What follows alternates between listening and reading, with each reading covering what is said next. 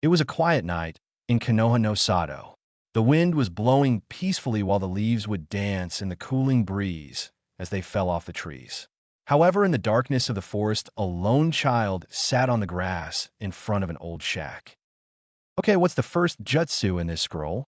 asked a certain blonde-haired child. The said child was a boy by the name of Uzumaki Naruto, and at the moment he was reading a scroll. Not just any ordinary scroll, mind you, but the village's most forbidden scroll. You see, the child had just failed his academy exam and was depressed. In desperation of becoming a ninja, he listened to a corrupt teacher by the name of Mizuki who had tricked the boy into stealing the said scroll.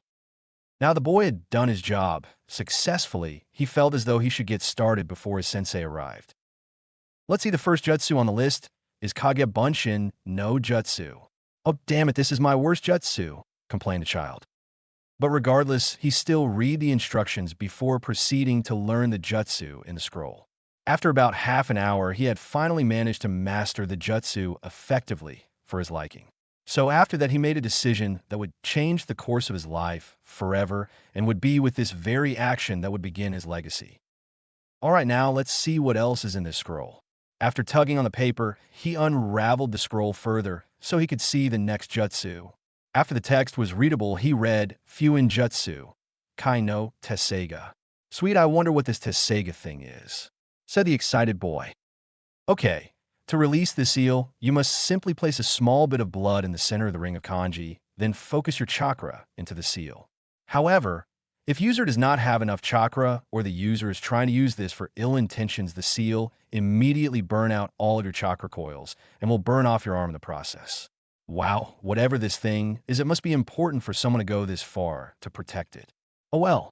And with those words, the boy bit his finger, drawing a small amount of blood from the wound, and placed his hand on the seal. The results were immediate as a bright light shined through the forest, illuminating everything in the clearing and even scaring away a few of the late-night animals in the surrounding area. This had forced Naruto to shield his eyes so as not to be blinded by the sudden light coming from the scroll. As the light steadily began to die down, the form of something rising out of the seal, as though it was floating before stopping about 6 centimeters off the ground, shining in a yellow light. Naruto, who was finally able to see again, looked at the object in awe as he reached out to touch it. The moment his hand made contact with the object, the yellow light faded to reveal an old-looking katana. The cloth on the hilt was torn and faded brown, along with the bronze-colored guard, which also seemed to have a few dents in it. The sheath was all black with the exception of a small red cloth about a few meters away from the guard. Curiously, Naruto unsheathed the katana, only to feel mildly disappointed at the sight of the blade. It was not shiny silver like some of the swords he had seen Umbu carry around. This one was a dark gray with multiple dents and scratches all along the blade. Even the edge looked to be in need of sharpening, as most of the blade had huge chips missing off it. So, it was no surprise when Naruto's eyebrow began to twitch in annoyance as he tried to fight off the urge to blow a gasket over this event. Sadly, Naruto wasn't the type of person to keep his anger from showing for very long, and thus resulted in him shouting as he glared down at the sword. "Damn it, why couldn't it be something at least a little bit cooler than this piece of shit? Goddamn scroll, I got ripped off." Frustrated and clearly annoyed, the boy tossed the old sword away. He made his way back towards the scroll in hopes of finding a cooler jutsu to learn from its contents. Yet before he could unravel it any further, he heard something approaching from the bushes and turned to see his other sensei, Irika. The expression on his face made it clear that he was very angry at the blonde. "Found you, Naruto. What are you doing stealing the scroll like that?" yelled the man as a small vein could now be visible on his forehead. "Looks like you found me sooner than I, though. I only learned one jutsu," mumbled Naruto while scratching the back of his head sheepishly. "He does look like he has been training a long time," thought Irika. Just then he took notice to the rather old-looking katana lying on the ground out of the corner of his eye. "Naruto, where did you get that from?" Naruto looked back at the sword before scuffing and crossing his arms. "Stupid thing ripped me off. I unsealed it from the scroll, hoping it was some jutsu or was something cooler than that piece of shit. About that, why did you steal it in the first place?" "Oh yeah," shouted Naruto before grinning. Irika, if I show you the jutsu I learned, then you'll let me pass, right? Where did you come up with that idea? Mizuki-sensei told me. He said that if I got the scroll and learned one jutsu, then I could pass. Why would Mizuki say dash?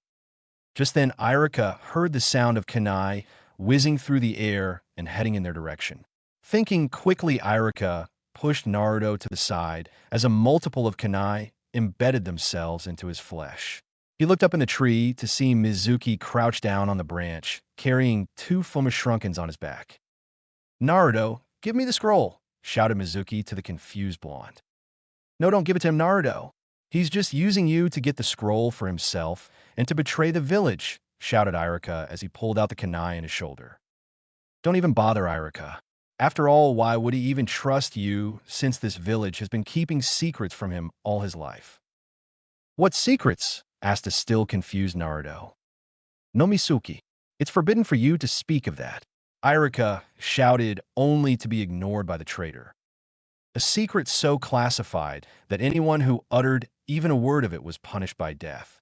The secret that was meant to be kept secret from everyone, especially you, said Mizuki with an evil grin on his face. What was this secret? Asked the curious and confused blonde. Why was it kept from me? No, don't tell him. The secret that you are the Kyuubi no Kitsune. That was when everything stopped in the eyes of Uzumaki Naruto. He saw visions of his past come into his mind. He saw parents tell their children not to play with him. He saw the academy children laugh at him when he failed to do something. He saw the drunks beat him into unconsciousness. Then finally, he saw himself crying on a swing alone while the parents and children all glared at him. As the pictures came through his mind, he could hear the academy children laugh at him and the adults yell hateful things to him.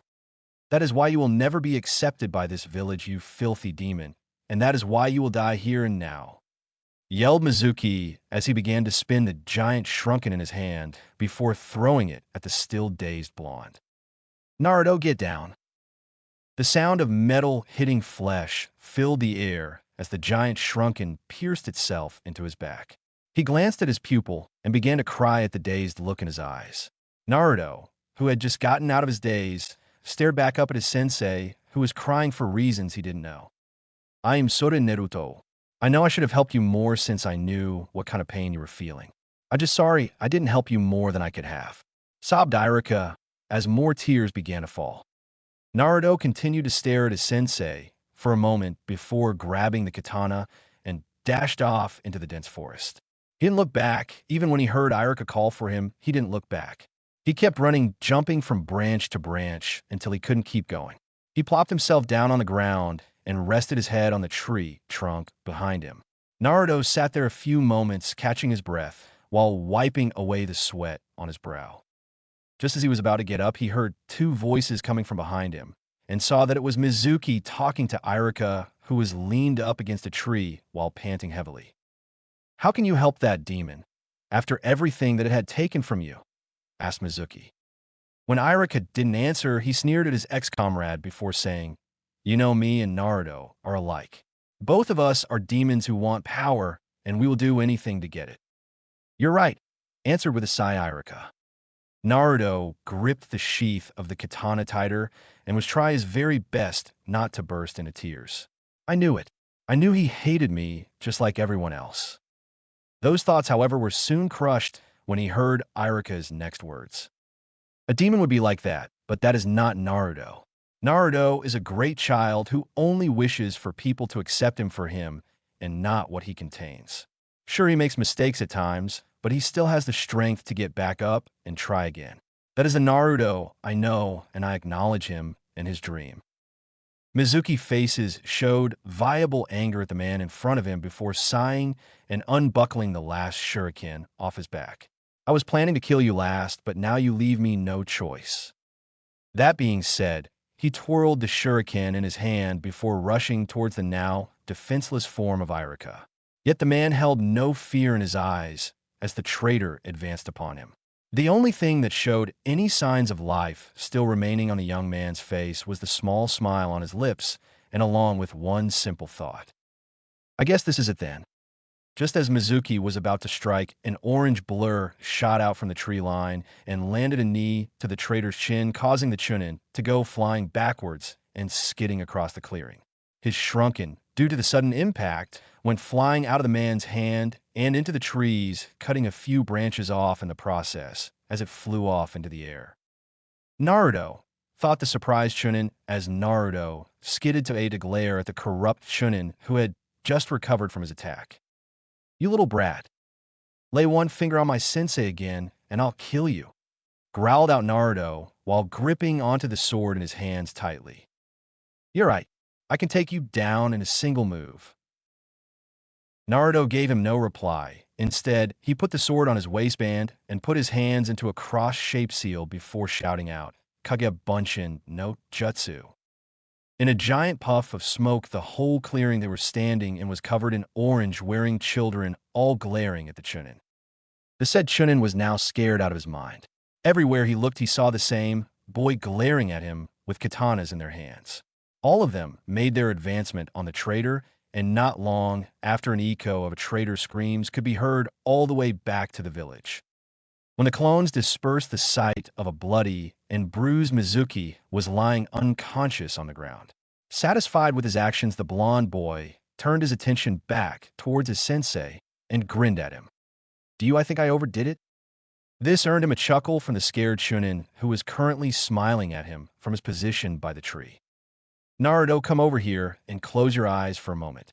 Naruto nodded and walked over towards his sensei before closing his eyes. He felt his goggles being taken off, followed by the feeling of something else being placed on his forehead. "Okay, you can open your eyes now." When he did, he saw that Irika was smiling proudly at him while holding his goggles in his hands, and yet seemed to be missing his hitate. Then it came to him as he reached up to feel his hand brush against metal and the symbol of the leaf engraved into it. "Congratulations, Naruto, you graduate," said Irika proudly. Naruto's shocked expression then changed to an expression of great happiness before lunging at his sensei, screaming, "I did it!" over and over again. Had Naruto been paying attention, he would have felt the sword pulse and glow greenish-yellow for a moment before fading back to normal. It had been a few days since the scroll incident, and he had taken his picture yesterday. That day went from a simple picture to teaching a little punk by the name of Konohamaru how to use Oiroke no Jutsu on his sensei. In the end, he had a very boring day, and he had the orientation in 3 days. Naruto stared at the sword that lay in his lap. He had been trying to find something that made the sword so special and had yet to come up with anything. He even asked the Hokage about the sword, and even he didn't know. The old man did say, however, that he could keep it so long as he didn't hurt himself or anyone from the village with it. "Damn it, what is it with this thing? What makes you so freaking special?" yelled the frustrated blonde. "Blah, I got better things to do than stare at an old-ass sword," said Naruto before heading out to train. Right as he was about to exit his home, he stopped and looked at the sword again. He grinned before running back to it and racing out the door and out to the closest training field. The moment he arrived, he placed the sword on the side of a nearby tree before pulling a small scroll out of his pocket. After getting permission for keeping the sword, he had been given a small scroll by the old man. He had said that if he was going to keep something so dangerous, he might as well learn how to use it. So now was the perfect time to begin, since he had nothing better to do. He undid the scroll before reading and memorizing the kata for basic swordsmanship. Naruto then created 8 clones before grabbing his sword. He slid into the basic stance and waited as the clones rushed forward towards him. He ducked under one of the clones who tried to do an aerial strike with a kunai and parried around another who was trying to stab him. Turning quickly, he managed to catch the clone off guard and was ready to strike when he was suddenly punched in the stomach by a clone who had burrowed underground. Before he could regain his footing, he was kicked in the face by another clone, which sent him tumbling back. Cursing lightly, Naruto climbed back to his feet before getting back into his stance. He waited for them to attack again before retaliating. This time, however, he didn't keep his concentration on only one target, but was mindful of all of them. He parried a clone that was aiming for his face again and swung the blade, cutting the clone in half before it puffed out of existence. He turned his attention on an incoming clone before glancing around to make sure none of his other clones were trying to sneak attack him. When it appeared that none were, he was about to attack, when he heard something coming up from behind him. Looking behind him, he saw two clones that were about 7 feet behind him. As a last-minute decision, he jumped into the air only to mentally slap himself as the two clones threw kunai at him. He waited for the sharp metal to pierce his skin, only to be surprised when he heard metal clash against metal. When he opened his eyes, he saw that all his clones were gone, and their place was a single kunoichi. She wore a Chinese-style, sleeveless shirt with baggy black pants with blue sandals. Her hair was tied into 2 buns and had dark brown eyes with her hitayate around her forehead. The girl in question just shook her head as he walked up to her. Finally, when he was right in front of her, he smiled before scratching the back of his head. "Thanks for that," said Naruto as he started laughing nervously.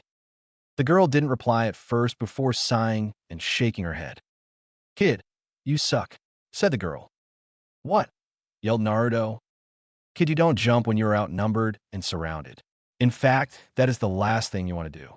It makes you completely open, and it just makes it easier for you enemies to hit you with jutsu or weapons," lectured the girl.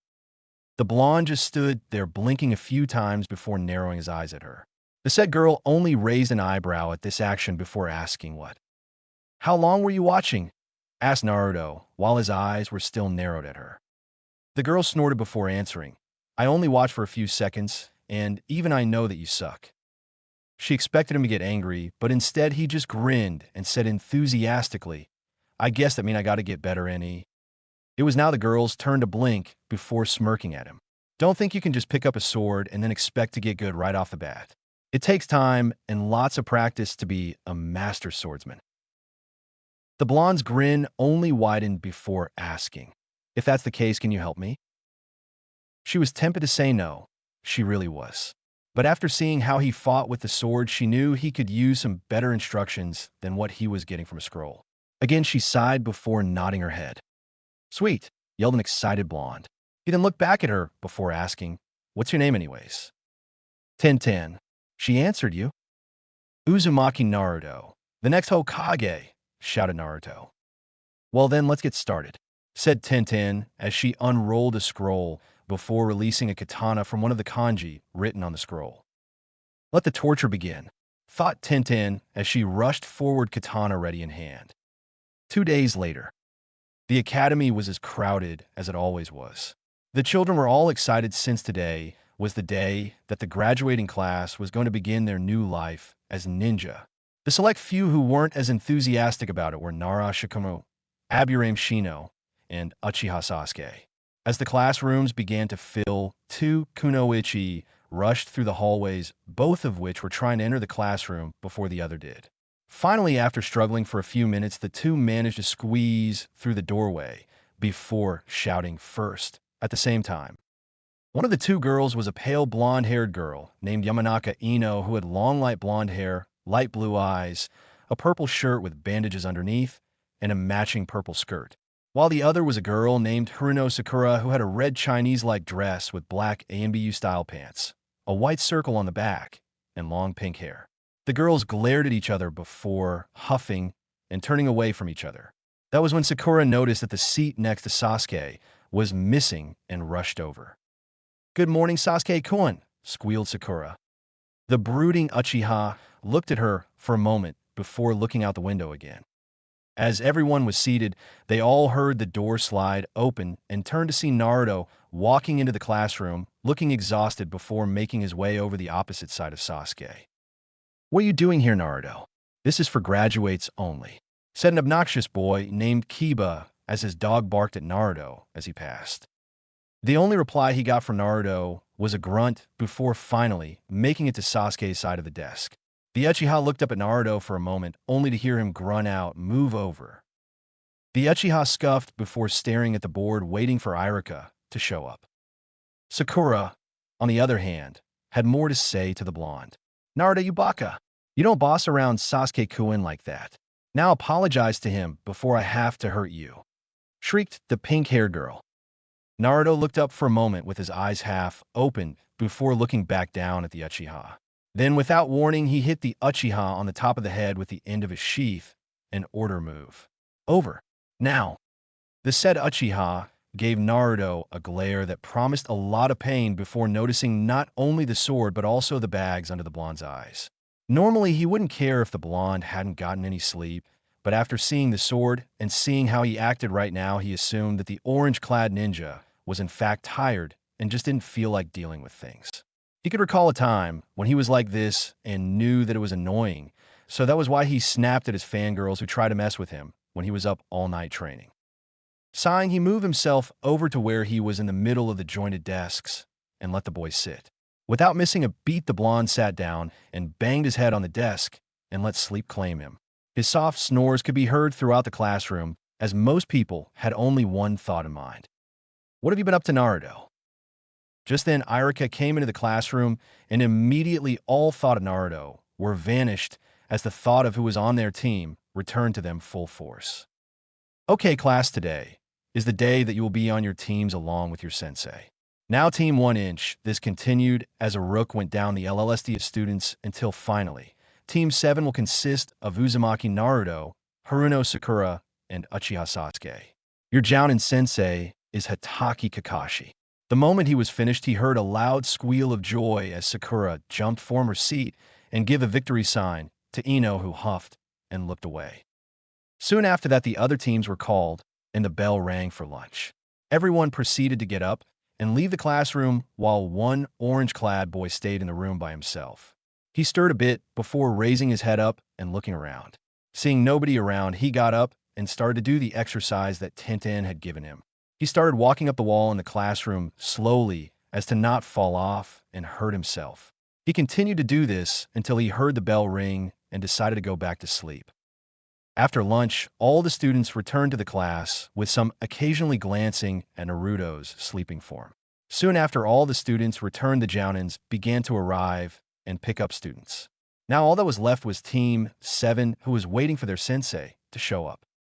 That was 2 hours ago, and they still hadn't seen hide nor hair of their sensei and were starting to get annoyed. Finally, just as Sakura was about to start yelling, the door to the classroom slid open, revealing a man with gravity-defying silver hair, wearing a mask covering most of his face.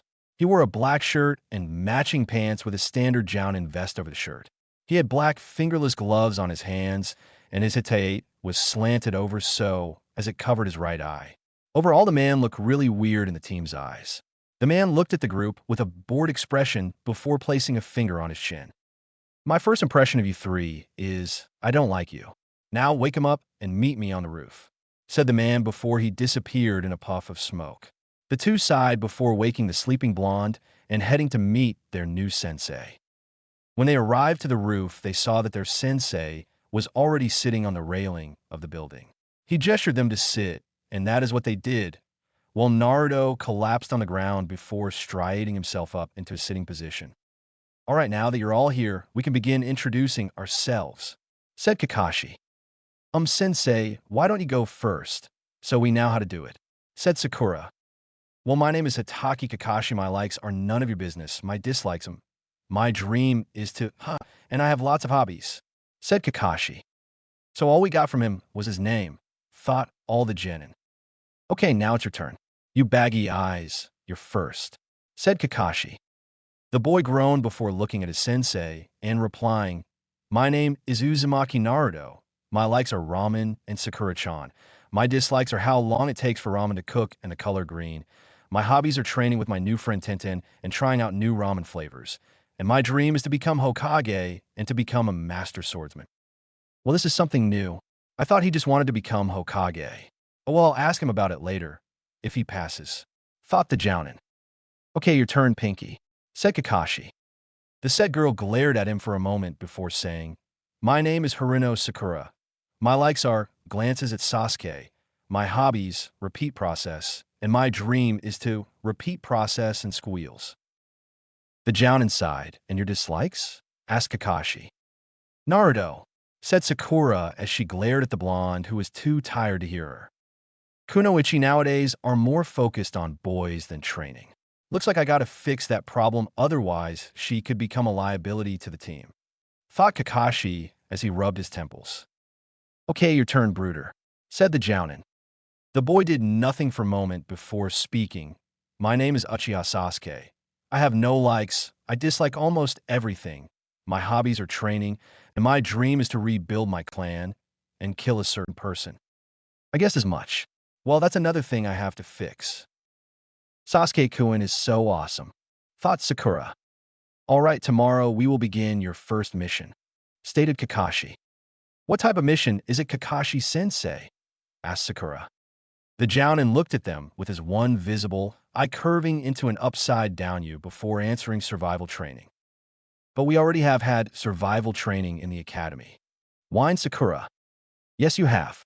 But this one is different since it will determine whether or not you become Chunin. But we already passed. What is the point in trying so hard only to take another test? Asked a now very confused Sakura. That was to see who had the ability to become Chunin. The real test is to weed out the ones who will actually become Chunin or the ones that will be sent back to the academy. The man then began to chuckle before noticing the questionable looks from the three kids. Oh, I just thought of how funny your expressions would be if I told you that there's a 66 chance that you will not pass this test. The results to his were priceless in his eyes. Sakura looked shocked, Sasuke looked pissed, and Naruto, eyes widened slightly. All right, meet me at Training Ground 28 at 9 o'clock tomorrow morning.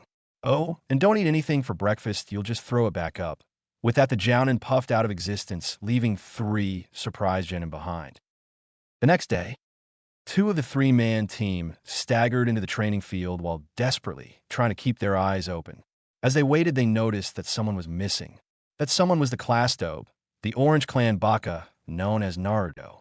The thought of them failing because of one late member angered one of them considerable, while the other was still upset, but was able to keep calm about it.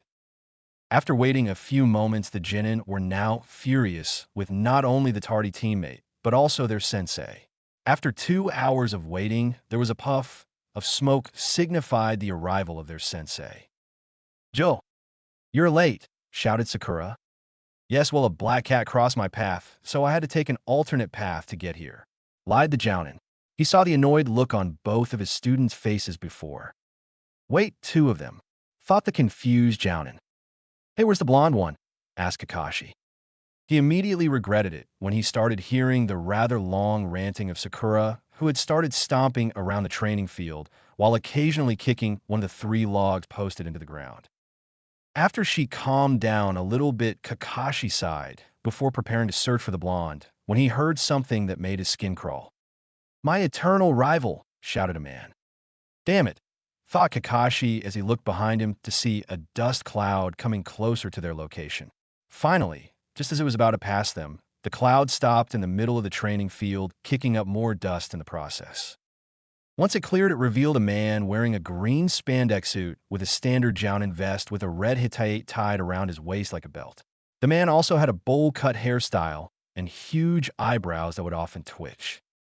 The shocking thing was that right beside him stood an annoyed-looking Naruto who was fingering the hilt of his sword dangerously. My eternal rival, I was informed that this great source of youth was now under your tutelage. I also discovered that he was taking your test today, so I decided to lend my services and help him get here in time, shouted the green-clad man, while ending it with a smile that made his teeth reflect off the sunlight. Kakashi sighed as he heard this. He really didn't feel like dealing the guy today, or any time of the week, and this was surely going to bring the Jounin to him, demanding more challenges. Just as he was about to reply to the man, he heard Naruto say, Guy-sensei, I think I hear Lee saying he needed support and that he was lacking youth. What? Then I must go. Good luck on your test, my youthful comrades. Farewell, said Guy before racing off to the training grounds he left his team at. Thank God, said a relieved Kakashi. How did you run into him, Naruto? The boy shrugged before stating, my new friend is a part of his team. So I was introduced to them yesterday. She told me if I ever want to get rid of him, just say something about youth and about Lee, and he will be gone. Note to self, remember that trick next time Guy bugs you.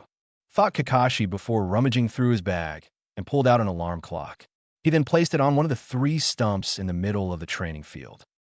Okay, you 1 hour to complete this test. The goal of this test is to take these dash. He lifts up his hand to show 2 bells dangling in his hand on red string. From me before time runs out.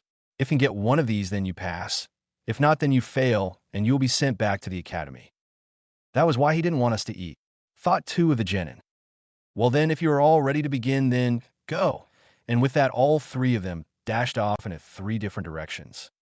Kakashi sighed before seeing the orange-clad ninja standing there in front of him with his hand on the hilt of his sword. You know, compared to the others, you're a little bit weird. Don't you think it would be better to strike me while you're hidden instead of head-on? Asked that Jounin. The only weird one here is you, since you have a rival who has a creepy jinjutsu occur whenever he hugs that Lee guy, stated Naruto. Ouch, thought Kakashi. Thought Sakura. HN, thought the Uchiha as he shook his head. Okay, now that was uncalled for, said Kakashi as he started to reach into his weapons pouch. I don't matter because I'm getting that bell whether it's uncalled for or not, shouted Naruto before unsheathing his sword. After meeting Tintin a few days ago, she had gave him something to at least clean the sword off with. Now, instead of a dirty, beaten-up sword, it now looked slightly beaten up, only it no longer dirty and dark gray, but shiny silver. Naruto then charged the Jounin with decent speed while swinging the blade, aiming to strike him on the side. The strike was easily parried and had thrown the blonde off balance for a moment before he stuck the blade into the ground and spinning himself to where he was facing his sensei again. He pulled the blade out of the ground and made another attempt to hit his sensei. This surprised the Jounin enough to distract him from dodging the blade. Naruto grinned when he saw that his attack was going to get through, only to be shocked when he heard a loud clang of his sword connecting with a kunai. He gritted his teeth before jumping back, getting himself some distance from his sensei, before charging him again while holding the sword in a thrusting stance. The Jounin waited patently for the blonde to get closer before jumping over the blade and hitting it on the side with his kunai, sending the sword and the blonde off course. After landing, he spun around, pulled out 2 shrunkens, and tossed them at the blonde. Shit, berated the Jounin. He was so used to being an ANBU that he'd forgotten that he wasn't aiming to kill these opponents. It just surprised him how the blonde was fighting. He was sure he was going to be able to read his book, but evidently, the dobe of the class was not that bad. He almost sighed when the target burst into smoke. He began looking for the blonde, only to see a group of them charging him all in the same thrusting stance as the previous one had. As he was about to counterattack, he felt something grab hold of his legs. He looked down to see 2 hands holding onto each of his legs and was not letting him go. He looked back up to see 3 of the clones closing the distance between them. Okay, I admit I underestimated you a little bit, Naruto, thought Kakashi before pulling his legs out of the clone's grip. The force behind that made the 2 clones uproot themselves from the ground and go flying towards the incoming 3. But now that I know what you're capable of, I can't do that anymore, continued Kakashi before watching the 2 clones collide with 2 others, making them puff out of existence, leaving one left charging. Before the clone even knew what happened, he felt a fist hit him in the face before puffing away. The man turned his attention to the 4 remaining clones. He watched as they prepared to charge when they all suddenly felt a sharp object strike them in the leg. All of them disappeared in a plume of smoke before leaving a confused and shocked Naruto standing in the middle of the clearing. Nice try, Naruto, but you're going to have to try harder than that to get one of these bells, said Kakashi while pointing at the bells on his waistband. This guy is fast, thought a now sweating Naruto. I didn't even see him throw anything, and yet all my clones were dispersed before they even realized they were hit. Is this how strong a Jounin really is? Just as his thoughts began to wander, he saw something come flying out of one of the trees. He then realized what they were when they hit their target, right in the back, making their sensei fall forward before puffing into smoke, revealing a log covered in kunai and shrunken. Taking that as a hint, the orange-clad ninja sped off into the forest to regroup and think up a new plan of attack. Off in the distance, Sasuke was seething for his predicament. The fact that he had given away his position was mostly revolved around his anger. Though he at least discovered that the blonde wasn't as weak as he had originally thought, was somewhat reassuring. Truth be told, he figured that if he could watch the boy fight, he could evaluate how useful the blonde could be. Now the problem was trying to find his sensei. He needed to test his own strength against the Jounin. If the dope could last as long as he did, then I should at least be on a higher level than that, thought Sasuke as he stopped at a nearby clearing. Just then he heard a horrified scream coming not far from his location. It wasn't hard to identify Scream was Sakura, so that meant that the Jounin was nearby. "Well, I'll give you credit. You're not like your teammates," said a voice behind him. "I different from those two fools. I will get one of those bells," said Sasuke, not turning around to face his sensei. "Well, if you think you can then by all means try," said Kakashi calmly. "As you wish," said the Uchiha before turning around quickly before throwing kunai at him. The Jounin jumped to the side, just as Sasuke had planned before tossing another kunai at a rope hidden in the bushes. The Jounin slid to a stop before avoiding the projectiles as they stuck into the tree where he was once kneeling in front of. Just as the Jounin had slid to a stop, the young Uchiha appeared behind him and attempted to punch the Jounin which he had blocked. The Uchiha then attempted to punch him again, only for his punch to be caught by the Jounin's palm. Sasuke then shifted his body, allowing him to aim a kick at the man-face, which was again blocked by the Jounin. Sasuke smirked before reaching out for one of the bells, which made the Jounin let go of the Genin and jump back, giving them a little distance away from each other. "Well, then is interesting. I knew Sasuke was good, but I didn't think he would come so close to getting one of the bells," thought Kakashi. The Genin glared at the Jounin before doing a few seals after landing on the Tiger Seal. The Genin took in a deep breath before placing his hand over his mouth and exhaling Kitan Gokaku no Jutsu. After calling out his jutsu, a giant flame erupted from his mouth, aiming straight for the surprised Jounin. Soon the area that the Jounin was covered in bright red flames. As the flames died down, Sasuke began looking for signs of his sensei. When he found the remains of a scorched log, he began searching frantically around the clearing. Just then he felt something grab his ankle and saw a gloved hand coming from underground. Then, with a fierce tug, the Uchiha was pulled underground, leaving only his head above surface. "Just because you're different doesn't make you better," said the Jounin before pulling out a small orange book and disappearing into the trees. "Damn it," cursed Sasuke. The boy struggled for a moment, trying to get out of the hole. Just then he heard a noise coming from a nearby bush before seeing a blur of orange pop out of the forest. Naruto looked at Sasuke for a moment before cursing. "Damn it, I just missed him." He looked back at his teammate before growling. He then walked over to the Uchiha before he started digging. "What are you doing, Dobe?" asked Sasuke. "Even if I hate your guts, I won't leave a comrade behind. A ninja should never abandon his comrade, no matter the situation," stated Naruto as he continued to dig. "HN, just hurry up," ordered Sasuke. "Don't push it, team," replied Naruto. After a minute or two, he finally made the hole wide enough to pull the Uchiha out. After getting him out, he stood and was about to go looking for his sensei when Sakura burst from the bushes. "Sasuke-kun!" squealed Sakura before embracing Sasuke's arm while having stars in her eyes. "Get off," ordered Sasuke as he shoved her off his arm. "Hey team, don't push Sakura like that. She was only worried, that's all," yelled Naruto. "Don't talk to Sasuke-kun like that, you baka," yelled Sakura before bopping Naruto on the head.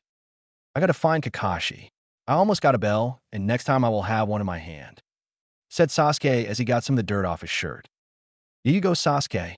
Show that scarecrow who's boss," cheered Sakura, not knowing how foolish her statement sounded. Just as Sasuke was about to go searching, the timer on the alarm went off. "Damn, I was wasting all this time," said a now scowling Sasuke. "Good job, Naruto. If you didn't show up, we could have been getting a bell instead of wasting time," yelled Sakura. But I let him out of that hole and dash," replied Naruto before he was interrupted by Sakura. "You're so useless, Naruto. Now we're going to have to go back to the academy because of you," shouted Sakura before bopping Naruto on the head again. With that, she stormed off while following Sasuke to the clearing where the alarm clock was and, most likely, where their sensei was waiting. Naruto, who was now rubbing the second bump on his head, sighed before tugging along the rest. When they arrived, they saw that their sensei had his nose into a small orange book. They were about to comment when they saw him gesture them to sit down on the ground. When they did, the Jounin snapped the book shut before giving them a bored look. "Well, I've decided to not send you all to the academy," said Kakashi with his eye smile. He saw all of their faces light up a little bit, while Sakura and Naruto did, but Sasuke just smirked. "Instead, you three will be dropped from the ninja program." That's not fair. Why do I have to be dropped when it was his fault in the first place? Shouted Sakura as she pointed at Naruto. Explain to me how it's Naruto's fault, Sakura? Asked Kakashi. When he got no answer from the girl, he continued. Yes, Naruto did charge me head on, which, by the way, was a foolish act on his part. But he was standing right here fighting me while you didn't do a single thing to help him. Sakura put her head down in shame as she realized that what he said was true. Naruto, you're being too brash when you charged straight at me. For all you know, I could have killed you before you even got into striking distance, said Kakashi sternly. His eyes softened a bit with his next statement, though. However, you did do a great job, since your records say otherwise, and you did do one part of this test correctly. As for you, Sasuke, you thought that your teammates would only hinder you and decided to leave them behind. If this had been the real thing, then all three of you would be dead. The part of this test was not to evaluate your skills against a Jounin, but to prove you can work properly as a team, stated Kakashi as he stared down at the three Genin. The man then walked over and stood over the stone in the middle of the training ground before asking, This is the memorial stone. It has all the names of true heroes of this village. That's the stone that I want to have my name one day. I'm not going to die a nobody. I'm going to be a hero, just those on that stone, said Naruto excitedly. For your sake, Naruto, I hope you don't end up this stone, answered Kakashi in a solemn tone. What? Why? Do you think I'm worthless like everyone else in this village thinks? Asked Naruto, who muttered the last part. No, it's just that the names on this stone are for ninja who were killed in battle, answered Kakashi as he looked back at his team. Naruto's face changed from sad to awestruck. Some of my closest friends' names are engraved into this stone. I promised myself that I would never let anyone I knew die if I could help it. He doesn't hate me, thought Naruto as he looked at his sensei in shock. Well, seeing as how Naruto did one portion of this test correctly, I will give you all one last chance. 2 of you will eat while Sakura gets none. Huh. It's what you deserve after wrongly accusing your teammate for something that was not his doing, answered Kakashi with a stern glare. Now you're not to give her any food, understand? If you even give her a little bit of food, you will automatically fail the test. The Sasuke nodded while Naruto did as well, albeit hesitantly. With that, the Jounin left them their lunches before leaving them in the clearing. After a few minutes, the two heard a grumbling of his stomach before looking at a blushing Sakura who felt like hiding in a hole. Thinking it over, Naruto placed a bento on the ground beside Sakura while glancing around the clearing. What are you doing, Naruto? Didn't you hear what Kakashi-sensei just said? Hissed Sakura. I don't feel his chakra around here. Go ahead and eat.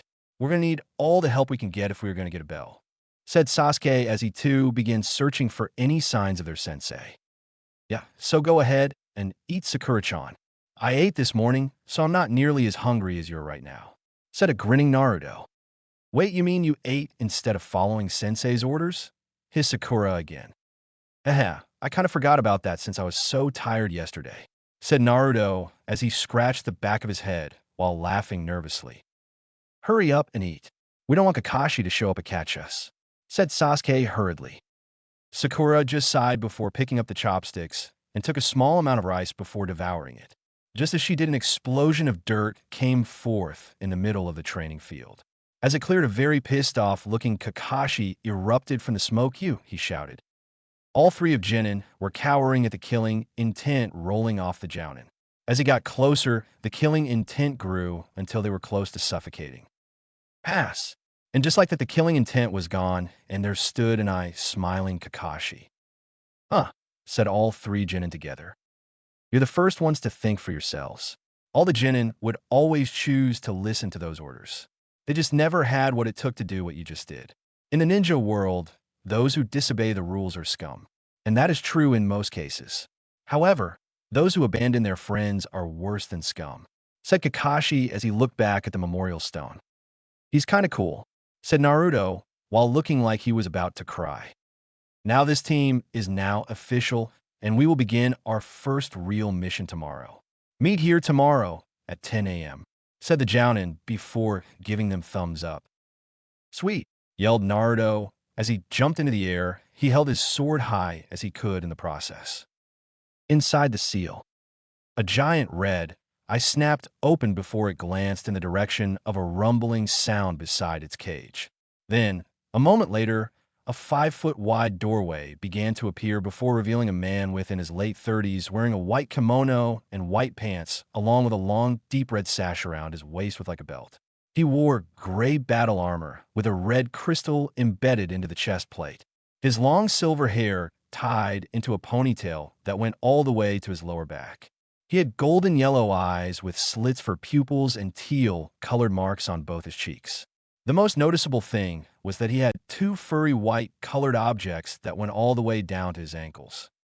The man glanced at the giant red eye before smirking and walking up the beast's cage. When the beast's claws struck the cage, the man didn't even seem to be bothered and stepped right inside the dark cage. "You have much to explain and a lot of catching up to do.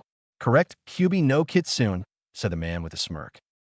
The beast growled at him before saying in a loud, booming voice, "Why are you here?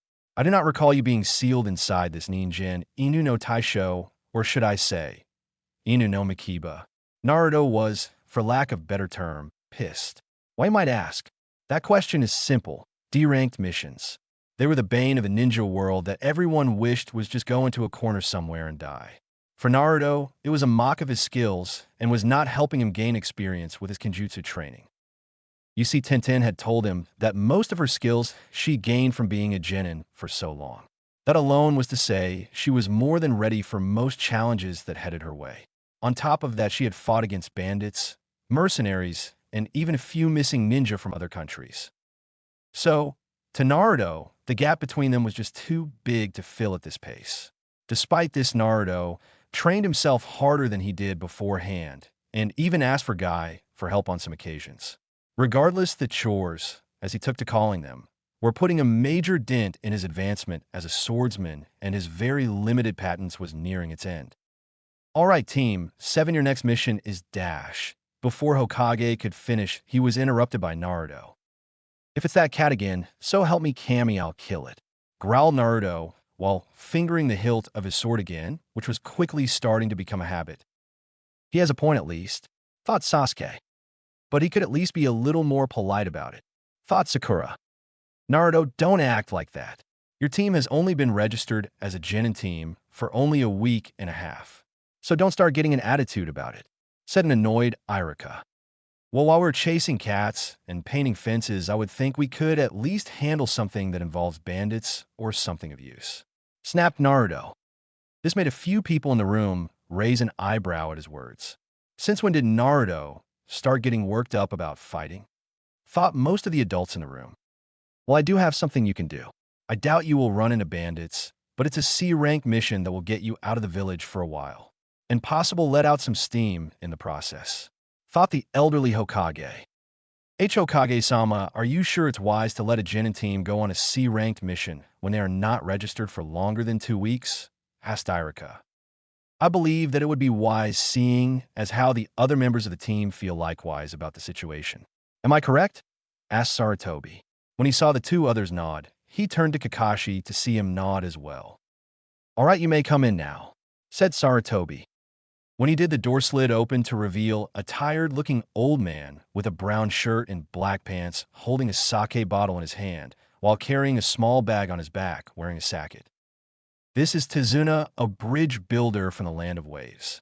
You will be guarding him on his way home, and as he finishes the bridge, said the Hokage, as he too another puff off his pipe. These are the brats that will be guarding me. They look ridiculous, especially the one with the sword, said the now introduced Tizuna, before chugging a good portion of his sake. That's it, I'm killing this old drunken bastard, yelled Naruto while trying to get out Kakashi's grip. Calm down, Naruto. You don't need to kill the client before the mission even starts, says Kakashi, making the child calm down slightly. All right, meet me at the North Gate in about an hour, and pack a few days' worth of equipment. The 3 members of Team 7 nodded before they left to their own homes. After arriving to his apartment, he searched his pocket before pulling out his key and unlocking the door. After gathering his things, he made his way to one of the blank scrolls on his shelf before grabbing some ink and a brush. Yet another skill he picked up from Tintin, which was the most basic form of sealing. He knew he didn't have the knowledge to learn seals, so he stuck to learning ones he understood. This was the only one he knew well enough to perform. He placed his equipment in the middle of the circle of kanji before focusing chakra into the seal. After seeing the equipment, extra kanai, tent, sleeping bag, and some extra clothes disappear into the scroll, he rolled it up and placed it into his weapons pouch. He headed back outside before closing and locking the door. He thought about it for a while before he decided to go and see what Tintin was doing. He took his time walking to her team's training ground. After walking for 20 minutes, he finally arrived to see Tintin leaning on the side of a tree trunk while staring up into the clouds. Tintin, on her part, didn't know what was wrong with her. This has never happened to her before. She usually had at least something to do with her time. But today, Guy and Lee had decided to experiment with a new training regimen while Niji had some personal business to deal with. She sighed again and looked back up into the clouds. That one kind of looks like Naruto-kun somewhat, thought Tintin. She giggled at the thought of the boy who she had started hanging around more and more over the past few days. Every day, he would come find her, and the two would spar for a good hour before stopping and getting lunch. She wouldn't admit it, but she real loved his company and even felt as though she was getting attached to the blonde. She sighed again. Naruto said aloud. She blushed when she realized that she said that out loud. She then heard a twig snap and turned to see the said boy standing there grinning. This, of course, made her face turn light pink to almost scarlet red in less than a second. "How did you know it was me?" asked Naruto with his grin still in place. Well, when you're around someone for a long time, you tend to recognize things like chakra signatures and such, said Tintin while looking back at the clouds in order to hide her blush. "Well, I guess I need to learn that trick, huh?" "Well, hey, I just came by to say that I'm going on my first C-ranked mission," said Naruto excitedly. This brought a smile to the girl's face. "That's good to hear, kid. Hope you do well with what I taught you," said Tintin, who had turned to face him. "Thanks. I'll be sure to continue what you told me to do while I'm away." Flashback. Tintin was sitting on one of the branches in the nearby tree when she heard him yell in frustration. She looked down to see Naruto glaring up at her while trying to understand the task given to him. "Why can't you just give me some advice so I can climb this damn tree?" shouted Naruto. "Because then you wouldn't be learning now, would you?" said Tintin with a smirk. The boy continued to curse before focusing chakra into his feet like the times before. He then ran toward the tree and made only to steps up before crashing back onto the ground.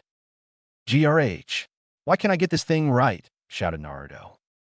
"It's because you're frustrated," stated Tintin as she dropped down from the tree branch. "What does that have to do with anything?" said Naruto through gritted teeth. Tintin sighed before flicking him on the forehead. "Listen, whenever you're angry, you tend to make more mistakes than you do at correcting them. You're just distracted by your anger that you can't put full focus into what you're doing. For example, if I was angry when I target practice, I would most likely only hit half of them. So what I do is stop, take a few deep breaths, and then try to relax myself so that I'm not as angry or just not angry anymore. Then when I go back and do my target practicing again, my aim is perfect." "You understand now?" asked Tintin. He nodded. "So all I have to do is try and calm down and I could do better?" asked the blonde. "I guess you could say so. If it helps, just chant these 3 words. Calm, collect, and precise over and over until you feel as though you are calm." The boy said nothing. He just closed his eyes before taking in deep breaths and fingered the hilt of his sword. After a few minutes, he finally opened his eyes again before putting his hands into the ram seal. He focused chakra into the soles of his feet before placing his foot onto the surface of the tree trunk. The moment he felt his foot stick to the surface, he lifted his other foot and, shakily, walked up the tree. Saying Tintin was surprised would be like saying Guy hated the color green. It just wasn't possible. After only a simple calming exercise, he was steadily able to climb a tree using chakra. She was so shocked that she didn't notice that the boy was on the same branch, calling out to her. "Tintin!" yelled Naruto. Finally, getting out of her shock, she looked up to see Naruto grinning before asking, "How was that?" All Tintin did was stare at him for a moment before running up the tree and flicking him in the forehead. This caused the boy to lose his balance on the branch, causing him to fall off and land face first into the dirt. "When you can do that, then I will be impressed," said Tintin while trying her hardest not to laugh at the unfortunate blonde. "Damn you. could be heard throughout the entire village, which made a few people glacé around to see where the voice had come from. In flashback, "By the way," said a grinning Naruto, "I've got something for you." Now, Tintin learned quite a few things when hanging around Naruto. One was that if you ever got on his bad side, he would either hurt you or he would prank you. The fact that he had once TP'd and stink bombed the whole Inuzuka clan house because 3 of their dogs attacked him while the owners did nothing but watch was truth of that. The other was whenever he had that grin on his face, it meant either he's up to something or he is about to do something. It's never clear which would occur. All it meant was it would end badly in that person's case. By now, Tintin realized that Naruto was targeting her and was now sweating bullets. What is it in Naruto?" asked the fearful Kunoichi. This. With that, as the only warning, he dove and tackled her to the ground before he began to tickle her. Stop. And knock it off. Ha, laughed Tintin as Naruto tickled her sides. "Payback sucks, don't it?" asked Naruto while laughing hysterically. This lasted a few more moments before Naruto finally got off the poor girl and sat up waiting for the girl to catch her breath.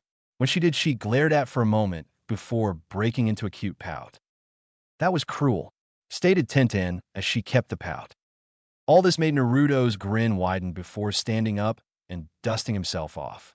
He lowered his hand down to help Tintin up. She gratefully took it and was heaved back to her feet. After she dusted herself off, she saw he was looking at the sky. "It's almost time for me to go. Otherwise, I would be late," said Naruto in a solemn tone. Tintin's face went downcast at that before she perked up at an idea. "Hey, Naruto, when you get back, do you want to get something to eat or something?" asked Tintin, blushing slightly. Naruto blushed at the question. In all honesty, he didn't know what to do. "I always wanted to have my fist date with Sakura-chan, but I don't want to hurt her feelings like that team does all the time. What do I do?" he thought frantically. That was when he heard a voice, just barely above whisper, say, "Take her off her." Glancing around him, he noticed that nobody was there. He decided to listen to the voice and answered, "Sure, I'll meet you here when I get back. You can pick the place." The girl's eyes lit up with happiness before smiling warmly at him and nodding her head. He was about to go when he felt 2 slender arms embrace him. His face now resembled that of a tomato because even he knew what those soft things touching his back were. "Thanks, Naruto-kun. I'll see you when you get back." With that, she let go and walked off into the forest with a big smile on her face. "Okay, girls are weird," said the blonde boy as he rushed out of the training ground and also trying to get rid of his blush. When the north gate finally came into view, he relaxed before slowing to a stop. He saw that 2 of his teammates were already waiting. He sighed before placing his hand in his pocket and feeling a piece of paper.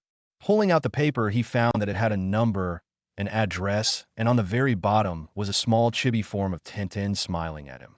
Naruto chucked at the note before putting it back into his pocket for safekeeping. Sasuke noticed this, but decided not to comment since the last thing he needed was the dobe to be more of a pain than usual. So the 3 waited until not 5 minutes after Naruto arrived, Kakashi showed up in a puff of smoke along with Tazuna on tow. The man grunted as the 2 huge doors opened. When they were finally opened completely, Team 7 stepped out of the village for first time in their lives and began their journey to Wave. Time skipped 30 minutes. They had now been walking for a while, and they were all bored. The only thing that passed the time was a bit of chit-chat and a few questions regarding Wave. As they continued walking, they came across a particularly odd sight. A puddle in the middle of the path when it hadn't rained in days. As they passed by the puddle, Kakashi started tagging behind the group. Just after they passed, 2 men emerged from the puddle, both wearing deadly-looking gauntlets on one arm. The one with a black cloak threw his partner, who was dressed in black and gray camouflage, at his target. When a man landed, he entangled Kakashi in a spike chain that now covered the upper part of his body. With a fierce tug, both of the dark assailants cut the Jounin into nothing but little chunks of flesh. "One down," said the 2 assailants together before speeding towards Naruto. "2 down," said the 2 together again. Just as they were about to entangle him in the deadly chain, the hilt of a sword went straight into one of the men's chin. As soon as the other realized that his comrade was hit, he was struck by a strong kick to the face, making him go off balanced as well. After catching them off guard, Sasuke throws one shrunken that embedded itself into a nearby tree and a kunai to keep the chain in place. When the assassins realized that their weapon was useless, they detached the chain from their gauntlets and charged a different opponent.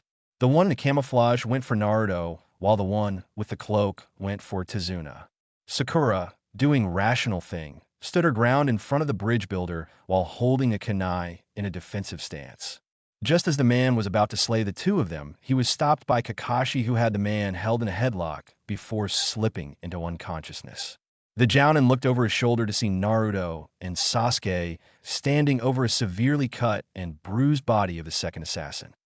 "Good work, team. You all did your part very well," said Kakashi before turning over to Tizuna and regained his seriousness. "Tizuna-san, we have something to discuss."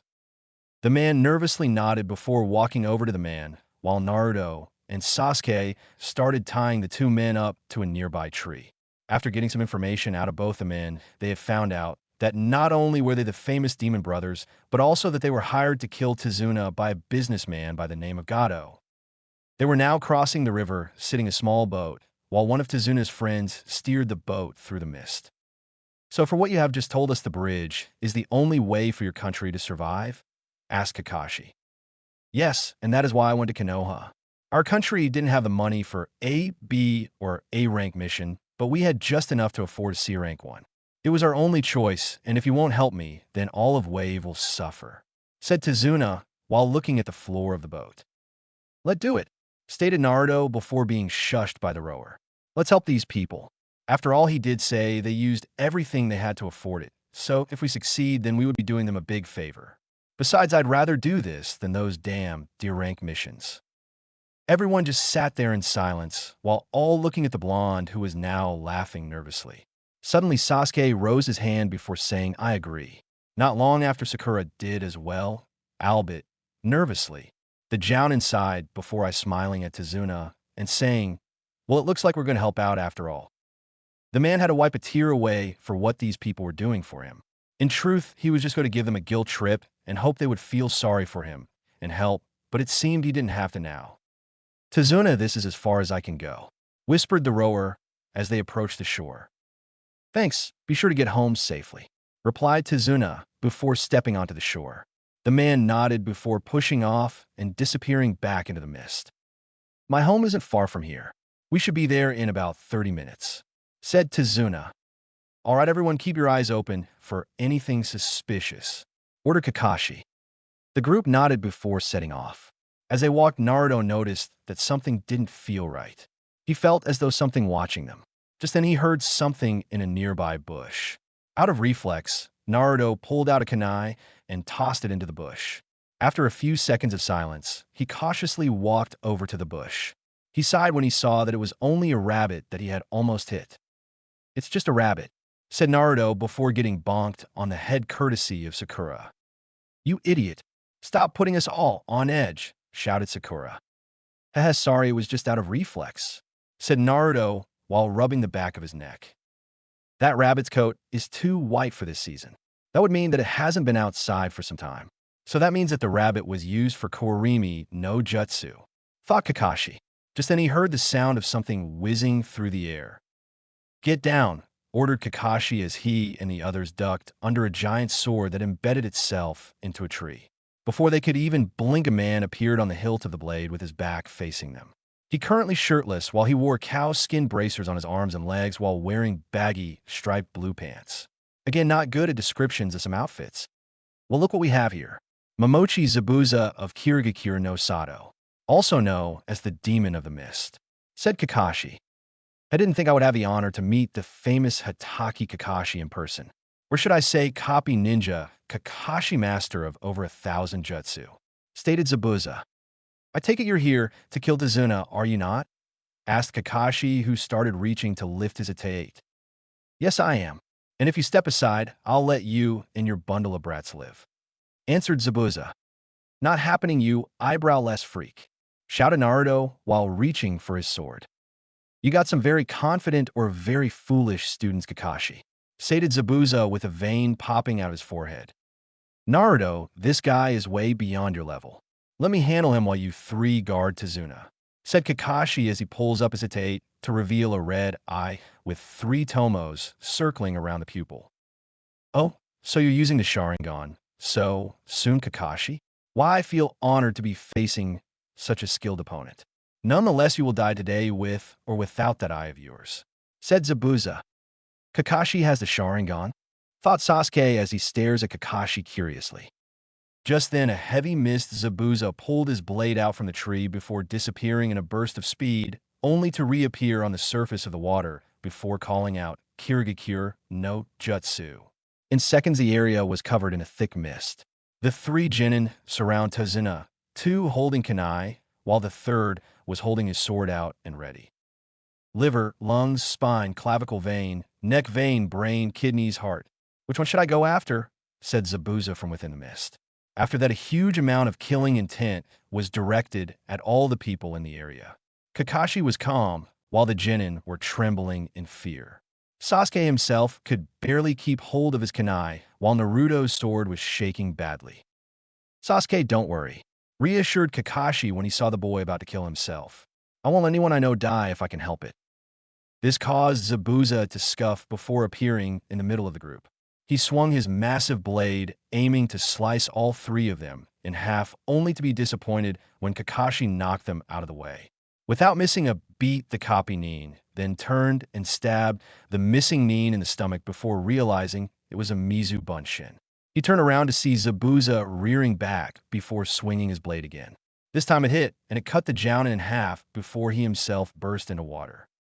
Game over, Zabuza, said Kakashi as he placed a kunai at Zabuza's neck.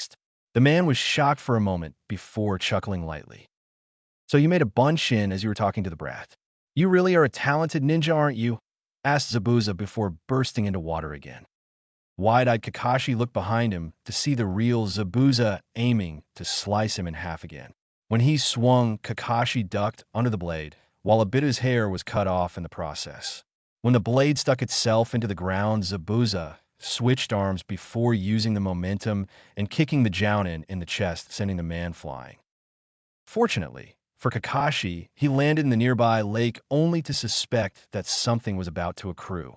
Before he could do anything, he heard Zabuza behind him call out, Suiro no Jutsu, and was now trapped inside an orb of water. Shit, cursed Kakashi before shouting out to his team.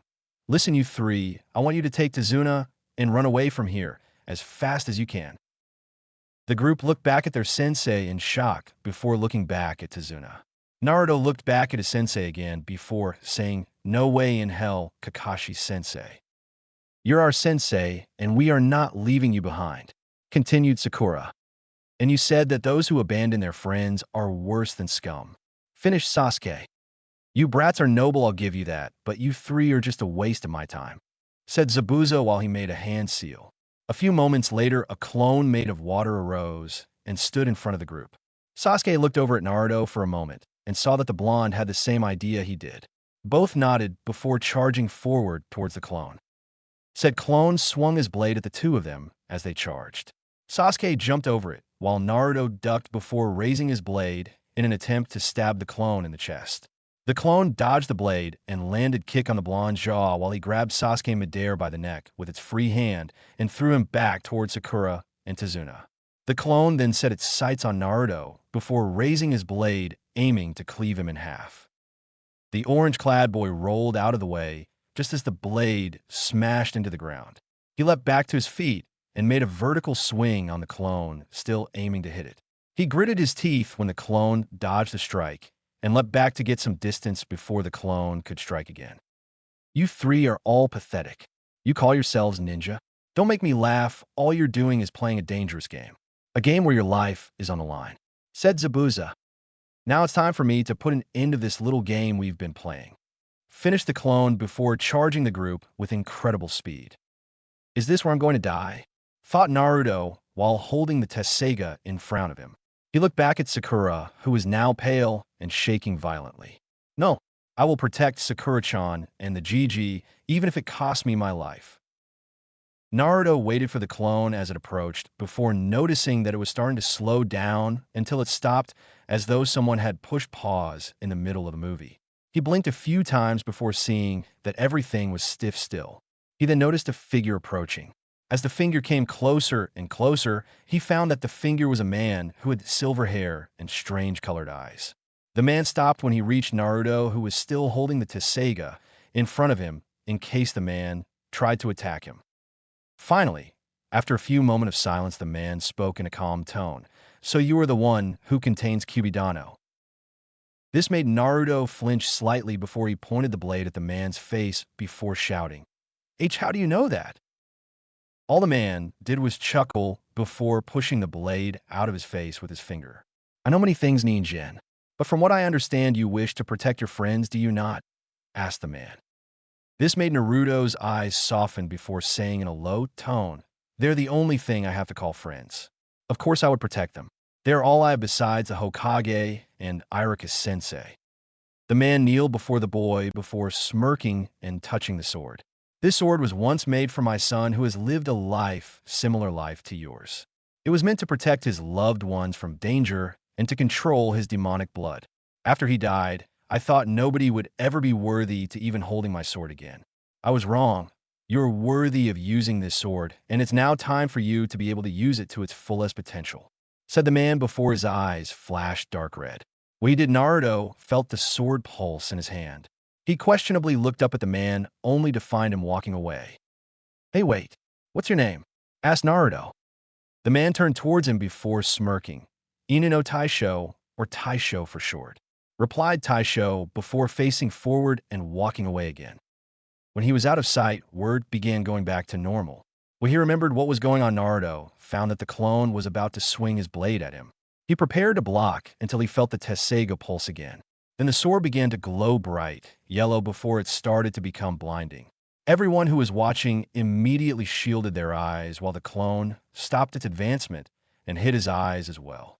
When the yellow light faded, everyone was awestruck at what they were seeing. The once plain old katana now looked like a giant fang about the same length as Zabuza's blade. Its blade curved slightly, and his guard now gone and replaced with a patch of white fur. Naruto was now dumbstruck by the sight that he was seeing. He now understood what made this sword so special. He made a few test swings and found that the sword was almost as light as when he had the katana. It practically weighed nothing akin to what something like this should weigh. He looked back at the clone who had snapped out of his stupor and charged him. When the blades clashed, Naruto found that not only was the fang long, but it was very sharp. He knew this because when the missing nin's sword clashed with the blade part of the sword had a huge chunk missing from where it had hit. This made the clone's eyes widen along with original's eyes widen to the point where they were in danger of popping out. Taking advantage of the clone's shock, Naruto quickly pushed back the clone's sword before swinging his fang at it. Naruto smirked when he saw the clone burst into water and fall to the ground. He then turned his sights on the original. He gripped the hilt tightly before dashing towards his opponent. The said man did nothing while he waited for the orange-wearing boy to approach him, knowing that the little brat most likely didn't know how to do water walking yet. His eyes threatened to pop out his sockets for the second time that day when Naruto started running on the water and towards him. The man had little choice now than to release Kakashi before parrying from a downward strike from the massive sword. Naruto, who was now going on instinct, heaved his blade through the water before bringing it up to try and cut the man in half. Zabuza managed to block the attack, only to go skidding across the water in the process.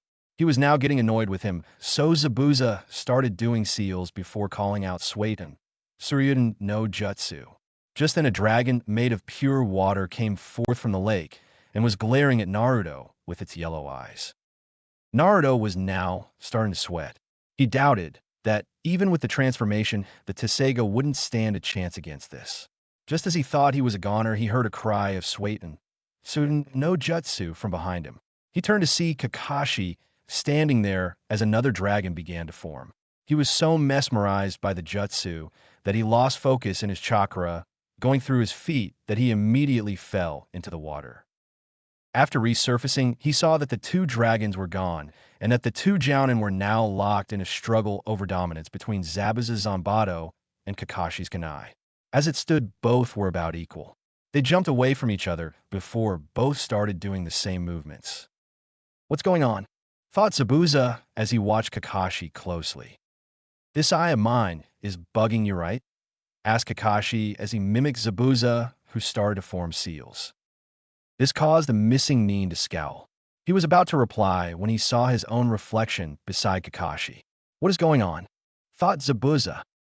The man was so confused at this point that he didn't even requester the fact that Kakashi had finished his seals and had called out Suidun, Daibukafa no Jutsu. He was finally brought out of his thought when he saw a vortex of water come flying towards him. The force behind the blast sent the man crashing into one of the trees nearby. Before he could even move, he was impaled by 4 kunai, all hitting him in the chest, though hitting no critical areas. Kakashi, can you see the future with that eye of yours? Asked Zabuza, while looking up at Kakashi, who was on the tree branch above him. Yes, and this is going to be your last battle, answered Kakashi as he prepared to finish off Zabuza. Just then, 3 Senbon needles struck the missing Nin in his neck. Everyone turned to see a masked figure standing in a tree branch nearby. Thank you for the help. I've been tracking him for some time now, and I am most grateful for your assistance. Thanked the masked ninja. Hey, who are you? Asked Naruto, who had just climbed out of the lake. It's okay, Naruto, he's just a hunter ninja from Kiri, said Kakashi as he jumped down and checked Zabuza's pulse. When he found none, he sighed before looking over at the hunter Nin. He's all yours. The hunter Nin nodded before body, flickering over to the body. He picked the lifeless core and disappeared into the mist. Once he was gone, the party all turned to Naruto, who still had the Tesseiga transformed and had it hoisted on his shoulder. He blinked a few times before laughing sheepishly. I don't know how to revert this thing back to normal yet. The moment those words left his lips, the massive fang glowed before turning back to its original form. The boy looked at it before laughing nervously before sheathing the sword.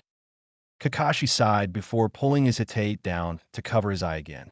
He did his signature eye smile and asked, Okay, how much further from here, Tazuna? Only about 5, maybe 6 minutes away from here, answered Tazuna with a huge smile. Alright, let's get go dash. Kakashi stopped mid-sentence before his eyes rolled to the back of his head and collapsing on the ground. Everyone rushed over and saw that he was still breathing. All 4 of them sighed before Tazuna picked up the man and led the way to his home. It had been a day since they had encountered Zabuza, and at the moment Kakashi was lying in bed. He had called for a team meeting while he himself was going over his thoughts over the fight. How did Naruto do that with his sword? It damaged Zabuza's blade pretty badly, but that was just the clone. Is that blade really that powerful? There's also the fact he knows water walking. Most genin don't learn that until they are about a few months into their training.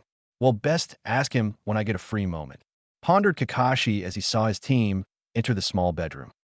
How do you feel, Kakashi-sensei? Asked a worried Sakura. Sore, but it will pass in about a few days, said Kakashi reassuringly.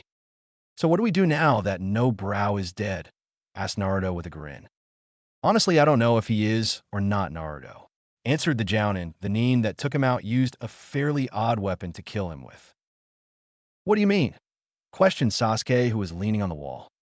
He used Senbon needles to strike him in the neck, stated Kakashi. Wait, you said Senbon, right? Asked Naruto suddenly. When Kakashi nodded, the boy smacked himself in the forehead. Damn it, why did I notice that? Cried the frustrated blonde. When he noticed the questionable glances, he elaborated. Senbon are used primarily for acupuncture, not for killing. Sure, you can kill someone if you hit them in the right place, but if not, then they're just a big annoyance. He saw the surprised looks on everyone's faces when he finished his statement. He sighed before stating, My friend is a weapons specialist. She gave me some tips and even helped me pick up on a few things.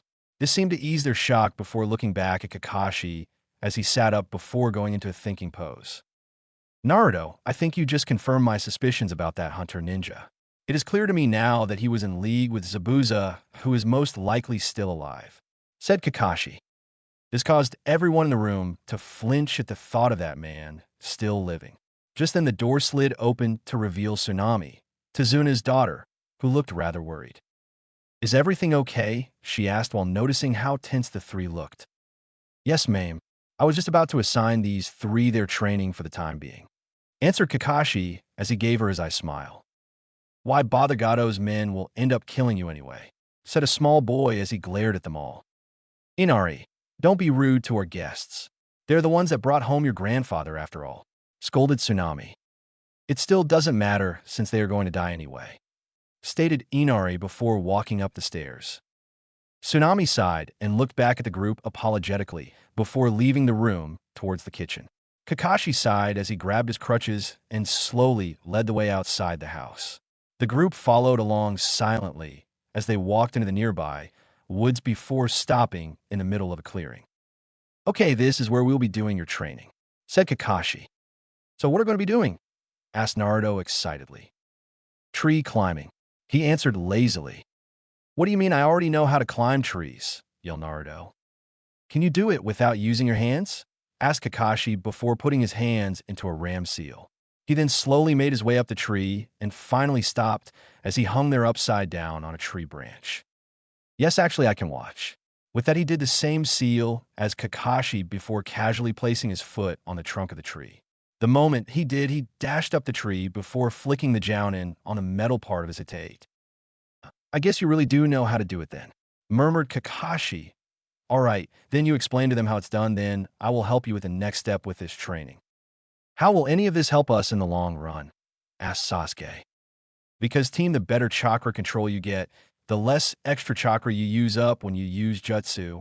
For this exercise to work, you must focus chakra to the bottom of your feet, then just climb up the tree. I would say walk up the tree first so you can adjust the amount of chakra needed for your foot to stick to the tree. Oh, and use your kunai to mark your progress. Trust me, it's a pain to try and remember how far you got up the tree, said Naruto as he entered his first ever lecture mode. Impressive. Did you learn this from your friend as well? Asked Kakashi. Yeah, and a few other things like basic sealing, better weapon accuracy, trap making, some more advanced kenjutsu katas, and some cooking skills, said Naruto with a grin. Cooking? Asked Sakura as she sat on a nearby branch. Wow, I can't believe you got up here so quickly, Sakura-chan. It took me almost a week to finally master tree climbing. And yes, she taught me some better cooking habits since she said that ramen wasn't healthy to eat all the time. Though I usually eat ramen for lunch, I do cook my own food for breakfast and dinner, said Naruto as his grin grew wider. Oh, was all she said before looking down at the seething Sasuke. All right, Naruto, let's get you started on your next exercise, said Kakashi as he slowly went down the tree with Naruto, following him in the same slow pace. When the two got out of the clearing, they began to make their way towards the pair behind Tezuna's house. He finally stopped as he neared the end of the pair. Now, before we begin, I want to ask you something, Naruto, said Kakashi seriously. Where did you get that sword, and how did it transform? Naruto sighed before looking back at his sensei calmly. Do you remember the Forbidden Scroll incident? When he saw his sensei nod, he continued, well, I had released it from the scroll thinking it was something else. As for how my sword transformed, it was because I was protecting Sakura-chan and Tezuna. How does that work? Asked Kakashi with a raised eyebrow. Naruto just shrugged before stating, that's just how the sword works. I don't know much else about it other than the fact that its name is Tesseiga. Kakashi looked at him skeptically for a moment, then gave him a look that said, better not be lying before looking back at the water. All right, why don't you tell me how good you are with the water walking exercise? Ordered Kakashi.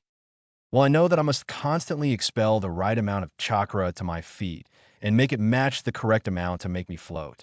Problem is, even if I lose focus for even a second, I fall straight back into the water, explained Naruto. His friend must be a really good teacher if he can get this far this quickly, thought Kakashi.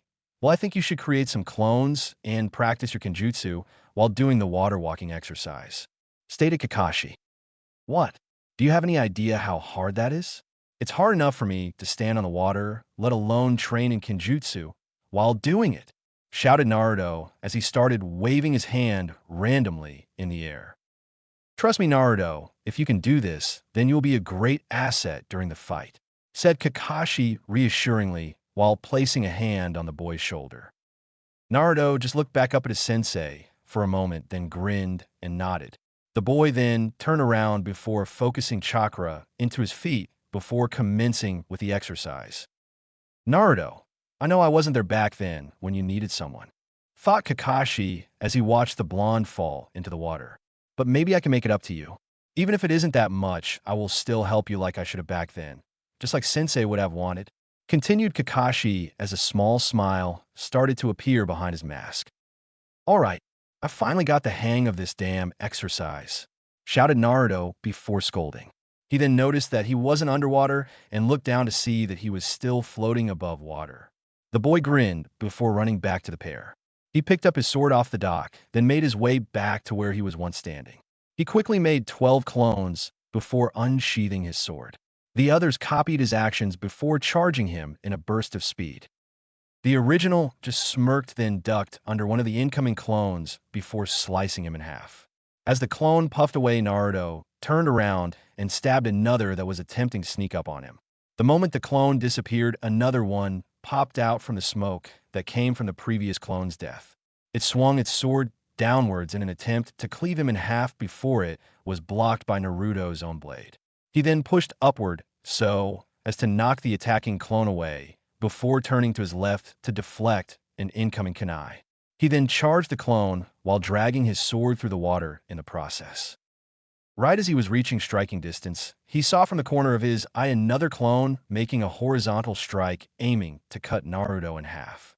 Once he saw this, he quickly stopped the flow of chakra in his feet, making him fall into the water. He looked up to see that the clone that intended to hit him had hit the clone he was aiming to kill. Naruto quickly swam to the surface before refocusing chakra to his feet and climbed back onto the water. The moment he was up, he had 4 clones surround him, all of which were smirking with their blades at the ready. Naruto sighed and started to raise his hand in defeat. At the last minute, he thought about Tenten and how she would scold him every time he gave up, telling him he could always do better. He let a small smile grace his features at those thoughts. I would protect her just as she would for me, thought the blonde before feeling a familiar pulsing coming from his sword. Just then a bright light came from the blade before it grew, and a patch of white fur was once again visible to him. Naruto smirked when he saw their shocked faces. Taking advantage of the situation, Naruto quickly did a 360 spin while cutting every clone in half in the process. Only one clone snapped out of it quickly enough to survive the attack before pointing an accusing finger at the original before shouting, "Hey, that's cheating." "Ninja, don't play by the rules, Baka," shouted the original before cleaving the poor clone in half. Just as Naruto was getting back into his stance, he noticed that Tsunami was standing on the edge of the pair, smiling at him. He dismissed his clones and made his way back to the edge of the pair before asking, "Yes, Tsunami-chan. Dinner's ready. I would have told you earlier, but I didn't want to interrupt your training," answered the woman while still smiling. Naruto just laughed while scratching the back of his head before sheathing his sword, not realizing that the sword had reverted back to normal as he sheathed it. This was how things went for Naruto and his team as they stayed in wave. Sasuke, who had managed to learn tree climbing in 3 days, was now learning how to walk on water along with Sakura, who had been given the task of watching over the bridge builder while Sasuke did tree climbing. They had also learned about Kaiza, the hero of wave, as the locals called him. The said man was executed in front of everyone as an example to never fight against Gato. This is what led Inari to believe that nobody could stand against Gato. All this did was make the group train harder than before. Right now, though, the team was sitting down at the table waiting for dinner to be served. Naruto, who had nearly drowned after passing out while training on the water, was resting his head on the table. As he was, Inari was glaring at the boy before an image of Kaiza appeared next to the blonde. Suddenly, the boy slammed his hands on the table with tears streaming down his eyes and yelled, "Why do you try so hard? All you're going to do is get yourselves killed by Gato and his men. No matter what glorious claims you make or how hard you train, when facing the strong, the weak will only end up getting killed." This action made everyone at the table look at the boy in surprise. The blonde scuffed before replying, "Whatever, kid, I'm not like you. I'd hate to be like you. You don't know anything about this country, yet you're all being so nosy about it. What the hell do you know about me anyway? I'm different from you. You're always clowning around and acting so cheerful. You don't know how hard life can be," shouted Inari as more tears started to pour down his face. Now, if there was one thing that Sasuke and Sakura knew about the blonde, it was that he was very touchy around this subject. It happened once, and that was enough for everyone to stay weary of entering this topic with the blonde. It happened when a student in the academy had made fun of him because he had no parents or friends, along with the fact that most of the older people hated him. That kid had left the same day with 2 broken legs, 3 busted ribs, a fractured right arm, 2 black eyes, a busted lip, and a severed head trauma. Needless to say, after that, nobody ever made fun of him for not having family or friends. The academy even tried to expel him, only to fail when the Hokage stated that boy was harassing Naruto with his endless taunting. Everyone knew it was a lie, but they were just too scared at the time to say anything. Naruto looked up at the crying boy and glared at him while releasing some killing intent in the process. "You think you have a bad kid?" asked Naruto with a slight chuckle. "Kid, let me ask you something. Do you have a mother?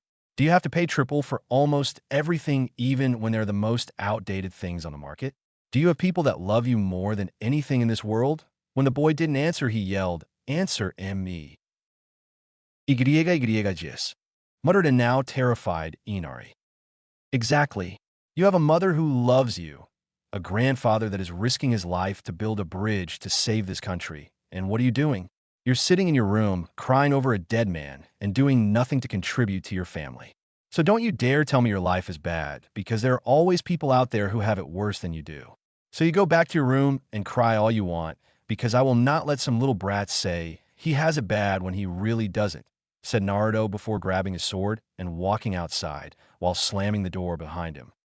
Nobody spoke for several minutes before finally Tazuna looked at Kakashi before asking, "Is his life that bad?" Kakashi slumped his shoulders before answering, "Unfortunately, yes, it is. He never knew either of his parents and didn't have a single friend growing up. A lot has happened to him while he was still young, but I don't want to tell you since it's not my business to share with you. All I can tell you is that you should never bring that topic up unless he wants to talk about it." Out in the woods. "The stars look great tonight," said the blonde as he looked up at the night sky. Another thing that most people didn't know was that Naruto always loved looking up at the sky. It was one of the few things he could do without someone getting angry at him for doing it. Now, though he just didn't have the same feeling for it that he usually does. "Stupid brat," said Naruto as he gripped the Tessega tighter. He didn't hate the boy for what he said. If anything, he felt sorry for the boy. But the boy brought back some rather painful memories. He sighed again as he gazed back up at the night sky from his position on the grass before closing his eyes and let sleep take him. Dream world. Cold. That was what he was feeling at the moment. He cracked his eyes, open only to see an endless darkness and pipes. He blinked a few times before noticing that he was laying in cold water.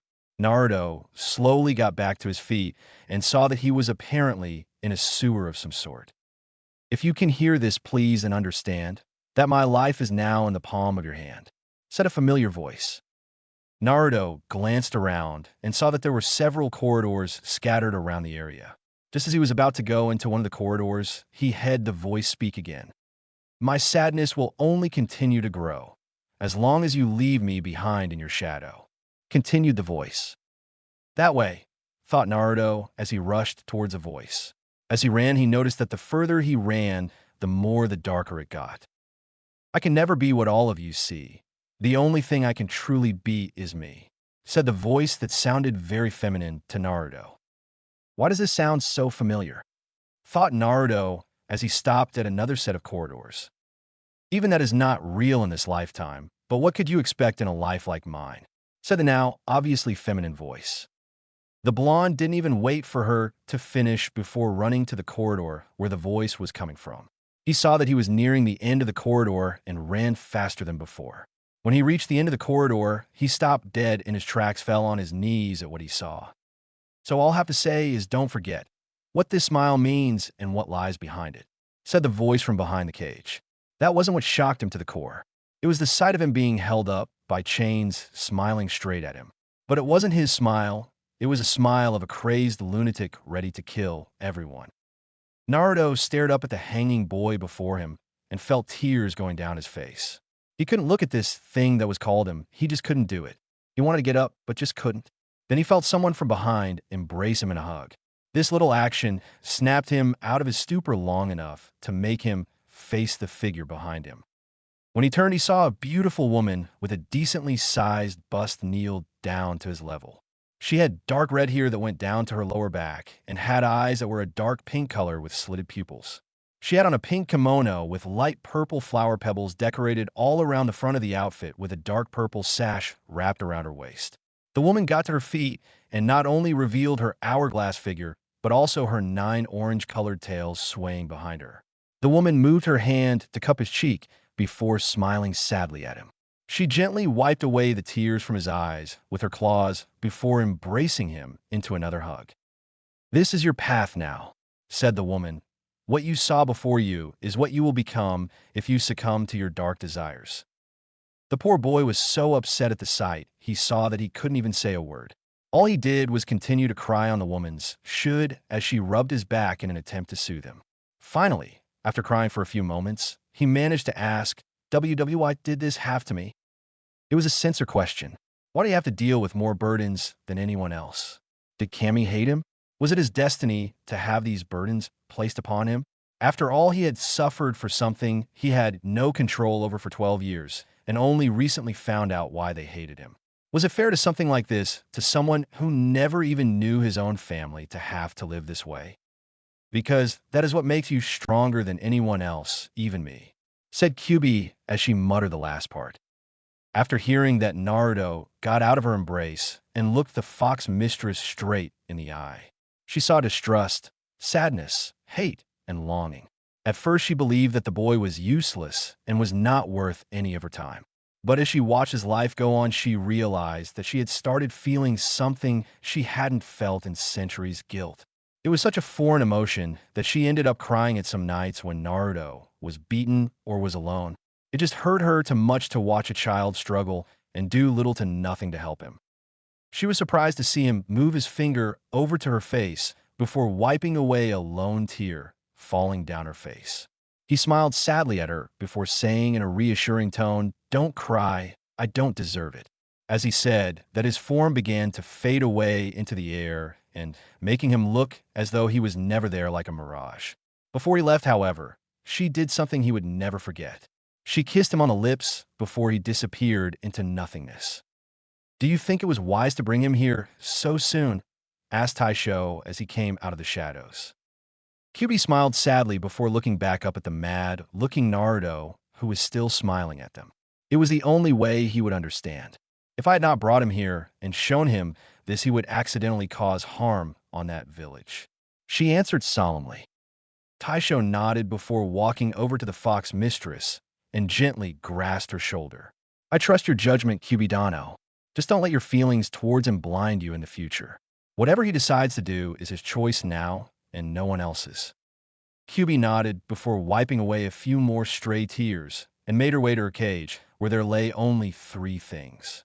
A decently sized bed, barely enough room for 2, a small dresser, and a picture. She grabbed the picture before hugging it close to her body as she could before getting into bed. Just as she was about to fall asleep, a small tear went down her face as she mumbled one word, "Naruto-kun," and the tear fell on the picture of Naruto, smiling his true smile while sitting at Ichiraku for the first time. Real world. Naruto snapped his eyes open and shot himself up. He looked around frantically before sighing. After shaking his head, he took the moment to take a better glacé at his surroundings. It didn't take long for him to realize that he was still in the clearing he fell asleep at. He climbed back to his feet and was about to walk back to the house until he heard the sound of a woman screaming. "Shit," thought the blonde before speeding off towards the house. When he arrived, he saw the sight of Inari charging the 2 samurai that had Tsunami tied up behind them. Thinking, quickly rushed over and Korimi Inari with a log as he went and got Tsunami out of harm's way. The 2 samurai smirked as they killed what they thought was Inari. When they realized that they didn't hit their target, they turned to see Naruto untying Tsunami calmly, while Inari looked shocked to still be alive. This made both men furious and, without thinking, charged the blonde. As they got closer to their target, they found that the blonde was now smirking. Before they could even question this, they were hit in the back of the neck with a very blunt object, which caused them to pass out. Naruto smiled as he did his job before looking down at Inari. "Good job, Inari. If you didn't distract them, I would have never gotten your mother to safety," said Naruto, while ruffling the young boy's hair. Remember, heroes always show up at the last minute. The boy didn't say anything for a moment. Then he began to grin at the orange-clad ninja. Naruto grinned back before looking in the direction of the bridge. If these goons are attacking this place, then that means that Zabuza decided to attack today. Damn it, I gotta get going, thought Naruto. He turned back to Inari before saying, tie these two up and stay here, okay? When he saw the boy nod, he raced off again while praying that his team was all right. At the bridge. When Kakashi and the rest arrived at the bridge, they found most of the workers injured.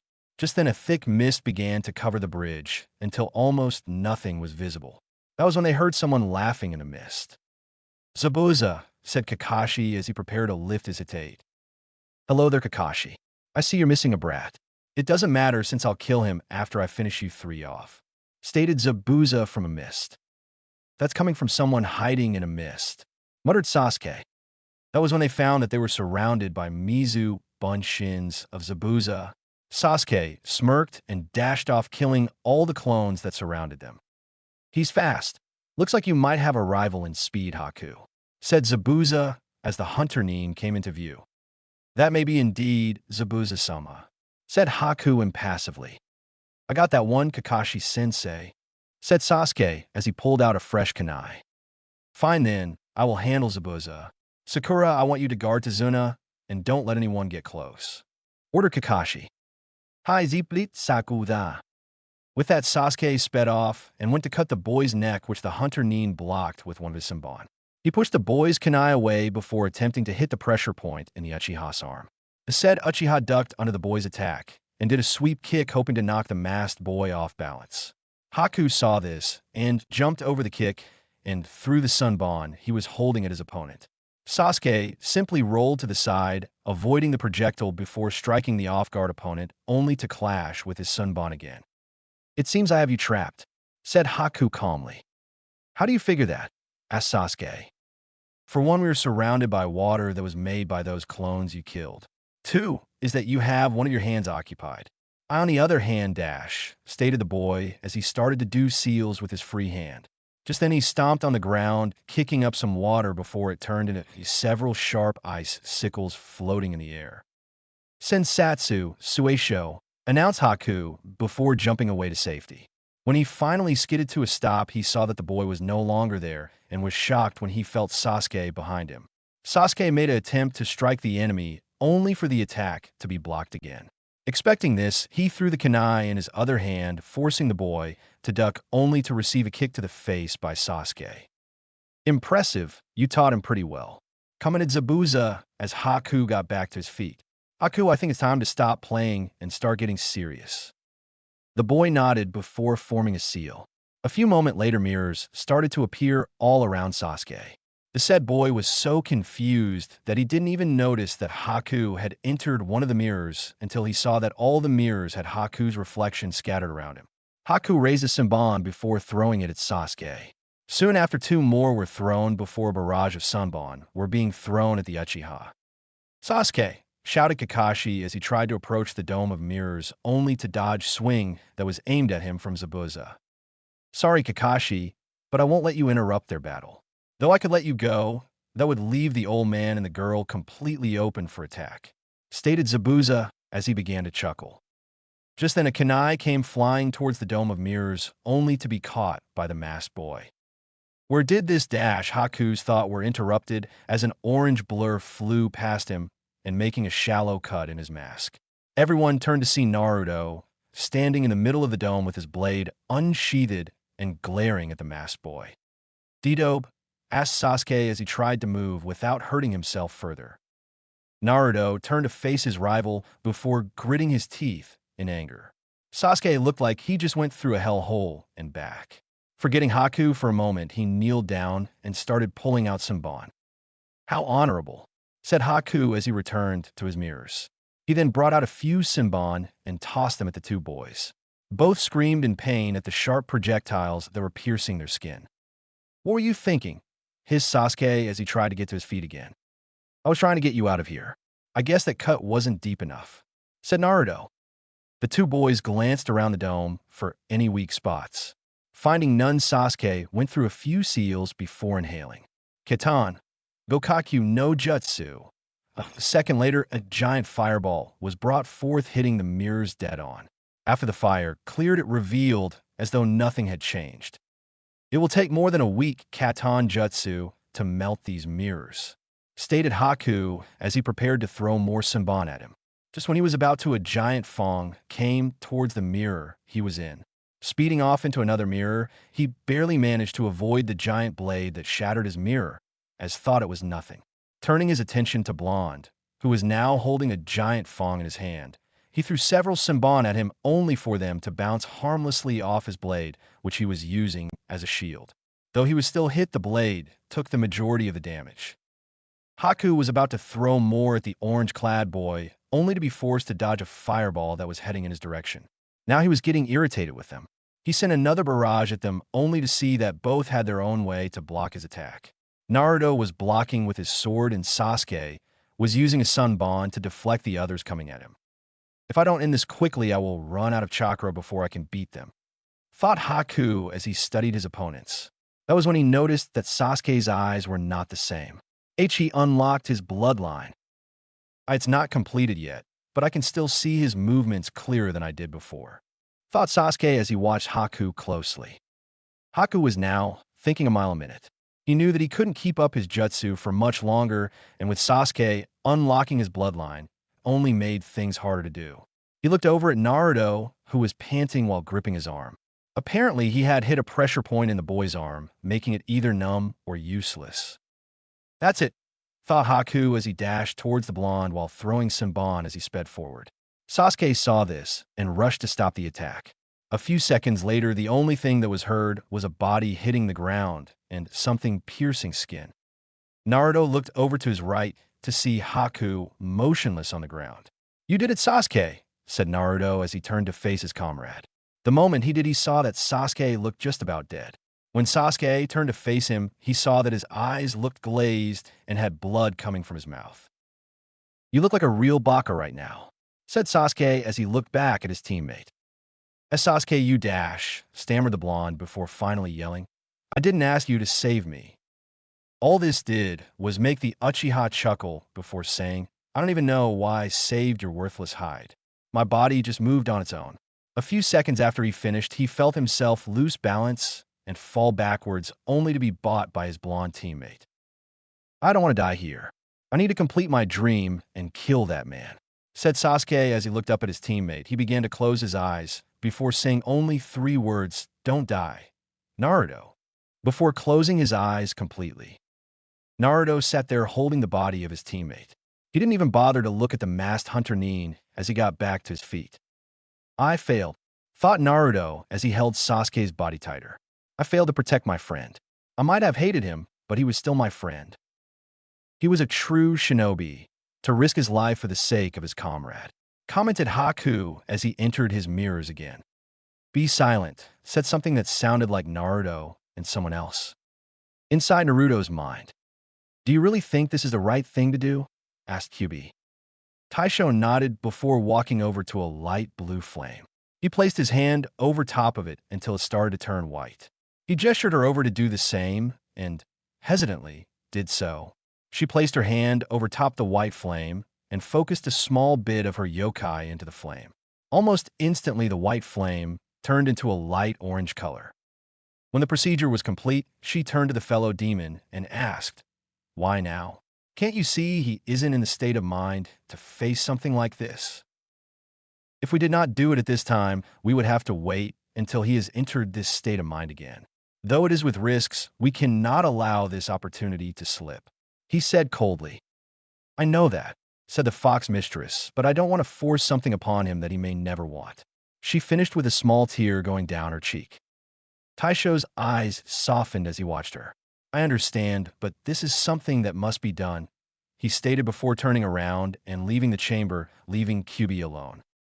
She stared at the light orange flame in front of her before getting up and walking towards the exit. As she was about to leave, she looked back at the flame before saying, "Forgive me, Naruto-kun," and closing the door. Outside world. Haku watched as the blonde boy fell to the ground, screaming in pain. A few moments later, red chakra began to pour out of the blonde's body. He could hear bones breaking and could see the boy's body grow. Again, he heard the boy scream in pain as his whole form began to change and grow at a miraculous rate. That was when he saw the boy's hair grow longer, his canes grow into fangs, and his fingernails turn into claws. When the blonde stopped screaming, the red chakra began to reseed back into the seal. When it did, Haku found that the area around Naruto was burned at its scorch marks. That wasn't what shocked him, though. There, standing before him, was Naruto, who was only clad in his orange pants, which looked tattered and burned. His hair, no longer blonde, short, and spiky, but silver-colored hair with rusty orange highlights with its length reaching past his shoulder blades. His whisker-marked cheeks were now replaced with 3 red marks. His eyes, now gold with slitted pupils, glared at Haku before reaching for his sword. He heaved it up, pointing it at Haku, before muttering one word. D. Just then the mirror Haku was hiding in was shattered into pieces before melting into nothingness. Haku, on his part, was shocked at his speed before rushing off into another mirror and throwing a barrage of Senbon at him.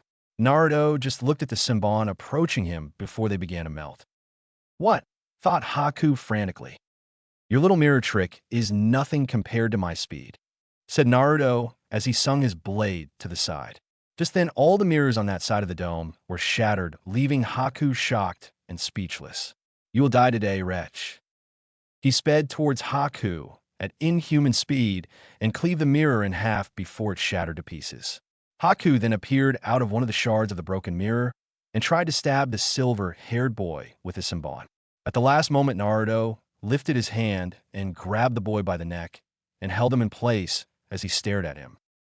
After staring at the blank mast, he shook his head before saying, "Too slow. Seems like you're not even trying at all." When he finished, he let go of his neck, only to grab his face and toss him through a mirror with such force that when he landed on the bridge's surface, he made a small crater. This boy, thought Haku as he saw Naruto approaching with Tesseiga heaved onto his shoulder. He's too strong for me, Zabuza-sama, finished Haku as Naruto looked down at him. He pulled the boy by the collar of his shirt before stabbing the Tesseiga into the ground. Let's see the face of my comrade's killer before I send him to hell, said Naruto coldly as he removed the blank mask with his free hand. The moment the mask was removed, he dropped Haku back on the ground before stuttering. Why you? Flashback. Naruto was sitting down on the ground in the middle of the woods panting. Next to him, a still transformed Tesseiga lay on the grass. He had decided he was going to start practicing with his sword's new transformation state and see how good it was. So far, he found that it was sharp enough to cut a tree in half. It weighed little to nothing to him, and that it was impossible to break. He had just finished his 7th hour of practicing with the blade and was feeling like having his 4th break from training. He grabbed the blade and sheathed it back into its sheath before falling on his back and staring up at the clouds. Just as he started to relax, he heard the sound of footsteps approaching him from behind. Naruto turned around to see a beautiful black-haired woman who looked around his age. She was wearing a pink dress with a red chakra around her neck. She looked at him with her dark brown eyes before smiling sweetly at him. Naruto blushed slightly as she smiled at him. Try to hide it, he grins slightly before waving at her. "Hello, hello," replied the woman before walking towards him. When she reached him, she kneeled down and asked, "What are you doing out here?"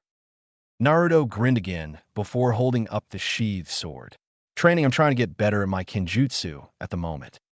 The woman raised an eyebrow before asking, "Are you trying to become a samurai?" "No, well, kinda. I'm already a ninja. I just want to be a master at kenjutsu, since I don't have much else other than this sword," answered Naruto while scratching the back of his head nervously. The woman nodded her head in understanding before saying, "My name is Haku, by the way. Uzumaki Naruto, and it's great to meet you, Haku-chan," replied Naruto. The woman, now known as Haku, smiled slightly before asking, "Why do you want to become a kenjutsu master, Naruto-kun?" The blonde thought about it for a moment. Why did he want to become a kenjutsu master anyway? That was when flashes of him laughing with Tenten and a smiling Sakura came into his mind. He looked back at Haku before answering, "I want to become a master so that I can protect those who are precious to me." Haku was surprised slightly at his seriousness before smiling sadly at him. She climbed back to her feet and began to walk off. Naruto was now confused at her actions. Was it something I said? Thought the blonde.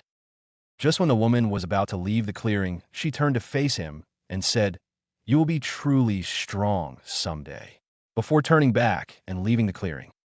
In flashback, Naruto stood there in silence as he looked at the raven-haired woman in front of him. As he stared, his silver hair began to change back into its previous color while maintaining its length. His once golden eyes now changing back into their previous sapphire color while also keeping his pupils slitted. Naruto continued to stare at Haku in shock before asking the top question on his mind. Why? Haku only stared at the ground as she didn't want to answer him.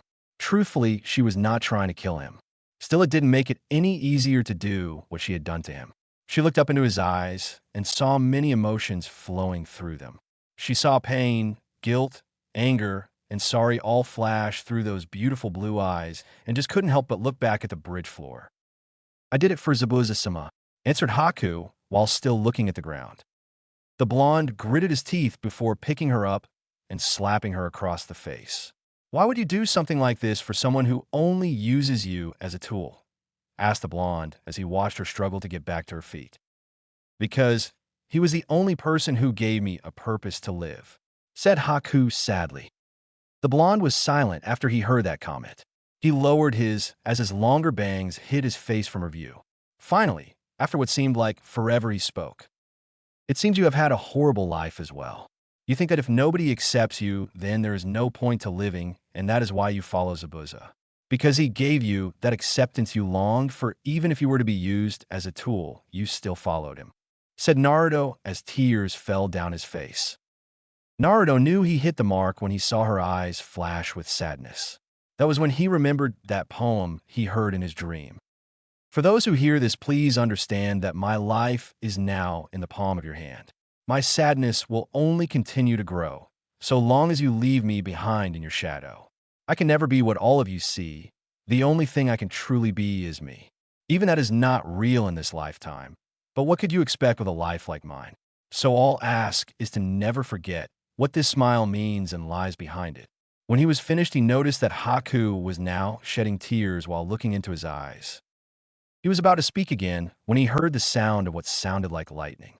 Both turned in the direction of the sound and saw that Zabuza was being held down by 5 dogs while Kakashi was holding what looked like lightning in his hands. Turning back to Haku, he saw that she had made a seal and looked back at him for the last time before whispering, "I'm sorry," and disappearing into a mirror of ice. Shit, thought Naruto as he raced over to stop Kakashi from attacking. He knew he wouldn't make it in time to stop him, so the only other option was to dash. "Use the sheath," whisper voice. Not questioning the voice, he quickly unbuckled the sheath from his waistband and pumped chakra into his feet so he could block the Jounin's jutsu. Just when Kakashi was about to stab the missing Nin in the heart, a yellow blur appeared in front of him and knew that it was Naruto. He tried to stop his advancement, but he was too late to stop it. He watched as the blonde boy raised the sheath of his sword and was shocked when it began to glow before the Raikiri had stuck it. He was shocked to note that the sheath was actually blocking the attack, and what was more surprising was that it was actually pushing the Jounin back. A few seconds later, the attack had faded, leaving Kakashi's palm touching the sheath of his student's blade. Before anyone could say anything, a loud tapping noise could be heard throughout the area. When even one turned, they saw a stubby little man standing at the end of bridge with a black business suit on, red sunglasses, a cane, and one arm in a cast. Behind him stood hundreds of bandits, armed to the teeth, with weapons, all smiling smugly at the group of ninjas before them. "Some demon, you couldn't even get rid of a few brats and an old man," sneered the businessman. "Gato, what are you doing here?" asked Zabuza while glaring at the short man.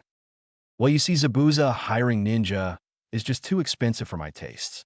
So I figured I would just wait till you all were worn out, then come finish the job," stated Gato, before look at Haku, "and it looks like me and the other get to have a little fun with the bitch after all," finished Gato as he and some of the other bandits started to snicker. "Little bastard," snarled Naruto.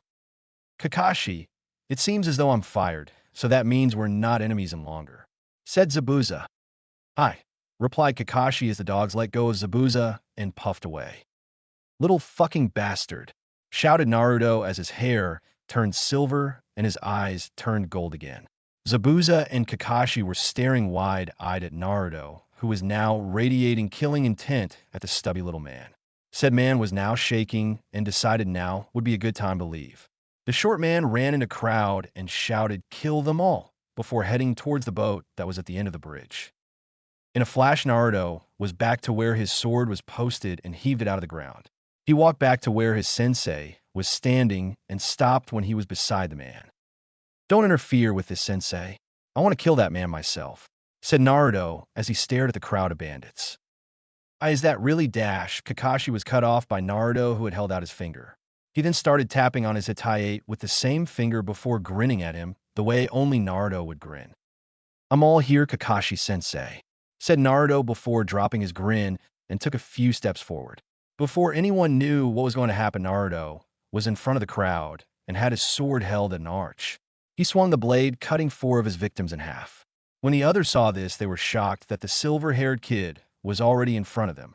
Not missing a beat, Naruto took another swing with his blade and cleaved 3 others in half before they started to retaliate. One bandit swung his sword at him, aiming to cut off the boy's arm. He was shocked when his sword collided with his opponent's, and the result was his blade being cut in half. Another one decided to stab Naruto in the back, hoping to catch the silver-haired child off guard. Naruto ducked under the strike and spun around and cleaved both the man's legs off.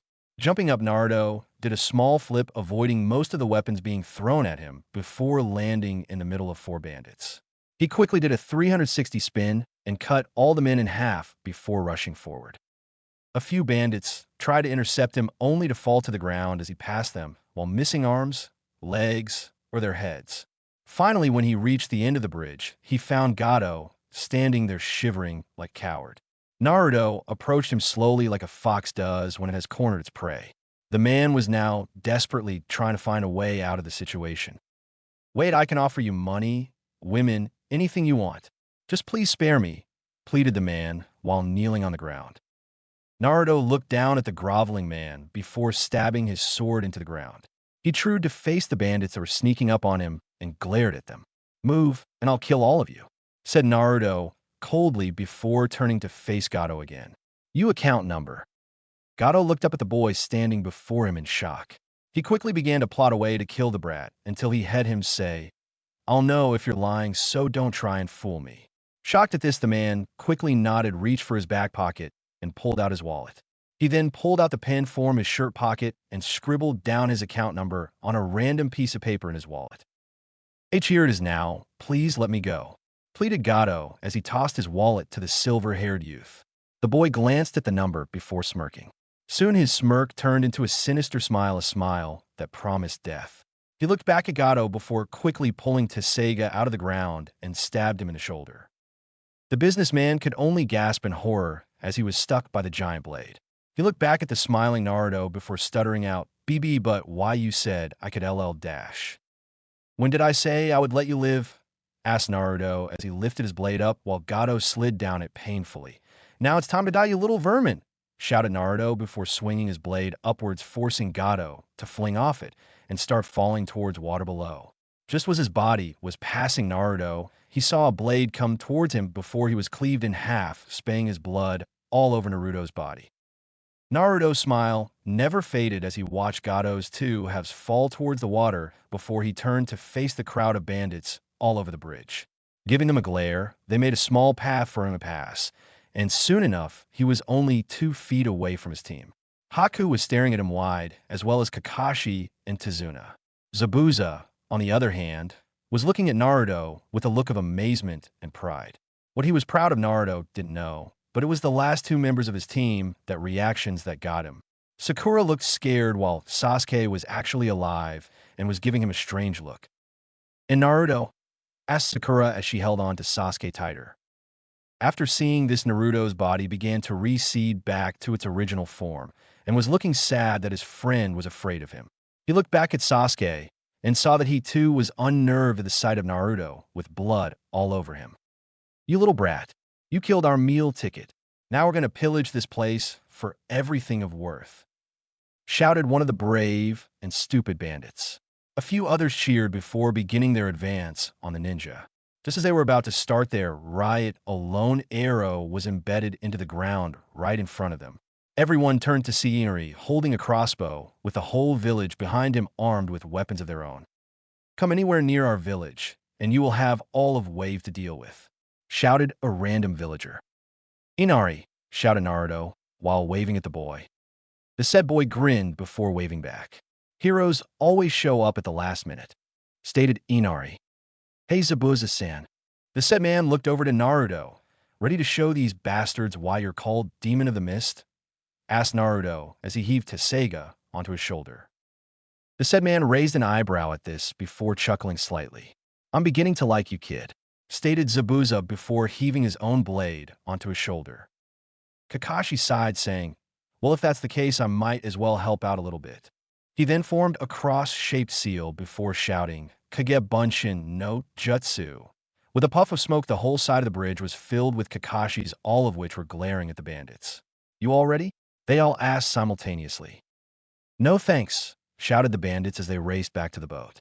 When the boat was finally out of sight, everyone cheered, for they were now free again.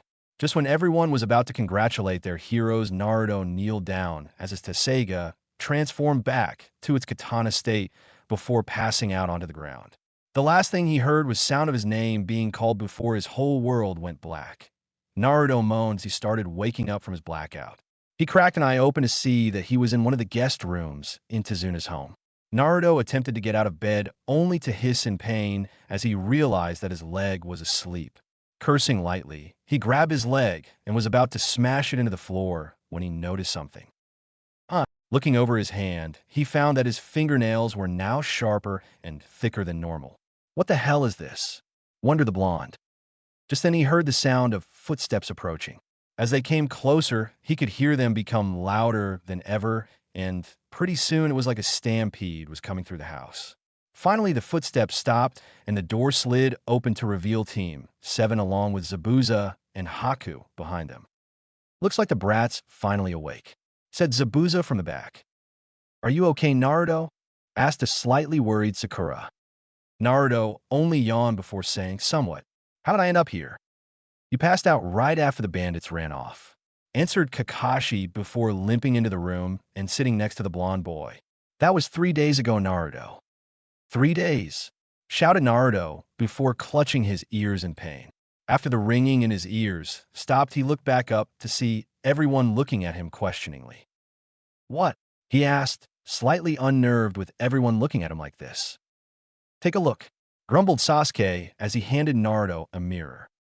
Naruto looked into the mirror only to almost drop it. His hair, no longer short and spiky, was now smooth and long. His eyes were still the same color, but his pupils were now slitted. His baby fat was gone, giving him a more mature look, and his whisker marks were now slightly thicker. The last thing he noted with his new facial features was that his canines were now sharper. They were all but fangs.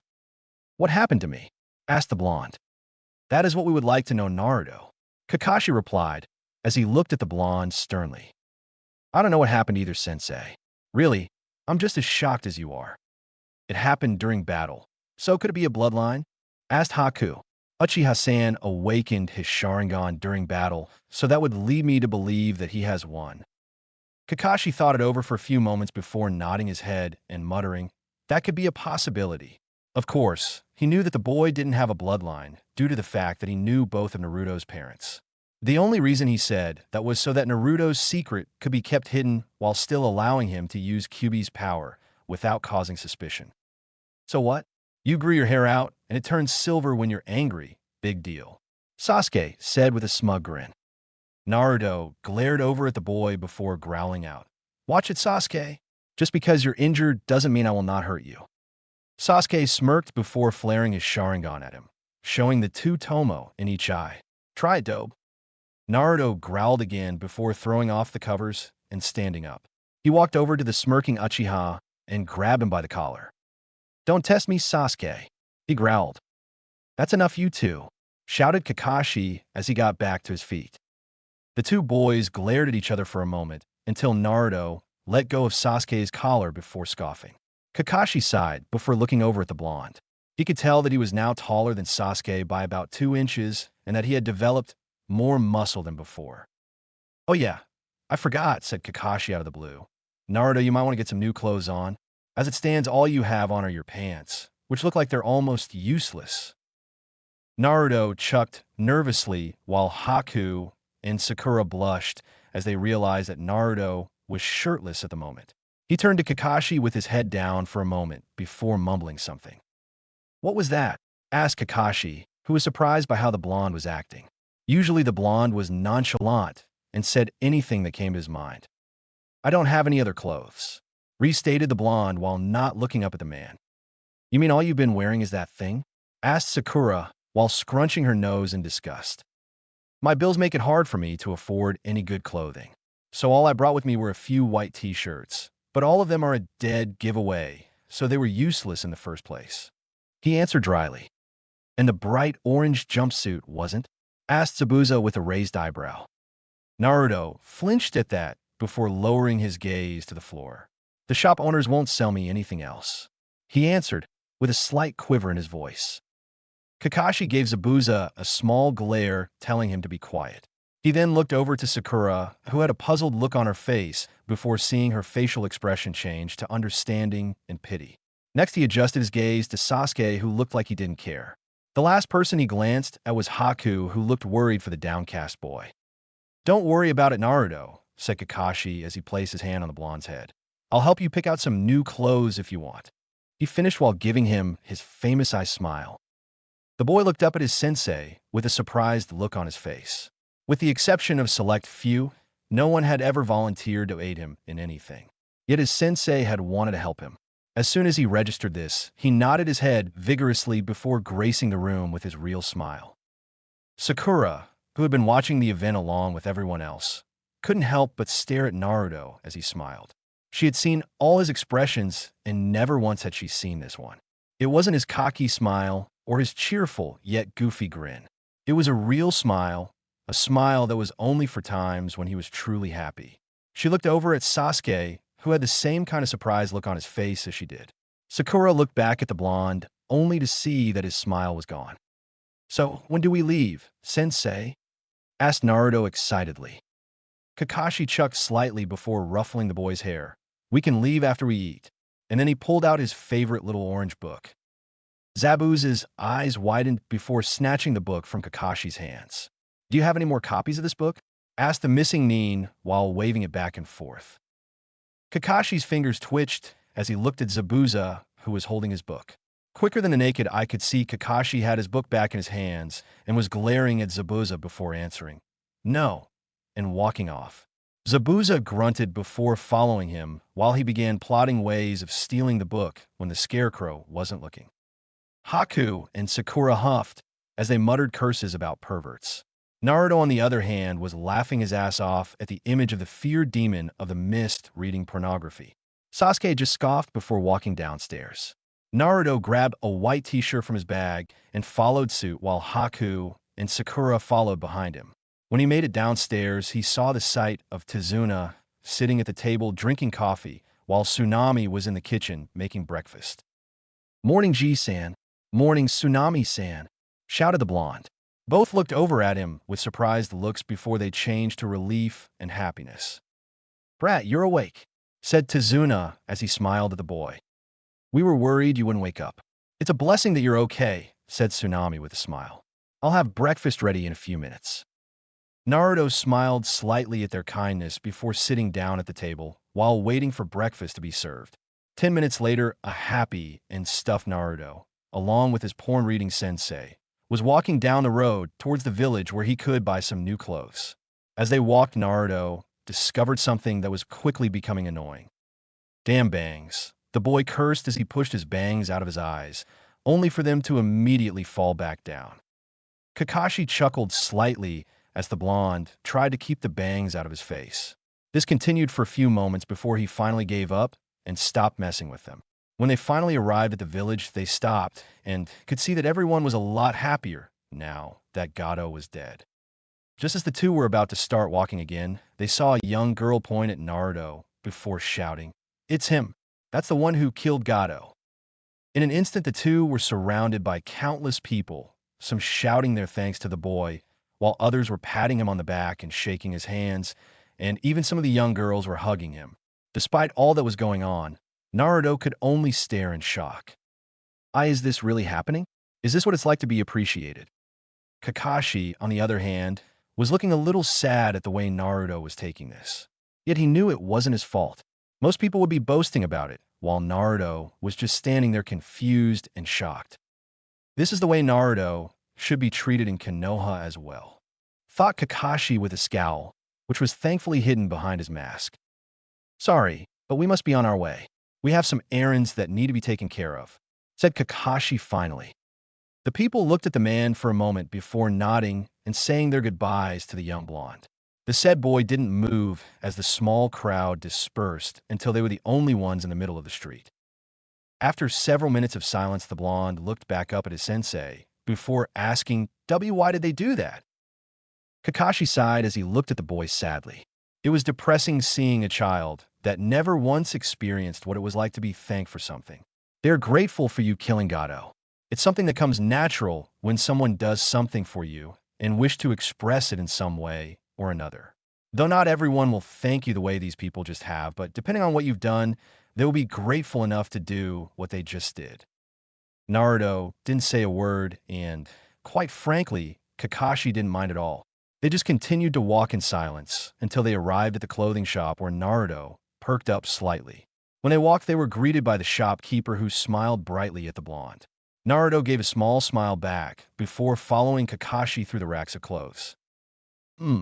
Not enough shinobi gear in this store, mumbled Kakashi. He took a glance at Naruto, who was looking for something that suited his tastes. Just then, Kakashi got an idea before looking through a small rack of clothing. After searching through a few more racks, he found what he was looking for and called Naruto over before taking the clothes and guiding him to the changing rooms. Here, change into these, said the lazy Chunin before handing the clothes to the blonde. Naruto nodded before taking the clothes, walked into the small room, and closed the door. A few moments later, the door creaked open, and out came a newly dressed Naruto. He was now wearing a cream-white kosode with a black haori and matching baggy shinobi pants and ninja sandals. On his waist, he had a navy blue obi that now held his sword on his left side of his hip. On his arms, he wore a pair of ash-gray arm bracers that went from his wrist almost all the way to his elbow. Kakashi studied the new look for a moment before nodding his head. Looks perfect, said Kakashi as he gave Naruto his eye smile. Why these? Asked the blonde as he stared at his sensei curiously. Shouldn't I be wearing something more ninja-ish? Kakashi nodded before stating, technically yes you should. However, samurai wear either armor or loose clothing. Since wearing armor is too loud and heavy, I chose to get you some loose clothing since it's easier to move around in. I also chose them due to the fact that this village doesn't sell shinobi equipment or good clothing. Naruto stood there silent for a moment before looking back at his new outfit. It's missing something, stated Naruto out of the blue. This made Kakashi raise an eyebrow at the blonde before shaking his head and saying, well, we will work on that later. With Naruto nodded before following Kakashi to the register. When they went to pay, the old man running the store told them it was free of charge. After the two left the store, they decided to return to Tezuna's home. As they walked, Naruto was staring at the ground in thought while Kakashi read his book. The only noise that was made was their footsteps and Kakashi giggling from time to time. Just as the two were about to reach the home, Naruto stopped and continued to look at the ground while his bangs hit his face. Kakashi stopped walking and looked back at his student with a raised eyebrow. After staying silent for a while, Naruto finally raised his head, looked straight into Kakashi's eye before asking, Sensei, do you know who my parents were? Kakashi's eye widened slightly. He never thought that Naruto would ask him about a question like that, but after all the recent events, he couldn't blame the boy. Kakashi sighed before nodding his head in confirmation at the blonde's question. Who were they? What were their names? Demanded Naruto as he glared at his sensei. Why the sudden interest? Asked Kakashi, not liking how the blonde was acting. Naruto intensified his glare on the man while clenching his fist before answering. Because I've been lied to all my life.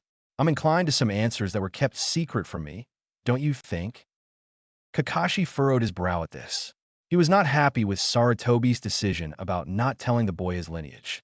Hell, if the village had known, then maybe Naruto would have been better off instead of barely able to afford proper shinobi clothes. Regardless, he had to tell him now, otherwise it would lead to Naruto being untrusting towards him, and that was the last thing he wanted. The Jounin sighed and answered calmly. Your mother's name was Uzumaki Kushina, and your father's name was Namikaze Minato. I can't tell you any more than that. I'm afraid. In an instant, Naruto was in front of Kakashi with Tesega's blade just an inch away from Kakashi's neck. Naruto was now growling at his sensei as he glared at him while releasing a decent amount of killing intent at the Jounin. Tell me more now, he growled out as his eyes flickered from blue to gold. Kakashi just stood there silent, not moving a single muscle as he looked at Naruto with a displeased look in his eye. In a matter of seconds, Tesega was knocked out of the blonde's hands while he was pinned to a tree with Kakashi's gloved hand on his neck. Naruto, said Kakashi coldly, don't ever threaten me like that again, understood? He finished as he sent a small wave of killing intent at the blonde boy. After feeling it, the blonde immediately nodded his head before his throat was let go and he plopped down on the ground. Naruto muttered a silent apology before walking ahead of the Jounin to retrieve his sword. After retrieving his weapon, he quickly put it away before walking back to the dirt path and staying up front and away from the Jounin. Why did I lash out like that? Naruto wondered as he continued walking. Could this be a part of the new appearance? As his thoughts came to a halt for a moment, he looked back at his sensei, seeing that he was reading his little orange book again. Whatever's going on, I need to keep it under control from now on. Otherwise, I might just hurt someone by accident. Just as he finished his thoughts, he saw Tazuna's house come into view before stopping and waiting for his sensei to catch up. When a man finally reached him, he asked, Sensei, do you have something that can help me with, what happened a minute ago? Kakashi looked over his book for a moment before snapping it shut. Try meditation. Naruto looked back at the man for a moment before thinking it over. That could work, thought Naruto before nodding his head and ran off into the forest. After getting far enough, he sat down on a soft patch of grass and got into a meditation stance before closing his eyes and taking some deep breaths. Just then his eyes snapped open before he muttered, What the hell do I do now? Closing his eyes again, he tried to think of something that would relax him. After a few moments, he started to feel woozy, and soon after he passed out, still sitting in his meditative stance. Mindscape. Naruto cracked his eyes open slightly before taking in all his surroundings. He grunted when he realized that he was back in the sewer. Sighing, he got back onto his feet before walking around the corridors, hoping to find the cage again. He began to get frustrated since he couldn't find the right path until he saw a familiar orange tail poke out of a random corridor before disappearing. The second it was out of his view, he chased after it, hoping that it didn't get too far away from him. After reaching the end of the hallway, he saw the same orange tail disappear down another hallway. Getting annoyed, he chased after it again while going slightly faster so as to catch up to the damn thing. This process continued for another 2 corridors before he finally caught up to it before leaping at it and holding it tightly so as to not get out of his grasp. That was when he heard a small yelp come from the next room. Naruto calmly walked down the corridor while still holding the tail gently but firmly in his hand. When he rounded the corner, he saw the sight of a massive cage in his same form hanging from the ceiling, in chains, still grinning that twisted grin at him. Welcome back, Naruto-san, said a voice from behind him. Naruto turned to Taisho, standing there in the same attire he had on the first time he met him. Naruto grinned at him before saying, Hello, Taisho-san. The man smirked in reply before he heard a female voice speak, Naruto-kun. Naruto looked past Taisho to see Kyubi sitting on an old block of concrete that was directly behind Taisho. He smiled brightly at her before replying, Hello, Kyubi-chan. The said woman smiled at him before she spoke. Good to see you again, Naruto-kun. Now, can you please release my tail? You're starting to hurt me with how hard you're squeezing it. Naruto blinked a few times, then looked at the furry object he was in his hand. He laughed nervously before loosening his grip and pet a few times. He heard Kyubi purr slightly before he let go of the orange tail. Taisho chuckled slightly at his actions while Kyubi was trying to hide her blush. Taisho looked up at the Naruto dangling on the roof before raising his hand and making the crazed blonde disappear from view. When that was done, he looked back at Naruto with a stern expression on his face. Naruto-san, we must speak with you about the recent events that have happened since you battled the Ice Maiden, said the dog demon. Naruto looked back at him in confusion for a moment before realization dawned onto him. Are you talking about my new look and the thing with my hair going a different color? Precisely, Naruto-san, answered Taisho. We also wish to explain a number of things that will aid you in the future. In an instant, a block of concrete was made right where Naruto was standing. Getting the hint, he sat down Indian style before gesturing him to proceed. Very well. Fist, of all the changes that have been bestowed on you are not due to the result of bloodline limit, as you humans call it. Naruto opened his mouth, only to be stopped by Taisho, who had raised a finger to silence him. All questions that you may have shall be answered by the end of the explanation. Naruto grumbled slightly before allowing the dog demon to continue. As I was saying, the results of these changes are due to the fact that we have made you into a demon. Naruto's eyes widened at those words, yet he wasn't given a second before Taisho continued his explanation. At your current state, in which your hair remains the same as it has always been, you are a Hanyu. When you transform, you are a Yukai. However, this is not using Kyubidano's chakra, but my Yuki.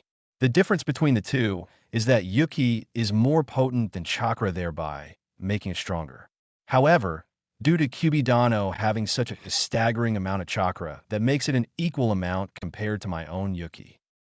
So, because she has 9 tails worth of chakra, she has the same amount as you? Correct. Now, when you're in this form, your physical abilities increase dramatically, but only for a limited amount of time. In other words, do not be too reliant on this form until you reach a certain age, stated Taisho. Naruto sat in silence for a few moments before he looked at his reflection in the water. So, I guess now the villagers will be right when they say, I'm a demon, stated Naruto solemnly. Sadly, it is true. You are now a demon, replied Taisho. Don't hate yourself for what you now are. Humanity fears what it does not understand, and that fear turns to loathing. Naruto-san, so long as you maintain your emotions, you will never be considered a demon in the eyes of those precious to you. Naruto looked back at the man for a moment before smiling at him. Thank you, Taisho-san. The man nodded before glancing over at Kyubi. The woman nodded before clearing her throat. Naruto-kun, I will now explain what exactly your abilities will be while in your Hanyu and Yukai forms. While in Hanyu form, your physical abilities are enhanced, but not as dramatic as when you transform into your other form. Your strength, speed, endurance, senses, and regeneration will be greater than what they were previously. When you transform, your abilities will further increase. So what am I, a superhuman or something? Asked Naruto while chuckling at his own joke. Actually, you're right. You'll be once you train a bit more. Once you train with this body, then it might be as strong as your Yukai form while that grows stronger as well, replied Kyubi. She giggled slightly as Naruto went slack-jawed for a moment. So what else can I do in this form? Asked Naruto as he re-hinged his jaw. Well, you have long-lasting youth, and your mind will be able to process information better. Other than that, nothing else really changes, said Kyubi as she placed her finger on her chin in thought.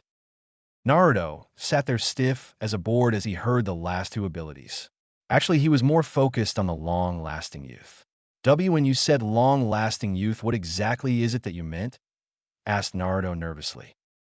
Kyubi looked back at for a moment before replying, meaning that you could live for 100 years and look like you're still in your late 20s or early 30s. When she saw his downcast look, she added, however, since me and Makiba-chan are in here with you, we can find a way to give the same thing to your mates as well without turning them into Hanyu. When he heard this, Naruto sighed in relief before stopping and looking at Taisho questionably. Makiba-chan, he asked with a hint of amusement. Taisho smacked his forehead before sighing as he listened to Naruto burst into laughter. She refuses to call me anything other than for what I'm known for. I don't know why, but that's just what she does, answered Taisho as he glared at the snickering Kyubi. The said woman just looked at him innocently before giving him a small pout while placing her finger under her lip. What? She asked cutely. Taisho's sweat dropped at this before turning away from the great Kyuubi no Kitsune, who was currently giving Naruto the victory sign. After everyone calmed down, Naruto asked the question that had been bugging him the entire time he has been here. Why does this place look like a sewer? It looks like this because you never had much to be happy about. Your mind is reflected on what your emotions are most of the time. In your case, you were always depressed or sad, so your mind was shaped into what you see before you, answered Kyuubi as she looked at him sadly. Oh, was all he said before going silent. After a moment, an idea came to him. Hey, can I change it now that I'm here? Asked Naruto hopefully. Again, Kyuubi placed her finger on her chin in thought before nodding her head. It's possible. The second she said that, Naruto began to think of something that would be good. Suddenly, the thought of a huge mansion came into his mind. Seconds later, the ankle-deep water started draining from the area, and soon the concrete that they were standing on was replaced with polished wooden floors. The concrete blocks that they were sitting on turned into comfortable black leather armchairs. I know it's not much, but I just couldn't stand the sewer anymore. By the way, since this is my mind, I give you permission to make any scenery or add anything you want to the mansion, since I don't know what type of taste you two like, said Naruto as he scratched the back of his head nervously. Both gave him a nod before Kyuubi asked, any other questions? Naruto shook his head in reply to the question. Kyuubi glanced at Taisho, said Demon looked back at her before nodding his head. A moment later, Kyuubi had one of her tails in front of her. She then plucked a single string of hair off the very tip of her tail. She then got up and walked over towards Taisho before handing him the string of hair. Taisho closed his eyes for a moment as a yellow glow illuminated the room and blinded Naruto. When the light died down and Naruto could see again, he saw Taisho holding a red Haido that looked a little too big for him. When Naruto saw Taisho gesture him over, he wordlessly obeyed. Naruto-san, said Taisho as he looked Naruto straight in the eyes. This is a uniquely woven Haido that are made of the Hinazumi hair. It is made to withstand fire and will actually repair itself when it is hit by them. Find use for this and take care of it, since it once belonged to my own son Inuyasha, who wore this through countless battles. Naruto took hold of the Haido before trying it on. Immediately, he knew that it was too big for him to be wearing. Naruto scratched the back of his head for a moment before saying, I guess I will have to grow into it, huh? Taisho chuckled slightly before snapping his fingers. A second later, the Haido glowed yellow as it started to shift. When it stopped, it showed that it was no longer a jacket, but more like a red cloak that went down past his kneecaps, along with a hood attached to it. Better? Asked an amused Taisho. Naruto looked around before spotting Kyuubi, who was sitting next to a mirror. Naruto studied himself in the mirror for a few moments before looking back at Taisho and asking, can you make it darker?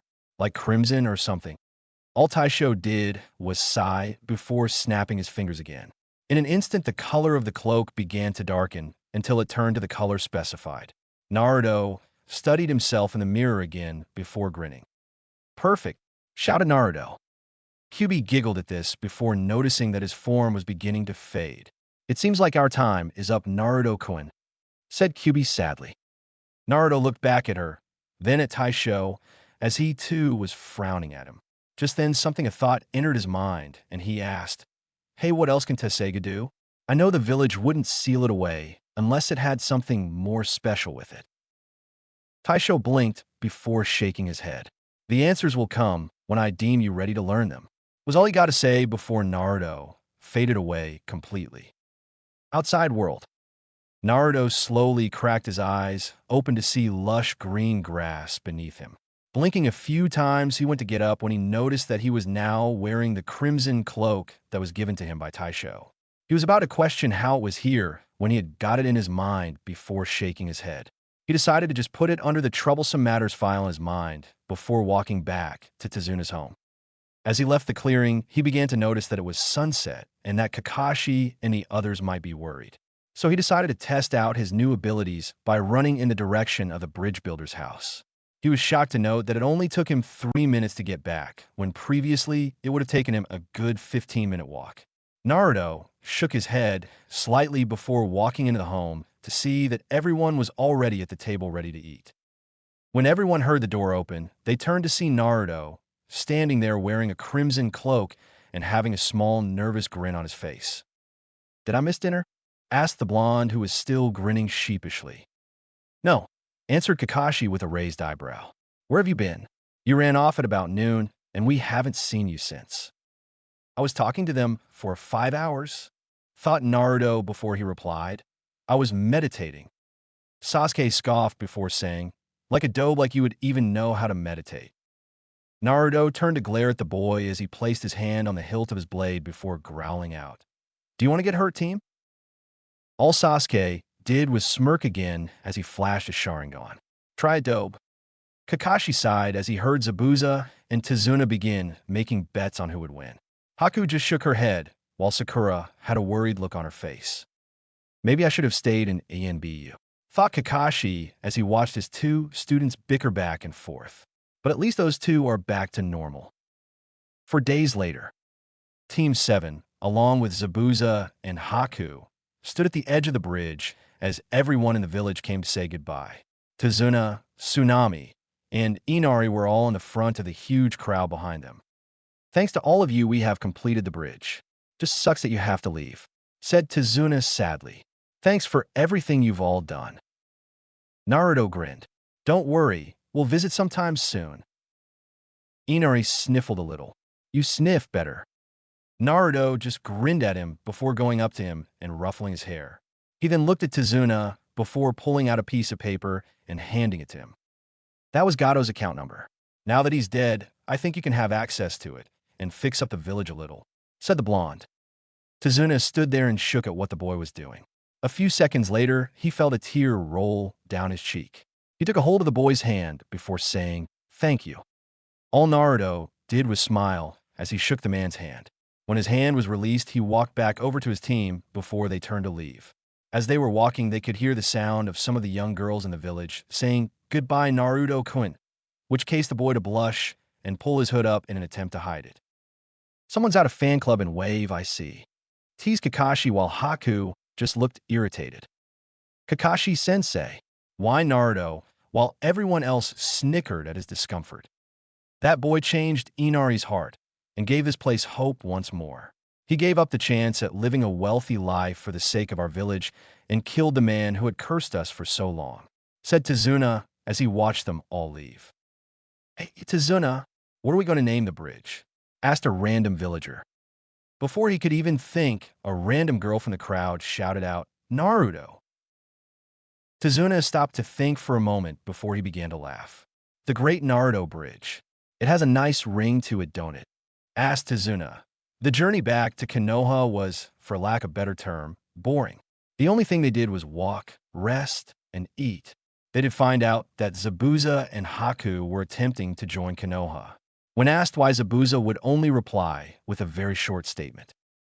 "It's for Haku's sake." This had brought a strange thought into the minds of Team 7. They had always labeled Zabuza as a cold bastard that didn't care about anyone other than himself.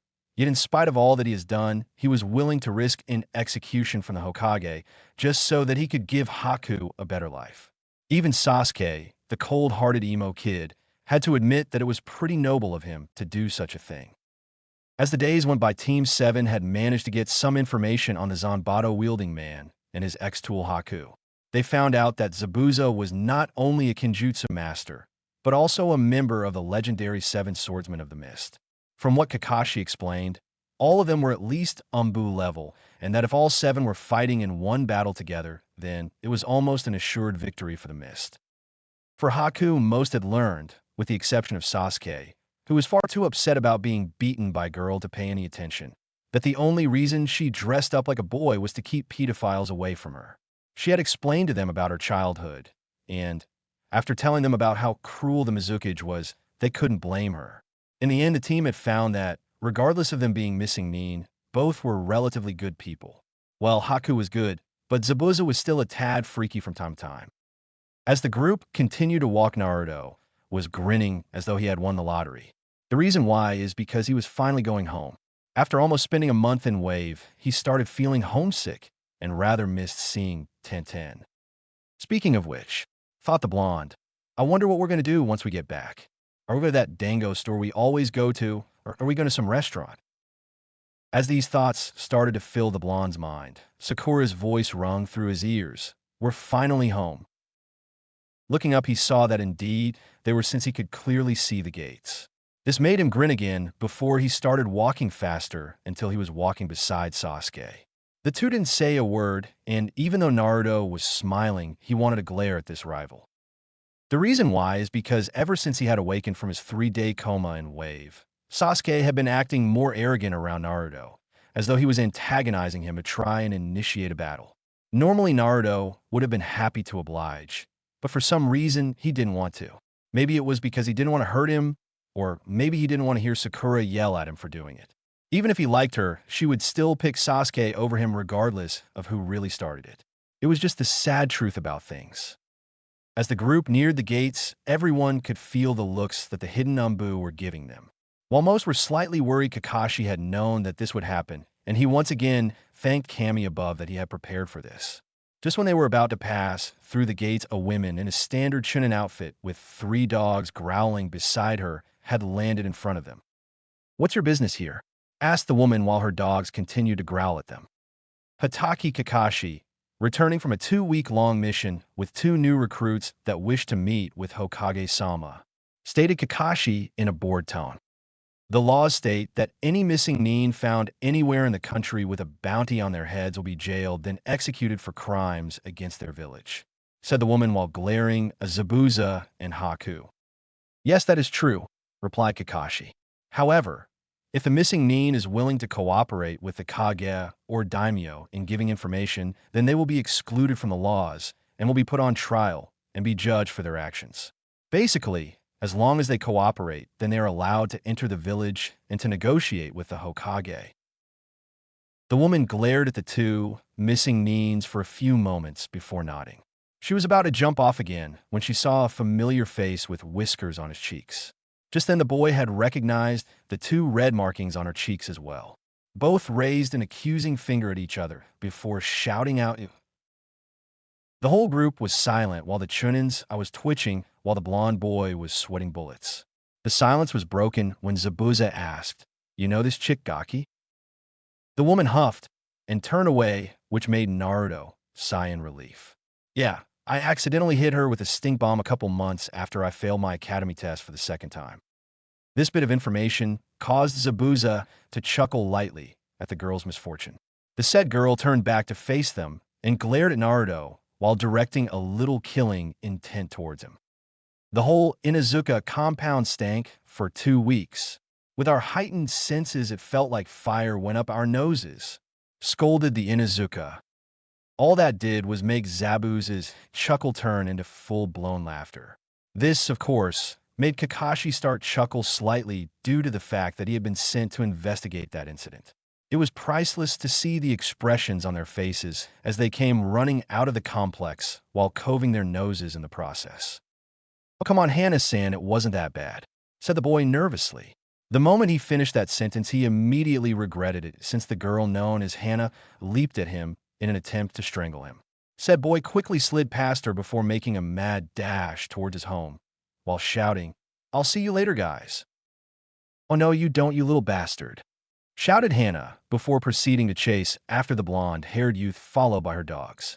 Everyone, with the exception of Zabuza, who was still laughing his ass off, sweat dropped at the display before shaking their heads simultaneously. Yup, it was great to be back in Konoha. With Naruto. Naruto panted as he stopped at his apartment door. After being chased for a good 45 minutes, he finally managed to give Hana the slip. Sighing, he reached into his pocket, pulled out his keys, and unlocked his door. He then walked inside, closed the door, and placed his supply scroll on the kitchen counter before heading toward his bedroom. "Damn, she's hard to get around," said the blonde aloud before he entered his bedroom. Now, there were many things that had surprised the blonde in the past that made him almost immune to most strange things. However, the sight of 3 dogs sitting on his bed looking at him while wagging their tails was something that was very strange to walk in on. "What the hell?" questioned the boy. Just then his face turned from confused to horrified before asking aloud, "Is Hana here?" To his disbelief, the dogs shook their heads in response to his question. This made Naruto raise his brow until he sighed. All right, one of you bark if you can understand me. Bark. Good enough, said the blonde before walking over and petting them. Now I got things to do, so I'm going to need you to leave. In response to this, all three of the dogs whined loudly before walking over to his broken window and jumping out. Naruto's eye twitched as a thought entered his mind. That Hannah better fucking pay for that window her dogs broke. Soon after that, Naruto heard someone knocking at his door and groaned. Walking over to his door, he cracked it open slightly to see Irika standing there. Sighing in relief, he opened the door before grinning at the scared Chunin. Yo, Irika-sensei, greeted the blonde boy. Irika blinked a few times as he looked at his old student. He frowned slightly as he studied Naruto's new attire. Where's Naruto? Now, it was Naruto's turn to blink at the statement.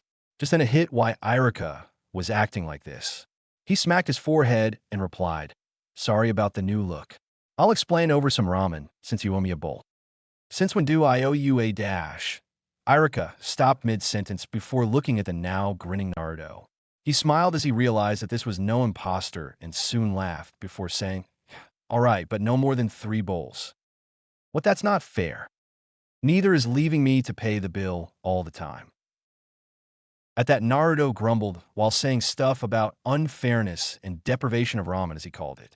After a few minutes of small talk and a few laughs, they finally arrived at the ramen stand. In the instant the owner, Tucci, saw Naruto and Irika approaching, he started chuckling lightly in the profit that was about to make. Naruto-san, Irika-san, greeted the man. Yo, Tucci-san, I'll have 3 miso ramen, please, stated the blonde before sitting down. Irika sighed and said, I'll take 1 pork ramen, please. The said man just smiled and went into the back of the shop to prepare the ramen. As he cooked, Naruto explained to Irika about the mission to Wave, the fight with Haku, and his new appearance. By the time he finished the explanation, their ramen had arrived, and Naruto was scarfing it down like it was a cure to a deadly poison. Tusan, I'm back, shouted a female voice. The voice in question was the owner's daughter, Ayam, who helped Tucci run the stand. Ah, Ayam-chan, we have an old customer back, said Tucci. She looked at her father curiously and turned to look at the 2 customers sitting down. One was the familiar scared face of Irika, while the other was a boy with long blonde hair wearing a dark red cloak. She tried to see his face only to have her vision obscured by the blonde's long bangs blocking his face. Just as she was about to move in for a closer look, the blonde turned his head to face her, and she was shocked to see 3 unmistakable whisker marks on each cheek.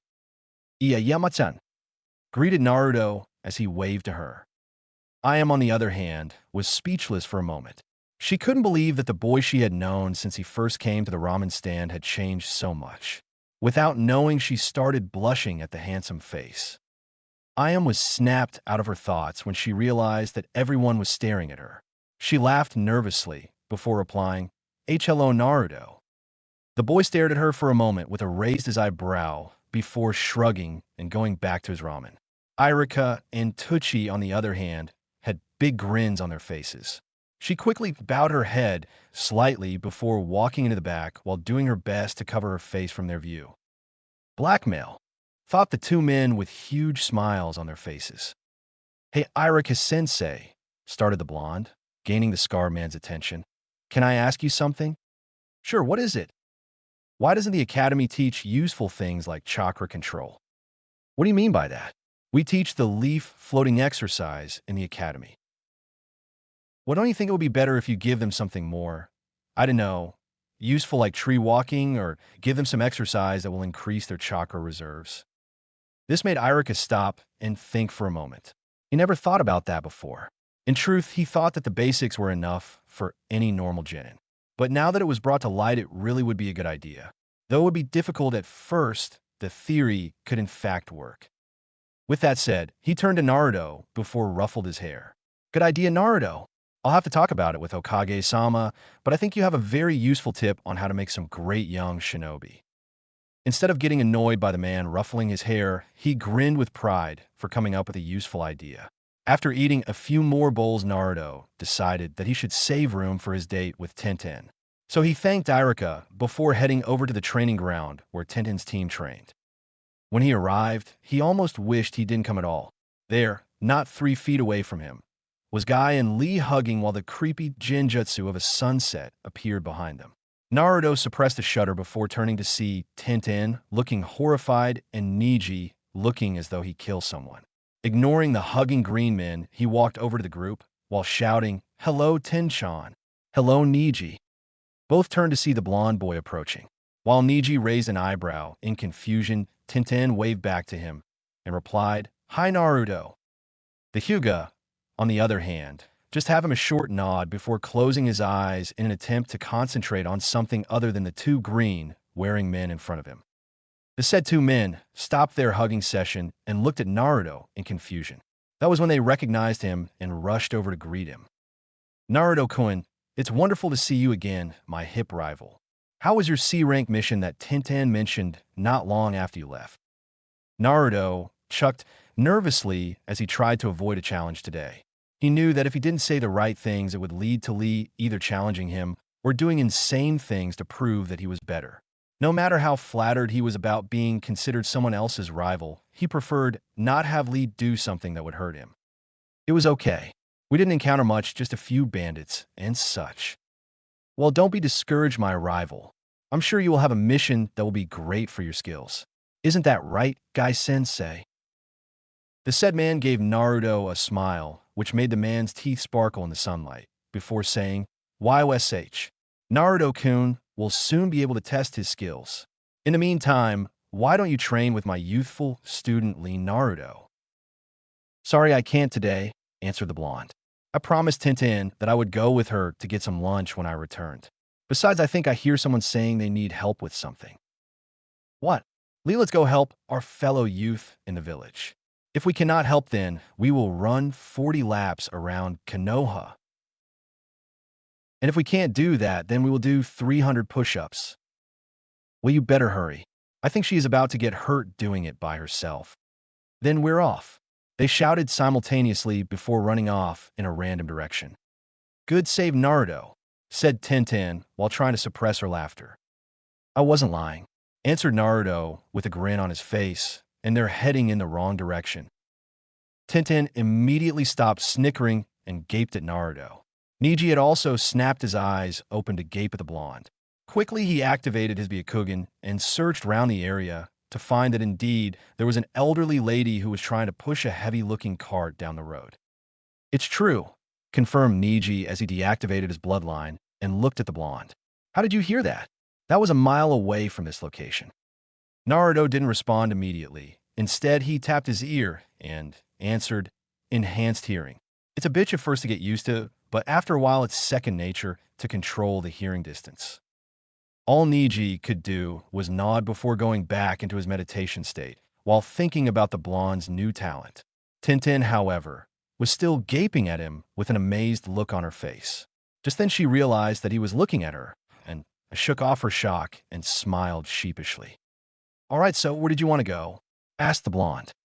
Tintin thought about it for a moment before walking over to him, grabbing his hand, and dragged him out of the clearing. "It's a new place that opened up about 2 days ago. It's not far from here, so I figure we should try it out." After walking for about 5 minutes, they finally arrived to a medium-sized store. It was a plain white building with red letters that read Hibachi Ichiban. The two walked into the building to see that not too many people were there. The restaurant had small black tables with matching black chairs with red cushions. The floor was made of white tile, while the walls were a white cream color. The two walked over to the counter and saw that a woman wearing a white apron with a red t-shirt standing there waiting for them. "Welcome to Hibachi Ichiban. How may I help you?" Naruto looked around the counter for a moment before he was handed a light blue menu. He looked up to see the woman smiling at him politely. He smiled back before taking the menu and searched for what he wanted. He felt Tintin looking over his shoulder and decided to place it on the counter so both could see. "I'll have the chicken with extra noodles and no vegetables, please." The woman nodded while writing it on a notepad before looking at Tintin. "I'll take the jumbo shrimp with extra rice, please." Again, the girl nodded and scribbled down the order before asking, "What kind of drinks would you two like?" "Water." "Svetea." All right then, the orders will be out in a few minutes. The two nodded and walked over to a nearby table, then sat down. As they waited for their meals, Naruto told Tintin the story about Wave and about his sword. He had noted that she was miffed that he wouldn't show her yet, but had promised to show her later. Though he did tell her about the change, he didn't tell her it was due to Taisho or Kyubi, but a bloodline that had awakened. He was about midway through his story when their food arrived. As the two ate, they heard the sound of the door chiming, and both turned to see something neither had expected. "Guys, what are you doing here?" asked Naruto as he looked at his team, along with Zabuza and Haku in tow. Kakashi looked back at the boy in surprise before he noticed that he was with someone. Instantly, I smiled at his student before saying, "On Naruto, I didn't know you had a girlfriend. When were you going to tell us?" Sakura looked back at Naruto in surprise. "Since when did this happen?" thought Sakura as she stared at the now blushing girl sitting across a flushed Naruto. "As she's not my girlfriend, Kakashi-sensei. What are you doing here anyway?" asked the still blushing blonde. Kakashi just shrugged before pulling out his orange book. "We came here to get something to eat." "Who are you anyway?" asked Sakura as she looked at Tintin. The said girl looked back at her with a raised eyebrow before answering, "Tintin. And you are?" "Haruno Sakura," answered the pink-haired girl as she gave her a fake smile inside, though inner Sakura was blowing a gasket. "That little hussy. How dare she take away my source of encouragement from me? I'll rip her pretty little face off for that. In any case, Naruto, we will be meeting tomorrow at noon for our daily mission." He then turned to Zabuza and Haku. "As for you two, I would suggest you find a hotel to stay at until you can afford your own place." "Hang on a minute." Pepe to Naruto as he looked over at the former, missing means, "My apartment complex has plenty of rooms in it. And since nobody else lives there, you can move in without much hassle or pay for a little while." "You sure the landlord doesn't mind?" asked Zabuza with a raised eyebrow. "Of course not. After all, you're looking at him," said Naruto with big grin. It was true, since the landlord hated him, he deliberately gave Naruto poor living conditions and also made Naruto pay twice as much on bills along with other things than normal. After having his home ransacked for the 4th time in 1 week, Naruto finally had enough and told the Hokage about what was happening. To make a long story short, Naruto had gained the land after the Hokage had stripped it away for the previous owner and was now entitled to the whole building. Zabuza only nodded his head and muttered a small thanks in return for the offer. Haku, on the other hand, had ran up and hugged the blonde for what he was doing, which made 2 of the females in the group glare at her, while Naruto blushed. After getting everything sorted out, Naruto and Tintin finished their meal, and Tintin had to leave. Naruto offered to walk her home, only for Tintin to politely decline on his offer, while telling him he needed to show his new guest to his apartment. After waiting for the group to finish eating, Naruto said his goodbyes to his team before guiding Zabuza and Haku towards his home. As they were walking, both noticed that the villagers were glaring in their direction, but were not being focused onto them and more onto the blonde in front of them. As they continued walking, Naruto turned through a dark alleyway. "This is a shortcut to the complex, just as a heads up," stated the blonde as he guided them through the alleyway.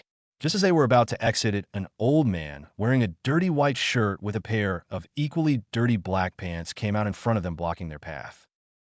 "What are you doing here, you brat?" shouted the old man. "Just going home, you old prick." "Why you?" Just as Zabuza was about to intervene, the old man stopped yelling and cracked up laughing, while Naruto followed suit. This action confused Zabuza and Haku as the two started patting each other as though they were old friends. "It's good to see you, Naruto. How's the ninja life?" "Fine uno guess. Though it's kind of boring at times, but you get used to it." "That's good, I guess. Word on the streets says that you had a C-rank mission. I take it you just returned since I haven't seen you in a while." "Yeah, well, you know how it is. I'm sorry for not telling you, but I had to see someone before I left." The old man just waved it off while saying no harm in that gaki. Getting annoyed, Zabuza cleared his throat loudly so as to gain the two's attention. Both looked back at him before Naruto straightened himself.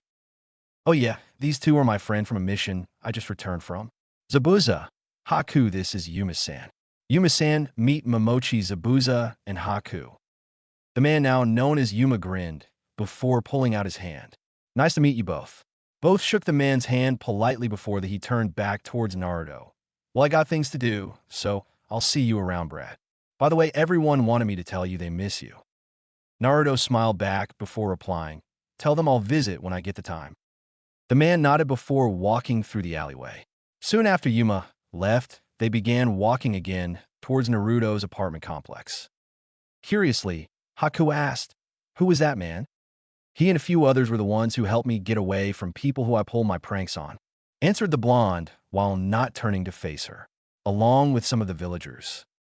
After a few more moments of silent walking, they finally arrived at the building. It wasn't much, just a simple 4-story red building with a green rooftop and pipes all around it, much like some of the other houses. He gestured them to follow him, and after going up a few flights of stairs, he stopped at one of the doors on the 3rd floor. This is your room, Zabuza.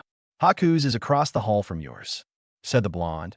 If you need me, I'm the first door you see coming up the stairs. With that, he quietly walked up the stairs and walked over to his door. After taking out his keys and unlocking the door, he kicked his sandals off and hung his cloak on his couch. He sighed as he looked around his apartment. In the past, he had nothing of any significant value in his home. But after his landlord had been stripped of his property, he had been able to have access to the man's own apartment.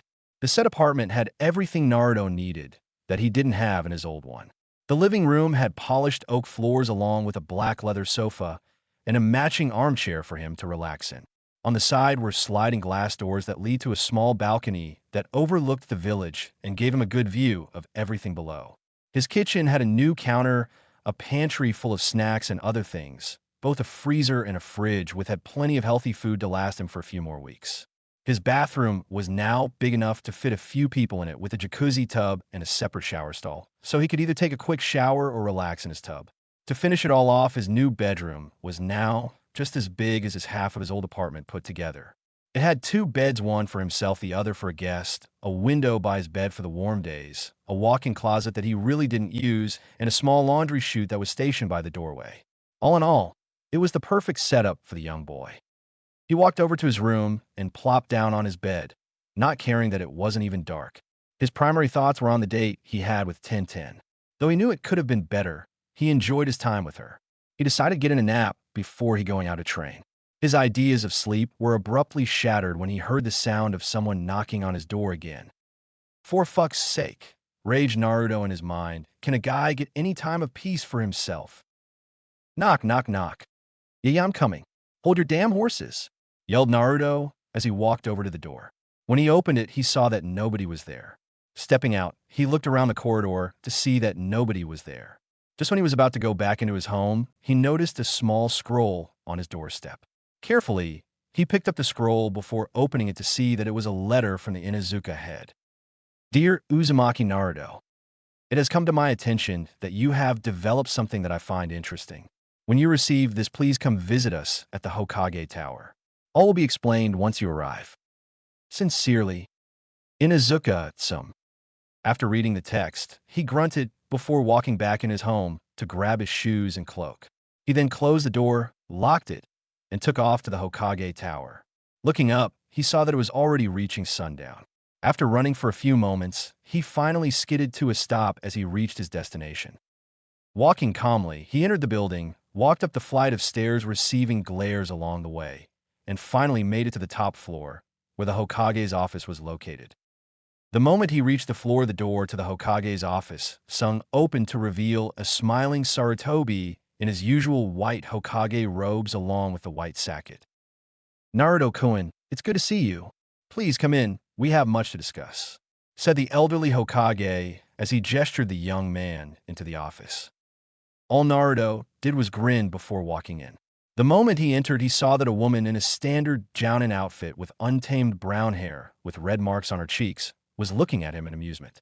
A moment later, the door to the office was closed, and Sarutobi made his way to his desk while he pointed to an empty seat in front of the desk. Wordlessly, Naruto sat down and looked at the Hokage in confusion. Normally, he would have just asked what this was about, but since he was already tired and he was trying not to act childish at the moment, he decided to remain quiet until after the man finished speaking to him. After a few moments of tense silence, Sarutobi finally spoke. Naruto, I was informed of your actions during your previous mission to Wave. All this did was make Naruto's eyebrow rise slightly. I was told by Kakashi that you had unlocked a hidden ability in that sword you carry. Also, he said that you had changed during your battle on the bridge with a young one named Haku.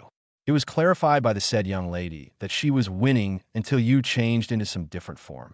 All I want to ask is if I may see this form and for you to explain any changes that may have occurred to the seal on your abdomen. Naruto nodded as he listened to the old man. He didn't argue, since it was bound to get out one way or another. He closed his eyes for a moment before relaxing his muscles. Taisho-san, please release my power for a moment, thought Naruto as he awaited the demon's response. He didn't receive a response. Instead, he felt a trickle of yuki flow through his body. To him, it felt like someone was pouring warm water down his body from the head down. As this was happening, Sarutobi and Tsum were slightly wide-eyed as they watched the blonde boy's appearance change.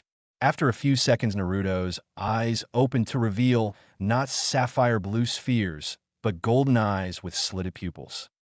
Kramo, Tsum's canine companion, snapped up from his place in the corner of the room and looked straight at him. Immediately, he ran over before making an attempt to bow to Naruto. Inu no Taisho-sama, how may I be of service? This did 3 things to Naruto. First was that it made him jump since the last time he checked, dogs couldn't talk. Second, it caused him to lose focus and made his appearance change back to his Hanyu form. Third was that it made him wonder why he was bowing and referring him to the demon in the seal. Sorry, you must have it wrong. Leader or dog demon, said Naruto while still curious as to how the dog was talking. The said dog looked back up at him with its one good eye and replied, Nonsense. Every generation has been told of your existence, and there is no possible way for you to have exactly the same scent and chakra as him. Okay, first of all, it's Yuki, not chakra. Second, how could you possibly know of his existence from this point in time? I mean, it's got to have been centuries since his time in this world. This was when Tsum decided to enter the conversation. Actually, I think it's something that all dogs have. They were told that whoever had possession of the Inu no Taisho's power is considered to be the leader of the dog clan. In this case, you're in control of our dogs to do with as you please. This bit of information came to quite a shock to the boy. Not only did he have the power of a demon, a sword of the said demon, but also the entire Inuzuka clan's dogs under his command if he wished. Which brings me to the other reason that you're here today, Uzumaki-san, continued Tsum. I would like to give you an invitation to becoming a member of the Inuzuka clan. What? Replied the blonde. The woman sighed before repeating it slowly. I, Inuzuka Tsum, offer you, Uzumaki Naruto, an invitation to becoming a member of the Inuzuka clan. Naruto just sat there in silence for a few moments while looking down at the floor. After a pregnant pause, he finally asked, why are you doing this? This had temporarily caught Tsum off guard since she didn't think he would ask such a question. She quickly regained her composure before answering, because I thought it would do you some good to have some better training with your new abilities and how to control them better. Naruto raised his head to say something only to stop at her next words. Also to have a chance at having a family that cares. As she said this, Naruto noticed a hint of sadness flash through her eyes. Though we wouldn't be your real one, we can at least give you the family you never had before. He stayed silent as the information started sinking in. His chance to have a family, a chance to feel welcomed, a chance to experience what having a family feels like. That was when he remembered the names of his parents were. Sarutobi watched as Naruto's mood darkened as he turned to face him. For a moment, he supposed the boy had disregarded the question and now had one of his own. And, like most times, he was right about the boy, as he asked, who were my parents? The elderly Hokage could only sigh before answering. I'm sorry, Naruto, but I can't tell you this yet. Why not? Yelled the blonde. Because both of them made me promise that I wouldn't tell you anything until I thought you were ready. And I am. I can take anything that comes at me right now. Anything that comes at me, I will take care of it, you know that. Can you defeat a Jounin without trouble, Naruto? Asked the Hokage as he raised his voice slightly. The boy stopped for a moment in regards to the question. He was about to answer when the elderly Hokage continued. Can you stop an Umbu squad on your own? Can you defeat something strong as or stronger than you yourself are? No, not yet you can't, and that is why I won't tell you about them. I know that Kakashi told you their names, but that is all I will allow to slip from him. Until I know you can handle the enemies that your parents left behind, then I will tell you who they are. That, on the name of the Hokage, I promise. Naruto clenched his fist as Sarutobi finished speaking. Though he did understand the importance of it, he didn't agree to how it had to be. So with a resigned sigh, he sat down and nodded his head. I am Sora Naruto Kropka, thought Sarutobi, but it's for your own good that you don't know yet. You still have to answer to Tsum-san's offer.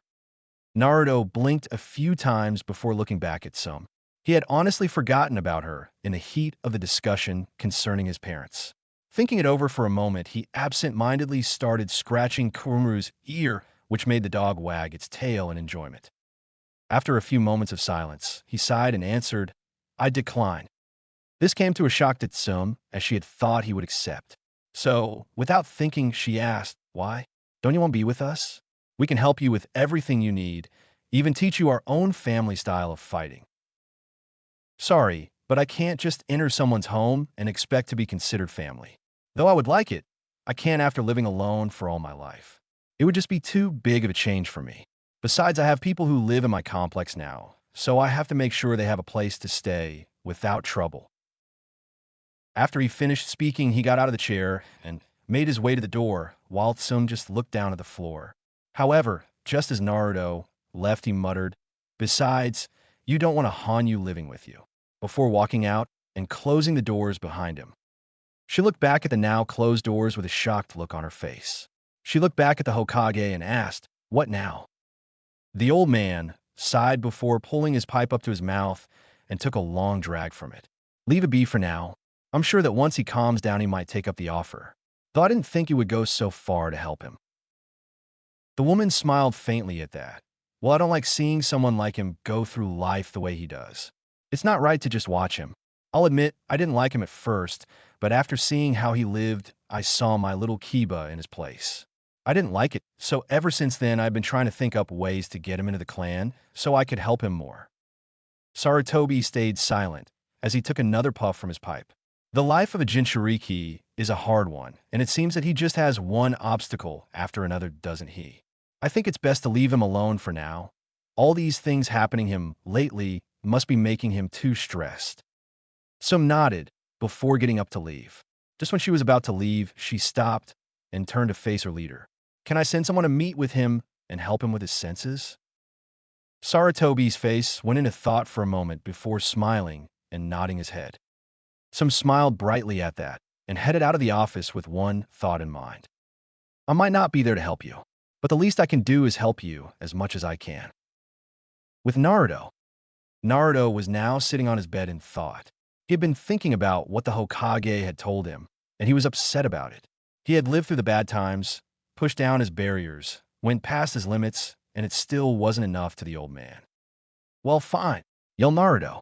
If Aji-san wants me to be ready, then I will be. I'll train until I can take down a Jounin, an Umbu squad, or anyone else who gets in my way. Just you watch. After he declared this, his stomach growled loudly, which made the blonde boy look sheepish. Right after I get me something to eat. Naruto had woken up early the next day, and after grabbing a bit to eat, headed towards the nearest training ground. When he arrived, however, he ran into a big problem. What the hell am I supposed to train in? Out of all his time since he had graduated the academy and meeting Tenten, he had only learned things that involved weapons and chakra control, simple trap making and basic sealing. Other than those, he didn't have much else to train in. He could do taijutsu, but without a partner or any form of style, it was practically useless to him. Though he could ask for Guy and Lee's help, he really didn't want to unless he had to. Jinjutsu was out of the question. Even if his chakra control had improved, it still wasn't even close to the standards for even a basic Jinjutsu. Then there was the possibility with seals, but that alone was a field too complex for him to handle. Finally, ninjutsu wasn't an option either, since he didn't have much in his arsenal other than Kage Bunshin, Hinge, and Kawarimi. Other than that, he didn't really have much else. What can I train in? Thought the blonde as he sat down on the ground and thought. After thinking for a while, he finally came up with something. He grinned to himself before taking a meditative position on the ground and focused. Mindscape. When he opened his eyes, he found that he was in a strange new environment. To be specific, it was a clearing in a forest with tall trees towering above him. Looking around, he saw that there was a small path in between the giant trees and decided to take it. After walking for a few moments, he came upon two small wooden huts. Raising an eyebrow at this, Naruto headed to the one on his left. After walking over to the door, he slowly opened it to see a sight that amazed him. On the outside, it looked like a small wooden hut that was relatively old. On the inside, however, the small hut looked like the inside of a five-star hotel. The floors were polished oak with cream white walls. The furniture consisted of two fuzzy armchairs and a large fuzzy couch in between. In the middle of all these was a bear-skinned rug with a small coffee table on top and a fireplace nearby. As he was about to continue searching, he heard someone say, it's rude to walk into someone's home unannounced." Naruto's body stiffened before slowly turning to see something most men would kill to witness. There, standing in front of him, was the form of Kyubi garb in only a red towel, which showed off almost every curve on her gorgeous body. Closing his eyes, he quickly turned away and tried his best not to have a nose bleed so as to not get pummeled by the said demon. All she did was raise an eyebrow at his actions before taking note of her state of dress. Sighing, she walked over to her room and got into a change of cloths. When she came back out, she was wearing a short-sleeved t-shirt with a pair of black sweatpants. She looked at him with a bored expression as he had yet to turn around. Sighing, she griped his shoulder and turned him around to face her. Before she could say anything, he quickly said, "Sorry, I didn't know what was happening, and I thought that this was Taisho's place or something." Kyubi giggled slightly before placing a finger on his lips to silence him. "It's fine. I understand completely, so don't worry about it, okay?" Once she saw him nod, she decided to ask, "What brings you here, Naruto?" With that said, Naruto nervously grinned and said, "I need training. So I decided to ask and see if you two could teach me how to transform quicker without me having come here all the time." Kyubi just thought about it for a moment before nodding. "Sure, I'm sure Makiba-chan wouldn't mind if I help you out. I can also give you something that could be of use to you in your training." With that said, she quickly grabbed his hand and guided him towards the door. "Let's hurry before someone finds you outside." Naruto could only nod as Kyubi led him towards the other hut. As they approached, Naruto noticed that this hut didn't look that much different from the other. The only difference was that this hut didn't have a door, but a curtain that blocked the doorway. Kyubi either didn't care, or did this often because she just walked through the curtain and yelled, "Makiba-chan, we have a guest." Naruto looked around and noticed that the difference between the two huts was very noticeable. Taisho's was set in an old feudal Japan type of fashion more than normal times like Kyubi's was. His floors consisted of tatami mats, while 3 separate pillows and trays were stationed in the middle. Not far away was a small kettle was positioned over a few bits of firewood. So far, the place looked rather comfy, and it had a lingering aura of calmness. Just as he was finished observing the portion of the home, Taisho came out from another curtain while looking mildly annoyed. "I told you to refrain from referring to me in that way." Kyubi just grinned at him and said, "Since when did I listen to anybody? Anyway, Naruto here has something he wants to ask you." "Yup, do you think you can help me get your Yuki out quicker so that I don't have to focus so much to get it?" said Naruto while scratching the back of his head. Taisho only nodded before saying, "There's no harm in that, I suppose. It would be useful until you can perform it on your own without my assistance." "What do you mean?" "I am merely granting and guiding my Yuki to you. Once you grow accustomed to it, you will no longer have to rely on me to gain access to my power. So after I get used to it, I don't need to ask you for it?" "Correct. Is it the same case with you, Kyubi-chan?" The vixen blushed slightly before answering, "Unfortunately, no. Unlike Makiba-chan's Yuki, my chakra is too chaotic for you to control on your own. His Yuki is more tame than mine due to the sword you carry." She pointed at Tesega. "That sword is meant to control the demonic energies that flow through you, and while it surpasses mine, it strengthens the Yuki flowing through you." "Why is that?" "Because that was its original function that I had Totosai create with the blade. The point of the matter is that as long as you are in possession of that blade, you can control my Yuki until I believe you are ready to use my Yuki whenever you please. Naruto nodded and looked at Taisho with a determined look in his eyes. When do we start? The moment you awake. Before you go, Naruto, said Kyubi, I want to show you the technique I want you to learn. It's one of the only techniques I know of that doesn't require my chakra to perform. What is it? All she did was raise her hand and snapped her fingers. The instant she did, a light blue flame appeared on the edge of her finger. This is called Kitsunbai. It's a very deadly flame that can burn through almost anything. At one point, this flame was one of the weaker techniques in the Kitsune clan and was an art long forgotten. I, however, kept this ability, and as I grew in power, so did the technique. To humans, this feels like a regular fire, while to a demon, it feels like nothing. But as you progress and train with it, it will become a very reliable weapon for you. Naruto, for his part, was speechless at this. As he watched Kyubi wave the flame through the air, he couldn't help but gawk as she threw it at a nearby tree and watched it almost melt the trunk before it even got close to it. Wow, was the only intelligent reply he could give at the moment. Kyubi giggled lightly at his awestruck face while Taisho chuckled a little. I think it's time for us to bid you farewell, Naruto-san. Shaking out of his daze, he looked back at them and asked, how will you two teach these things to me? We will simply speak through you telepathically. You can do that. I've been able for quite some time now, since the day you left for that mission you recently returned from. So that was you, huh? Muttered Naruto when he recalled hearing his voice that day. Correct. Now I think it's time for you to go. You will need to begin now before you must meet your team. All Naruto could do was nod and notice that the world around him began to fade until it was no longer visible. Real world. Naruto's eyes snapped open before he closed them to block out the sunrise. After adjusting to the light, he got to his feet. Now how do I contact Taisho? You call, said an amused voice in his mind. This, of course, made the blonde jump, not expecting him to answer so quickly. Don't do that, raged the blonde. Please don't speak out loud. Speak through your thoughts so you may avoid suspicion. How's this? Perfect. Okay, so how we do this? Simple. You will receive a small ounce of my Yuki. Afterwards, you are to tell the difference between your chakra and my Yuki. That sounds pretty hard. How long do you think this will take?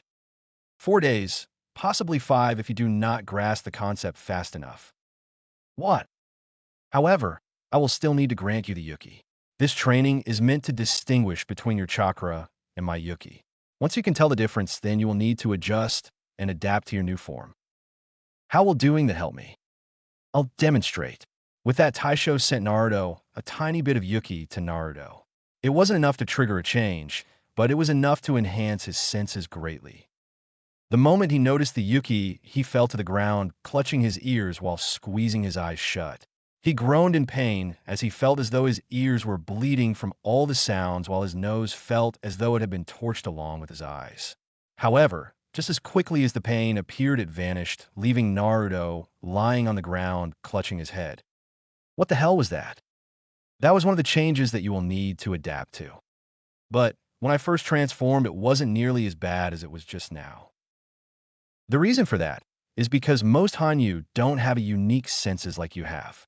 It is true that some yokai and even Hanyu have them because of them being an animal type of yokai or Hanyu. So in this case, I have the senses because of you two being sealed inside me. Correct. So to begin your training, you will need to learn how to adapt to your new senses. Is there any other way to do this? Would you rather proceed with this type of training at your ninja academy? Good point. Those kids tend to be very loud at times. I thought so. It's now time for us to begin. With that said, Naruto felt as though warm water was being poured down his body again. After feeling the warmness stop at the bottom of his feet, he opened his eyes, only to close them again. Damn that sun. After opening his eyes a few times, so as to let his eyes adjust to the bright light shining into the clearing, he glanced round and noticed that he could see all his surroundings a lot clearer than before. He could hear the sound of an animal attempting to go around him, and he could smell that it was deer. Now, tell me what you felt as you transformed. It kind of felt like warm water going down my body from head to toe. Good. I am now going to stop the flow of Yuki that is going through your body. Afterwards, I want you to try and bring out my power and transform. How do I do that? Simple. Focus on the warm water you were referring to when you transformed. You already have my permission, so all you have to do is grasp it. Nodding his head, Naruto closed his eyes for a moment before focusing on the warm feeling he felt earlier. Though it sounded easy, it really wasn't. The fact that he just didn't feel it like before was bugging him to no end. Yet he didn't stop. He continued to focus on trying to release the Dog Lord's power, only to fail every time. After a good 30 minutes of trying, he finally heard a new voice enter his mind. Naruto, you're not focusing hard enough. Huh? Kyubi-chan. Yeah, it's me. Mikiba-chan let me take over for a few minutes. And didn't he tell you not to talk to us out loud? You might freak someone out. Sorry, Kyubi, but this little task is starting to get annoying. Understandable, I guess. After all, after being so used to human chakra for so long, you still have to learn the basics about Yuki. Basics? Are you telling me that this is basic training I'm doing? For a mortal turned Hanyu, yes it is. So since you were having such trouble, I decided to lend you some help. What do you get out of doing this? Nothing, but it beats being bored. I would rather help you out than to sit and do nothing all day. All right, Fine. How do I do this? First think back to when you transformed both times. How will that help me? Emotions are the key to most things. For example, when you thought Sasuke died that day on the bridge, you transformed, correct? Yeah, but the other day when I transformed, I wasn't sad or enraged.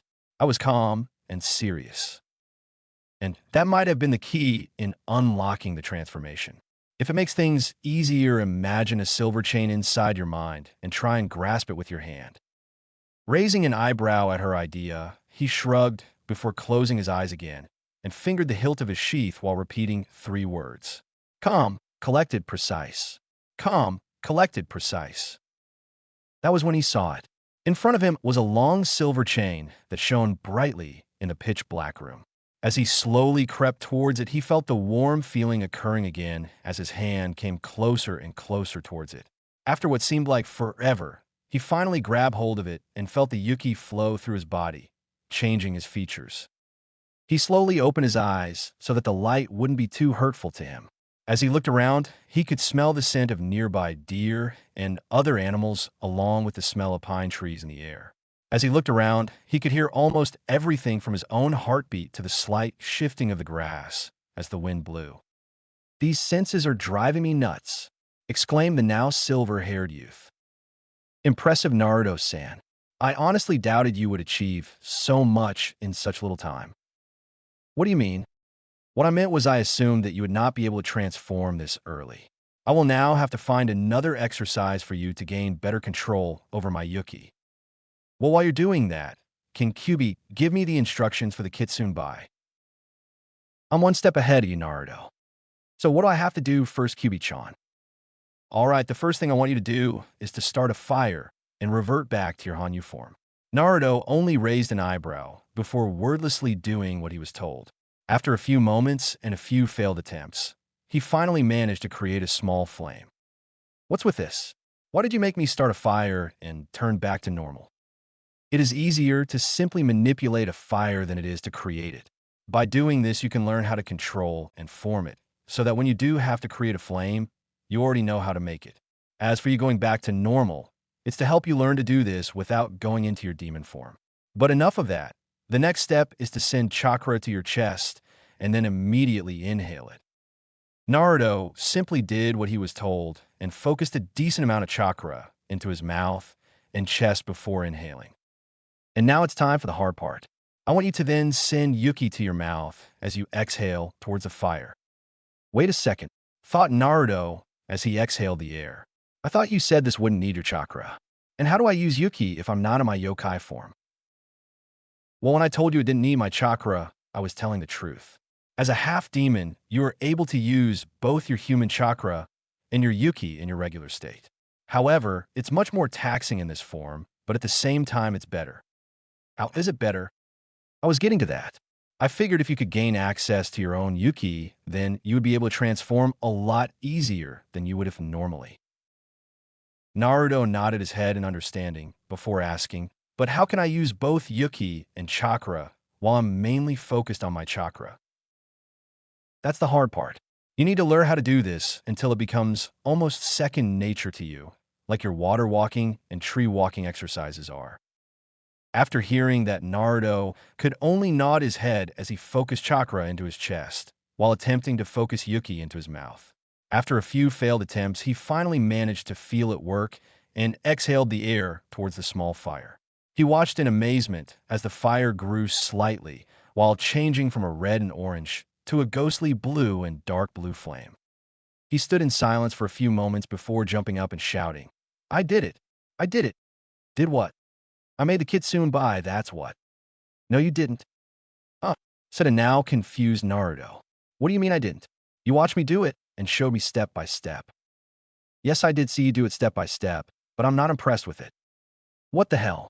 I'm surprised I even managed to do it at all, and now you're going to tell me I didn't do it right." "I never said you did it wrong, Naruto. I'm just saying that in order for you to continue further, you're going to need to make that small flame stay like that permanently. Look for yourself." Curiously, he turned to see the once blue flame was now back to into original color. "Oh, so once I get that flame to stay blue, then I can continue?" "Yes, but you must learn to also bring your Yuki out quicker than you did before. I won't let you continue until you can keep the foxfire alive in this world and get your Yuki out quicker, understood?" "Haiki ubi-chan." "Good, now get going. You've got a team to meet in about 30 minutes. "What?" yelled the blonde before he ran from the training field, kicking up dust and dirt in the process. That was how things went for the next month and a half. He would wake up, eat, and then do a few morning exercises, such as sense adjustment and kata study before spending 2 hours reverting from his Hanyu form to his yokai form in the middle of battle with his clones.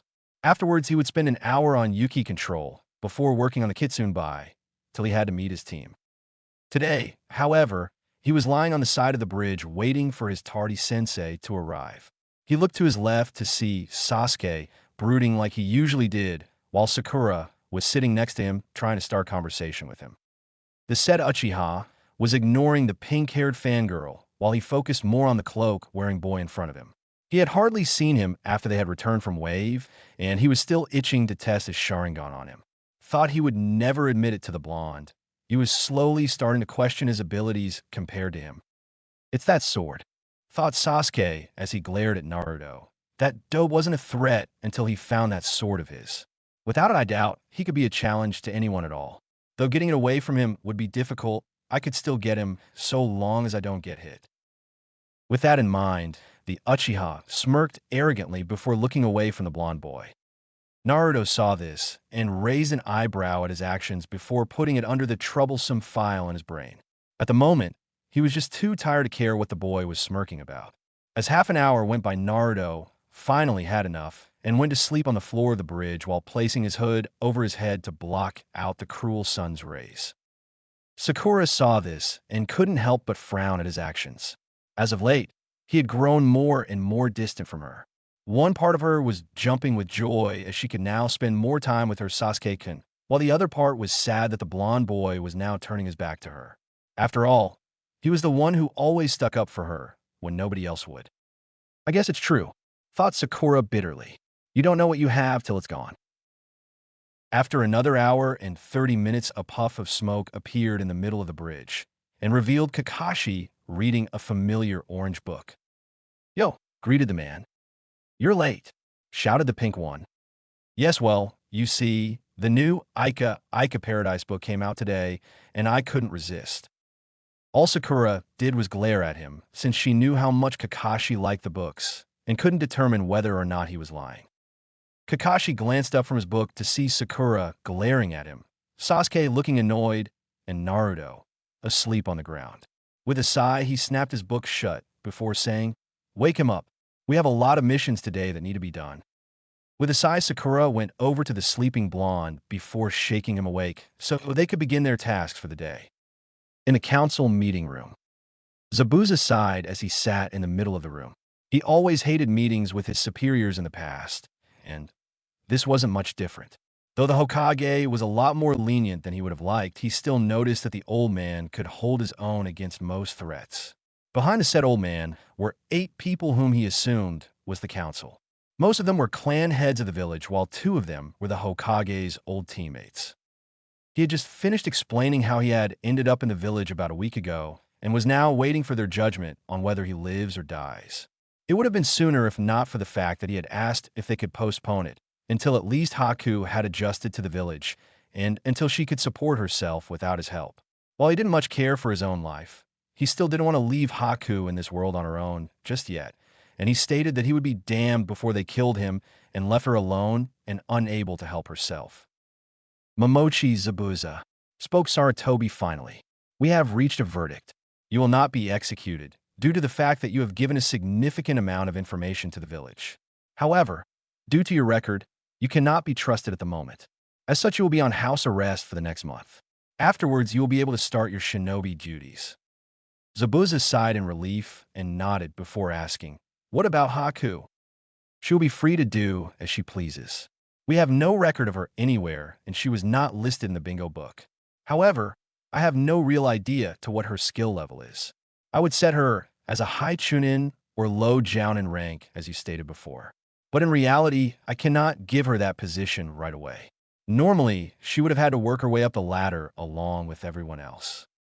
"You mean she will have to start as an academy student?" Saratobi just chuckled lightly. "Heavens no. Remember I had said normally she would have. But since she is a great asset in both combat and medical fields, it would be unwise to do such a thing. So we have decided that she will be a part of the medical field, while also receiving the rank Chunin. Normally we wouldn't do this, but since medics are becoming harder and harder to obtain nowadays, it would be foolish to not let such a useful medic join our ranks. This also is the same with you, since you are too useful to be a mere Chunin guard or anything below Jounin. In short, you're both an asset to us, and we could use all the help we can find." Zabuza sighed in relief, as he didn't want to have to tell Haku that she was starting from scratch in the village. He was also grateful that he could keep his position as Jounin and not have to do those boring missions like guard duty and such. He looked back at the smiling old man and could help but thank Kakashi for offering them to Konoha. "Thank you, Hokage-sama," Zabuza said, as he placed his clenched fist on the floor and bowed to him. The old man just waved it off. "You are dismissed, now Zabuza-san. And also take these." Zabuza looked up to see an umbu holding 2 green flak jackets along with 2 Konoha Hitayate. He grabbed both items from the umbu before nodding and walking out of the room with 3 umbu escorting him back to his apartment. Once the door closed, everyone turned back to the Hokage, who had just lit his pipe. "Now that that's finished, we have some important business to attend to." "Like what?" asked Narashikaku. Saratobi took a long drag from his pipe before answering. "Kumo has sent a Genin team this year for the Chunin exams." "What?" yelled Hayashi. "Are you sure?" "Jiraiya is the one who sent me that bit of information. He also says that a Jinchuriki is among the 3. All of them shuddered at the thought of Kumo having a Jinchuriki on their side. They knew the results it could bring if the child happened to go on a killing spree around the village, and Kami knows that was the last thing they needed. And it also appears that the Kazekage is sending his children this year as well. After he said this, he could practically feel the tension in the air. The council had known for the longest time that the Kazekage had sealed a Biju into his unborn son and were reluctant to trust their so-called allies. "We must keep a close eye on both of them at all costs then," said Aburame Shibi. "Agreed," replied Saratobi as he finished another drag. "That is why I have most of the nearby Chunin keeping a close eye out for those teams. However, I want you all to keep an eye out as well, just in case." All council members nodded their heads simultaneously. With that, all of them took their leave as the meeting was adjourned. Looking over at his desk, he pressed the button on his intercom and said, "Naya-chan, could you please send out messenger hawks to gather all Jounin?" "Hi, Hoka-sama," came the reply. The elderly Hokage sighed before opening a drawer on the side of his desk. He reached in and pulled out a very familiar orange book while giggling slightly. "Now, what did I leave off?" Back with Naruto. Naruto groaned as he and his team walked down a dirt path. I hate these missions, he grunted out. For once, I agree with you, Dope, said an annoyed Sasuke. Oh, come on, it wasn't that bad, replied Kakashi as he read his book. That's coming from someone who just read his book the whole time and didn't help at all, muttered a grumpy Sakura. Kakashi could only chuckle nervously at the statement before going back to his book. As they continued walking, Kakashi couldn't help but smirk slightly under his mask. After almost a month of being together, they could now stand each other better than when they first started out. It wasn't much improvement, but it had improved nonetheless. Beforehand, Sasuke wouldn't have said anything, and Naruto would have been acting a fool the whole time, and Sakura would pound his head into the ground. Now, though Sasuke would say a tiny bit more than he used to, Naruto kind of mellowed out slightly and was not as loud anymore, and Sakura wasn't as violent towards her blonde-haired teammate as she used to be. Overall, the three were slowly getting better in terms of getting along. Just then, the sound of a hawk could be heard, and he knew what the meaning of that hawk was. Is it that time already? Thought Kakashi as he snapped his book shut. All right, you three, we're done for today. You can go on and do what you wish. The moment he finished that sentence, he puffed away in a plume of smoke. Hokage's office. Kakashi appeared in a puff of smoke to see almost all of the Jounin and Chunin already waiting in the room. Wow, seems like I was the last one to see the hawk.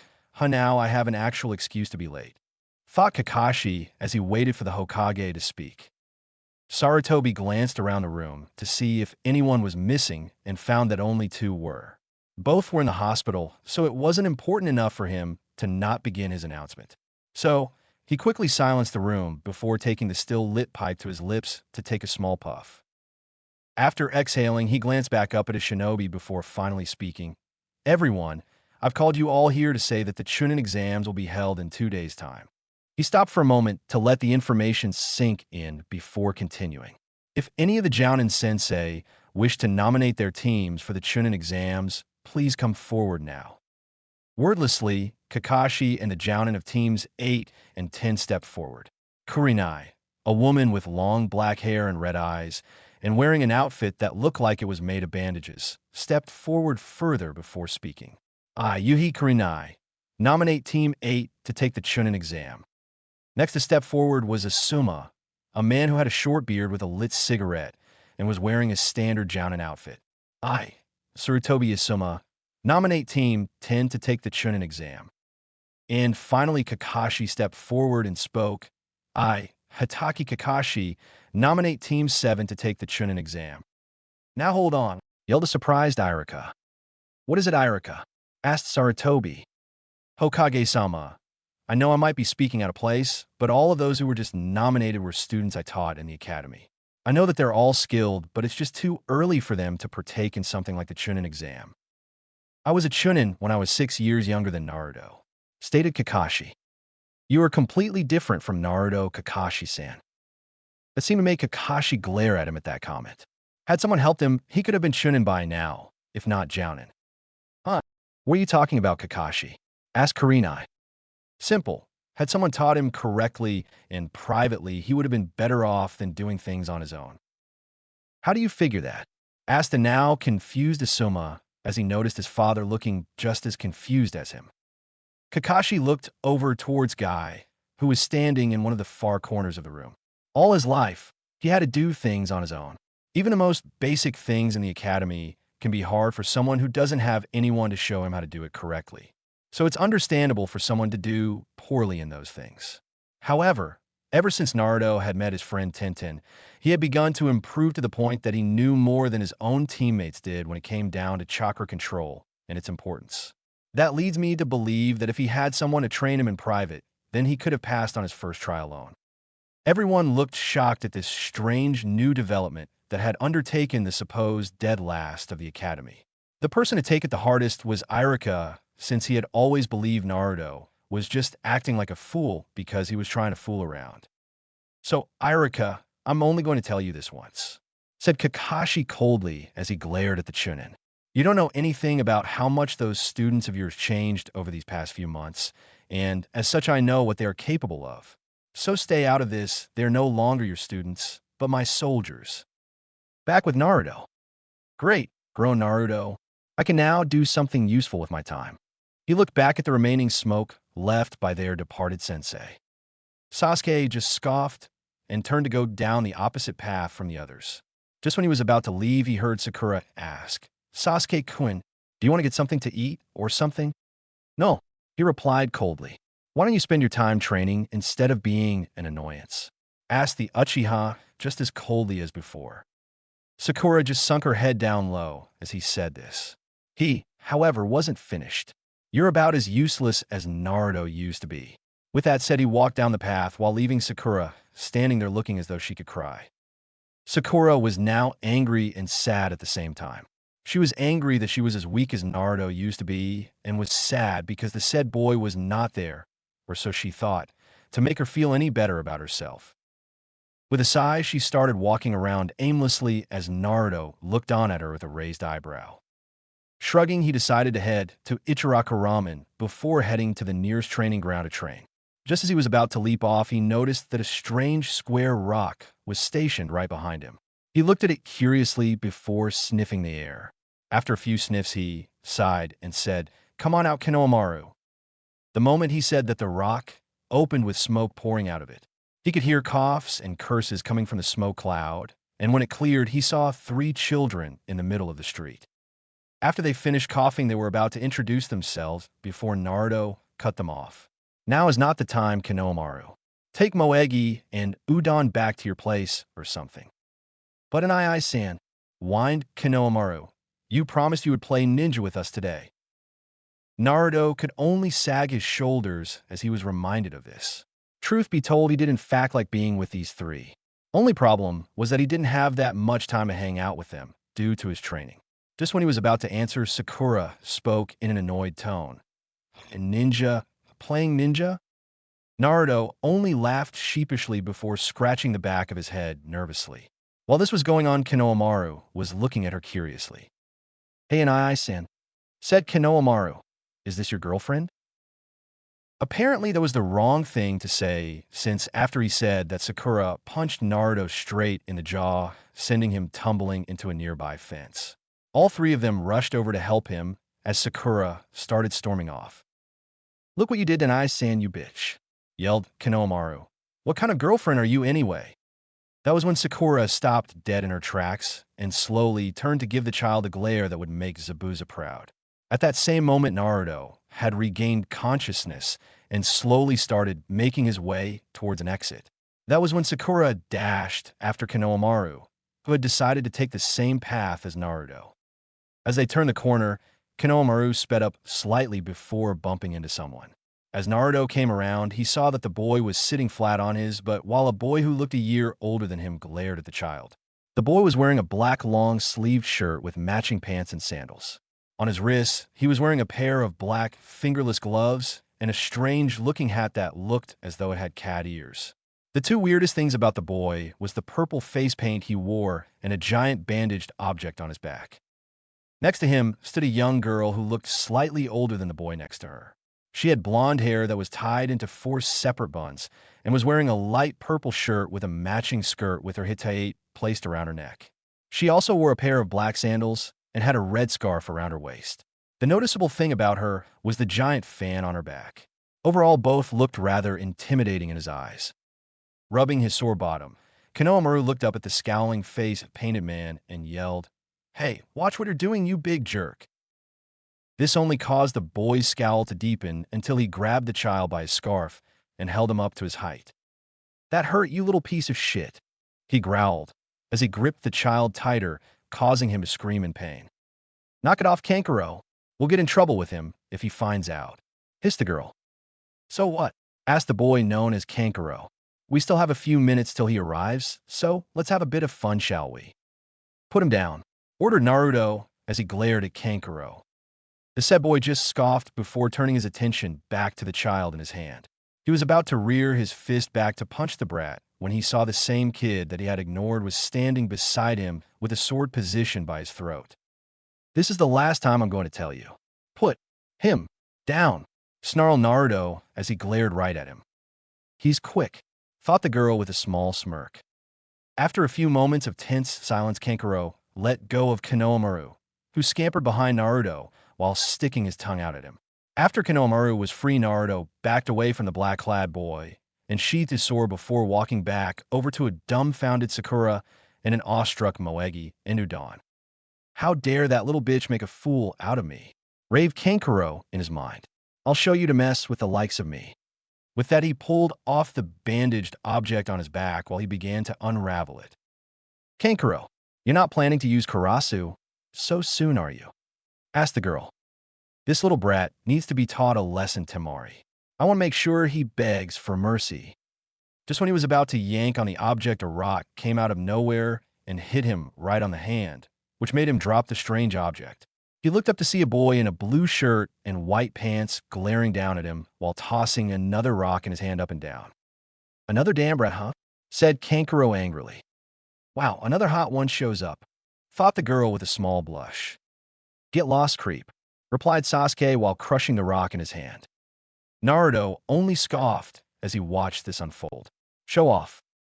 Kankuro, knock it off, ordered a new voice.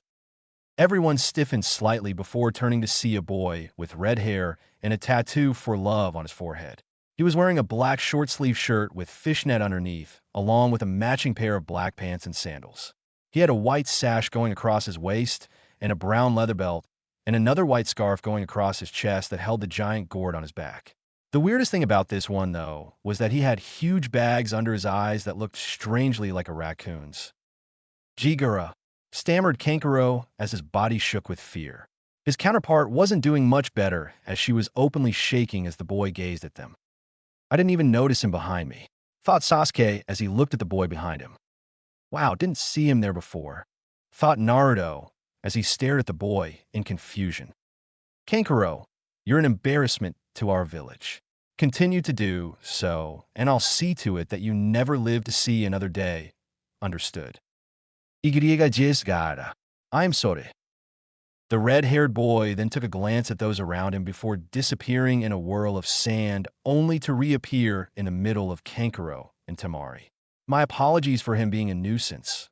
We must be going now. Wait a sec, said Sakura. What are Suna Shinobi doing here in Konoha? Clueless little girl. We're here to partake in the Chunin exams, but it seems we got here a little early, said Temari smugly. Huh, so that's what Tintin was talking about, mused Naruto as he gained a thoughtful look. What do you mean? Asked Sakura with a raised eyebrow. Well, from what I know of, the Chunin exams are for ninja who are considered the best and partake in the event to gain the rank Chunin. Supposedly, it's to improve relations with other villages and to raise the shinobi level. At least, that's what Tintin told me. Oh, so this is just some test to gain a rank. Yup, at least I think. You pretty much got a kid, praised Temari. So, I take it you three are here for that exam? Asked Sasuke, who landed beside Sakura. Yeah, though we pretty much know we're going to pass this stupid test without problems, replied Kankuro smugly. Overconfidence get you killed, you know.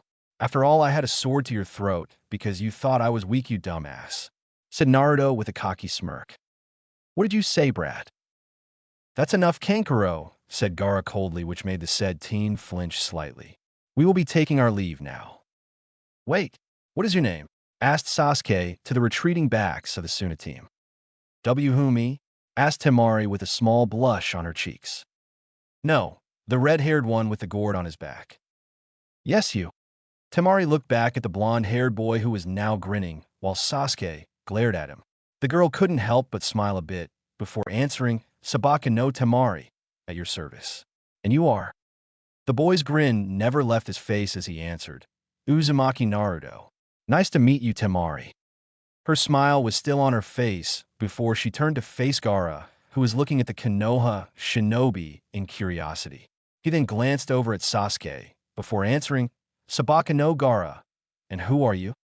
Uchiha Sasuke. Very well, I hope to see you in the exams. With that, he turned to walk away, followed by his two teammates. As soon as they were out of sight, Sasuke turned to face Naruto and glared at him. What was that about, Do? Said boy just shrugged. Hey, just because you want to be an asshole doesn't mean I do.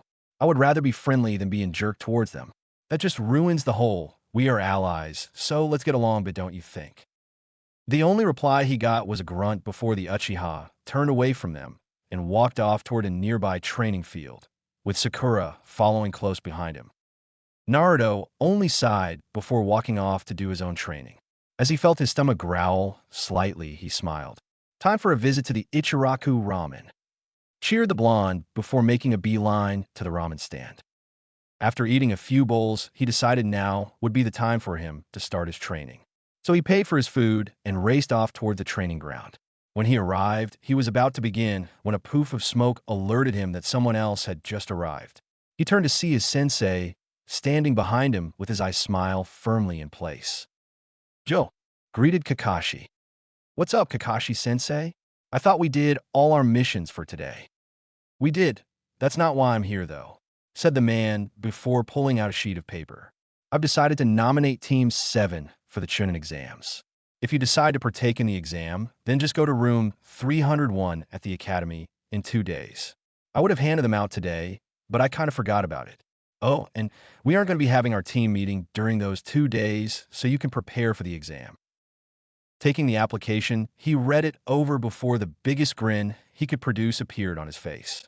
He quickly looked up to his sensei that was already holding a pen out for him. Naruto quickly signed it and handed it back to the man before he waved him goodbye and puffed away. The Chunin exams. Finally, I'm starting to get closer to my dream. Less daydreaming and more training, Naruto, said the familiar voice of QB. "Oh, come on, I just got signed up for the Chunin exam. Can't I let myself relax for a bit so I don't waste too much of my energy?" He whined. "Do you want me to cut off circulation to your arms and legs and make you miss the exam?" "No." "Then get a training before you piss me off." "Yes, Q-chan." Inside the seal, QB grinned while Taisho just shook his head at her actions. 2 days later, as Naruto walked to the academy, he couldn't help but curse the fox that resides in the seal on his stomach. The sadistic bitch had decided to up his training and forced him to try and make the Kitsunbai out of thin air. Poor Naruto got scorch marks across his hands with each attempt, only to try again once they healed. Just when he was coming up on the academy grounds, he noticed that Sasuke and Sakura were already waiting for him outside the doors.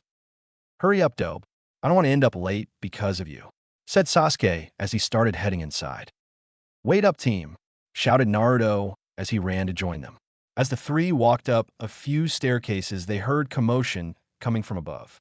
When they finally got up the stairs, they saw that a bunch of genin were stationed outside the designated doors with 2 other genin blocking the doorway. "Come on, let us through," shouted one of the genin angrily. "Get lost, you brats. The Chunin exam ain't easy. We've even failed it 3 times in a row. Those that take this exam either quit being a shinobi or die in this exam. So, in a sense, we are helping you guys out," said one of the genin. "Please just let us through," said a girl that Team 7 recognized. "Ten," questioned Naruto with a raised eyebrow. "Didn't you hear me?" said the genin as he reared his fist back. "I said get lost." He finished as he punched the girl on her cheek, sending her to the floor. Ten, yelled a worried Naruto as he ran over to help his friend up form the floor. "You'd better get lost, otherwise my teammate might just end up killing you by accident," warned Sasuke as he eyed Naruto cautiously. "And before you leave, why don't you drop the Jinjutsu so we can be on our way?" The genin's face showed surprise for a moment before he smirked. "So you saw through it, did you?" The Uchiha only scoffed before answering. Sakura noticed at the moment we got here. This made Sakura beam with the praise she was getting before saying, "Yeah, it's obvious since we're only on the 2nd floor." The instant she finished that statement, the room number on the wall began to fade until it returned to its original number. "Impressive," said the genin, "but all you did was see through it." He finished as he sent a kick directed at Sasuke, who went to kick the opposing genin as well. Someone had other plans since a boy in green appeared between the 2 of them and caught each kick in midair. "Now is not the time or place to be fighting each other," said the boy calmly as he let both of their legs go. That guy caught both kicks with his hands. What kind of chakra is in his arms? Thought Sasuke with a raised eyebrow. "Hey Lee, what happened to the plan we agreed on?" asked a boy with white pupilless eyes. "You're the one who said we shouldn't draw attention to ourselves." "Lee, Niji," So you guys are taking the Chunin exam after all, said Naruto excitedly. Both Lee and Niji turned to face the blonde. Once they saw him, Lee smiled brightly while Niji just gave him a short nod of acknowledgement, then turned his attention back on Lee. Well, Lee blushed slightly as he turned to face Sakura, while Tenten just shook her head along with Niji and Naruto. Here it comes, thought all three dryly. Hello, my name is Rock Lee. Let's go out sometime, and I promise I'll protect you till I die, said the green-clad boy while smiling at her. No way in hell. You're just too lame, was her reply. This made Lee's shoulders slump as he stood there with tears going down his face. Oh, come on, Sakura-chan, he's not that bad. Hell, at least he's got a personality unlike White Eyes over here, said Naruto while pointing his thumb at Niji. Watch it, Naruto, replied the boy through gritted teeth. See nothing. That was when Niji caught sight of Sasuke and turned to face the Uchiha. Hey, what about you? What's your name? The said Uchiha just scoffed before replying. When you want to get someone's name, the least you could do is give your own first. This made Niji glare at him, then turn away from him to walk back to his team, who were happily chatting with Naruto. Baka, let's go. We don't want to be late, yelled Sakura before walking down the hallway behind Sasuke. Naruto only laughed sheepishly before saying a quick goodbye and catching up with his teammates. Tenten's fist clenched as she watched the three leave and had only one thing in mind. That bitch better watch what she says to him. Tenten asked Niji curiously. Let's go, we have to get going before the exam starts. Oh, right, let's go, said Tenten as she turned to walk down the hallway. When she noticed that Lee wasn't moving, she raised an eyebrow and asked, You coming or what? The boy looked back at her for a moment before looking back in the direction that Team 7 had left and said, You two go ahead. There's something I've got to take care of first. Just as she was about to protest, he vanished in a burst of speed. Sighing in frustration, she followed her teammate, who was also irritated at Lee's actions. With Team 7. Damn it, where the hell is that room? Said a frustrated blonde. Shut up, Baka. We're only going this way, so that we don't have to get involved with any more teams. Scolded Sakura as they walked down the empty hallway. As the team approached a nearby staircase, they saw the same boy who had stopped Sasuke's kick was standing on the next floor with a serious look on his face. You, the one with the black eyes, called Lee. I wish to fight you. This caused the whole team to look at the boy in surprise at the challenge. To prove his point, Lee jumped over the railing of the balcony and landed in front of them before straightening himself into a taijutsu stance. My name is Rock Lee, he stated seriously. As you said before, if you want to get someone's name, the least you could do is give your own first. Am I correct? Sasuke smirked and replied, Uchiha Sasuke. So it's true, you're the rookie of the year everyone's talking about. It would be an honor to fight you. Wait a minute, intervened Naruto, much to Sasuke's annoyance. Lee, what the hell do you think you're doing? Don't you know we only have 15 minutes till the exam starts? If we waste too much time, then we all fail. Be quiet, though, snapped Sasuke as he took up his own taijutsu stance. This fight will be over with in less than 5 minutes. No, it won't, muttered Naruto before sighing. Fine, but don't say I didn't warn you. Sasuke ignored the blonde as he kept a close eye on his opponent. Just then, the boy charged towards him before sending a kick at the Uchiha's chest. Sasuke easily parried the blow and went to punch him, only to be surprised as the boy was now crouched on the ground and made an attempt to sweep his feet out from under him.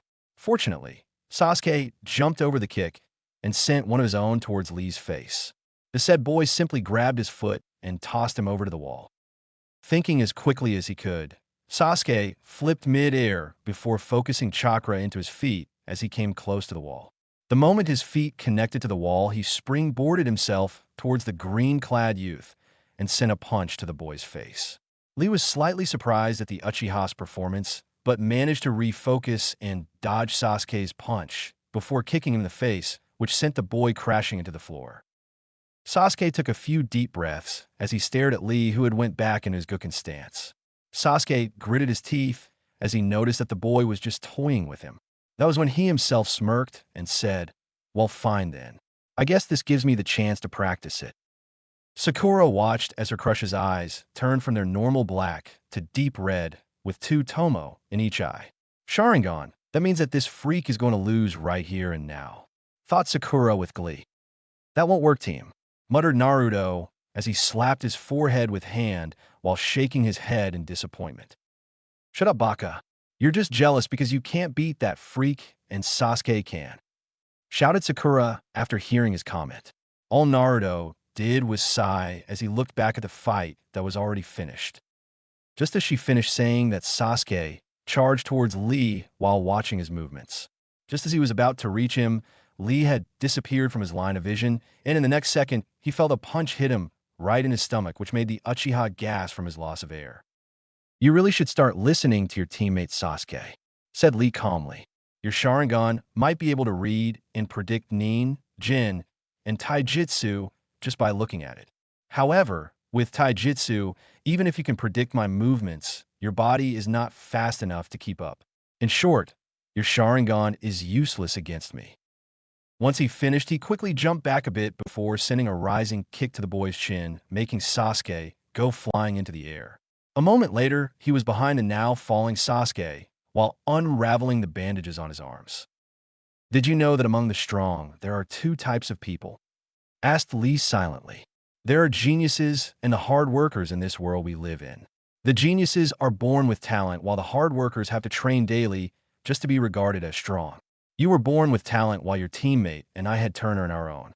Today, Uchiha Sasuke, I will prove that hard work can surpass any genius with this technique. Oh shit, panicked Naruto as he prepared to jump in and stop the fight. Lucky for him, he didn't have to, since a random pinwheel came out of nowhere and pinned one of the bandages to the wall. After Lee noticed the pinwheel, he quickly stopped his attack and landed silently on the ground. Sasuke, on the other hand, was still falling towards the ground until Sakura managed to catch him before he hit the floor. Naruto, however, had his focus on Lee, who was looking in shock all around. Just then, a loud puff was heard, and all present in the room turned to see a large turtle sitting a few feet away from Lee with a heated glare directed towards the boy. Lee, you know that technique is forbidden?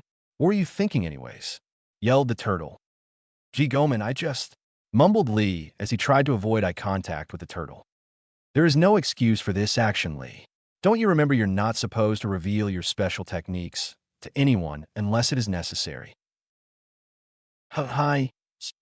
So, are you ready for the consequences for your actions? Hi. Very well. With another puff of smoke, a familiar man in green spandex appeared on top of the turtle's shell while giving the most ridiculous pose anyone had ever seen. Hello, fellow youths.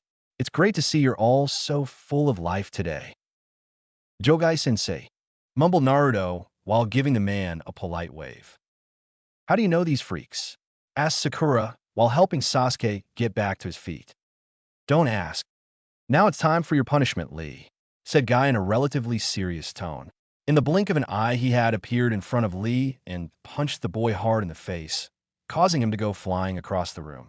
This made 2 out of the 3-man team look at Guy in shock, while the third just started muttering about overreacting to stupid things.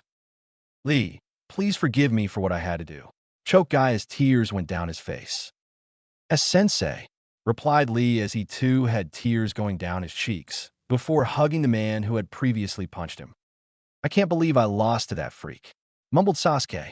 Naruto, on the other hand, was laughing his ass off at the emo boy's expense, and yet he was glad to note that this fight had significantly dropped the boy's ego down a few pegs. After the hugging session ended, Guy stood and looked over at the 3 who were standing over to the side and noticed Naruto amongst the 3.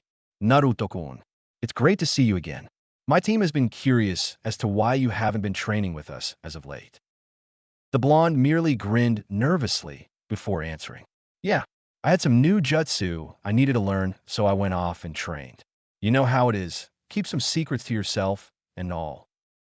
Sasuke glanced at his teammate with mild curiosity, while Guy nodded his head in understanding. True that most ninja had tendency to keep things to themselves, and Naruto was no exception to that matter. What jutsu could he have learned that would make him want to do it in secret? Thought Sasuke. Out of all the times he had seen Naruto, whenever he learned something new or something relatively usable, he would never try to keep it to himself. In fact, he would most likely show it to the world if he had the chance. Hell, if anything is Oiroke, no jutsu was proof of that. So to have the blonde try to keep something secret was something that was either very powerful or very strange. "So how's Kakashi doing?" asked Guy curiously. "You know Kakashi-sensei?"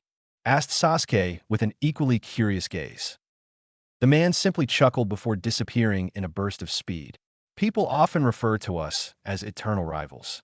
50 wins and 49 loses, which makes me stronger than Kakashi," said Guy from behind the group. All members turned to face the man in mild shock and surprise. Sasuke clenched his fist at the mere thought of someone as strange as him being better than his sensei, considering that his sensei had a wide reputation. "Well, I had best not keep you four caught up any further since the exam is to start soon. I wish all the best of luck. Also, Lee, once this exam is over 500 laps around Konoha." With that, the man disappeared in a puff of smoke along with the turtle. After quietly re-raveling his bandages, Lee gave the three a small bow before taking off to the exam room. The three-man team stood in silence for a few moments before it was broken by Naruto, who snorted. "Got something to say, Dobe?" asked Sasuke as he glared at his cloak-wearing teammate. "Yeah, you're a dumbass for accepting that challenge." "Naruto, watch what you say to Sasuke-kun before I dash." "Shut up," interrupted the blonde coldly, which shocked both members of his team. "I'm not joking around right now. At this moment, I'm very pissed off at both of you. I warned you that you would lose if you fought him, and I knew that because I had seen both you and Lee fight plenty of times. Had he finished that attack on you, Sasuke, he would have most likely either killed you or severely injured you to the point that we wouldn't be able to partake in the Chunin exam. And Sakura, if you would have just listened to me and not put blind judgment on the fight, you should have supported me instead of against me.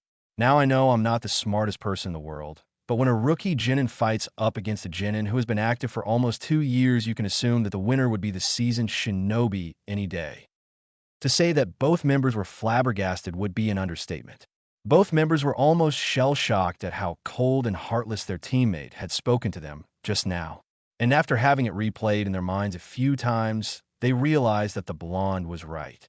Sasuke was being foolish and arrogant, and Sakura was blinded by her crush that she failed to see that not only was time not on their side, but that the boy was indeed faster than her crush was.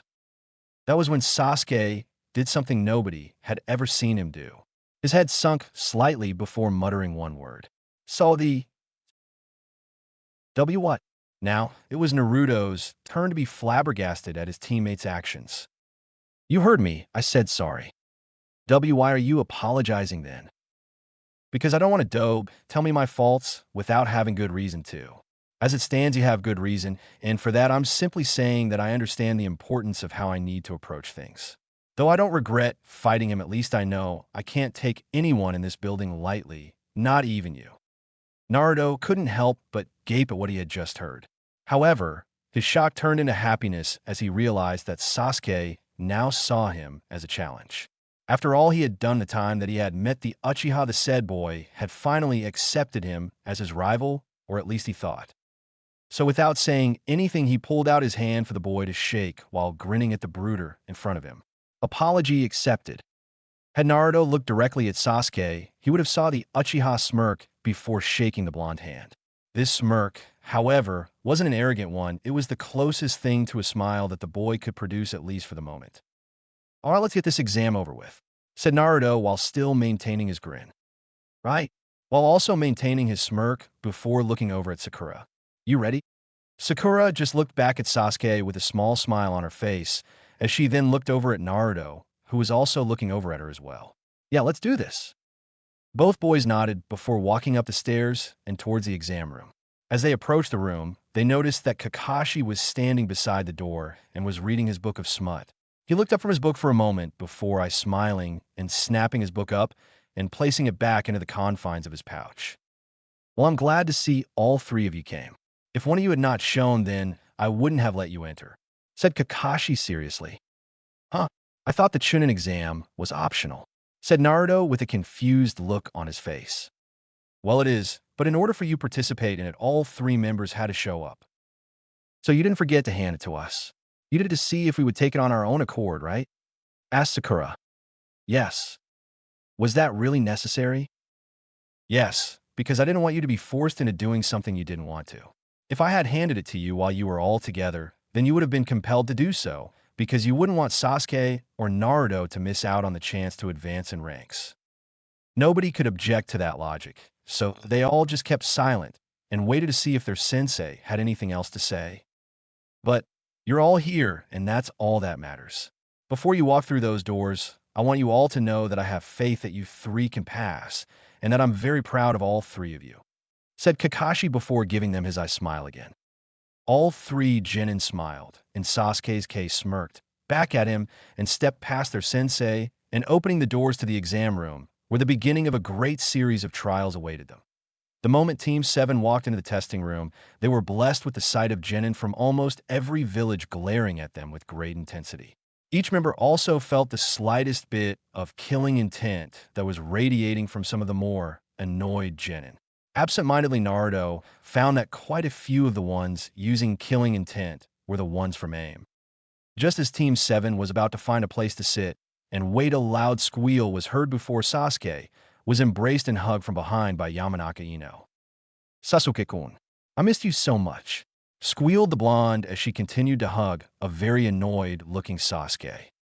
Naruto looked at Sasuke's source of annoyance and amusement, while Sakura looked at Ino in anger. "Get off him, Ino pig," yelled Sakura. "Oh, it's only you, forehead girl. Why don't you go somewhere else and let me and Sasuke-kun spend some time together?" "Why you? So you three are in this too? Troublesome," said a new voice. Naruto turned to see the ever-lazy Shikamaru and his big-boned friend Choji. Choji noticed Naruto and gave the boy a small, confused wave as he and his friend approached Team 7. "Well, it looks like the group's all here," said another familiar voice. All turned to see Inuzuka Kiba and his other two teammates, Aburame Shino and Hyuga Hinata. Most parties were surprised when the said girl looked over at Naruto before giving him a kind wave. That was when Kiba took notice to Naruto's new look and asked, "What's with you, dope? Thinking that a new outfit will make you any better?" Naruto only looked at him for a moment before taking a small whiff of the air. "Damn, Kiba, go take a bath or something. I can smell you from here." This caused Kiba to growl at him while Akamaru hid in his master's coat. Just when Kiba was about to tackle Naruto, Ino grabbed him and moved them away from Naruto and Hinata. "What happened to her? She usually faints around him," whispered Ino as she looked at Hinata curiously. Kurenai-sensei straightened her out about that whole thing and helped her get through it. "She's been doing great in her Jukin ever since," answered Kiba, totally forgetting his anger towards the other blonde. Ino just looked back at Hinata, then at Naruto before shrugging and running over toward Sasuke. Shino just remained silent as he observed everyone around him. When he and his team first arrived, he had quietly sent his bugs around the room before having them take a small bit of everyone's chakra. Now his bugs were on the last three-man team, and his bugs had just finished getting the first two members of the team. When they got to Naruto, however, his bugs refused to even go near the boy even when ordered him to. When he asked them why, the bugs would answer, "His chakra is different." "What is so different about his chakra?" thought Shino as he eyed Naruto through his sunglasses. "You know, you guys really need to keep it down," said another new voice. All turned to see a teen with white hair, wearing a strange purple outfit with glasses walking towards them. "You guys are rookies that just recently came out of the academy, so I would recommend that you all just keep quiet." "Who do you think you are?" asked Ino, slightly miffed at the newcomer. "My name is Kabuto, and before you get angry at me, look behind you." All turned to see three Rain Nin glaring at them while sending out another wave of killing intent. Some members of the Rookie Nine shuddered under their glares, while some others either ignored them or sent their own at them. "Those three are from AIM. I hear they have rather short tempers," muttered Kabuto. "Kabuto-san, that's your name, right?" asked Sakura. "Yes, you're right. Is this your second time taking this exam?" "Oh no," said the boy while chuckling slightly. "This is actually going to be my 7th time in this exam." "7th?" questioned Naruto. "That sucks." "Naruto," scolded Sakura as she prepared to punch him, only to stop when she heard Kabuto chuckle again. "Yeah, I know, but this time will be different, I hope," said the teen while smiling a little. So, do you know anything about this exam? Asked Ino. Why, yes, I do. See, even if I fail, I've been doing some research on some information I've been gathering for these past 6 times taking this exam. After he finished his statement, he went to his supply pouch and pulled out a stack of cards. I call these my ninja info cards. Holding out a random card, he poured some chakra into it, and the card changed from a blank white sheet to a graph showing all the shinobi counties. This is a graph of all the shinobi that were sent here for this exam. However, in order to see these cards, you must use my chakra, otherwise it will look like a blank card. Do you have information on certain individuals? Asked Sasuke as he looked at the teen in curiosity. Yes, all I need is a name, and it should be easy. Sabaka no Gaara, Rock Lee, and Uzumaki Naruto. Said boy looked at Sasuke in curiosity, while others looked just as confused as he did. Kabuto only smirked before placing his hand on the deck of cards and closing his eyes. A few moments later, he was holding 3 cards. Let's see Rock Lee, 20 D rank missions, 12 C rank, and his taijutsu has improved this year. He had gained attention as a talented genin, but didn't partake in the exam last year, so this will be his first time, just like all of you. However, compared to last year, his taijutsu skills are almost off the charts, while his jinjutsu and his ninjutsu are below average. His teammates are Hyuga and Tenten. Next is Sabaka no Gaara, 8 C ranked and 1 B rank mission. Not bad for a genin. Anyway, since he is from another country, I don't have much information on him. Although in all his mission reports, he has yet to receive a single injury. And finally, Uzumaki Naruto. So far, he has taken 16 D rank missions and 1 C rank that was bumped up to an A rank. His skills have drastically changed over the past 2 months, and he was the dobe of his graduating class. His kenjutsu is decent, yet not good enough to be considered a master. His taijutsu is decent as well, but is nowhere near as good as his kenjutsu. His ninjutsu hasn't changed much, and his jinjutsu is non-existent. And it says here that you are his teammate, along with Haruno Sakura. Everyone looked at Naruto with slight shock, while Naruto was muttering things about nosy teammates. After a few moments of silence, Naruto decided to ask his own question. So are all the people in this exam as strong as those two? Yes, well maybe. I doubt that most of these people have returned from missions without a scratch, but most of the genin here are the top amongst other genin from their village. Though I'm not too sure about Odo, since their village was just created late last year, I think. At that, Naruto stared back at the crowd of genin that were still glaring at him and the others. Okay, this is getting on my nerves. Time to show them what a Hanyu is made of, thought Naruto with a small smirk. Slowly, he cast his head down to where no one could see his facial features. Taking a quick glance through the gap in his bangs, he saw that most of the genin had their attention on him. Naruto slowly started channeling his Yuki until only his facial features changed. He raised his head up to glare at the crowd, before smirking, which gave everyone a good view of his fangs. When the Rookie 9 noticed that the crowd was looking freaked out, they turned to face Naruto, who had quickly stopped the flow of Yuki and reverted back in his regular self. What? Asked Naruto innocently. Looks like your Yuki control training is paying off rather well. Congratulated a voice in his mind. Thanks, Q-chan. In the crowd, Tenten and her team smirked at the blonde's actions. They had seen the form not long ago, while Naruto wasn't training and knew about his supposed bloodline. Not far away from them, Gaara stood looking at Naruto with a small frown as he heard his mother telling him to be wary of the blonde. Temari and Kankuro were eyeing Naruto with curiosity and a bit of fear, since the sight of a boy changing his features in a blink of an eye was a rather freaky sight. In another spot in the crowd, a certain blonde-haired woman eyed Naruto as well, while her teammates took a simple glance at the child before dismissing him. Not sure about Odo, huh?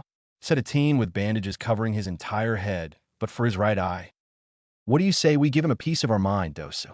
Asked the girl with long black hair. I say we do more than give him a piece of our minds, but also a few bruises too, said another teen with spiky black hair with a smirk. Yes, let's show him that Odo shinobi are capable of. The moment he finished, he and his teammates disappeared into the crowd.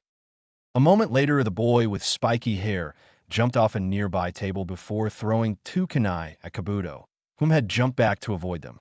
After skidding to a stop, he looked up to see the teen with bandages around his head was now charging him with a strange gauntlet on his arm reared back to strike him. The teen swung at Kabuto's face, which the said teen had been able to dodge easily only to have his glasses break. What happened? Thought Kabuto as he eyes his broken glasses. I dodged that punch. That was when he felt pain, which seemed to be coming from his stomachy before he fell onto his hands and knees and began vomiting. Naruto, too, was feeling some rather strange effects. Damn my ears. What the hell was that? Write this down on your damn cards. The Odo Neens will definitely beat Chunin. All right, quiet down, you little bastards, yelled a deep voice coming from the front of the room. Suddenly, a giant puff of smoke erupted from the front of the room. The moment it cleared, it revealed a scarred man in a black trench coat and a blue Proctor uniform had appeared, along with several Chunin who were wearing similar uniforms. I'm Marino Ibiki, your proctor for the first test in the Chunin exam. As for you three sound Neens, you had better shape up, otherwise I'll fail you all right now, understood? Yelled the man as he glared at the three. Sorry, it's our first time and we got a little antsy. All that did was make Ibiki scoff before saying, there will be no fighting during this exam without the proctor's permission. Even then, you're not allowed to kill your opponent. If you disobey my rules, you will be failed immediately. Am I understood? His reply was several people nodding and sweating. We will now begin the first test of the Chunin exam. Now, instead of your current seating arrangements, you come up here and pick up a tab and go to the assigned seat. Once everyone is seated, we will be handing out the written exam. What? A written test? Shouted Naruto as he began to panic. Yes, now shut the hell up and get to your assigned seat before I fail you, shouted an annoyed Ibiki. As everyone slowly got to their assigned seats, Naruto couldn't help but grimace at his predicament. No matter how much he trained, he still sucked at almost anything written. The only thing he could do was bang his head down his desk as he waited for everyone to be seated. Stop that, it's getting on my nerves, said the person sitting beside him. Naruto turned and glared at his neighbor, who was now glaring at him as well. His neighbor was a girl who looked slightly older than he did and had the same colored hair as he did, though her hair was long and bound by bandages that stopped at the mid of her back. She had on a black sleeveless vest with a white shirt underneath it. She also had on matching pants and sandals with a thin violet-colored sash around her waist. Overall, she wasn't that bad looking had he took the time to notice. Hey, I'll do as I damn well please. And if you don't like it, then you can just bite me, growled Naruto as he turned to face the proctor. The woman beside him only humphed and did the same as her neighbor.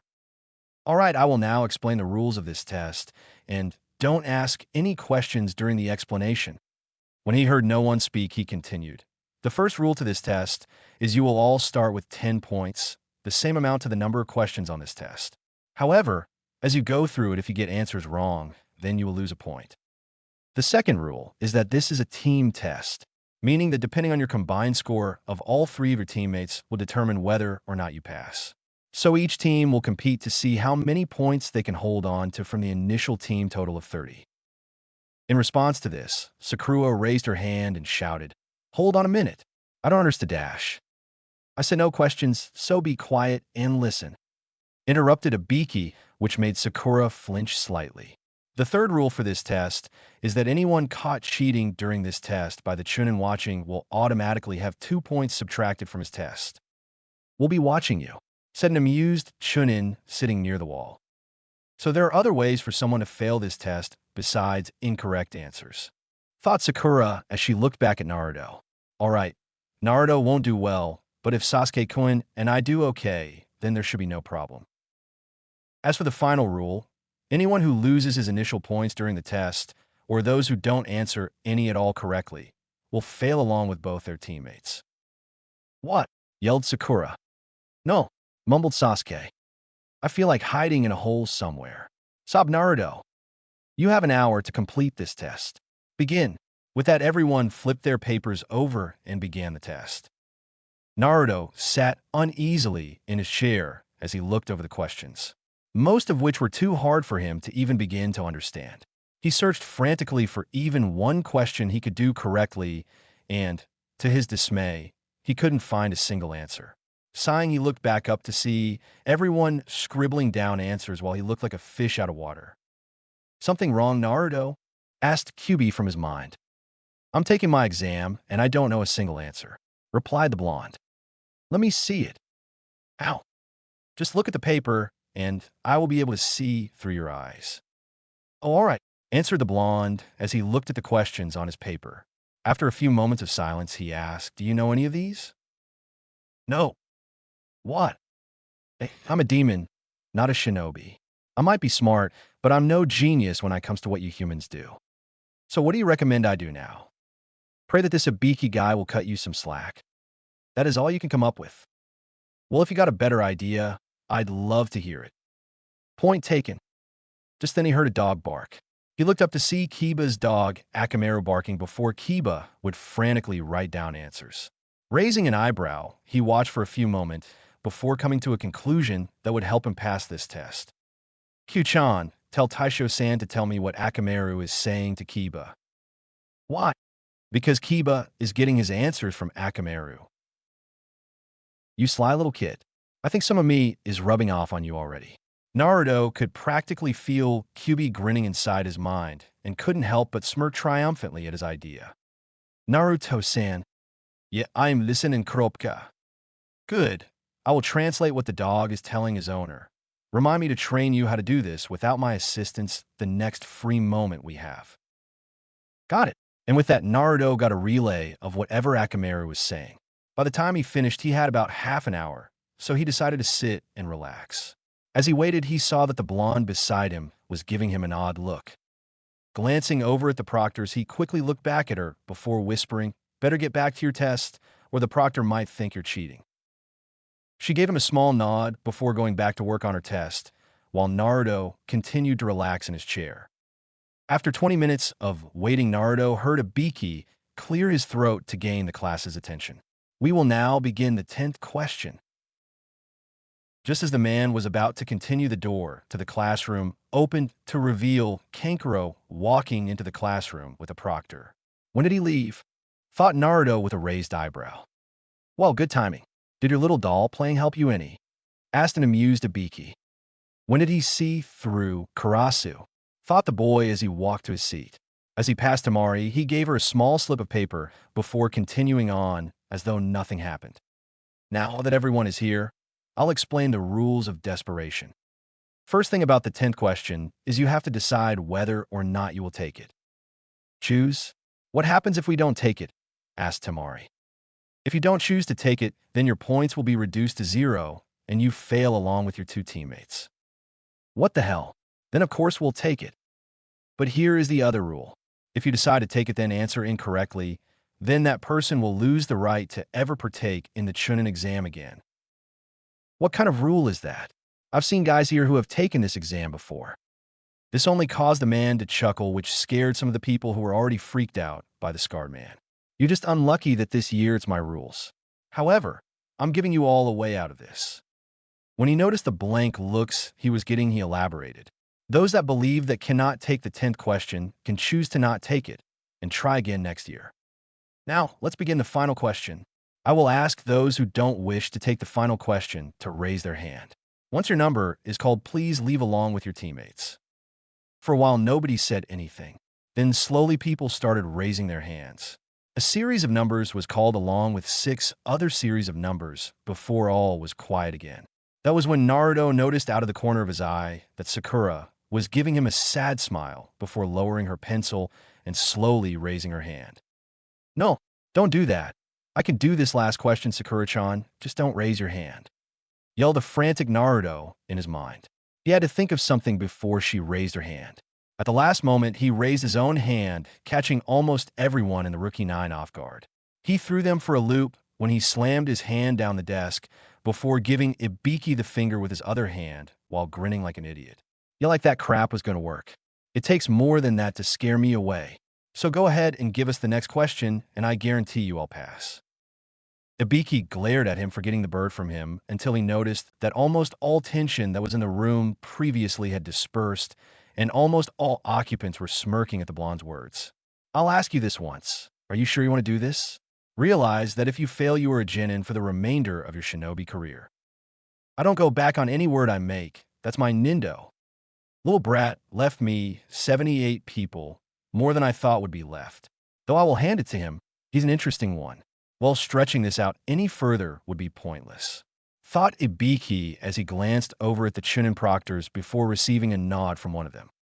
To those of you still remaining, congratulations for passing the first part of the Chunin exam. What the hell? Shouted Naruto in frustration. What about the 10th question? Asked Ino. There never was, unless you count those two choices as the 10th question, said a now grinning Ibiki. That's a strange change in personality, thought Sakura dryly. What about the first 9 questions? Were they just pointless? Asked a confused Temari. Oh no, they had their own purpose, information gathering. You lost me, stated Naruto with a blank look on his face. As you know, this test is based on the whole team doing well. So that put pressure on the whole team not to screw up for their teammates. Oh. However, most of you figured out that the questions on this test were too hard for you to answer. So you had to cheat in order to do so. Though even knowing that you had to cheat would have been useless if you didn't have the answers to begin with. So we had some of our Chunin who knew all the answers get mixed with the crowd, so as to help you guys out. Okay, didn't see that part. Good thing I had Akamaru get me out of that jam, or I would have been panicking through the whole exam. Thought Naruto. And as you can guess, those that cheated poorly failed. Continued Ibiki while removing his headband. After taking it off, he revealed his scared bald head with several holes and burn marks. The after effects of torture, thought Sasuke as he viewed the sight. Unlike him, I wouldn't make the mistake of becoming a prisoner, thought Dosu smugly. This is the result of when information is more valuable than life. And on missions and on the battlefield, people will risk their lives to get that information. But what about the 10th question? Asked Temari as Ibiki placed his headband back on. That is where this test really comes into play, the choice to take it or not take it. It's meant to be a hard choice between those two, though most would rather take it next year and hope to pass. Those who decide to stay are the ones who take a leap of faith and stay even though they might not ever get the chance to take it again. Where are you getting at? Asked Kiba, who was getting annoyed. What I'm getting at is that as Chunin you will be doing missions where you cannot afford to back down from it, just so you can stay alive. You must be willing to take a mission that you might not come back home from and show no hesitation when doing so. In other words, those who would rather try again next time don't deserve to become Chunin, and those who take it without fear do and will have no troubles in the future. Now you have all passed the first test of the Chunin exams, and I wish you guys luck. Naruto and the other rookies couldn't help but be proud of themselves until the window next to Ibiki shattered to show a black ball of something coming through the window and into the classroom. A few seconds later, 2 sides of the thing was being held up by Kanai and revealed to be a banner of some sort, and in the middle of it stood a violet-haired woman in a brown trench coat wearing a fishnet bodysuit, a small orange skirt, gray shin guards, and black sandals. All right, you guys, this ain't no time to be celebrating, yelled the woman. I'm the proctor for the second exam, Mitarashi Anko, so come on, follow me to the next exam. Finished the woman, now known as Anko, while pumping her fist into the air. Bad timing, muttered Ibiki, which made Anko blush slightly. Naruto-san, may I ask you something? Asked Taisho. Fire away, replied the still, gaping Naruto. Is she what you humans call a prostitute? This was the wrong question to ask, as Naruto erupted into a fit of laughter that caused some others to look at him as though he was crazy. Anko, on the other hand, glared at him for laughing her blunder and made a mental note to hurt him next chance she got. After his laughter died down, he looked up to see everyone looking at him with a raised eyebrow. What? I was laughing a joke someone told me. Liar, yelled Sakura in her mind. Ibiki, you need to stop taking it easy on these brats. There's at least 26 teams left this time. What can I say? We had some pretty outstanding ones this year, answered Ibiki. But it don't matter. I'll at least cut them in half in the next exam, replied Anko while grinning evilly. But enough of that. Time for a change of scenery. Everyone follow me. With that, the 78 people filed out of the room. The group walked for about a good 10 minutes until they reached a fenced-in training ground. Though from where they were standing, it didn't look too much like a training ground. It looked more like a giant forest with trees that rivaled the size of the sum of buildings. All in all, the place looked rather menacing to most people in the crowd. This is second stage for the Chunin exam, Training Area 44, also known as the Forest of Death, said Anko in a menacing tone. Looks fun, said Naruto, while trying to not show how nervous he was at the moment. It is, and you're about to see why it's called the Forest of Death, answered Anko with a grin. Kiss my ass, lady. This little forest don't scare me, retorted Naruto. Anko just continued to grin at him before the next thing Naruto knew, she had thrown a kunai at him, which grazed his cheek.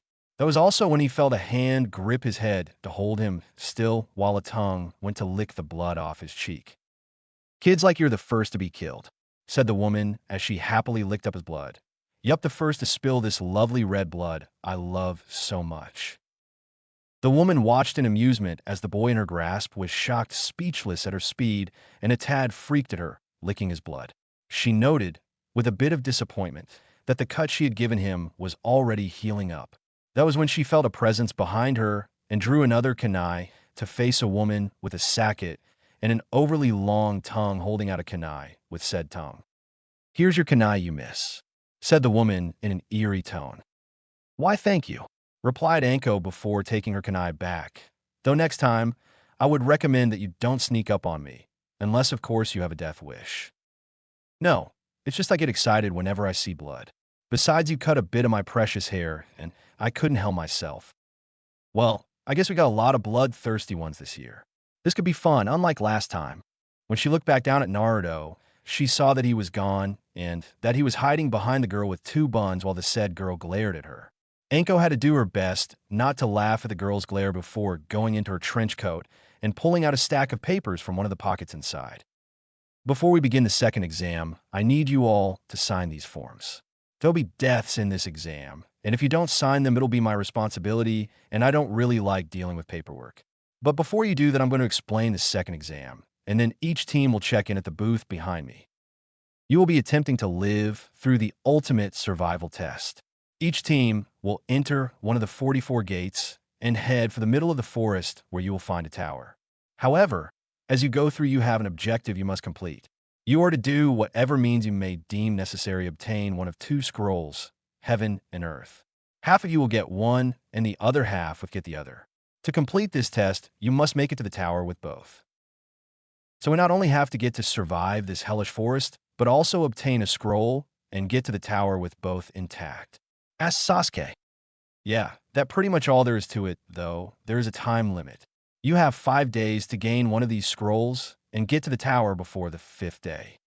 5 days, shrieked Ino. But what about food? Shouted Choji. There's plenty to eat in the forest, either that, or you can kill an enemy and eat him or her. Now there are 2 ways you can fail this test. One is if you don't make it to the tower in those 5 days with both scrolls, or don't show up at all. And 2 is if one of your teammates dies in the middle of the exam. Also, you must not look inside the scroll until you make it into the tower. What happens if you do look inside? Asked Naruto curiously. Let's just say that if someone does, then they're in for a big surprise. Answered Anko with a devilish smirk. Well, that's it for the explanations. Sign the form and turn them in at the booth, then pick a gate and prepare to begin the next exam. The moment she finished, the Chunin at the booth pulled a black curtain over the front of the stand so people couldn't look in. After that, everyone went off to sign their sheets before walking over to the booth and getting their scroll. Sasuke looked down at the scroll they had received. They had gotten a heaven scroll, so all they needed was an earth, and they were set. He looked over to see Naruto looking bored while Sakura looked nervous. There will be deaths in this exam. I don't know if Sakura can handle it, but I know Naruto has done it before without much trouble. Well, whatever the case, we need to be careful in this forest and not let our guards down. Thought Sasuke as he looked up at the hellhole they would be stuck in for 5 days. The second test of the Chunin exams will begin now, yelled Anko before the Genin sped off into the forest. Naruto and his team stopped when they heard the sound of screaming. While it might have been expected since the proctor said there would be deaths, it didn't make it any easier for them to bear. Still, The thought of getting killed in the forest was fresh in their minds, so the three-man team trekked onward so as to get out of the open and find someplace where they could think up a good plan. "Hey guys, mind waiting here for a moment?" asked Naruto suddenly. "Why?" asked Sakura. "Do you really want to know?" "Yes, dope. Guess who? I gotta pee alright. So just wait here." With that, the boy went off behind a small bush and did his thing. As he was going to go back to his team, he heard something coming up behind him. He turned to see a ninja from AIM rush up to him with a kunai in hand. The man lunged forward and stabbed Naruto in the chest with his kunai, only to be shocked when his kunai broke in half as it hit the blonde's cloak. Panicking, the man made an attempt to punch him in the face, only receive a bone-shattering uppercut to the jaw which sent him flying into the air. Just as he was about to start descending towards the ground, saw the same blonde come flying above him with his sword unsheathed and cut the attacker in half, sending both parts in separate directions. After Naruto landed onto the forest floor and resheathed his sword, he saw Sasuke and Sakura come out and see his cleaved enemy. "What happened?" asked Sasuke, who was a little worried. "Some asshole tried to kill me while I was taking a piss. I got him though, so there's one team that's done for this exam." "Does he have a scroll?" asked Sasuke as he looked at the two pieces of the body. Naruto didn't say anything to that. He instead walked over towards the body that had his equipment pouch and searched it. He grinned when he felt the only scroll in the pouch, but then grumbled when he found it was a heaven scroll. "Damn it, why couldn't you be an earth scroll?" yelled Naruto, only to be punched in the head by Sakura, who looked pissed off about something. "Would you shut up?" hissed Sakura. "If you haven't forgotten, we're in a forest full of enemies, and some of those teams might need a heaven scroll. So shut up, so we don't give away our position." Naruto only laughed nervously at that while he nursed the bump on his head. Sasuke only shook his head at his teammates' actions before gesturing them both over to him. "All right, we need a code word that will help us in case an enemy tries to capture one of us. If we do this, and the person gets it wrong, assume they are the enemy." Sasuke stopped to make sure both were following before continuing. "When someone asks the Nin Song Nin machine, this is the answer you give them. A large amount of loud enemies is the friend of the shinobi. Hide and remain silent. A shinobi must understand the proper time, when the enemy is tired and ill-prepared." "Got it," answered Sakura. "I don't," said Naruto sheepishly. "Are you stupid? I already memorized it." "Hey, I'm not as smart as you are, so sue me," retorted Naruto, who was getting rather annoyed. This caused the group to go silent until Sasuke started getting to his feet. With that, Naruto looked back at the scroll he had taken from the Aim Nin and tucked it away into his Haori to keep it safe for a bit. That was when he felt the wind, and he noticed that since they had gotten into the forest, he had not felt the wind at all. His eyes widened, and he was about to alert his teammates when it was too late and a giant gust of wind blew them in different directions. With Sasuke eyed the area as he hid in a nearby bush. He had not seen Sakura or Naruto since the sudden gust of wind and was now thinking that they were killed off. The sound of a twig snapping made him turn to see Sakura looking uninjured. "Sasuke-kun," said a relieved Sakura. "Stop," ordered the boy while holding up a kunai. "First the code word, the Nin Song Nin machine." "Right. A large amount of loud enemies is the friend of the shinobi. Hide and remain silent. A shinobi must understand the proper time, when the enemy is tired and ill-prepared." Sasuke nodded before lowering his kunai. "Good. Now have you seen Naruto anywhere?" Sakura shook her head in reply and went to answer when the sound of rustling leaves made her turn to a nearby bush. That was when a familiar blonde appeared in the clearing looking battered and bruised. "Hey guys," said Naruto while grinning a bit. He went to make another step, but was stopped when Sasuke threw a kunai at him. "Code word dope. Order the Uchiha." Yeah, team, I got it. A large amount of loud enemies is the friend of the shinobi.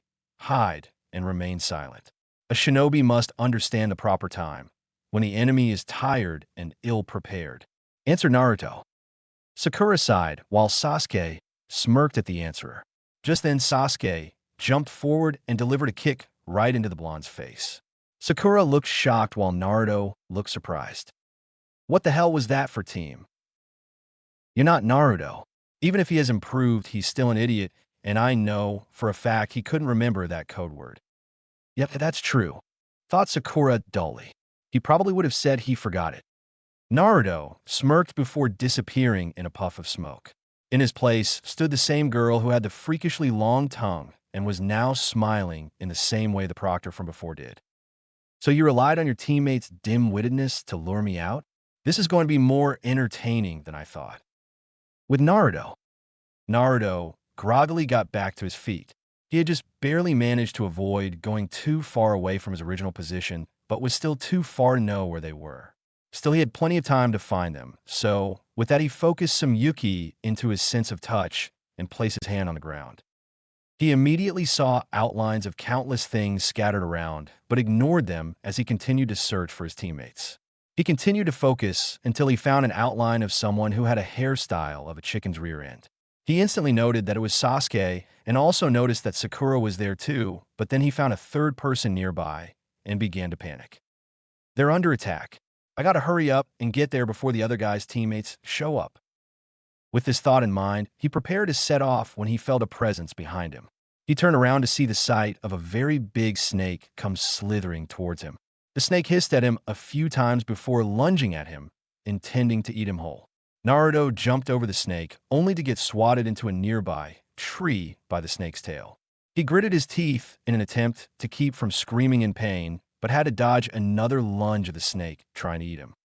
Naruto quickly unsheathed his sword before transforming it into its true form and jumping into the air above the snake. He then raised his sword into a stabbing position before thrusting it forward, hitting the snake in between the eyes and killing it instantly. Once the snake collapsed onto the ground, Naruto pulled his sword out of the snake's skull and transforming it back into its katana form and sheathing it. After that, he made a mad dash towards the location of his teammates, all the while praying that they weren't dead. Back with Sasuke and Sakura. The strange woman smirked at them as she pulled out a scroll from her equipment pouch. She then held it out in front of her before asking, "You want this, right? The Earth Scroll, since you have the heaven." The moment she finished, she brought the scroll to her mouth before devouring the said scroll. "Then let's fight for each other's scroll with our lives on the line," finished the woman before sending an enormous amount of killing intent at them. That was when both Sasuke and Sakura saw their lives flash before their eyes, or, to be more specific, their deaths. To them, every second they saw it, they felt it as well. The fear, the blood, the pain, then just as quickly as it came, it all disappeared. The only thing that remained was fear, which still gripped the two's hearts. "This is no Jinjutsu," thought Sasuke before vomiting. "This is pure fear. The sheer amount of killing intent she sent us made us see our own deaths. Who is girl, and why is she after us?" Sakura. When he received no reply, he looked over to see Sakura shaking violently while tears were pouring down the sides of her face. "This is bad. I have to get us out of here before we both get killed," thought Sasuke as he pulled a kunai out of his kunai holster. "I'm guessing you can't move right now." "What a shame," said the woman. "This isn't any fun at all. I guess I'll just finish you off right now." With that said, she pulled out two kunai before tossing them lazily at the two shaken genin. "Come on, move." At the last moment, Sasuke stabbed his kunai deep into his leg before grabbing Sakura and dashing off into the forest in order to gain some distance from the murderous wench. When he felt he had gotten a safe distance away from the woman, he knelt down on a branch before pulling out the kunai he embedded into his leg. He winced in pain before looking out for the woman with his Sharingan activated. "Sasuke-kun, your leg looks really hurt. Let me help you dash." The girl was cut off by Sasuke's hand, covering her mouth as he continued to look out for the woman. "He's terrified right now. I've never seen him act this way before," thought Sakura. Just then she noticed an overly large snake above them and went to warn Sasuke, but couldn't due to the hand on her mouth. Finally, she moved it away and yelled, "Sasuke-kun, a snake." The boy turned before dashing off the branch the moment the snake went to attack him and Sakura. "Damn it, I was panicking so much I forgot to be aware of my surroundings," thought the boy as he continued to avoid the snake that seemed to be going for only him. Sasuke then grabbed a few kunai and shuriken before tossing them at the snake's head, aiming to at least kill the thing. To his relief, the snake hissed back before falling onto a nearby branch. His relief was short-lived, however, when some of the snake's scales started cracking and pushing as though something was coming out of it. To their horror, the woman from before came forth from the snake's body while grinning at them menacingly. You two shouldn't be relaxing since you are the prey. And prey must do everything they can to get away from a predator like me, said the woman before slithering, not running, slithering towards them. However, her progress was stopped by a kunai that had an explosive tag attached to it. That was easy, said a voice from above Sasuke and Sakura. When the two looked up, they saw their teammate, who was grinning at them while giving them the victory sign. Good job, Naruto, congratulated Sakura. Yes, good job, came a voice from the smoke. All eyes turned to see that the woman was looking as though nothing happened. She was now staring at Naruto in amusement as she dusted herself off. That attack would have worked on any other opponent, but not me. Though I will hand it to you, you caught me off guard. Plus it seems you got by my snake very good. Oh, bite me, lady, yelled Naruto. Naruto, don't fight her, shouted Sasuke, which got him a curious look from Blonde. With a sigh, he deactivated his Sharingan and went into his weapon's pouch before pulling out the Heaven Scroll. This is what you want, right? Then I'll give it to you, then you leave us alone. What? Shouted Naruto. The woman only chuckled before speaking. Yes, giving the predator a new meal will give the prey the time to escape. Yes, a very wise choice, Sasuke. Whatever, just take it, yelled Sasuke before tossing it towards the woman. Naruto, however, had different plans. He quickly raced forward and seized the scroll mid-air and landed beside Sasuke. The said boy was now glaring at Naruto with absolute outrage, and yet before he could say anything, Naruto was already giving him his very own glare. What's wrong with you? Don't you see this is what she wants? Asked the blonde. She wants you to panic. She wants you to be afraid, so that you make the wrong decisions. Don't let her do that to you, Sasuke. Hide her fear and fight back with me, and maybe we can beat her. Sasuke looked back at him and saw that the boy had no malice in his voice nor in his glare. It wasn't disappointment either, it was wisdom coming off those eyes. That was when he realized that he had let his fears of death cloud his judgment and almost caused them to be killed. With this in mind, Sasuke's face went from panic and fear to determination and bravery. Right, answered Sasuke at last before reactivating his Sharingan. Well, I see that someone had the fight return his eyes. Then let's begin anew, shall we? Said the woman with the amused grin still planted on her face. Naruto turned to face his opponent slowly while focusing on Yuki to trigger his transformation. Now he stood in his transformed state, glaring at the snake woman with his golden slitted eyes. He then unsheathed his sword before charging her with his sword reared back for a horizontal strike.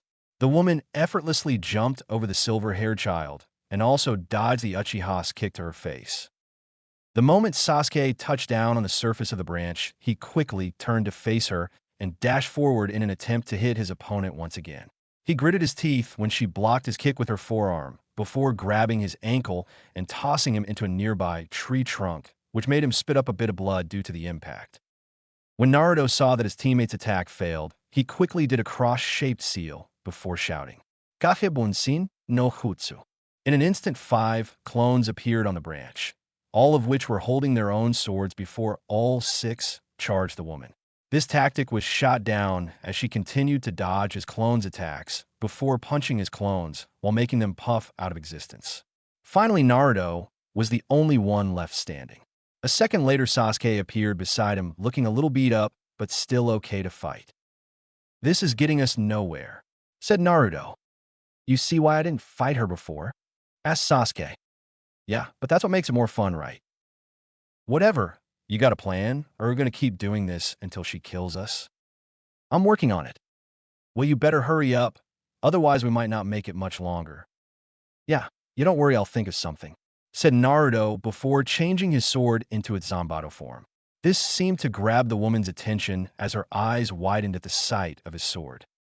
The moment Naruto saw this, he charged, hoping to catch her off guard. He was mistaken since she jumped over the blade and delivered a kick to the back of the blonde's head, sending him down to the ground. She was, however, not expecting her feet to be swept up from under her by Sasuke. The said boy then jumped into the air before flashing through a few seals before shouting his own jutsu. Gaton, Housenka no Jutsu. After calling his jutsu, Sasuke fired 5 fireballs about the same size as a human skull towards his downed enemy. The woman, however, managed to get away since once the smoke cleared, all that remained was mud. Focusing chakra to his feet, the boy stuck to one of the nearby branches and kept a close eye out for his opponent. She appeared soon after and went to punch him only for him to jump, dodge it, and deliver a knee to her gut. "Naruto now!" yelled Sasuke before jumping away. She looked up to see a ghostly blue flame coming towards her. She was thankful she managed to get away, only to feel some of the fabric on her outfit get scorched by the mysterious fire. She turned her attention to the direction that the fire came from, only to see Naruto with his sword reared back over his head before swinging down upon her. She jumped over to the boy's left and saw that the sword had cleaved right through the thick branch as though it was butter. He then turned towards her and made a mad dash at her with his sword reared back again at a horizontal angle. Naruto swung his blade and snarled when he missed her again. He was running low on time since he still couldn't hold the form for more than 15 minutes before returning to his Hanyu form. Thinking quickly, he held out his index and his middle fingers before focusing his own Yuki into them. In a few seconds, his 2 fingers began to glow yellowish green before making a small strand of Yuki. During his training for the past month, Naruto was given this exercise as a way to better his Yuki control. Taisho had stated that it was not only a training method, but also a weapon since pure Yuki was deadly, and having it concentrated made things even deadlier. So as he did this, he saw Sasuke fighting off against the strange woman in a taijutsu battle. At the moment, it looked like Sasuke was faring well until she grabbed his fist when he went to punch her and was given a sharp kick to his chin, making him fall back. That was when Naruto struck by sending his Yuki whip towards the woman who had most of her attention on the Uchiha. The moment his whip made contact, he smirked when it hit her back, which got him a grunt of pain from her, and causing the back of her shirt to rip, but not cut her flesh. That was only downside to this, since he had just started getting the hang of this exercise 3 days ago. He had yet to make his whip strong enough to cut through objects like Taisho had shown him. She glared at Naruto before charging him with incredible speed. He lashed his whip out at her a few times only for her to dodge them, since she was going at such high speeds. After getting close enough, she dodged another swing of his sharp sword and punched him with great force into a nearby tree trunk.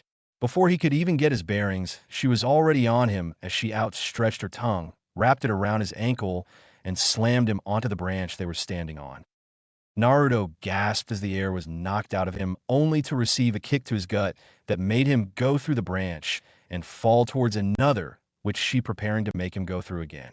However, before she could get to him, she had been punched hard in the face by Sasuke, who had been waiting for the right moment to attack, and was sent into a trunk. Going into his equipment pouch, he pulled out 3 shurikens before tossing them at her. She went to protect herself since she was still embedded in the trunk, only to see the shuriken whiz past her. That was when she noticed that the shuriken had wires attached to them, only to be ensnared by the said wire. "Looks like the predator is trapped. Guess it's time for barbecued snake, right, Sasuke?" said Naruto as he got to his feet. "Yeah, I agree with you there, dope. You want to help cook it?" asked an amused Sasuke. "Don't mind if I do," answered Naruto before focusing chakra to his lungs, while focusing Yuki into his mouth. Sasuke himself flashed through more seals before landing on the tiger seal and shouted, "Katan, Ryuka no Jutsu." The instant the jutsu was called, Naruto released his Kitsunbai, which made the ghostly blue flame appear once more. As the 2 boys fired their techniques, Sakura watched as both flames merged to make a light blue flame as it came closer towards the target. The moment it hit, a shriek of pain was heard as the victim felt its blazing heat come straight at her. When the flames died down, both boys looked back at the sight of a huge hole in the tree, and the target slouched over slightly. "Good job, team, we missed." "Don't complain, at least we got her." "Got who?" asked the woman as she looked up at them again. That was when they saw a portion of the woman's face was burned off, revealing a pale white face, with strange purple marks by his eyes and a yellow slitted eye. The woman chuckled, then her voice changed into a male chuckle. It was a bizarre moment that the boys would never forget as long as they lived. "You both have entertained me greatly. I always knew that the Uchiha was going to be this strong, but for the Uzumaki to be just as strong is incredible. However, I'm afraid I must finish this now since I've seen what both of you can do. We'll see about that, shouted Naruto before charging him with his sword reared back. However, once he reached striking distance, the man had simply parried to the side before grabbing his arm and breaking it, then used his tongue to grasp a hold of the silver-haired child. The said child gritted his teeth in pain as continued to struggle for a moment until he felt his shirt being lifted up to show the seal placed on his abdomen. So, it appears the seal is visible. Well, I can have you get in my way, so I'll leave you with a gift, said the man as he started doing some seals. He then pulled his hand back to show purple flames on the tips of his fingers before slamming them on the seal, while saying, "Gogyu, Fuin." Naruto screamed in pain as the purple flames hit his abdomen and could feel his yukai form fading. He felt the tongue around him loosen before being tossed onto the branch. The man then turned his attention onto the Uchiha, who was panting due to the fact that he was almost out of chakra. Just as he was about to approach him, he heard a gasping of breath behind him and turned to see the silver-haired boy using the Tessega as a crutch and staring at the ground. "Sorry, Hebe team," gasped out the boy while slowly raising his head up. "But you sealed up the wrong demon," finished the boy as he looked up at the man's face. The man just smirked as he eyed the boy with a bored look on his face. He knew that Naruto was on his last leg since his arm was hung limply by his side and that his eyes were glazed over. "Naruto-san, you cannot last any longer," said a worried Taisho. "Don't worry, I want to at least get one good hit on him before I pass out. You do not even have the strength to lift up Tessega, let alone use it." "I will hit him, just need one more shot." Naruto grunted as he heaved his sword upon his shoulder before staring at the man. "I don't know who you are or why you're after us, but I'll at least hurt you one good time before I pass out," gasped out Naruto. The man seemed to smirk as he looked at Naruto with boredom clearly visible in his eyes. "Oh really? Well then, please show me." Naruto gasped a few times before his vision got blurry. That was when he felt time stopped again. He looked around and saw that there was someone coming towards him. The man in question was giving him a proud look. He was wearing a red Haido and a matching red hakama with a white obi. To add to his confusion, the man had long silver hair, just like Taisho, along with golden eyes with slitted pupils. The most noticeable thing about him, though, were the two dog ears poking out of his head. The man continued to smirk at him as he came closer towards him. Naruto didn't know what to make of the man, so all he did was stay rooted to the spot until the man stopped right in front of him. "Taisho?" asked Naruto nervously. The man simply shook his head before speaking in a gruff and somewhat arrogant tone. "Ah, you kidding? I don't look nothing like my old man." Who are you then?" The man's smile never faltered. If anything, it grew. "My name is not what's important right now. What is important is that you have my sword." "Okay, now I'm getting confused. Whose sword is this and why are you here?" The man's eyes seemed to twitch before he bopped Naruto pretty hard on the head. "Get straight, kid. It's my sword, and the only reason I'm here is because you have it. That still doesn't explain why you're here. Look, I'm here to do you a small favor, all right? So be damn grateful I'm doing this, you brat." "Hey, don't call me a brat, you damn." "Wait, what favor?" This one, after he said that, he pulled a clawed hand up and tapped the Tessega with one of his claws, and Naruto felt the familiar pulsing of the sword. "Now that my part has been played, I gotta get going, brat," said the man as he went to walk away. "Wait," the man stopped and turned to face him. "Are you going to be in the seal with Taisho and Kyubi?" The man only smirked before turning towards the path and continued walking. Just as he was about to leave his sights, he gave a small wave over his shoulder before disappearing. "Well, boy, I'm waiting," said the man smugly. Naruto didn't know what it was, but something inside him made him turn towards the man with a new look in his eyes. Suddenly, he felt the Tessego pulse again and felt his limbs moving on their own accord. Soon after, he had his sword reared back while the sword emitted a bright yellowish glow. "Sasuke, move out of the way," said the red-cloaked youth.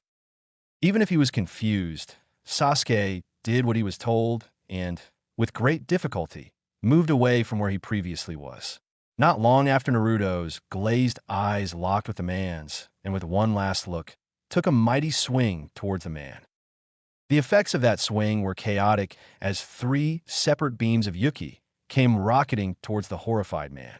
At the last moment, he quickly bit his thumb and spread the blood across the strange tattoo before calling out, "Kuchios no Jutsu." A moment later, a giant snake appeared while the 3 beams of light came closer towards them. The man's shock was doubled when the 3 beams hit the snake, causing it to be cleaved into 3 separate pieces.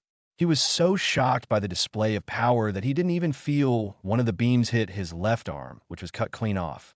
As the 3 beams left the small area, a small explosion was heard behind them, and if one were to go and check, they would find that a small portion of the forest was now gone.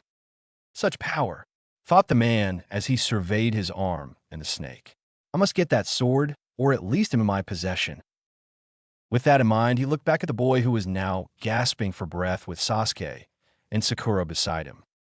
"Very good, Naruto-kun, along with you, Sasuke-kun. You have both done exceptionally well against me. Now I would like to leave you both with a little parting gift." With that said, the man formed an odd seal with his only hand before outstretching his neck and lunging at the Uchiha and bit him on the neck. He then went for Naruto and bit him on the neck as well. He then reverted back to his body and looked to see what seals they had received. Sasuke had a seal that looked like 3 black tomos, while Naruto had one that looked like 3 black diamond shapes. Odd. I've never seen that one produced before, thought the man. The screams of pain coming from both boys rung through his ears and couldn't help but smirk as he watched the only member of Team 7 panic before looking at him with a glare. "What did you do to them?" yelled Sakura. "I merely left them a gift. Both of them will seek me out once they realize what I can grant them." "Who the hell are you?" "My name is Orochimaru, and now that I have done what I came here for, I will take my leave." With that, the man now known as Orochimaru sunk into the ground, all the while chuckling like a madman. After he left, Sakura went to check up on her 2 teammates and found that both of them were gripping at the same spot on their necks. "What do I do?" wondered Sakura as she tried to help both boys out of the area and into a place they could hide. Inside Naruto's mind. In a dark room somewhere in the depths of Naruto's mind, a figure held up by numerous amounts of chains hung on the ceiling of the room. The said figure was hanging limply in the chains with his eyes closed, most likely asleep. His eyes suddenly snapped open before a crazed smile appeared on his face. Strange black markings began to appear all around his body, starting from his neck, until he was almost completely covered in them. "Baka," said the figure. However, his voice seemed to be a mixture of 2 people talking at one time. He tugged on the chains, causing some of them to fall off the ceiling. "Soon, Naruto, you will succumb to the evil that resides in you, and then your soul will belong to me." Sakura was in a dilemma, and she knew it. The fact that both of her teammates were unconscious and that they were in a forest full of enemies with the only cover that they had was an uprooted part of a huge tree. She sighed before replacing the wetted cloths on both boys' foreheads. She looked down sadly at Sasuke's whimpering form. Both boys had stopped screaming in pain an hour ago, but now had a severe fever that was plaguing them both in their unconsciousness. Sakura glanced over towards Naruto before letting out a depressed sigh. "Why did this have to happen?" thought the girl as she continued to stare at Naruto's shivering form. Unlike Sasuke, Naruto was not faring well against whatever Orochimaru had done to them both. Though he was in just as much pain as her crush, due to the broken arm which she had placed in a small sling, and had the same fever, something else was happening while the blonde was unconscious. Strange diamond-shaped marks kept on appearing on the blonde as he slept. Sometimes he would even awaken for a brief moment before passing out again. If that wasn't bad enough, when he was asleep, the marks would return and start to scatter around the blonde with no clear pattern before stopping and receding back to the origin of the mark. This would happen every 5 minutes before he would awaken and pass out once more. Now Sakura might not know what was going on, but she knew well enough that if Sasuke wasn't going through the same thing, that meant that something was wrong. She eyed the curse mark that was located on the same spot as Sasuke's was before looking down at his now covered abdomen with a raised eyebrow. "Gogyu, Fyun," muttered Sakura aloud. What could Orochimaru be sealing that would be involving Naruto? It had been the question that had been plaguing her mind since she got the 2 boys to safety. What was Orochimaru planning to seal? She doubted that it was for sealing his bloodline, since that was virtually impossible to the best of her knowledge. So she deduced that it was for sealing off the main chakra points in his stomach in a similar way that the Hyuga cut off chakra with the Jukin. But if that's the case, then how was he able to use that last attack? That was when she remembered Naruto saying something before he launched that attack. Flashback. Sorry, Hebe team, gasped out the boy while slowly raising his head up. But you sealed up the wrong demon. And then he grinned in evil rictus. In flashback. That's another thing. What did Naruto mean when he said that? The girl wondered as she started to change the boy's cloths again. She didn't know what else to do for them at the moment.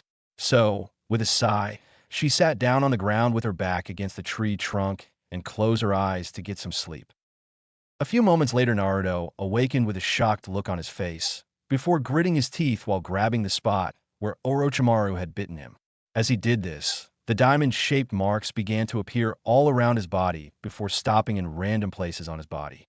He looked over at Sakura to see her sleeping soundly against the tree trunk. "Kill her," whispered a voice. For some reason, the pain intensified as he heard the voice speak to him. He tried to keep from shouting out in pain, but as the seconds ticked by, it was getting harder and harder to do. "Kill her now." "And no," groaned out Naruto through gritted teeth. "Kill her now."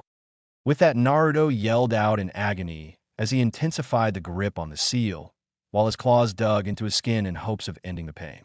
To his relief, the marks began to recede back to its origins before collapsing onto the ground into blissful unconsciousness. However, his shout of pain did reach the ears of Sakura, who had abruptly woken up just in time to see Naruto fall back onto the forest floor. She sighed again before walking over to check up on his fever. Not far away. "Was that the Uchiha?" a long-haired Kunoichi asked. "I doubt it. Sounded like someone else," answered a ninja whose head was completely covered in bandages. "Regardless, whoever it was, it means that the only one still able to fight is the girl. Which makes our job all the easier," said the last member of the team, smugly. "Should we attack them now, Dosu?" the Kunoichi questioned. The man now identified as Dosu shook his head in reply. "Not yet. We wait till she can barely keep her eyes open before we attack." This caused the other member to groan at his decision. "Come on, Dosu. That pathetic leaf, Nin, isn't that strong. Hell, she don't even look like she could take on an academy student, let alone us." "I second that motion." "Well, I don't," snapped Dosu. "I would rather not deal with unnecessary conflict. I would much rather just run in, kill them all while they are at their weakest state, and leave. Though I do agree with you that she does look weak, I would rather wait until she can't even put up a fight." The other two members were silent for a moment before nodding their heads in agreement. Dosu sighed before looking back at the spot their target lay in wait. "Soon, our mission will be complete, and I can finally get out of this hellhole." An hour later, Sakura sat down with a look of exhaustion clearly visible on her face. She had been awake since yesterday, and had only taken time to get a few short naps in before having to keep a lookout for any enemy ninja. Sakura sighed again as she felt her eyes begin to gradually close. That was when she heard the sound of a twig snapping and turned to see a squirrel scurrying towards her. She let out a soft sigh of relief before her eyes widened and hastily tossed a kunai at the squirrel. Lucky for the squirrel, it hit the spot right in front of it, causing it to squeak in surprise before scurrying off elsewhere. She sighed as she watched it leave her sight before going back to keeping watch. Her eyes slowly began to fall as sleep was creeping up on her when she heard a low chuckle coming from in front of her. When she looked up, she saw the same 3 Odo Nin that attacked Kabuto in the first exam, 2 of whom had cocky smirks on their faces. The only member who wasn't was the one covered in bandages, but she had a good feeling that he was doing the same. "Hee hee, looks like someone's been up all night," said an amused Dosu. "Now, if you don't mind, wake up the Uchiha. We're here to fight him," came Zaku's smug remark.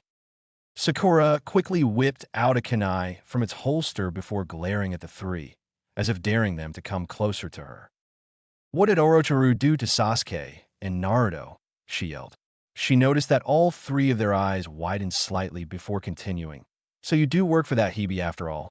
Then tell me what that mark he put on them is." The group of sound Nins stayed silent for a moment as they processed the information that was just given to them. The fact that Orochimaru never said anything about giving the Uchiha a cursed seal struck them as odd. The fact that two people had one made it even stranger to them. I wonder what that man is up to, muttered Dosu, before pushing those thoughts aside for the moment. Well, now that you told us this bit of information, we can't let you live. Or the Uchiha, for that matter, said Zaku as he prepared to charge the girl. Wait, Zaku ordered Dosu. The man then walked cautiously towards her before stopping where the kunai she threw at the squirrel was before kneeling down to feel the grass. This soil looks like it's been disturbed and grass doesn't grow right here. So it looks to me that you have a badly set trap for us. Sakura was now sweating, which in turn caused the three Odo ninja to smirk before leaping over toward her. Almost as soon as they leapt, she smirked before using the kunai in her hand to cut a single wire on a kunai next to her, thus setting off another trap. The second the wire was cut, a giant log came flying toward the three ninja in midair. The three were indeed slightly surprised by the second trap, but quickly recomposed themselves as Dosu placed his hand on the log and focused chakra into his gauntlet. The results were shocking to Sakura, as the log split in two, thus destroying the obstacle in their way as they continued their descent on the kunoichi. Just when she thought she was going to die, a shout of Konoha Senpu briefly took away her fears as a green blur shot through the tree lines as delivered a kick to each member of the Odo Nin, making each go skidding across the area away from Sakura and the shelter. The green blur then appeared in front of her while staring the three Nin down with a noticeable smirk on his face. Lee, thought a very thankful Sakura. Who the hell are you? Asked an angry Zaku as he nursed the small bruise on his cheek. I'm the beautiful green beast of Konoha, Rock Lee, proclaimed the greed-clad genin. Bewildered, Sakura asked, why are you here? The boy chuckled slightly before saying, in all seriousness, I will always appear whenever you're in danger, Sakura-chan. He then reached up towards his shoulder before gently grabbing the squirrel and placing it on the ground. It is all thanks to you, little buddy. Well, thank you, Lee, for saving me. I said it once before, said Lee while still facing the three sound genin. I'll protect you until the day I die. Sakura only smiled at this before hearing Naruto groan in his sleep. She turned to see the marks begin to appear again, but was afraid that if she moved to help him, she would be vulnerable to at least one of the sound Nin attacks. So, with great effort, she turned her full attention on the three sound Nin while rummaging through her hip pouch for more kunai. Meanwhile, Dosu was giving the green-clad boy a once-over. He could tell that the boy was skilled since he came out of the forest in an impressive display of speed. Not only that, but he also managed to knock all three of them back without much effort. Still, thought Dosu as he prepared to advance on his opponent, he's no mock for the likes of all three of us. With that in mind, he darted forward while rearing his arm back to strike the green-clad genin. The said boy did nothing until he was halfway towards him before slamming his hand into the ground and pulled out a giant root. This made Dosu's eyes widen before striking the root, causing a big chunk of it to blow off. I've seen how you fight once before, stated Lee, so don't think I'll just let you hit me with those attacks. Dosu scoffed as he landed before rushing forward again. Only this time, he was ready for what he knew was coming. Just when he was in striking range, Lee dashed forward and sent a right hook to the bandaged man's face.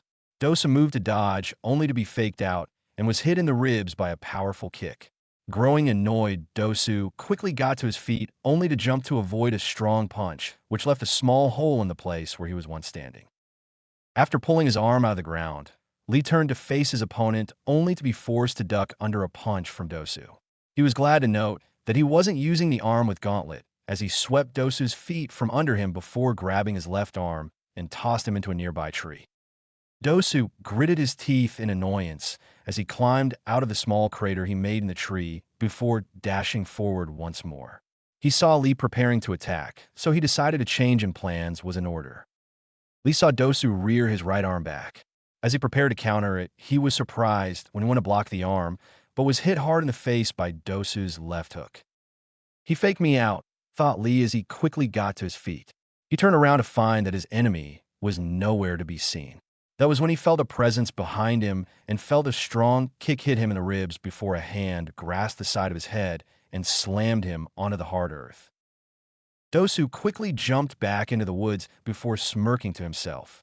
He would admit that he wasn't as fast as his opponent, but he was fast enough to at least get behind him undetected. After all, he was considered an assassin with his gauntlet, since it was supposed to be used to kill enemies quickly, not stall it out for this long. Lee slowly got back to his feet as he looked around for his target. Just then he felt the presence again and turned only to see Dosu's arm reared back. "Sorry, Guy-sensei," thought Lee as he undid his bandages as quickly as he could. "But I must use that jutsu." Just as Dosu was about to strike, Lee disappeared from his view before he was hit hard in the chin. Lee then dashed after him as his bandages began to wrap themselves around the Chunin. Lee then started spinning at slow speeds before they gradually sped up to where it looked the two were a drill of some sort. "Take this. Omote Renge," yelled Lee. Two, who was now finishing up a few seals, was about to aid his teammate when he noticed a volley of kunai and shuriken approaching him. Cursing under his breath, he slammed one hand into the ground before pointing his open palm at the fast-approaching projectiles. Just the weapons were about to hit, a strong gale of wind blew them off course, making them all fall harmlessly onto the ground. While he did this, he sent another wave of air towards where he estimated Dosu was going to be slammed. His estimation was found correct as the boy slammed his partner into the ground, which caused a small crater where Dosu lay, unmoving. After a few more moments, Dosu's body flinched slightly before he slowly got back to his feet, all the while panting and grunting in pain. "Damn, that almost did me in. Thanks, Zaku, for the padding, otherwise I would have died," gasped out Dosu as he looked at his opponent, whom also looked rather exhausted. "Seems like that attack took a lot out of you." "Huh?" asked Dosu, who was slightly amused. Lee only panted harder before giving the sound, kneeing a small smile. "Seems you're just as tired as I am." This only caused Dosu to chuckle slightly. "Fool, I don't die that easily. But enough of this. You have gotten on my last nerve, so I'm going to finish you off now." With that, he charged forward while rearing his arm back once more. Lee went to dodge, only to hiss in pain as the aftermath of the jutsu he used had kicked in. He looked up just in time to see Dosu take a swing at him. He was thankful that he could avoid getting hit, if only by a little bit, only for his vision to become blurry and his ears to bleed. "H, how did you?" "Simple," interrupted Dosu. "I use vibrations to break through your eardrums and damage the inner ear membrane to make you lose your balance.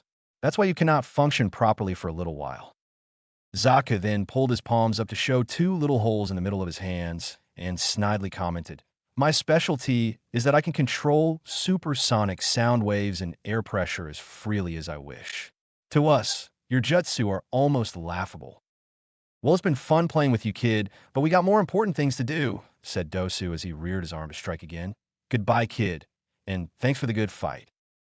Just as he went to swing, he felt a powerful punch hit him square in the jaw, sending him back a couple feet. He looked up wide-eyed to see Sakura standing by Lee with her fist raised with a fierce look in her eyes. "Ah, so it looks like she can do something after all," stated Zaku. Sakura panted slightly as she glared at the three Chunin. She knew she wouldn't win, but she would be damned if she let Lee die because of her. "As Sakura-chan," asked a wide-eyed Lee. "Don't worry, I got a way to hold them off for a bit," said Sakura as she gave him a small smile. "Hey, Kin, you want to take a crack at her?" asked Zaku as he helped his fallen teammate back to his feet. The kunoichi only smirked before dashing forward to punch the pink-haired girl. Said girl ducked under her punch and delivered a punch to her gut before giving her an uppercut to the chin. Kin flew back in a daze, not because of the attack, but because of the fact that she had underestimated her opponent. She noticed that Sakura was rushing forward with impressive speed, but nothing that made her worry.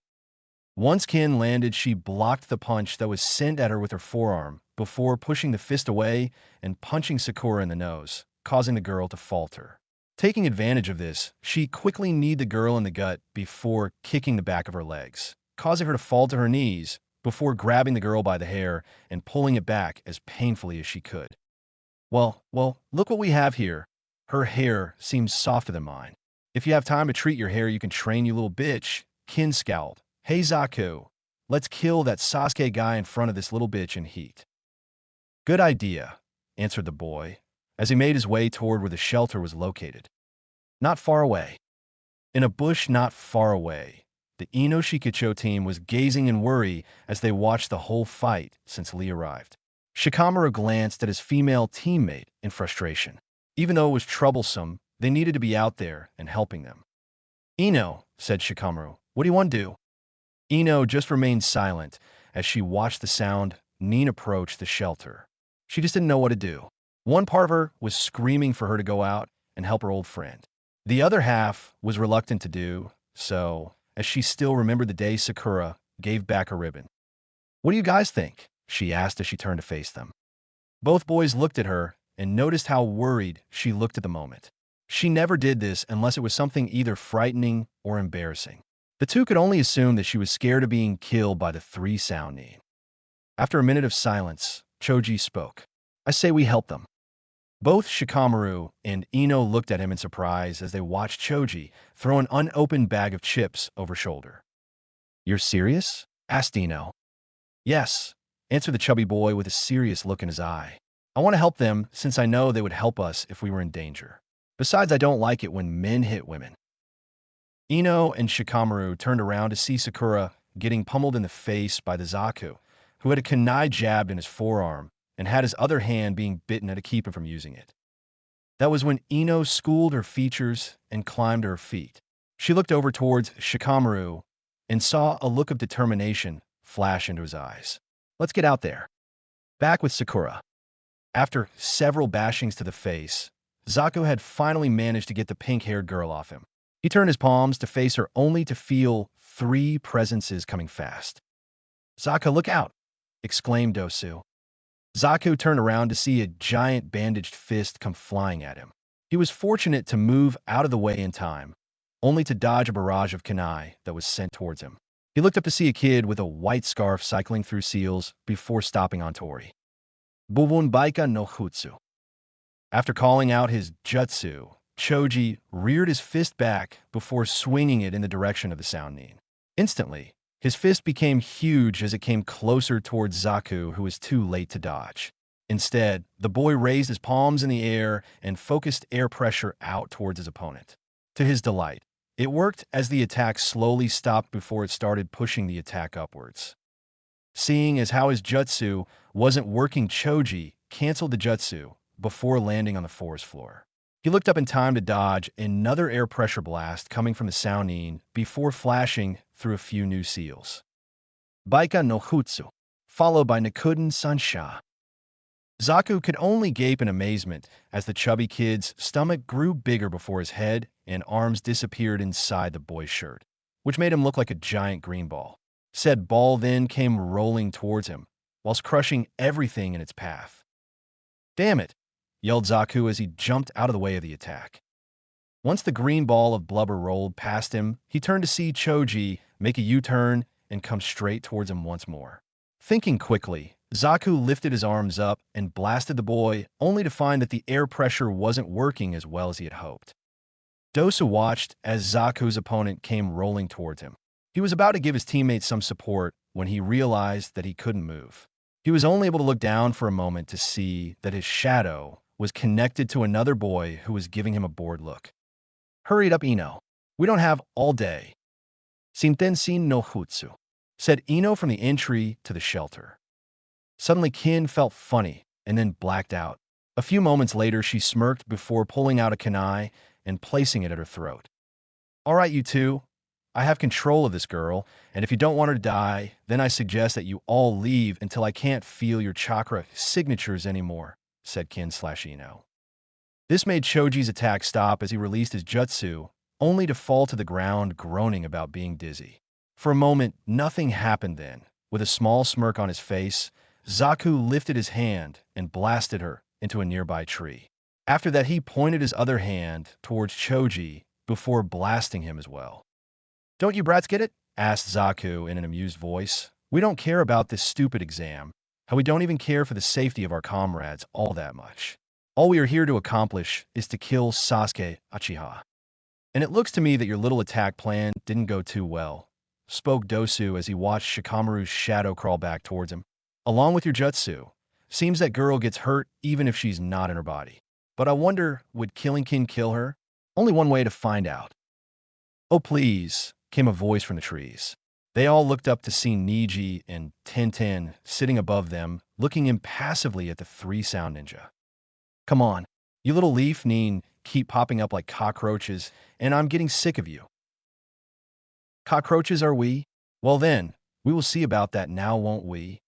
Niji spoke as he activated his Byakugan. Just when he was about to jump down, he felt something. Looking around with his Byakugan, he found a mysterious purple chakra erupting from below him. He noticed that he wasn't the only one to notice it, as everyone in the clearing eyes widened as they felt the tremendous and evil chakra. Inside the small shelter, Naruto sat up with the curse marks appearing all over him. He gritted his teeth in pain as he felt strange chakra beginning to surround him. That was when he felt it, the power, the evil that resided in the chakra that surrounded him, and most importantly, the feeling of something terrible taking over him. When everyone turned to see where the dark chakra was coming from, they were all surprised to see Naruto standing without his cloak on, with his bangs hanging over his face covering it. Just then he let out a small chuckle. Then the chuckle got louder and louder until he was laughing hysterically. Only, it wasn't his laugh. Instead of sounding jolly and kind, it sounded more insane and frightening. Soon his laughter died, and he looked up at the people in the clearing to show that his face was covered in black diamond-shaped markings. "Who the hell is this guy?" asked Sako. Naruto said nothing as he looked around the clearing before having his sights land on Sakura, who was looking at him with a fearful look. Naruto's smile only widened as he looked at her wounds. After an eerie silence, Naruto finally spoke. "So, the girl finally gets her hand dirty. Good girl. Now it's my turn to play with the new kids." This caused a certain sound Nin to get agitated, while the others took a few steps back in fear. He survived the cursed seal? How can that be? It's a 1 out of 10 chance of survival, thought Dosu frantically. "Hey asshole," yelled Zako. "Answer me when I ask you something."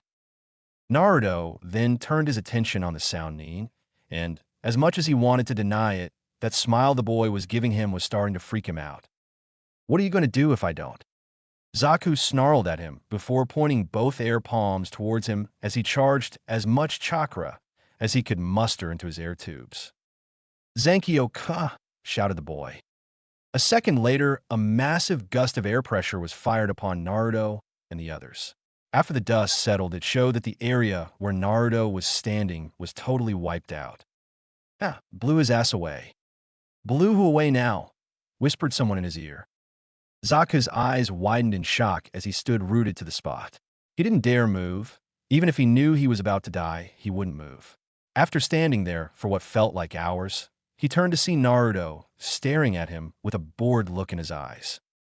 That, however, changed once Naruto saw the fear that was visible on the Sound Nin's face.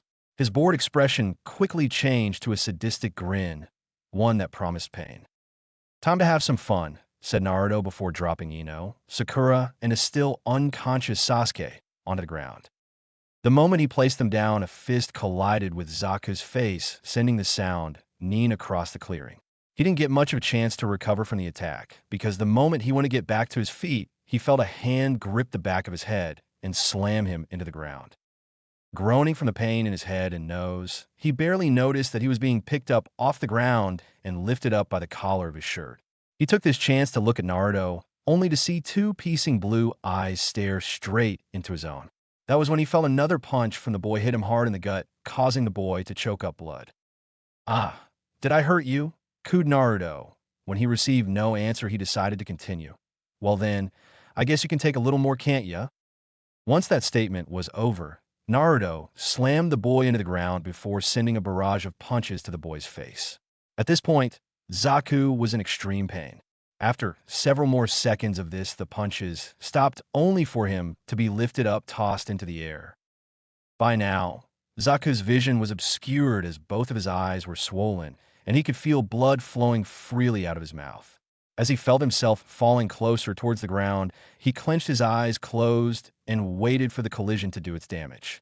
What he felt was much worse, as Naruto kicked him hard in the shoulder as he fell, causing a sickening snap to echo throughout the clearing, followed by Zaku's screams as he went skidding across the ground. "Yes," yelled Naruto as he listened to the boy's screams. "It's like music to my ears. I want to hear more. Scream again." After that, he charged forward and prepared to continue the boy's torture. As he continued this, the bystanders were watching in horror and disgust at the brutality with which Naruto was fighting his opponent. As the seconds ticked by, Zaku's vision began to fade, and his shrieks of pain were starting to die off. Naruto noticed this and stopped his onslaught on the poor Chunin before grabbing him by his collar and hoisting him over his head with a small frown on his face. No more screams? Oh well, I was getting bored with you anyway." After that statement, he reared his fast back before extending his claws. Zaka barely registered this, but he didn't care. All he wanted at this point was death so that the pain would finally end. Naruto smirked evilly as he prepared to slash his throat out when someone placed a strong and firm grip onto his wrist. He turned to see Sasuke, holding his wrist tightly in his hand as black marks started to cover his face and purple chakra began to pour off the boy in massive waves. Chilling blue eyes glared back at blazing red ones as Naruto went to jerk his arm free, only to find that Sasuke's grip on him was still firm. "Let go of me, team," said Naruto coldly. "You're ruining my fun." Sasuke, however, didn't respond. Instead, he let go of the blonde's wrist, only to punch him hard in jaw, sending Naruto skidding back a few inches. "If anyone's going to kill this one, it's me," stated Sasuke calmly, despite the look of pure anger on his face. Naruto stared at the raven-haired youth with a skeptical look on his face before a sadistic grin appeared on his face once more. "Fine, you can have him," stated the blonde with a shrug before charging towards the Uchiha.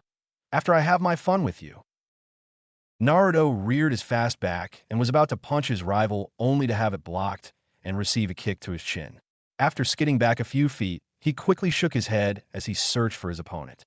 Finding nothing, he went to look behind him only to feel a powerful punch to his gut, which made him lean forward a bit as blood seeped out of his mouth. Sasuke smirked evilly before backhanding the blonde away, sending the boy flying across the clearing. Not wasting any time, Sasuke flashed through a few seals before inhaling a bit of air. "Gaton, Housenka no Jutsu." Naruto looked up in time to see 5 medium-sized fireballs heading towards him. His eyes widened slightly before a small smirk appeared on his face. Quickly getting to his feet, he focused a small bit of Yuki around his body before spinning in place. "Kitsunebi." Most of the bystanders thought this was odd until they saw purple flames beginning to circle around him. In a moment, Naruto's form was no longer visible due to the miniature tornado of purple fire surrounding him. It was apparent that Sasuke's attack failed since the moment the 5 fireballs collided with the tornado of fire, they were absorbed by the purple flames. As the wall of fire died down, everyone was surprised to see Naruto was gone. Sasuke narrowed his eyes as he searched the area for the blonde, only to find nothing. Just then he felt an object wrap around his ankle and throw him into a tree. Sasuke grunted in pain before glaring at the mildly burnt blonde, who was holding a glowing whip made of pure energy. "Yes, Sasuke, you are definitely more fun than the other one," laughed the blonde as he glanced over at the sound, Nin, whom was now lying unconscious on the ground. "Let's play some more. Come on, Sasuke, let's keep fighting." With that, he stopped the flow of Yuki to the whip and charged the boy with his claws extended. He went to slash the Uchiha, only miss, and slashed the trunk of the tree the raven-haired boy was standing in front of. He turned around to see Sasuke, aiming to punch him in the jaw, which he ducked under before making a horizontal strike with his claws. Sasuke barely managed to avoid the strike, but didn't leave unscathed as he felt 3 slash marks appear on his left cheek. Cursing lightly, he jumped back to avoid another swipe of the blonde's sharp claws. After he skidded to a stop, he quickly drew a kunai out of his leg holster and tossed it at the blonde boy. He smirked when it made contact with the boy's forearm, only for his eyes to widen when he charged towards him without even registering the pain. It was beginning to be a challenge for the raven-haired boy as he dodged and ducked under the blonde's deadly swipes towards him. As this continued, the purple chakra radiating from Sasuke began to fade, and the curse marks began to start receding back to their original location. Naruto's, on the other hand, seemed to grow stronger as the purple chakra grew larger with each passing moment. After dodging another swipe from the blonde, Sasuke backed up a bit only to realize that he had his back to a tree trunk. Before he could think of a way to get out of the situation, Naruto grabbed the boy by his throat and pinned him to the tree while smiling at him evilly. "Well, looks like you're out of room," mocked the blonde. "I had fun playing with you, but I see that the weird power you had is now gone. So I guess it's time to end this game." Naruto then reared his fist back and extended his claws once more as he prepared to lunge them into his victim's heart. Just when he was mere centimeters away from plunging his claws into his victim's chest, he stopped. Before Sasuke could register what was happening, he was let go, and Naruto began thrashing around, while clutching his head in what appeared to be pain. Inside Naruto's mind, "What are you doing?" yelled Dark Naruto, as he felt chains wrapping around him. "I'm about to kill the one who has wronged us." In the very same chamber, Naruto stood staring impassively at the replica of himself. "Nice excuse, but you're still going to be locked up," said the real Naruto calmly. "I will not have you kill any of my precious people, no matter what you are." "You fool. They're not your precious people. They're only trying to get close to you, so they can kill you once your back is turned. And let me guess, you're trying to help me by killing them off so that I don't get killed." "Correct. And if you let me go, I will help you destroy that village for what it has done to you." At first glance, it looked like Naruto was about to agree, since the chains on Dark Naruto began to loosen slightly. Just when the chains looked as though they were about to fall off, more chains emerged from the darkness of the chamber and wrapped themselves around the evil entity. "Go fuck yourself, you piece of shit," said Naruto with a small smirk on his face. "No, you little bastard. I swear that you will regret this decision one day, and once you do, I will not be there to help you. Like I ever wanted your help in the first place, jackass." "Damn you," yelled Dark Naruto as the chains dragged him off into the darkness and out of the blonde's view. Outside Naruto's mind, as the thrashing began to stop, the curse marks receded and the purple chakra pouring out of him slowly dispersed.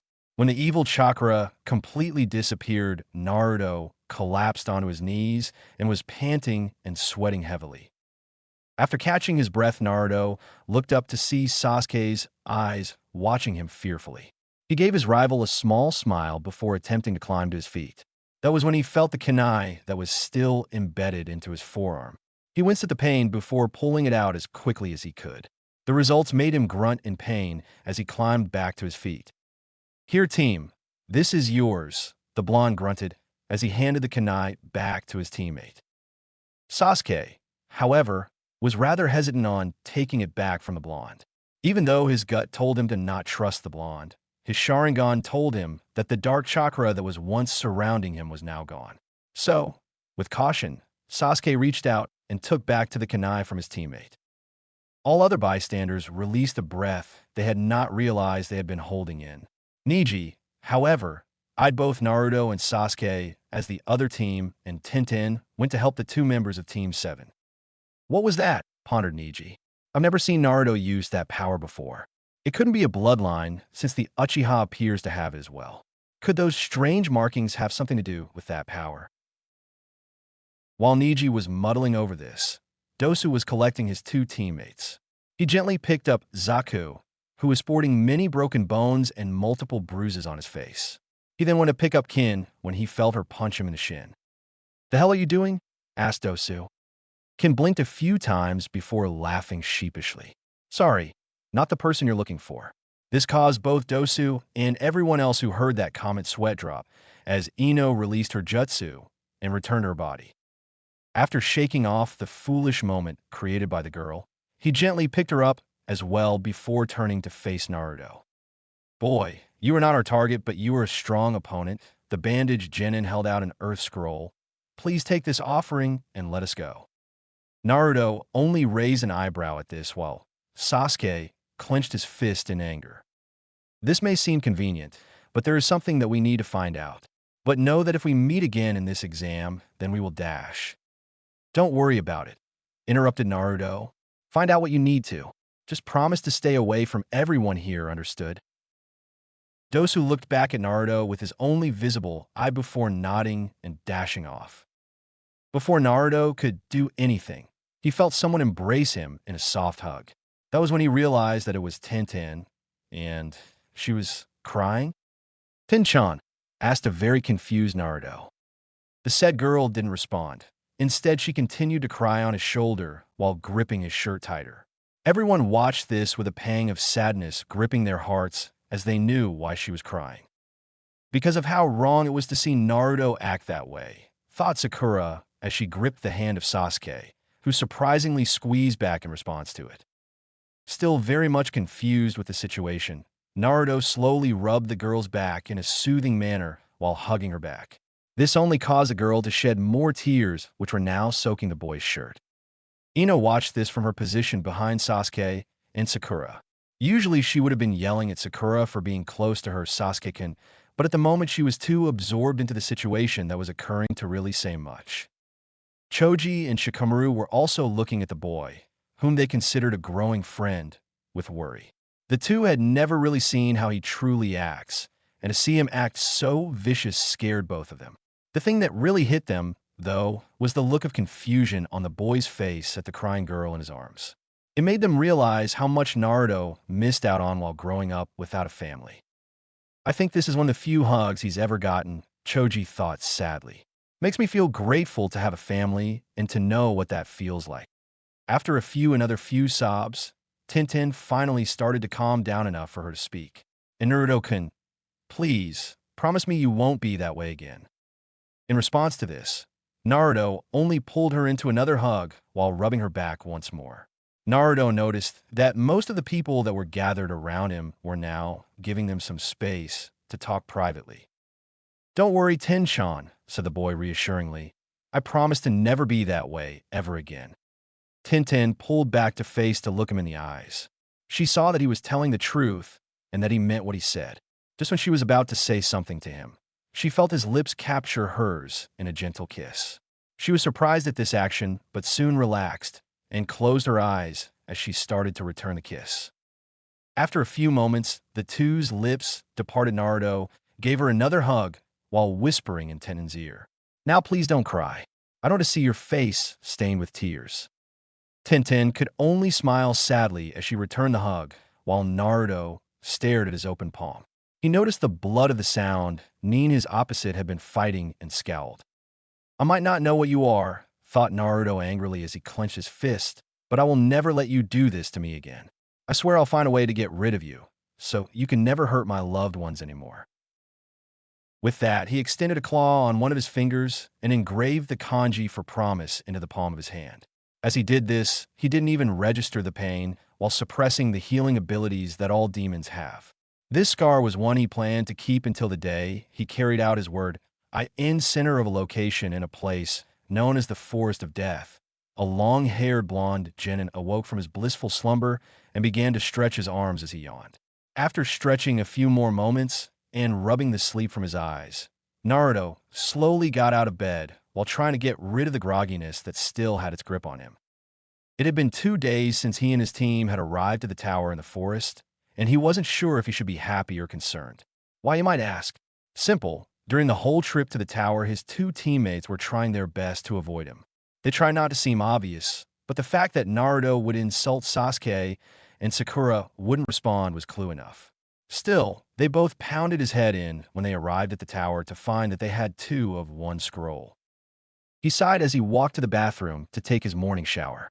As he began to wash himself off and attempted to wake himself up, his mind began to drift back to the incident in the forest. He didn't remember much of that day, only bits and pieces of him fighting 2 different people and severely injuring a certain sound Nin. Yet he didn't tell anyone about the cursed seal at all. Reason why was because even he knew that the council only tolerated him because of his loyalty. If they were to find out that he had something that was given to him by their worst enemy, they wouldn't hesitate to kill him off immediately. Sasuke also seemed to be hesitant to tell anyone about it either. Maybe it had something to do with the seal, or maybe it was just he didn't want to be kicked out of the exams just because of the damn thing. But It wasn't his business, as he still had another problem in the SEALs department. I still have to get rid of that other damn thing the Hebe team put on my stomach, thought the blonde as he turned off the water and grabbed a nearby towel. While it was true that he had been resting for the past 2 days, he had also been trying to come into contact with both of his tenants and had yet to hear from either of them.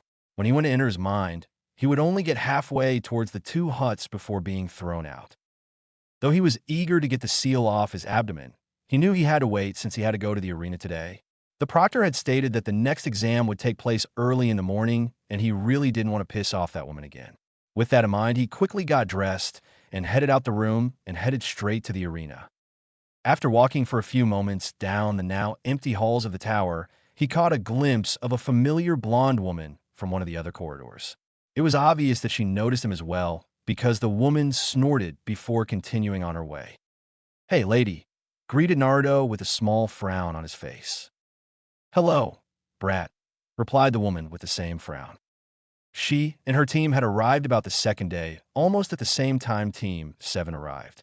What irritated him was that she didn't look like she had a scratch on her while his team looked like they went to hell and back. It was at that point that Sasuke made an attempt to get her name, only to be either ignored or be told to get lost like some little kid. Ever since then, Team 7 had been avoiding the bitch while Naruto took to calling her lady. Finally, after several seconds of walking in silence, Naruto spoke. "Hey, lady." "What, brat? Are you going to tell me your name today?" The woman just snorted. "As I said before, I have no need to give someone my name unless it is necessary." "What if I said it was necessary now?" "Don't waste your breath, brat. You're not worth the time, and neither is your Uchiha friend." Naruto gritted his teeth in annoyance before huffing. "Kami, I hate this bitch. Why do you even bother to ask me anyway? Got a crush on a foreign shinobi or something?" she asked with a small feral smirk on her face. "Sorry to disappoint you, lady, but I'm already seeing someone." "What's there to be disappointed about, brat?" asked the woman as her eye twitched. "Plenty, but seeing as how you're being a bitch, I won't elaborate." On the outside, he was acting as calm as he could, while on the inside, he was flipping the girl off with a grin on his face. The girl slowly clenched her fist before growling out, "You had best hope I don't fight you in the next exam, or I'll be sending you back to your mother in pieces." "I don't have a mom for you to send those pieces to," answered the boy quietly before picking up the pace in his walking. After that, all went silent as the two hastened their walk to the arena. Once they came to the giant double doors that lead to the arena, Naruto quickly opened them with little trouble before joining his team, who had been waiting in a line along with the other teams. "Sorry if I'm late," whispered the blonde as he noticed that most of the Jounin and the Hokage was in front of them. His team gave him no response, and he sighed sadly. "Seems that they're still avoiding me." But what Naruto didn't know was that they truly weren't. Or, at least, they weren't trying to do it on purpose. What they were trying to do was find a way to talk to him about the attack and why he was acting the way he was. In fact, it was Sasuke who had been most worried about the blonde. Though he would never admit it, what had transpired in the forest had really spooked him. It wasn't every day that someone like Naruto could just turn from a calm and rather stupid bumbler into a violent and bloodthirsty killer. But what had him freaked was the look in Naruto's eyes. It held no kindness, no playfulness, or anything that made the blonde who he was. Only insanity and rage were present in those sapphire orbs. However, during their time in the forest and in the tower, neither Sasuke nor Sakura felt comfortable enough to talk to him about it. It just didn't seem right to talk about it with all the Jounin and ANBU stationed around the tower. Still, the two members of Team 7 vowed to talk to him about it once the exam was over. After standing there for a few moments, the teams were informed of why the Chunin exams were established and took the place of war to lower the deaths of good shinobi. Most of the people in the crowd of Genin tuned this speech out before hearing someone tell the old man to get on with it. Just when the Hokage was about to speak, once more a woman with raven-colored hair that reached down to the middle of her back and a standard Chunin outfit dropped down in front of him. "Hokage-sama, allow me to take it from here, please," said the woman kindly. This was when Naruto's ears perked up at the familiarity of the voice. The Hokage smiled and nodded as the woman stood and turned to face them and reveal a familiar woman to Team 7. "Haku-chan," yelled a happy blonde youth. The said woman just smiled brightly before giving a small wave to him and Team 7. Most of the other genin just stared at her with faint blushes on their faces, while even fewer were glaring at Naruto in envy. Hello, and congratulations for making it this far into the Chunin exams. Unfortunately, due to the large number of participants in this exam, we're going to be doing a preliminary round to see who gets to go to the finals. Huh? Asked Sakura aloud. What do you mean? It's simple. We have a lot of guests that will be coming to watch the Chunin exams. We do not want to waste their time, so we need to reduce the number greatly so that only the best of the best will partake in the final event. So this is just to separate the weak from the strong? Asked one of the cloud, Kunoichi, who was covered in a black cloak. Yes, technically speaking. Well then, let's get started, said Kiba brashly. Are you nuts? Yelled Ino. We just got here last night, and you wanted to start right now. Well then you should have got here sooner like we did, barked Kiba, while Akamaru growled at the blonde girl. I'm sorry, miss. Apologize, Haku, but he is right. We're going to be starting this test as of immediately. However, if you or anyone else thinks that they're not up to it, you may forfeit now and can go home. She looked around the room and noticed that nobody had said anything. Meanwhile, Kabuto glanced at his sensei before noticing that he wanted him to stay. He didn't know why Orochimaru was doing this, but guessed that it was all a part of his plan. Still, thought the spy, I guess it won't be so bad. After all, I can hold down the boiling blood for a while longer this way. That was when Naruto felt the cursed seal pulse, and the voice could be heard whispering in his mind once more. Naruto clutched his head as he felt the cursed seal continue to pulse. This, however, wasn't the first time this had happened. Most of the 2 days he had spent in this tower had been shutting up the voice in his head. And, like always, nothing worked except ignoring it to the best of his abilities. After a minute or two, he could hear the voice's whispers die down till he couldn't hear him anymore. He sighed and wiped the sweat off his forehead, which drew a few stares his way, but he ignored them. Now wasn't the time to worry about the damn voice. He had an exam to finish. Stay out of my business, Sakura, and keep quiet about the seal, ordered Sasuke. Huh? Naruto turned around to see Sasuke, giving Sakura an even stare while the said girl looked like she was about to burst into tears. I'm doing this test to see if I really am strong. There are so many strong opponents here that I want to fight to test myself. So if you ruin this for me, then I will never, ever forgive you for it. Hey, what are you two dash? Before he could even finish his sentence, he saw Sasuke smirk at him. You are one of those opponents I want to fight, Naruto. That was when Naruto stopped thinking about anything. He didn't know what to think. Was he supposed to be happy that his rival finally sees him as a worthy opponent? Or should he be upset that he is only being used to gauge his strength? Either way, Naruto was surprised, almost so surprised that he missed Haku's announcement. Almost. Now that we have everything situated, let's begin the preliminaries for the third exam. These matches will be one-on-one battles, which you will be fighting as though you were in a real-life confrontations. Now, since we have 24 participants, we're going to be doing 12 matches, and the winners will advance to the finals. There will be no rules, and you must fight until either your opponent dies, is unconscious, or forfeits.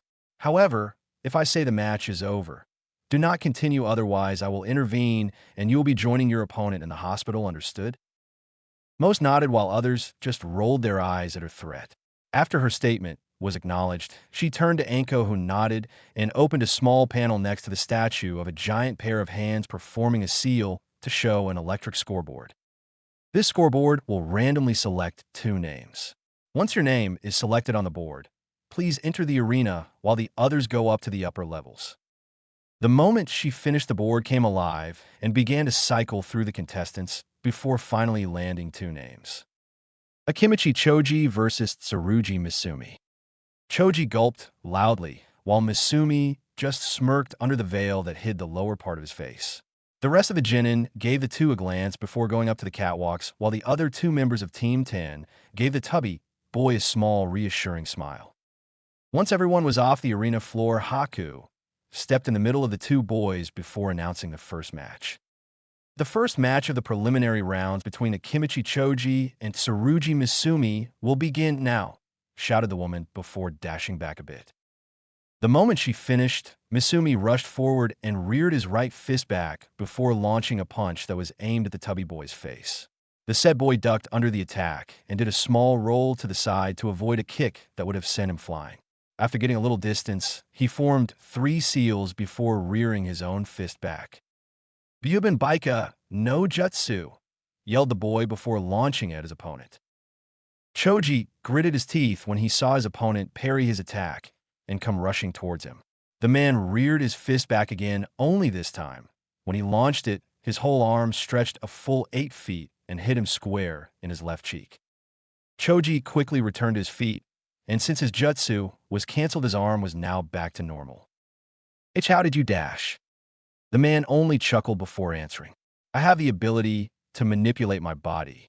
I can pop my bones out of their sockets and use my chakra to move my soft muscle tissue. Basically, I can stretch myself from as far as I wish, so long as it's not too far. But since we are in this arena, I have perfect range to hit you with it." With that said, he cocked his fist back once more and sent it straight at the boy again. This time, however, Choji was ready and dodged the punch before grabbing his arm and, with little effort, swung him towards the wall where he collided with brutal force. The said man groaned as he climbed to his feet, only to look up and see the big bone Genin's gigantic fist come crashing down towards him. Cursing lightly, he quickly rolled to the side before rushing forward.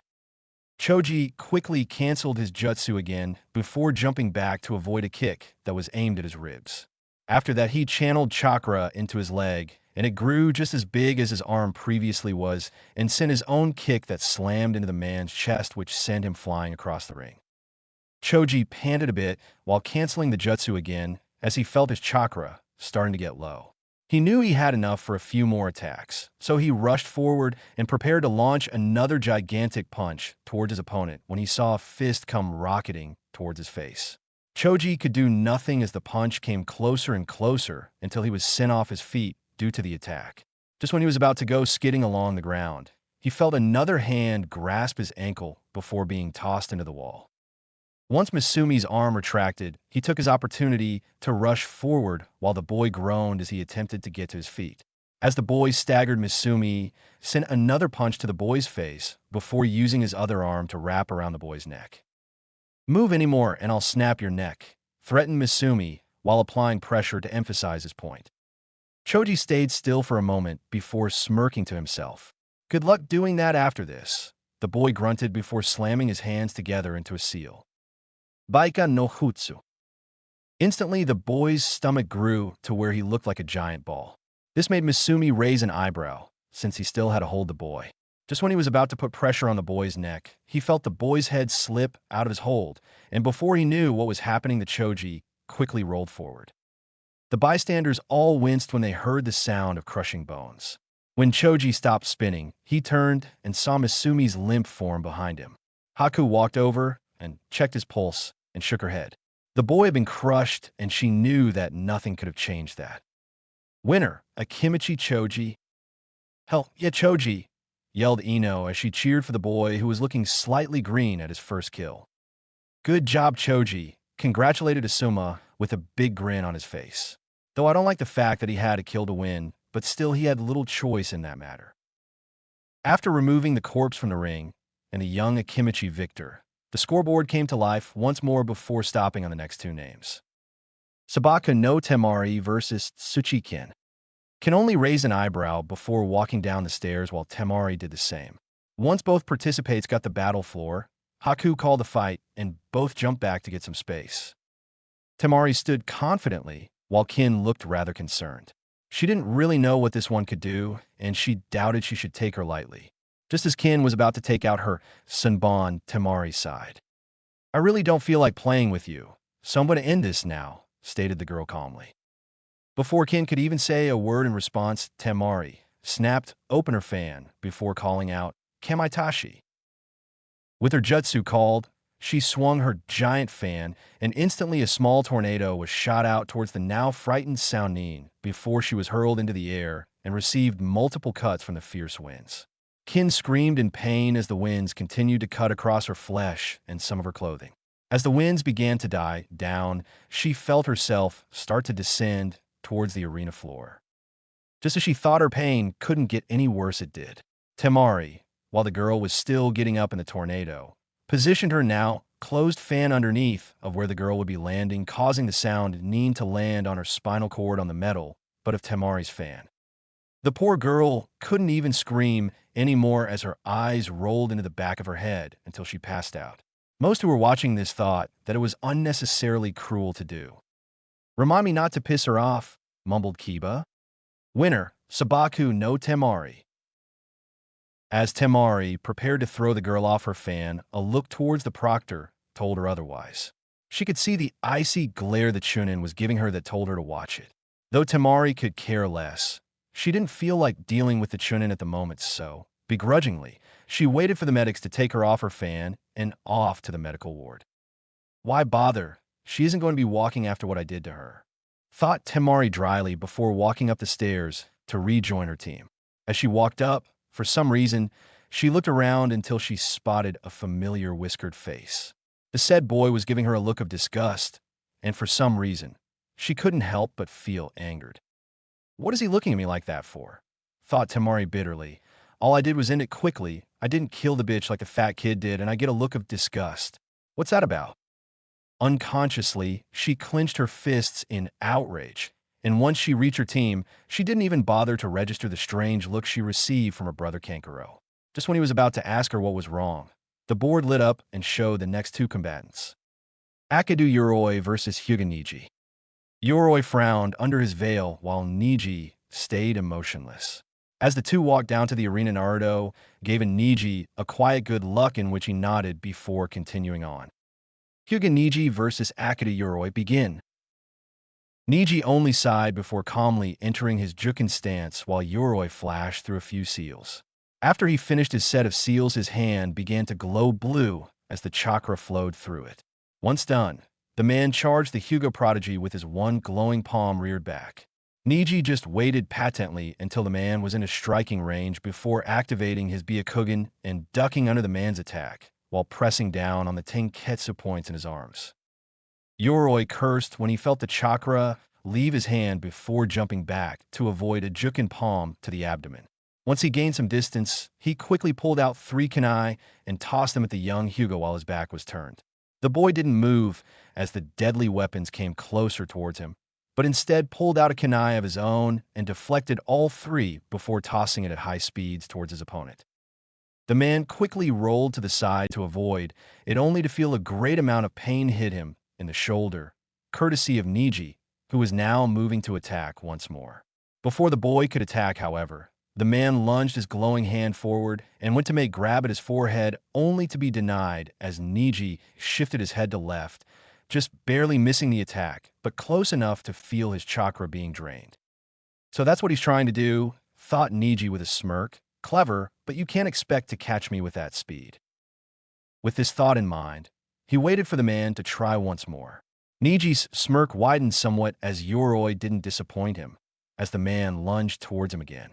Just when Yoroi thought he had him, Niji quickly grasped his wrist before pressing down on 3 Tenketsu in the man's other arm. He watched in satisfaction as chakra stopped flowing into Yoroi's hand. Before his opponent could even think of retaliating, Niji dealt a palm to the man's abdomen, causing him to cough up blood. The last thing Yoroi saw before he went into unconscious was the sight of Niji's cold, white, pupil-less eyes boring holes into his skull. "Winner, Hyuga Niji," announced Haku before calling over the medics. Niji only scoffed before walking toward the upper levels. As he walked up the stairs, he felt as though someone was watching him, but shrugged it off without any second thought. "Huh, he was holding back the whole time too," said Kankuro before taking a glance at his other 2 siblings. Gara was looking at the boy in interest, as he'd expected, while Temari, on the other hand, still looked pissed. "Hey sis," said the boy in confusion. "What's up with you?" The girl didn't respond for a moment, as she clenched her fists a bit tighter to the point that her knuckles were white. She then glanced at him, and Kankuro could see that, whatever happened, she was really, really pissed off about it. "Nothing," growled out Temari in a venomous tone. With that said, Kankuro wisely chose to stay quiet about it and not ask any further questions. He glanced at the board to see that the next two contenders were already selected. Tintin versus Retsumeteru. Tintin couldn't help but grin at finally getting her shot. In her eagerness, she simply leaped over the railing before landing on the arena floor. "Good luck, Tin-chan," yelled out Naruto, while not noticing the look Sakura was giving him. "Thanks, Naruto," thought Tintin with a smile, before turning her attention to her opponent. The boy looked about a few years older than she did. He looked about 5'2" and had seemed to be well fit. He had dark brown hair with matching brown-colored eyes. He was currently wearing a black short-sleeved shirt with his left arm hidden in a long loose sleeve that was stitched to the shirt. The man also wore black shinobi pants with matching ninja sandals. But what really caught Tintin's attention was the wakizashi that was strapped to the man's back. Tintin versus Retsumeteru begin. Tintin leapt back as Haku announced the fight's beginning. When she felt she had some good distance, she noticed that the Meteru had yet to move. She raised an eyebrow at this before pulling out two shuriken and tossed them at her opponent. The genin remained still until the last moment before unsheathing his wakizashi quicker than most could see and deflecting them before returning the sword to its sheath. "Okay, this ain't good," thought Tintin as she pulled out more shuriken and kunai from her pouch. As she went to toss them, she saw him unsheath his sword again before he rushed her while deflecting the projectiles as he went. Once he got into striking distance, he went to slash Tintin in half only for her to duck and attempt to sweep his feet out from under him. He jumped over it and thrust his blade towards her in an attempt to stab her. He was happy to note that he succeeded only to be disgruntled when she puffed into smoke to reveal a block of concrete. He glanced over his shoulder to see Tintin a few feet away from him on one knee with two scrolls on each side of her while performing a few seals. "Sushiryu," shouted the girl before a giant plum of smoke obscured Meteru's view. Suddenly, the forms of two dragons swirling around each other appeared out of the smoke before dispersing, showing two sets of scrolls being unraveled. Throughout the whole sight, Meteru still didn't move. Even when he saw Tintin jump in the middle of the scrolls, he stood still. He just patently waited for the attack to commence, knowing that whatever was going to happen, he was prepared. Up in the air, Tintin grasped the projectiles coming forth from the two scrolls before tossing that at her opponent with pinpoint accuracy. However, no matter how many weapons she threw at him, he would deflect them or dodge with relative ease. Soon, all her weapons lay on the arena floor while Meteru stood in the middle, while staring up at her with a bored expression on his face. Tintin gritted her teeth in frustration as she went to retrieve her weapons with the wire attached to them when she realized that the wires had been cut. "He wasn't just deflecting my weapons," thought Tintin frantically. He was cutting the wire off as well. Meteru smirked as he saw her look of panic before leaping towards the girl who was still relatively high in the air. As he went to unsheath his sword, he saw Tintin's eyes widen slightly as she went to pull out some sort of weapon only to find nothing but another scroll. Naruto watched in horror as Meteru went to slash his friend's arm off, only to sweat drop when he was hit by the end of a scroll. Leave it to Tintin to find other uses for a storage scroll, thought the boy dryly, while others proceeded to sweat drop as well. "Can't believe that worked," thought Tintin sheepishly as she landed on the arena floor. Tintin watched as Meteru flipped mid-air before landing on his feet. He glared at her while sheathing his sword.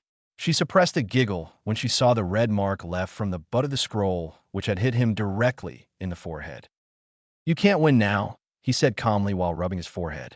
"You used every throwing weapon in your arsenal, if that scroll had anything to say about it." "Well, I'm willing to prove you wrong on that one, friend," shot back the girl. With that, she quickly pulled out her last scroll in her pouch and unraveled it while adding chakra to activate the seal that contained her weapon. With a small puff, a katana with a red sheath with a matching red hilt appeared from the scroll. She quickly grasped it before unsheathing her blade, all the while glaring at the boy in front of her. Meteru only raised an eyebrow at her actions before dismissing it as he prepared to attack again. He was pretty surprised when she stuck her sword's blade into the ground before kneeling down and lifting her pants leg up a bit to show a pair of small ankle weights. "A few pounds won't make a difference," said Meteru smugly. Tintin didn't reply. Instead, she just casually took off the two ankle weights until she was holding them in the palm of each hand. She then smiled sweetly before tossing them over her shoulders towards the wall. The moment the weights connected with the wall, it shook as the two objects embedded themselves into it, while creating small cracks that stretched out about a few centimeters away from each hole. "A few pounds won't make a difference, huh?" asked Tintin, while still smiling sweetly before it was replaced with a scowl. "You shouldn't have underestimated me. Now you're going to regret it." The moment those words left her lips, she grabbed the hilt of her sword and rushed forward at an alarming rate. Metaru, who had not been expecting this, barely managed to unsheath his sword to block the attack, only to have powerful kick connect with his ribs. Before Metaru could gather his bearings, he had to duck under another swing from Tintin's blade, which cut a few strands of his hair. Getting annoyed, he quickly made a diagonal slash, only for it to be blocked by the brunette. The two struggled for a bit before Metaru put as much strength into pushing the girl off his sword and thrusting his own blade towards her neck. Tintin quickly jumped back to avoid it, while sporting a shallow cut on the side of her neck before turning to block a vertical strike that aimed to cut her in half. After another struggle of power, Tintin finally managed to push the boy sword off her before making her own vertical strike, which managed to cut the genin across the chest, which penetrated the skin.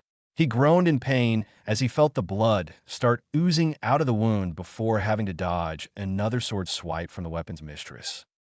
As Metaru went to make another horizontal strike, Tintin ducked under the attack, and as the blade went over her head, she quickly grabbed his wrist and, with the genin's own momentum, pulled him over her, causing him to be slammed onto his back and his weapon to leave his hand and go skidding across the ground.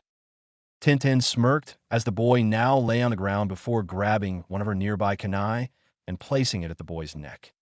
"I win," whispered Tintin before looking at Haku. "Winner, Tintin." "Hell yeah. Good job, Tin-chan," cheered Naruto from above. The said girl smiled up at him before looking down at the now furious-looking genin. She then pulled the kunai away from his neck before placing it back in her pouch and walking over to where her sheath lay. "That bitch," muttered Metaru furiously. "I won't be humiliated this way." When Tintin turned to face him, he was already 5 feet away from her with him clutching his left wrist. Before he reached her, she saw a small glimmer of silver before realizing that inside the loose sleeve, a small extendable blade was what lay hidden the whole time. Unfortunately, she realized this a bit too late as Metaru stabbed the blade into her abdomen, causing multiple gasps to escape from the bystanders. The ones to be most shocked by this were Metaru's own teammates and Naruto. Tintin slowly looked down at the wound as the blade retracted into his sleeve, while he himself had a menacing smile gracing his features. Soon she felt her vision begin to fade, and the whole time, all she could hear was Naruto calling out her name. "Huh, that's what you get for humiliating me, you little dash." Metaru would have continued this rant had it not been for the fact that he felt a freezing cold substance beginning to cover his entire body. He shakily turned his head to see a very angry-looking Haku who had her hand on his shoulder, while ice continued to creep over his body until he was completely covered in a thick layer of it. Haku calmly removed her hand from the boy's shoulder as the look of pure fright was etched onto his face before turning to face the remaining genin on the upper levels. "Does anyone else want to disobey the rules?" she asked in a bone-chilling voice.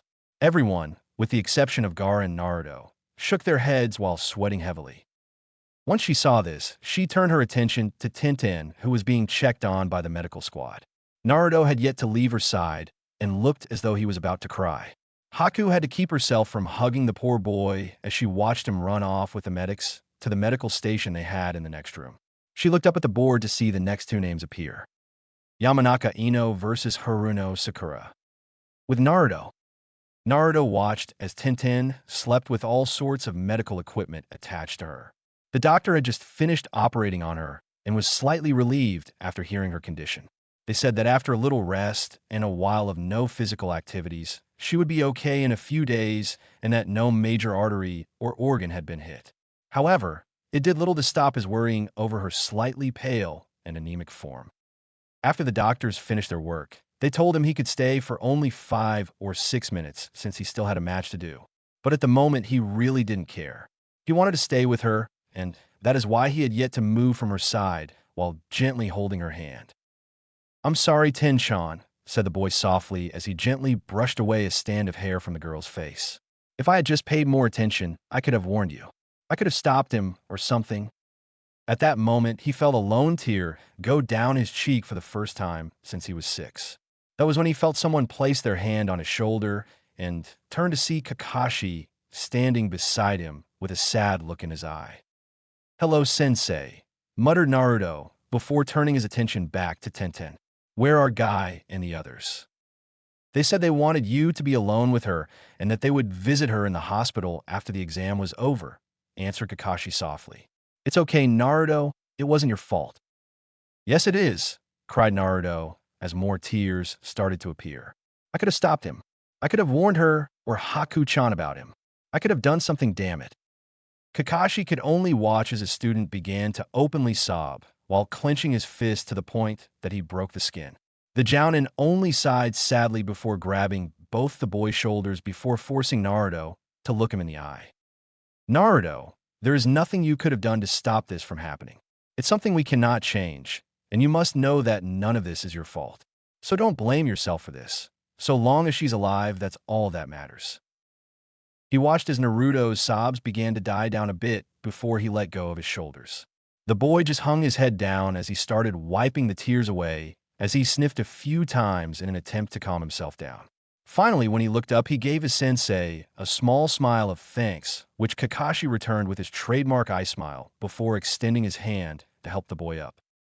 Naruto gratefully took hold of it as his sensei hoisted him up off the ground before looking at him in the eyes once more. "Tell anyone that I cried in here, and I'll burn your book in the bookstore." Kakashi couldn't help but laugh at that before guiding the blonde back to the arena where the fight between Shino and Kankuro had just now finished. Turned out the fight between Ino and Sakura was a draw as the two managed to knock each other out with one punch, causing it to be a double knockout. The fight between Kankuro and Shino had officially ended. Kankuro was paralyzed by one of Shino's special insects, while Shino was poisoned by Kankuro's puppet Karasu. Now everyone was waiting as the scoreboard came to life once more to reveal the next two contestants for the upcoming round. Nara Shikamaru versus Yakushi Kabuto. "Oh, crap," groaned Shikamaru as he eyed the silver-haired genin. "Don't worry about it. At least it's not Sasuke you're fighting or someone else," said Choji reassuringly while eating a bag of chips. "Thanks a lot for that, Choji," muttered Shikamaru before adding, "troublesome." Kabuto took a glance towards the Sound Trio's sensei, to see him nod. Wordlessly, Kabuto jumped over the railing before walking into the center of the arena, while Shikamaru took his time going down the stairs. Once he was in front of him, the proctor began the match, and both fighters jumped back. As he leapt back, Shikamaru began to perform a few seals before stopping on a rat seal. Instantly, his shadow extended as it gave chase towards the silver-haired youth. The said man jumped away from the shadow as it crawled along the ground. As he continued to maneuver around the tricky shadow, Shikamaru pulled out two kunai before tossing them at Kabuto, hoping to lure him into his trap. However, Kabuto was no fool. He saw the wire that Shikamaru had added to the two kunai and cut them off as soon as he saw them. Though, how he attached the wire without him noticing was something he didn't know. Just then he noticed that the boy's shadow was lurking towards him once more and forced him to maneuver around the damn thing once more. Shikamaru only smirked before canceling his jutsu and going into his equipment pouch and pulled out two round objects. Kabuto raised an eyebrow before his eyes widened in realization. Shikamaru only smirked before tossing both of the balls into the air towards Kabuto before the two exploded to cause a blinding light to engulf the whole room. When the room darkened once more, and everyone could see clearly again, they found that Shikamaru had stayed at the same spot, only his shadow was now connected with Kabuto's. "Kageme no Jutsu was a success," said Shikamaru with a smirk. Kabuto only raised his eyebrows once more before asking, "Tell me, what does this do to help you beat me?" Shikamaru only turned his head to the left, and Kabuto did the same. When he looked, he saw a kunai embedded into the ground about 27 inches beside his foot with an explosive tag attached to it. Shikamaru then turned his head to the right, and it showed another kunai with an explosive tag on it, about 16 inches from his right foot. After I threw the flash bombs, I tossed those to each side of you. Now all I have left to do is do a simple seal, and those two explosive tags will go off immediately. Kabuto could only sigh as he accepted his loss. He was supposed to be a spy, and that meant that you had to do things you didn't like to do. Sure, he could beat the kid, but in order to keep himself out of suspicion, he had to play along. So with another sigh, he spoke. You win. Winner, Nara Shikamaru. The boy only sighed again before canceling his jutsu. As a shadow retracted back to him, he couldn't help but notice a small glimmer in Kabuto's eyes. This usually wouldn't bother him, but the fact that he had won so easily and that Kabuto didn't even try to attack him made him wonder. Whatever he saw, it wasn't his problem anymore. He took a quick glance at the board again to see who was fighting who next. Uchiha Sasuke versus Hyuga Hinata. Sasuke blinked a few times as he looked over to see Hinata, looking a little nervous. Why was he fighting her? He never really fought against a girl before. He excluded Haku since, at the time, he didn't know it was a girl. Regardless, I'll just have to be cautious. I really don't know what she can do since the last time I saw her fight.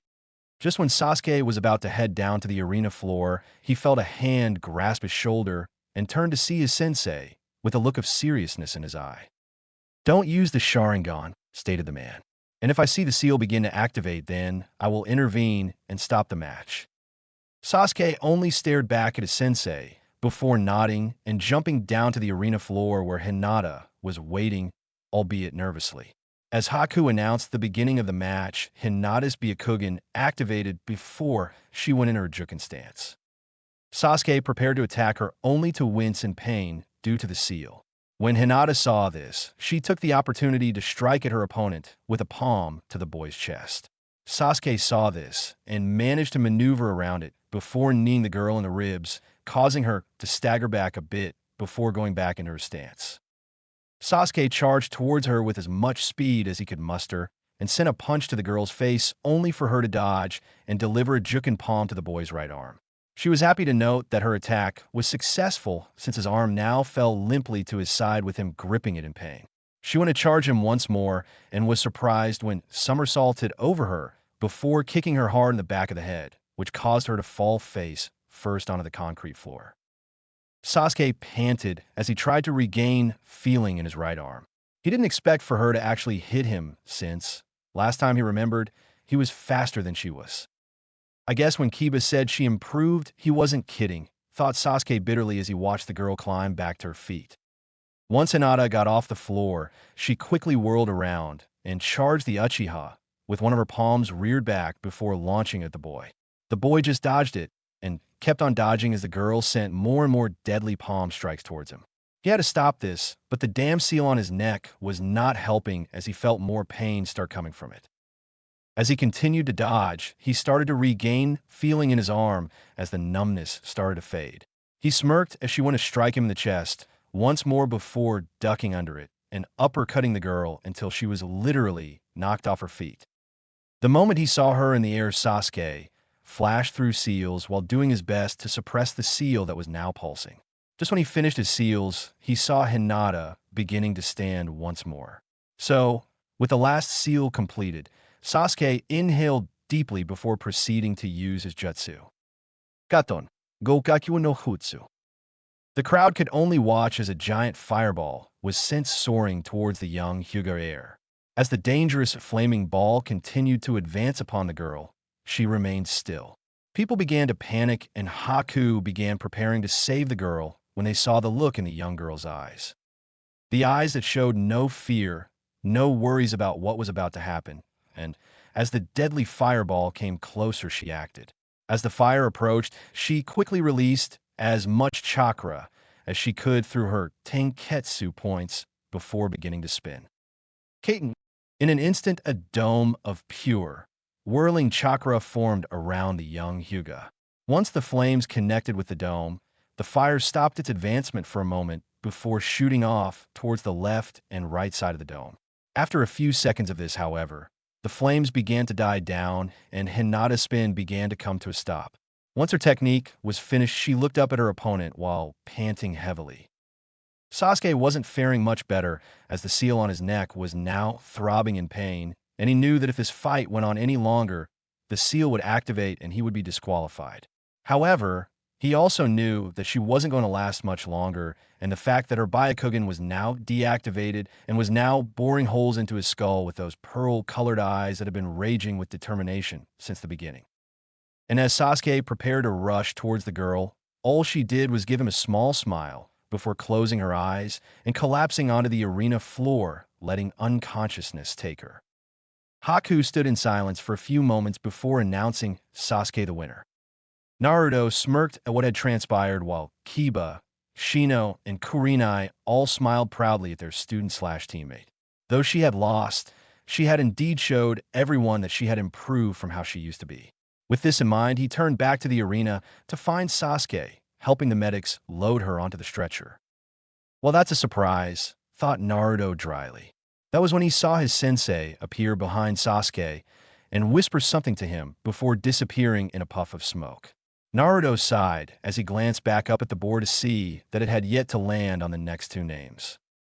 Guess because we're running low on people, thought the blonde as the names finally appeared. Sabaka no Gaara versus Kinyuta Dosu. Gaara only glanced at the board before he formed a seal and used Suna Shunshin to teleport down to the center of the arena. "Get down here," said the boy coldly as he stared at the Sannin. The said ninja just scoffed before jumping down calmly. Once he reached the middle, Haku began the match, and Dosu struck. As quickly as he possibly could, he rushed forward with his gauntlet-clad arm cocked back. His assault was stopped before it could even begin as sand started to pour out of Gaara's gourd and was shot out at him in a giant burst. Dosu was forcefully knocked off his feet as the torrent of sand sent him flying into the wall, with more sand rushing at him. As quickly as he could, he rolled to the side only to be blasted with another jet of sand, sending him skipping across the floor like a rock on a smooth lake. He groaned as he attempted to get to his feet, but leaped once he saw a giant fist of sand come crashing down from above him. Gaara watched from the same position as he had started from and was not impressed with the Sannin. He was expecting more from this one, since Mother had stated he was one of the stronger ones. Though he supposed that she was just thirsty for more blood, but he dared not question his mother, otherwise he might be in a worse situation than others thought. Dosu panted as he watched the sand go slithering back to its master, whom had yet to move the entire time since this match started. This didn't settle well with him, and he knew that if he got at least one hit in, he could kill the brat. That being said, he slowly got to his feet, mindful of where Gaara's sand was, and charged while pulling out a kunai with an explosive tag attached to it before tossing it at the boy. Even as the kunai came closer towards him, Gaara had yet to move until it was only a few inches from his face when sand suddenly shot upwards and caught the projectile before sand began to form an orb around the weapon until it was no longer visible. A few seconds later, the sand seemed to have flinched before it fell harmlessly to the ground, while the kunai looked black with the handle missing. "Shit," thought Dosu frantically as he reared his arm once more only to feel something grab him by his feet. Looking down, he saw that both his legs were covered in sand, and the next thing he knew, his whole body was covered in it. "Sabaku Q," announced Gaara calmly. Slowly, Gaara raised his hand until it was just over his head with his palm opened. As he did this, the sand around Dosu began to ascend into the air, carrying him with it. He struggled as best he could to get the sand off, and, sadly, nothing worked. He stared back at Gaara with a frightened look on his face as he felt the sand getting tighter as Gaara's hand started to close. "Sabaku so-so," said Gaara as he closed his hand into a fist. The moment he did, the sand around Dosu tightened until the pressure was too much for him. Dosu didn't even get a chance to scream as the sand crushed his body and spilling his blood all over the arena, some of it hitting the people on the upper level. Haku sighed as she surveyed the area to find that most were looking at the boy in disgust, fear, or just plain emotionless from the aftermath of his actions. She knew she couldn't stop him. Even if she had known she could, she doubted she would have survived his wrath. She had seen the report on this one, and knew that if she even tried to intervene, then she would most likely end up the same way as Dosu. Winner, Sabaka no Gaara. The boy only waited for his sand to return to his gourd before Suna shining back to where his siblings were waiting for him. As the medics came out to retrieve the body, some couldn't help but feel pity for the Sannin, while others were shivering in fear at the red-haired boy. Naruto stared at the board in irritation as he hadn't been called to fight yet. After watching all the fights transpire, he was getting anxious, and it was beginning to show he was now fidgeting constantly.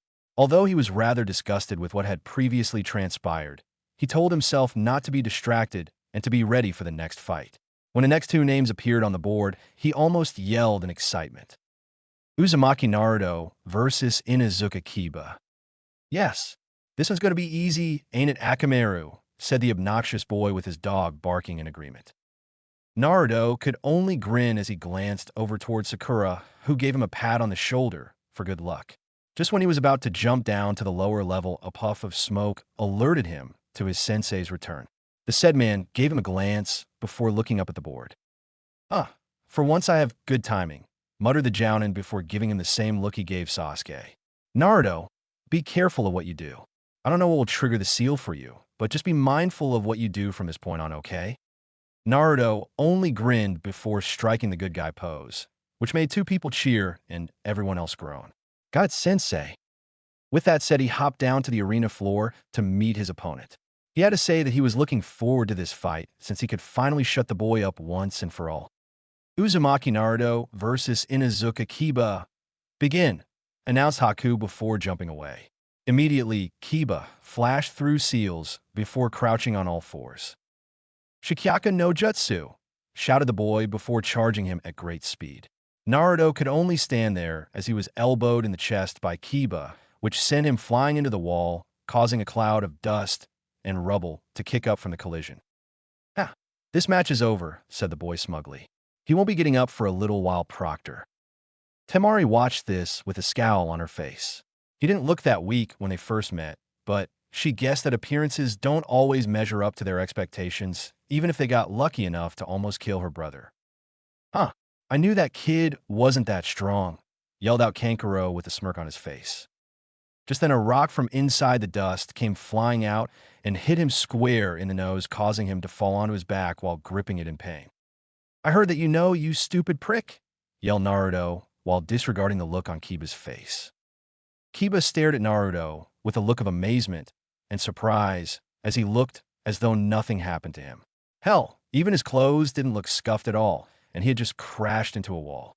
With a scowl, he rushed towards him, aiming to slash at him with his claws face, only to have his wrist effortlessly caught mid-strike by Naruto, who wasn't even paying any attention to him.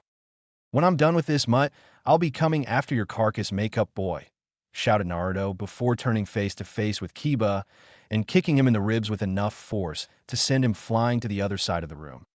"It's not makeup, it's war paint," yelled Kankuro before turning to glare at Temari, who was trying to suppress a giggle. Kiba groaned as he returned to his feet before glaring at the red-cloaked youth. Looking at his partner, Akamaru, he gave the dog a silent command before taking out a few smoke bombs and tossing them at the blonde. Naruto, who had yet to move from his position, stood in the black smoke while listening for Kiba and his dog. Kiba smirked as he came closer towards where he thought Naruto would be. He figured he could surprise him by this tactic, and once he smelt that he was in striking range, he went to punch the blonde in the face only for his opponent to dodge it and counter with an elbow to the stomach, which caused the air to leave his lungs. As he struggled to have his air return again, Naruto quickly whirled around and delivered a powerful right hook kick to Kiba's face, sending the boy stumbling out of the plume of smoke. He groaned as he tried to shake off the dizziness he was feeling while looking at the area Naruto was standing to see that the smoke was beginning to clear. His glare intensified when he saw that he was just standing there with his eyes closed. Naruto smirked as he opened one of his eyes and giving Kiba a small wave which served to fuel the boy's anger even further. Just then, he heard the sound of something approaching him and whirled around to see an airborne Akamaru aiming to bite him. Before the small pup could do this, however, Naruto casually parried to the right and delivered a chop to the back of the dog's neck. This caused the dog to yelp in pain until it was grabbed by the scuff of his back and tossed towards Kiba, who caught him with relative ease. "If you don't want Akamaru to get hurt, try keeping him out of this, mutt," said Naruto calmly while giving Kiba an even stare. Kiba could only look down at his little friend as his world finally stopped spinning. He then glanced up at Naruto with a look of pure hatred etched onto his face, with a ferocious amount of killing intent as he placed his canine friend on the ground. Meanwhile, on the upper floor of the arena, Kurenai was looking down at the fight with her eyebrows raised. He's improved a lot since the academy. I'll admit that much to you, Kakashi. Kakashi, I smiled at her before looking back down at his student. But he's still no match for Kiba, even if he's gotten in a few hits. Remember, Kiba hasn't used most of his tricks yet, and now that he's harmed Akamaru, I think he's going to stop holding back. You keep telling yourself that, replied Kakashi. What did you say? Let's just say that if Naruto was aiming to kill Kiba, he would have by now. And you think this way because that sword on his waist is not for Sho Kurenai. It's meant to kill, and Naruto had plenty of opportunities to do so a moment ago. Besides, I don't think we've seen everything that Naruto is capable of doing quite yet either. With that said, he glanced back down to the arena while ignoring the look Kurenai was giving him. After taking a few deep breaths, Kiba was able to calm himself a bit and went into his ninja pouch before taking out 2 small pills. He quickly ate one before handing the other to Akamaru. Once he ate the strange pill, his fur began to change from its regular white to dark red as he growled at Naruto. What kind of drugs did you put into that pill of yours? It's not a drug, it's a soldier pill, you baka, answered Kiba before crouching over as he performed a new net of seals while Akamaru jumped on his back. Jujin Bunshin, called out Kiba as a plume of white smoke engulfed them both. Once the smoke cleared, it showed that Akamaru was now gone and replaced with another Kiba who took on a more feral impression than the original. Okay, this could be a problem, thought Naruto as he eyed both Kibas. Both smirked smugly before charging him at high speeds. He ducked under a claw swipe from one of the Kibas, which grazed his cheek, causing blood to ooze out of the small wound. He parried another strike from the other one as it came too close to hitting his chest. As the original Kiba went to strike behind him, Naruto whirled around to catch his wrist, only to have Akamaru come rocketing forward and elbowing him in the ribs with great force, which sent Naruto tumbling across the arena floor. Naruto gasped in pain as he sat up until he was on one knee. He gripped the right side of his rib cage and felt that 2, possibly 3, of his ribs were broken. He knew that this was getting out of hand already, so he began to channel Yuki through his body, only to feel a massive amount of pain erupt from the seal on his neck. Kiba watched as Naruto gasped in pain and took this as an opportunity to attack. So he and Akamaru charged forward while leaping into the air with claws extended before rotating themselves until they both looked like 2 gray drills. "Kitsuga!" cried both as they sped towards the blonde. Naruto glanced up in surprise, only to be hit dead on in the chest by both Inuzukas and was now being lifted into the air.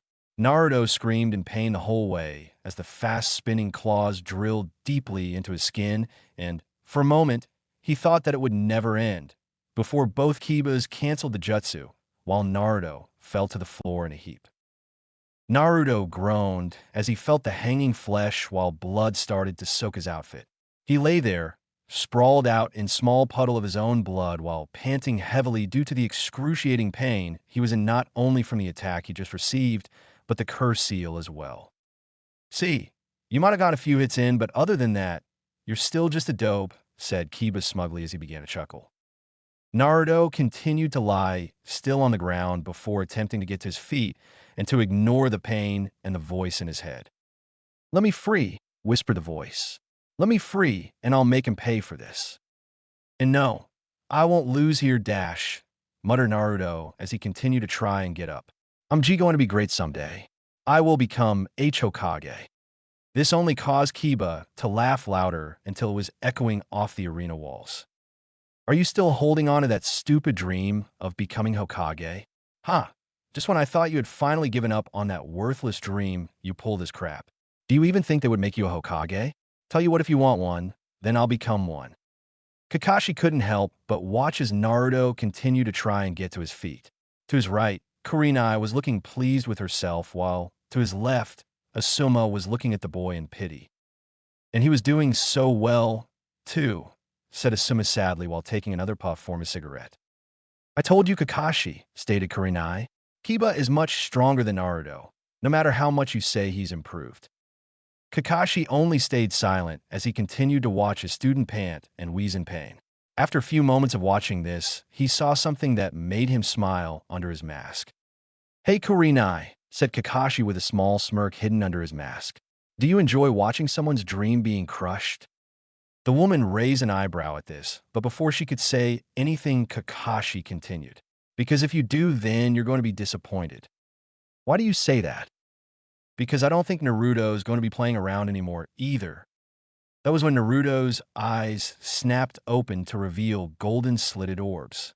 He felt the broken ribs and began to mend themselves back to normal, while the wound on his chest began to heal at an alarming rate due to the Yuki now flowing freely through him.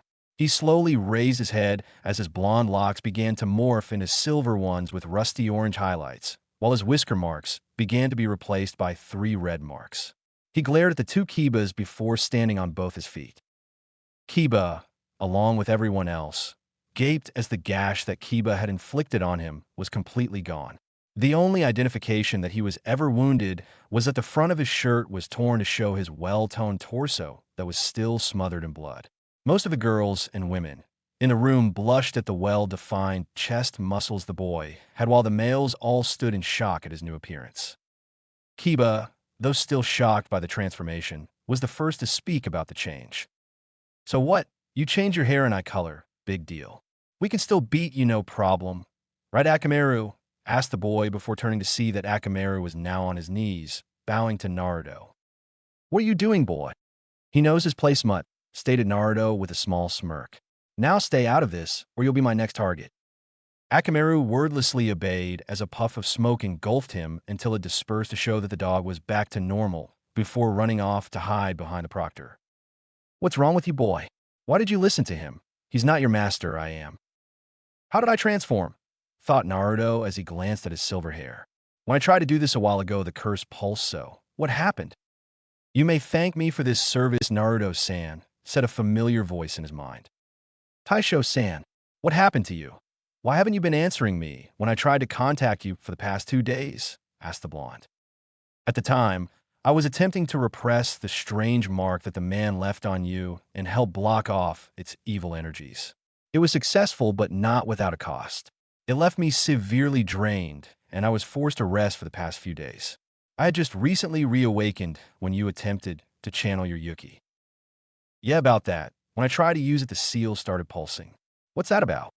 "I will explain that at another time. At the moment, you do not have much time until the mark will begin to cause you more pain. You must finish this battle as quickly as you possibly can." "Right, thanks again, Taisho." "You're welcome." "All right, Kiba," said Naruto as he grasped the hilt of his sword. "You ready to play in the major leagues now?" "Bring it on, dope," yelled Kiba as he rushed towards Naruto before leaping into the air and began spinning like he had earlier. Suga. As the gray drill known as Kiba came closer and closer towards Naruto, the silver-haired boy unsheathed his sword before transforming it into its true form. He heard multiple people gasp or stare in awe at the weapon as he turned it to where the flat side of the blade was facing Kiba's attack before stabbing it in the ground in front of him. The moment Kiba's attack connected with Naruto's blade, everyone knew from that point that Kiba was in trouble. The reason why was because as soon as it connected, Kiba bounced off of it like a pinball and ran straight into the wall. Kiba hissed in pain as he looked at his hands to see that all of his claws had broken while blood seeped through the cracks made in his claws. He looked up in fear as he found no Naruto in sight. As Kiba went to get up, his canine senses picked up a presence behind him and he rolled to the side. He was glad he did because the moment he moved, a loud crash was heard, and once the dust cleared, it showed Naruto with his sword embedded into the ground. Seeing this, Kiba tried to quickly get back onto his feet, only to see Naruto standing in front of him with his sword reared back in a horizontal strike. It was by sheer luck that Kiba ducked underneath it in time, as if he had been a second too late. His head would have been rolling across the ground right now. As the blade went over his head, he quickly pulled out a kunai and went to stab him. When the blade connected to the cloak, however, his kunai only tapped it before the tip of the blade chipped off, leaving Kiba shocked once again and also open for another attack. As Kiba still sat crouched on the ground, Naruto easily grabbed him by the hood of his jacket before tossing him into the wall, which was about a foot away from him. Kiba shakily looked back at the golden slitted orbs until he felt his neck being grabbed by a firm, clawed hand. Kiba struggled to get loosen the boy's grip on his neck, but to no avail. "Now, time to repay you for that stupid drill thing you hit me with," snarled out Naruto before throwing him into the air. Sheathing his sword, Naruto extended his middle and index fingers until a familiar yellowish-green glow appeared around them.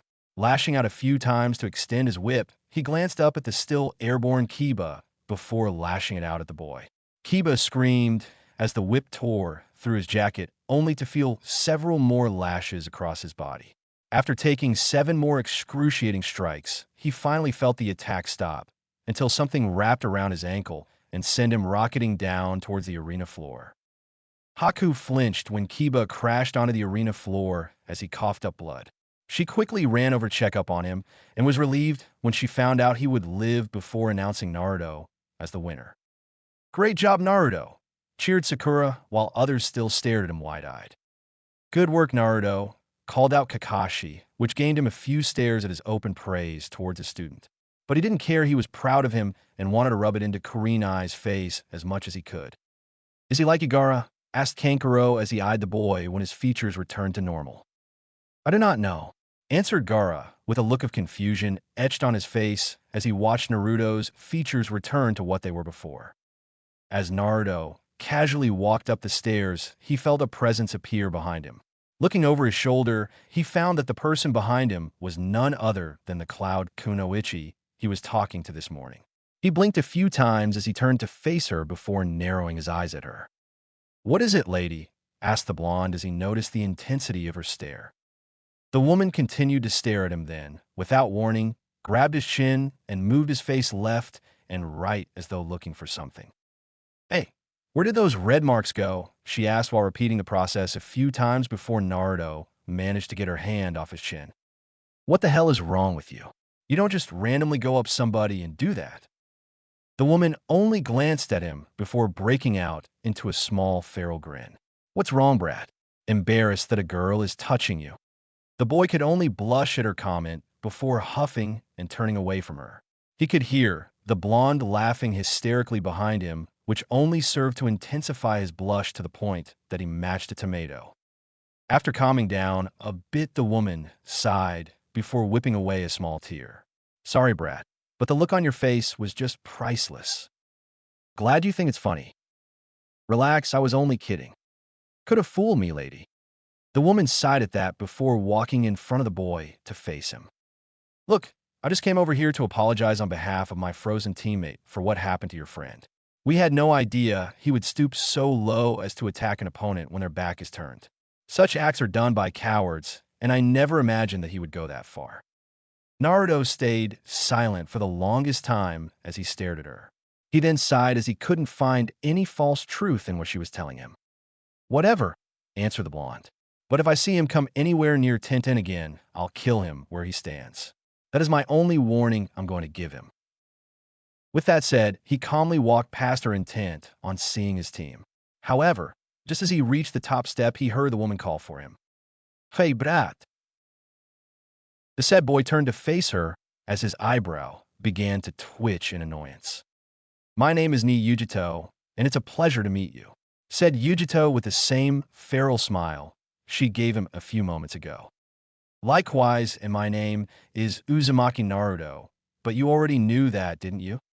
The only reply she gave him was her giving a quick nod before walking onto the arena. Surprised, Naruto glanced up at the board to see that it was in fact her turn to fight. Ni Yujito versus Abumi Zaku. Naruto quickly ran over to his sensei, who was now reading his smut again, before standing next to Sakura near the railing.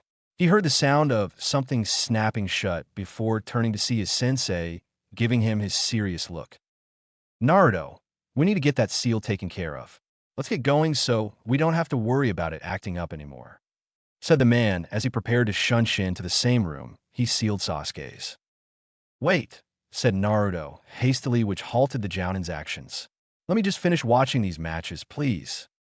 We cannot afford to take any risks at this point, Naruto. I'm sorry, but we must go. Come on, Sensei. Some of my friends haven't fought yet, and I need to know what I'm going to be up against in the finals. I'll give you all that information and full descriptions of each battle once the sealing is over. The proctors will be logging everything that has transpired here, so you will receive the information you seek. But that seal may start to act up soon, so we must go now. But Taisho said it was fine. The moment he said this, his eyes widened before slapping his hand over his mouth. But it was too late, and now Kakashi's eye narrowed before asking in eerily calm manner, "Who is this Taisho you just mentioned?" Naruto took a quick glance at Sakura out of the corner of his eye to see that she too was looking at him curiously. Naruto only sighed before giving his sensei the most serious look that the man had ever witnessed. "Let me stay, and I will explain everything to you after the sealing." This caused Kakashi's eye to narrow even further, as he didn't like making deals like this. However, if it meant he could gain some answers as to Naruto's progress and this Taisho person he had mentioned, then he had no choice but to accept. So, with a resigned sigh, he nodded before snapping his book open again to let his mind get off the subject for the moment. Naruto only smiled gratefully before turning back to the match that had yet to begin while not noticing the strange look Sakura was giving him. As Yujito approached the center of the arena floor, she couldn't help but raise an eyebrow at her opponent's condition. One arm was in a sling while his entire face was covered in bruises and cuts. Overall, he didn't look like he could put up much of a fight, let alone win. The moment Haku announced the fight, Yujito had dashed towards the boy, while the sound Nin raised his only good arm to point his palm in her direction before blasting a small wave of air toward her. The attack collided only to be replaced by a block of concrete, and forcing the boy to look around frantically. "Where did she go?" asked Zaku to himself as he looked around in every direction. He was answered by a quick kick to the head, which caused him to go skidding across the arena until he stopped when he crashed into the wall. He quickly looked up to see that Yujito was once again nowhere to be seen. He hastily returned to his feet, only to feel Yujito's fist hit him directly in the stomach, causing him to gasp for breath. When he lurched forward, he felt her knee connect with his jaw, causing him to go flying into the wall while bashing the back of his head on in the process. Yujito watched with disappointment as her opponent slid down the wall in a heap. He wasn't moving, but he was breathing, so she knew he wasn't dead. With a sigh, she turned to face the examiner, only to hear the sound of someone chuckling softly. When she turned, she saw the boy was still on the ground with one palm aimed directly at her before she was hit by a strong gust of air pressure, which sent her 9 feet across the arena.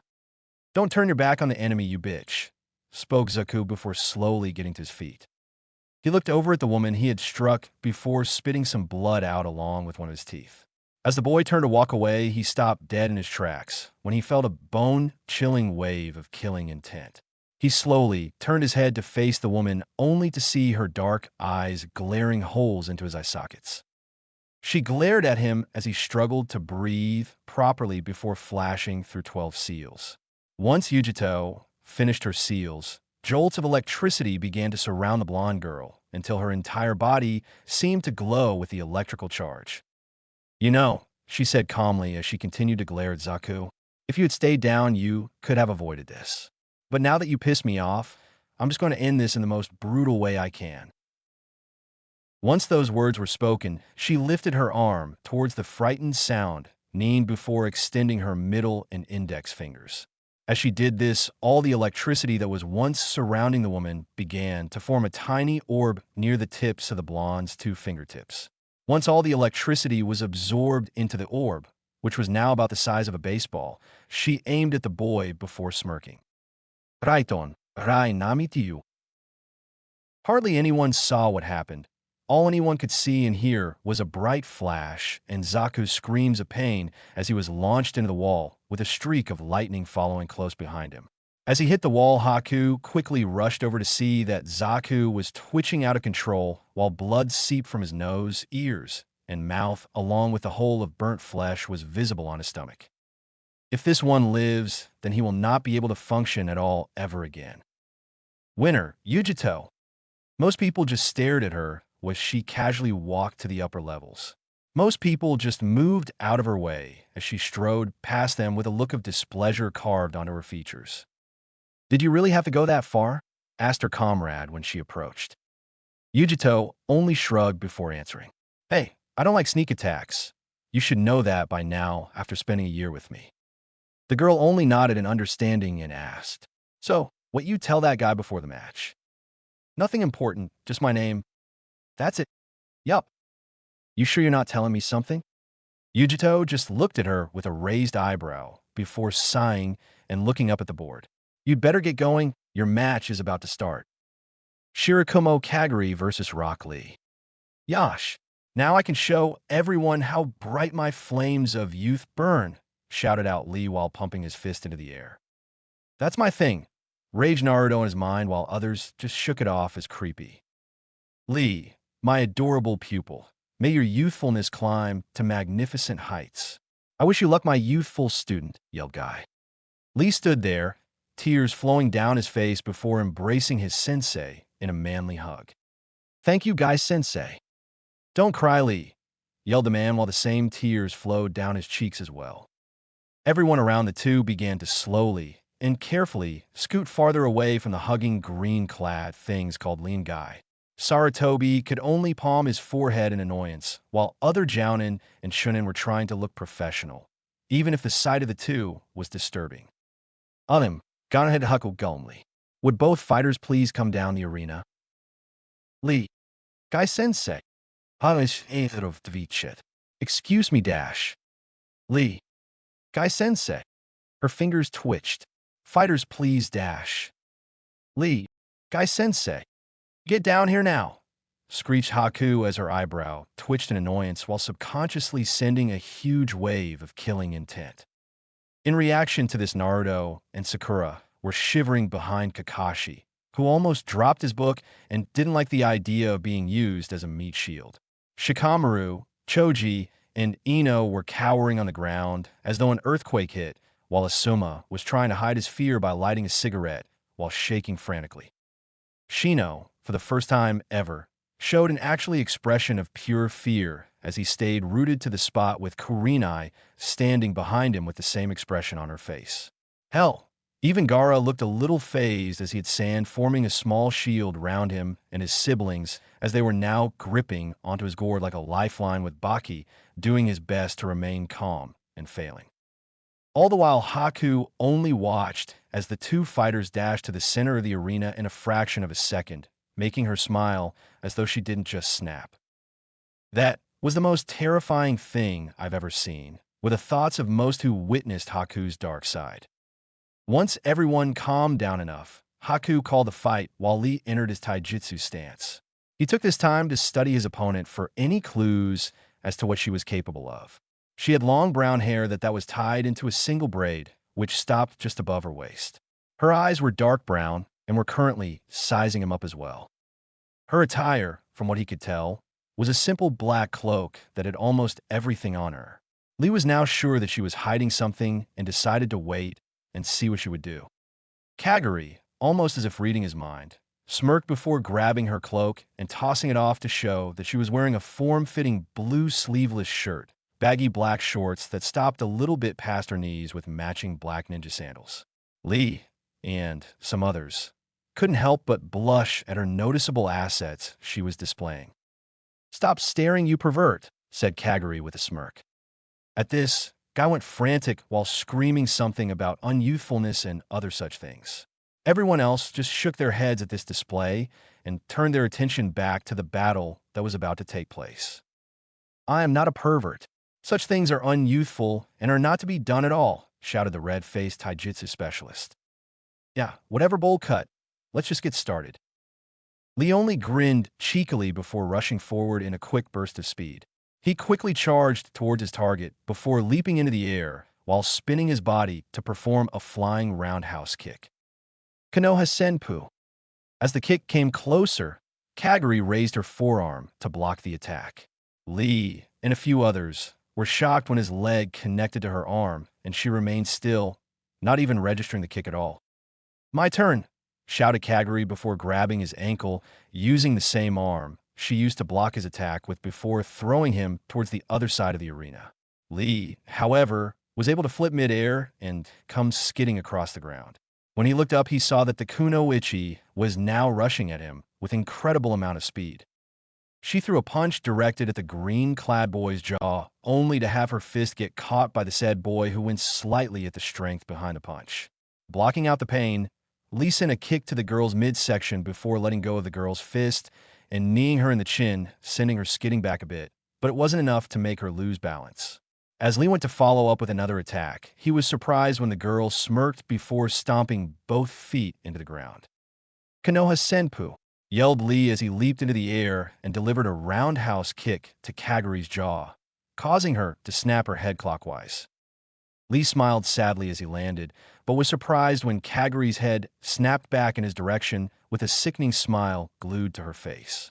As Lee gaped in surprise, Kaguri quickly grabbed hold of his arms before heaving her feet out of the ground and kicking Lee with such speed and force that it seemed like he was hit by a blur. As the boy came crashing to a halt on the wall, he slowly eased himself out of the hole before ducking under a punch aimed at his chest. The results blew his mind, as the force behind the punch that almost connected was enough to demolish that part of the wall, leaving a gaping hole where her fist had made contact. "Wow, I must congratulate you for your great display of youth so far," praised Lee before giving her the good guy pose despite the fact that he was in great pain. Kaguri only sweat dropped at this act of praise while looking back at him with a raised eyebrow. "You're a weird guy. You know that, right?" "I get that a lot, but that doesn't extinguish my flames of youth one bit." "Whatever. Are you ready to get started again?" Meanwhile, Naruto and the others were all on the edge of their seats while watching this fight with great interest. Most thought that the fight would be rather one-sided, but as the fight progressed, some were beginning to worry about Lee's safety since not a single one of Lee's attacks was enough to hurt the girl. And out of all the bystanders, Neji, Guy, and Naruto were the ones worried the most. Naruto was looking down at Lee with a look of pure fear for his friend and could tell that Lee was worried about himself since sweat was now visible on his features. "What are you going to do now, Lee?" thought Naruto as he gripped the railing tighter. "Hey, Naruto," said Sakura, causing the boy to turn toward her. "Why isn't Lee using ninjutsu or jinjutsu? Wouldn't that help him in this situation?" Naruto only looked back down at his friend as the boy struggled to dodge more of Kaguri's punches. "He can't. Lee has a condition to where he can't mold chakra in any way. The only thing he has is taijutsu, and whenever he gets serious, I can't even see him. Even with my bloodline, I still can't fight him too well," replied Naruto before a small smile began to form on his lips. "But I've seen your speed. You're way faster than he is when you transform." "That's because Lee isn't taking this seriously yet," answered Naruto as he looked over at Guy, who was watching Lee with a small smirk. "Lee," shouted Guy suddenly from his place on the catwalk, "take them off." This drew several stares to be directed towards the green-clad Jounin. The one who was most confused was Lee, who was gaping at his sensei in shock. Kaguri took this opportunity to strike Lee only for him to parry to the side and dash on top of the giant statue in the room. "But, Guy-sensei, isn't that for only when I need to protect many precious people?"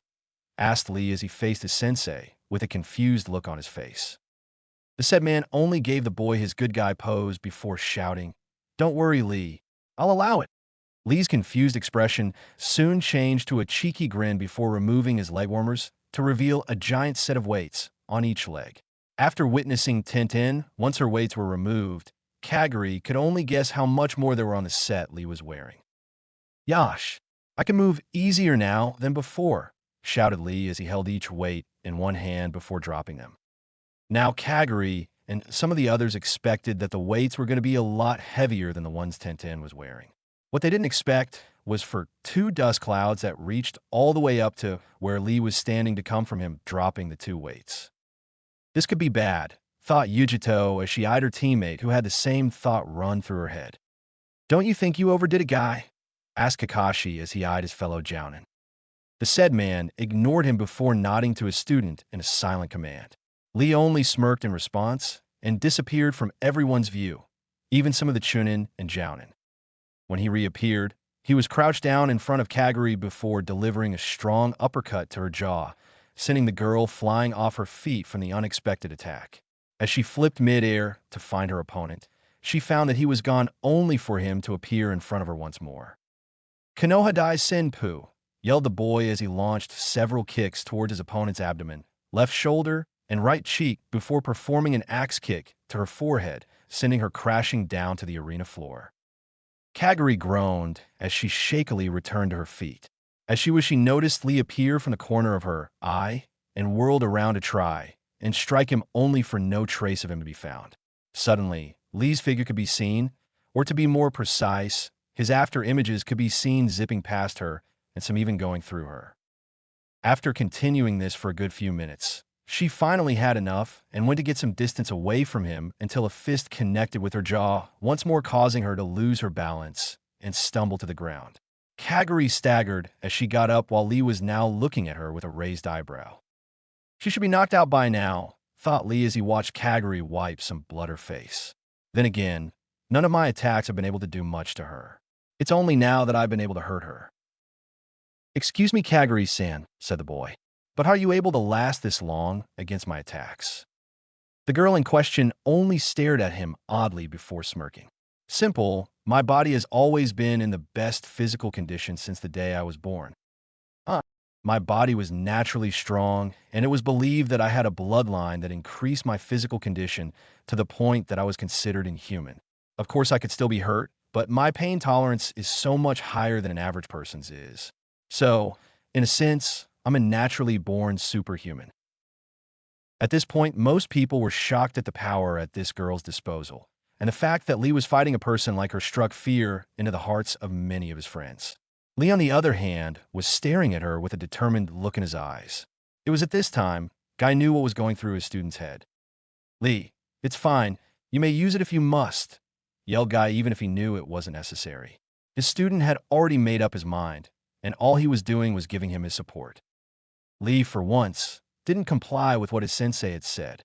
Instead, he began to unravel his bandages on his arms. Not knowing what was happening, Kaguri only watched as this transpired with a small glimmer of amusement in her eyes. Once his bandages were finally unraveled, Lee glared at Kaguri with the same burning determination blazing in his eyes. "Come on, Kai," muttered Lee before rushing towards her in sound-breaking speeds as he began to circling around her. The next thing anyone saw was Lee appearing underneath Kaguri before delivering an upward kick to her chin, sending her skywards. As she soared through the air, Lee then jumped after her before appearing behind her as his bandages began to wrap themselves around her before grabbing onto her midsection to keep her from escaping. As the two started their descent, Kaguri was doing everything in her power to get Lee off her and was surprised when it wasn't working. She noticed they were now starting to spin and was quickly picking up its pace. "Oh, moat wrench," hollered out Lee as they came closer towards the ground. As Kaguri felt herself getting closer to the ground, she closed her eyes before focusing chakra to her forehead. Immediately, a small kanji for body appeared before it faded away. Lee, who had only felt a small spike of chakra, didn't think much of it before releasing himself from Kaguri as she went crashing head first into the arena floor. The whole room was silent, with the only one making any noise was Lee, who was now panting heavily due to the after effects of his attack. "Well, it's been decided," stated Haku calmly. "The winner of this match is Dash." "I ain't done yet," yelled Kaguri from inside the crater that was just made.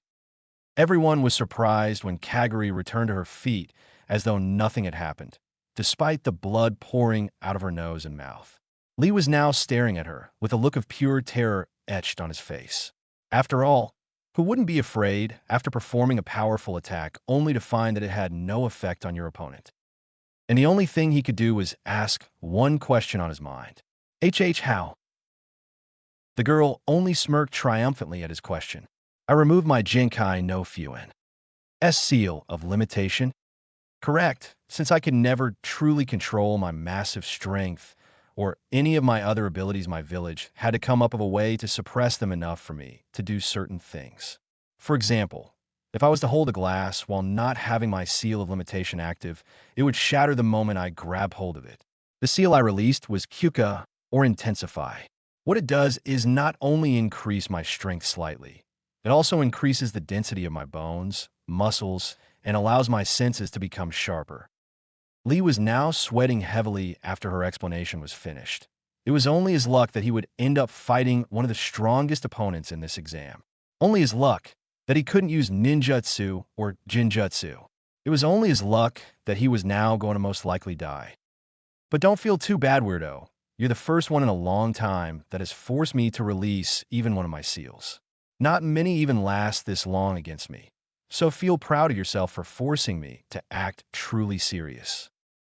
In Lee's now exhausted state, he couldn't have, in any way, defended himself from Kaguri as she vanished from his view, only to appear in front of him to deliver an unbelievably powerful punch to his abdomen. The result ended up making Lee go airborne with a great amount of blood shooting out of his mouth. A second later, she appeared behind him while he was still in the air and launched another powerful kick to his back, sending the poor boy into the wall above the catwalks. The Suna team only stared at the boy in pity, with the exception of Gaara, who was looking at him with a blank expression on his face. As Lee groaned in pain from the two bone-breaking attacks, before he shrieked in pain as another punch slammed into his chest, causing him to be buried deeper into the wall. He felt Kaguri's smooth hand wrap around his neck as she pulled him out of the hole with little effort as blood from his mouth began to travel down past his chin and onto her hand. Lee stared into the brunette's dark brown eyes, which held no pity, no remorse, just cold, ruthless eyes staring into his own broken and bruised form. With a sigh, she tossed him casually out onto the arena floor in front of a horrified-looking Haku. "What are you waiting for?" asked Kaguri with a sigh. "Call the match." Haku glanced down at the now groaning green-clad genin before her and could only imagine the amount of pain he was feeling. She was about to call the match when a familiar voice called out, "Don't you dare call this match yet. Lee can still win this."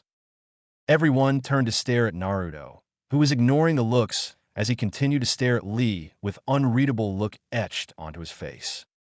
"Naruto, you idiot. Look at him. He can barely stand, let alone fight someone like her anymore.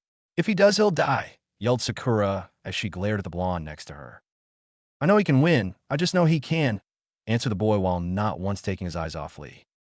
Sakura growled at this and was about to retort when she heard the voice of Lee choke out, "Sissy, but I cannot fight any longer." And for the first time since anyone could remember, Naruto was speechless. He stood there wide-eyed as he stared down at the one person he would have never expected to hear those words come from. His silence, however, didn't last long as his grip on the railing tightened to the point that it bent under the pressure. "So that's it, huh? You're just going to give up on everything you've worked so hard to achieve? Are you going to let that all go when something too big gets in your way? That's not the Lee I know. The Lee I know would rather die than let himself give up on his goals. He'd rather die trying than to let himself give up on his dream." Guy could stare at the red-clad boy as tears spilled from his eyes and were now going down his cheeks. He was proud to know that someone like Naruto was Lee's friend, and it was a shame that the two hadn't met sooner. Sure, it had only been a few months since their first encounter, but in that short time, Lee and Naruto had developed a rather strong bond with each other. Both had dreams that they wished to accomplish, and deep down, he knew both would rather die than to see them crushed. And Guy wasn't the only one who was touched by the speech. From his place on the ground, Lee's tears threatened to burst as the boy finished. With much effort, Lee straightened his resolve as he went to stand, only to wince in pain coming from his back and his chest. "Great speech, Blondie, but this kid is all out of steam. He can barely stand, let alone fight me anymore," spoke Kaguri calmly as she watched Lee attempt to return to his feet. "Don't you dare speak to him like that," snarled out Lee as he finally stood up while blood seeped down his mouth. "And I'm not done yet. After all the lotus of the leaf blooms twice." Kaguri only rolled her eyes before speeding towards Lee with her fist reared back and ready to strike. Imagine her surprise when she only hit the arena floor while Lee was to her far left. Kakashi's eyes widened as he looked over at Guy with a small frown under his mask. You taught him how to open the Hashiman, didn't you? Yes, I taught him. Why, you should know better than to teach something so deadly to a simple genin. I did what I thought was right, and I do not regret it, Kakashi. I wanted to help him accomplish his dream, so that's what I did. So, what is the Hashiman you two keep talking about? Asked Sakura. In the inner coils of the body, that chakra flows through their 8 points. Kaimon, Kimon, Simon, Shumon, Taman, Kaimon, Kumon, and Shimon. These are known as the 8 gates. These gates are constantly working to limit the amount of chakra that flows in the body. The lotus forces these gates to open by using chakra. By doing this, it allows the user to release 10 times the amount of power than usual, while the user's body suffers the consequence. All the while, doing this is one big double-edged sword. Opening all 8 gates will give you the power far surpassing that of a Kage for a short period of time. However, by doing so, you must suffer the ultimate price. Death. Finished Guy as he looked down at his student as he placed his forearms in front of his face in a X-like fashion before feeling his chakra begin to rise. Neji, Sasuke, Naruto, everyone thought the boy as flashes of his rivals appeared in his head while chakra continued to erupt from his body. I won't be the only one to lose here. Seimon Gei. Soon, rubble started to lift up into the air from the monstrous amounts of chakra pouring out of the boy. Moving his arms showed the veins in his forehead were clearly visible. His skin was now dark red, and he was now glaring at his opponent as she stood shocked at the amount of chakra he was releasing. After overhearing Kakashi's explanation of these gates, Kaguri was not willing to let Lee open of these gates.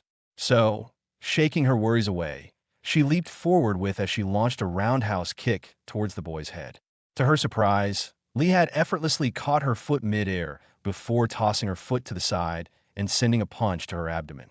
Kaguri coughed blood due to the massive amount of power that was put into that one punch. Hell, she guessed that it was equal to one of her own punches when her Kyokuseo released. So it was no surprise to her when she came crashing into the opposite wall of the arena in a heap. She looked back at Lee with an astonished gaze before feeling his chakra levels begin to rise again, signifying that he was opening another gate. She hastily returned to her feet before focusing chakra into her upper arm. Genkai no Fin, Hetsu, Kai. She mumbled as a kanji for strength appeared on her upper arm before fading away like the previous one. Instantly, her muscles bugled slightly and became more defined while steam began to rise off her. Shumon, Kai, shouted Lee as he felt the overwhelming amounts of chakra and power begin to flood his body. He looked up to see that Kaguri was not sitting by idly as she too was performing something of a similar multitude as he was. Kenkai no fuin, ba suto, kai, yelled the girl as the kanji for speed appeared on her left shoulder blade, then faded. At this, her calf muscles bulged further as steam was now radiating off her. She glared back at her opponent, and he did the same. Both knew that, one way or another, one of them was going to win, no matter what it took to claim it.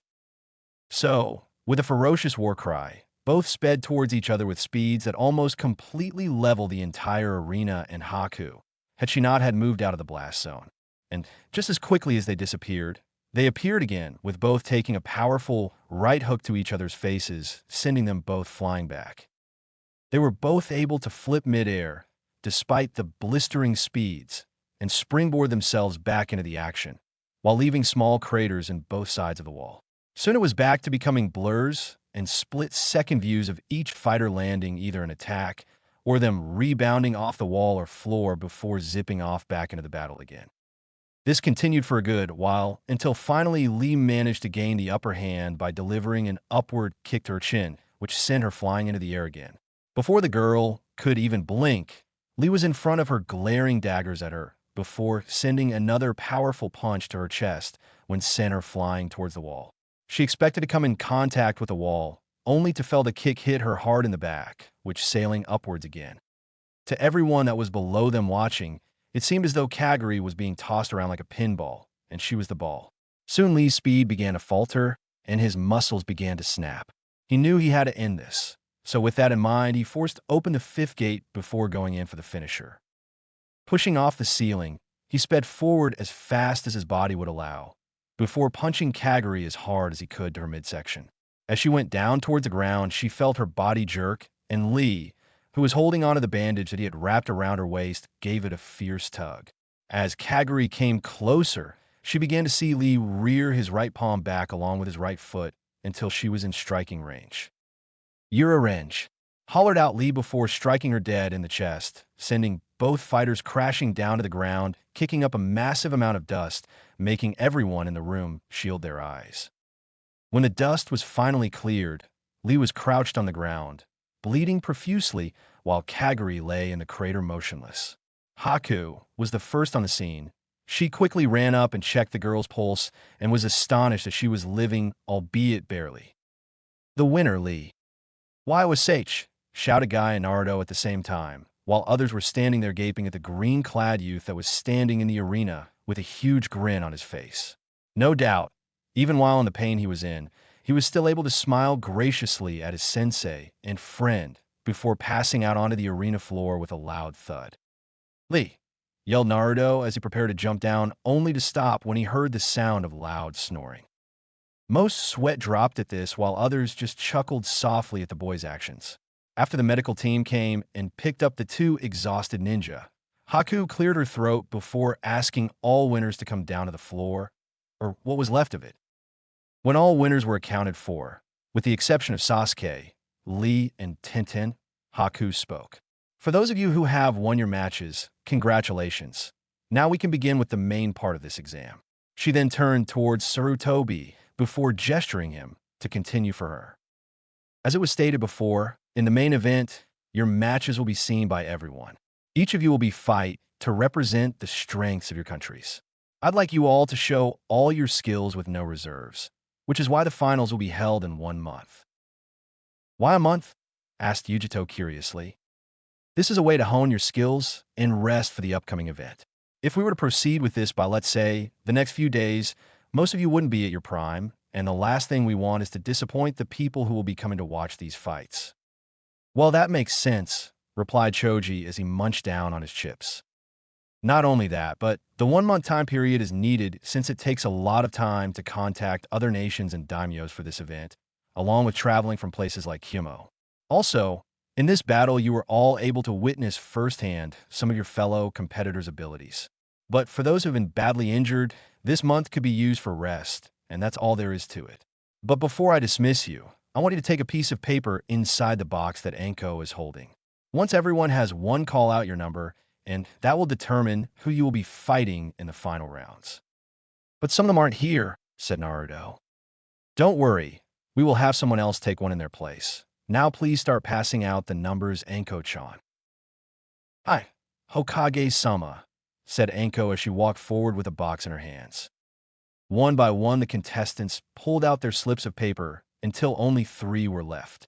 Anko picked up Tenten's number for her, while Ibiki picked up Sasuke's and Guy picked up Lee's.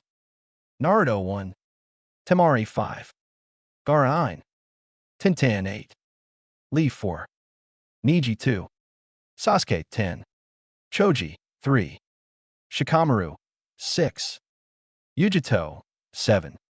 Now the matchups will be as follows: Naruto versus Neji, Tenten versus Yujito, Temari versus Shikamaru, Lee versus Choji, and Sasuke versus Gaara. Remember, you have 1 month to prepare, so be ready. But as of now, you are free to do as you please and are all dismissed. Naruto only glanced at Neji for a moment before looking up at the catwalk to see Kakashi standing there waiting for him. He sighed heavily as he leaped up to greet him, only to see that his sensei was giving him a serious glare. "As agreed, Naruto, you will now explain to me everything about these abilities you've been getting." Naruto could only nod before glancing over his shoulder to see if Sakura was listening in. When he found that she was, he looked back at his sensei, who understood Naruto's discomfort, and shunshined them to a more private locations, leaving a grim-looking Sakura behind. When the two finally stopped, they were outside on the roof of the tower, which gave both a nice view of the forest. When Kakashi looked back down at Naruto, the boy only sighed again before plopping down on his rear. "All right, do you want it from the beginning or during the last few months?" "The beginning, please," replied Kakashi as he too seated himself. Well, it all started after the battle at the bridge in Wave Dash. Naruto sighed again for what felt like the 10th time in one day as he sat in his room with his sword in his lap. It had been a day since the preliminary rounds finished, and he had visited Lee and some of his other friends.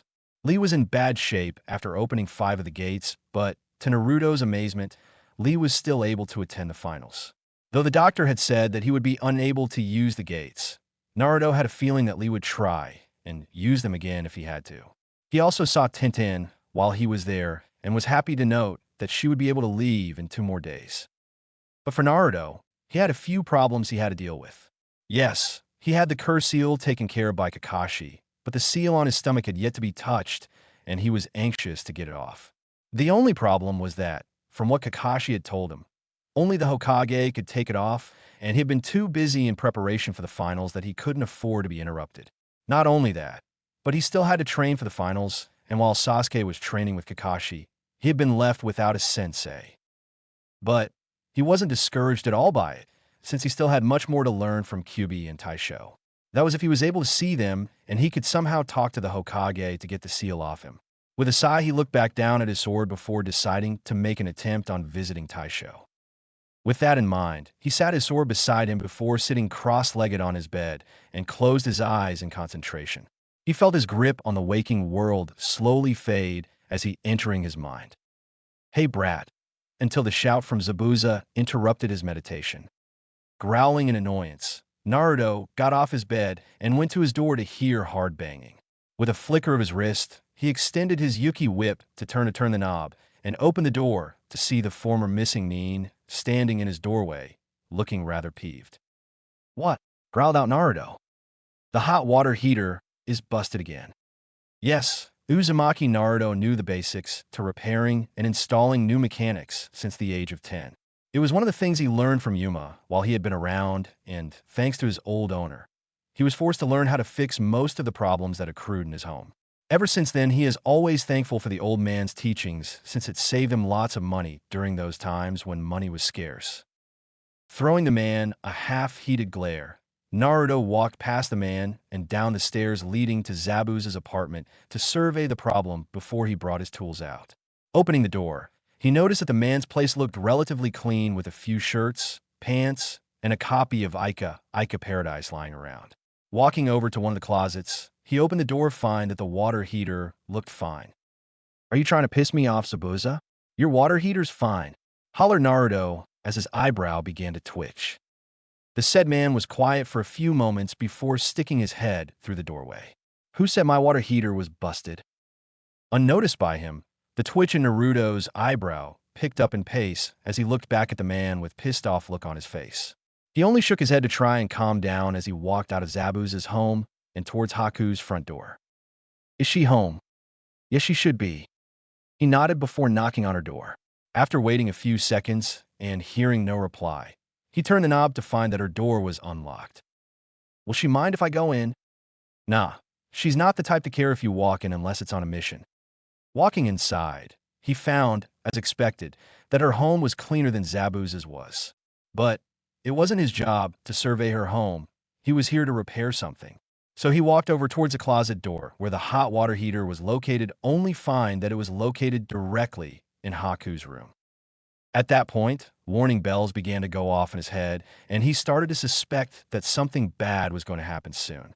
Hesitantly, he opened the closet door to see the hot water heater looking brand new and clenched his fist so hard that his knuckles were now white.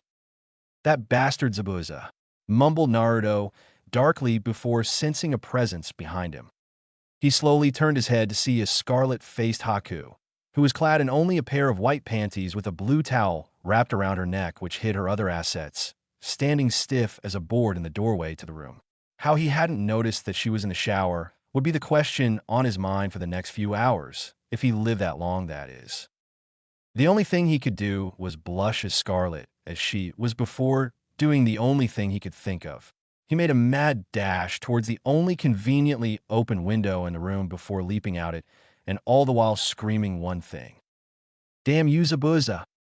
Even as he collided with the ground, he managed to land on all fours before racing off in a blur of red and yellow down the road toward the only place he could really get his mind off this incident, Ichiraka Ramen.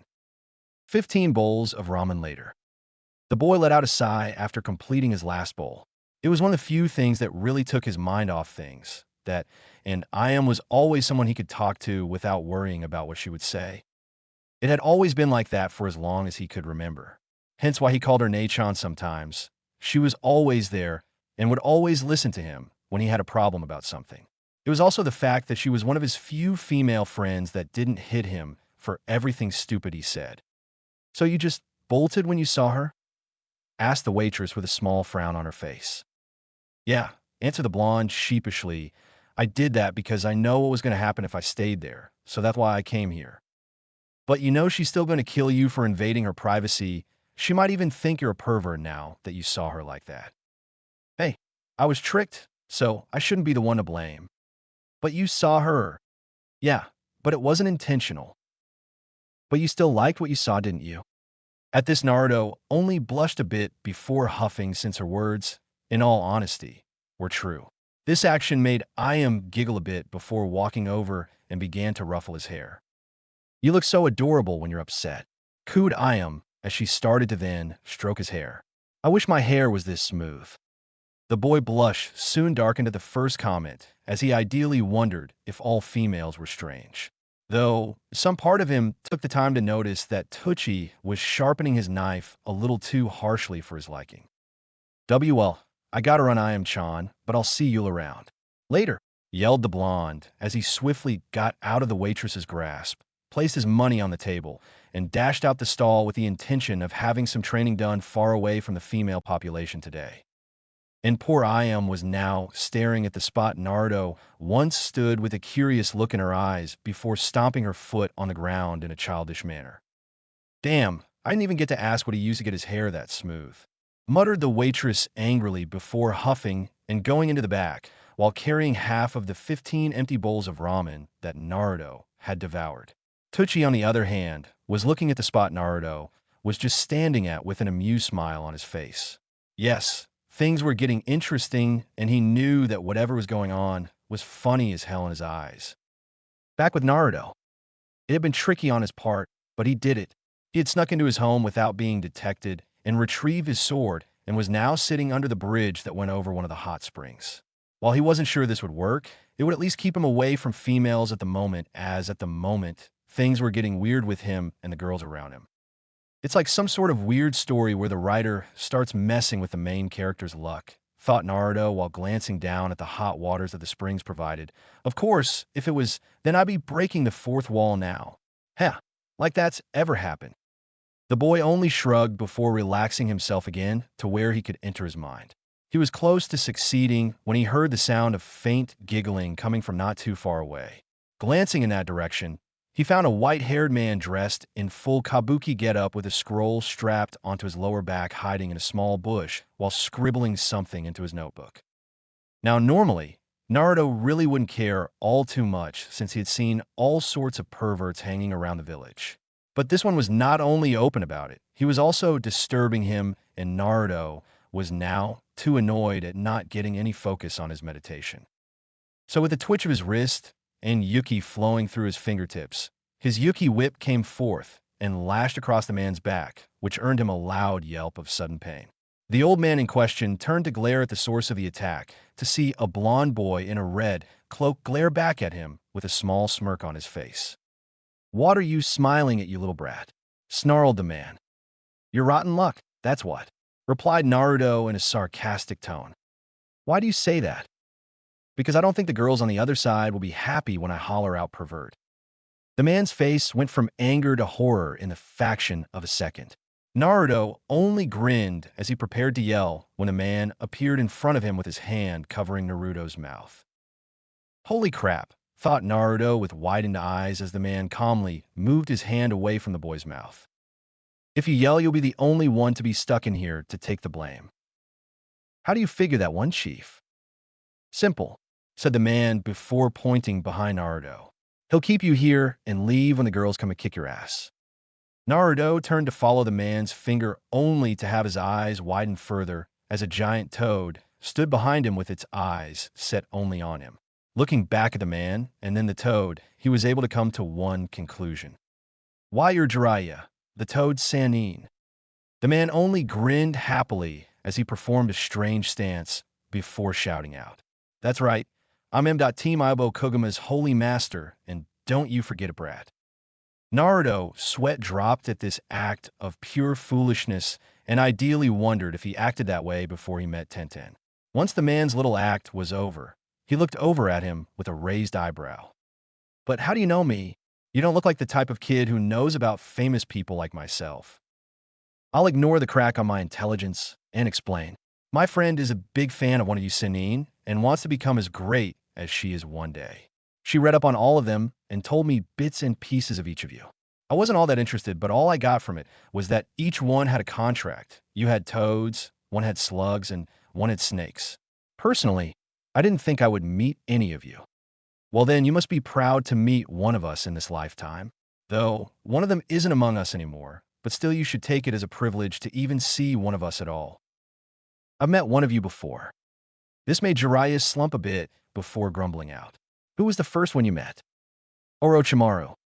With that one name, Jiraiya's interest peaked to the point that his expression was unreadable. He had heard that the snake Sanin had been spotted inside the village, but he had no idea why he was here. He had a feeling it was something to do with the Uchiha, or quite possibly a plan to kill Sarutobi.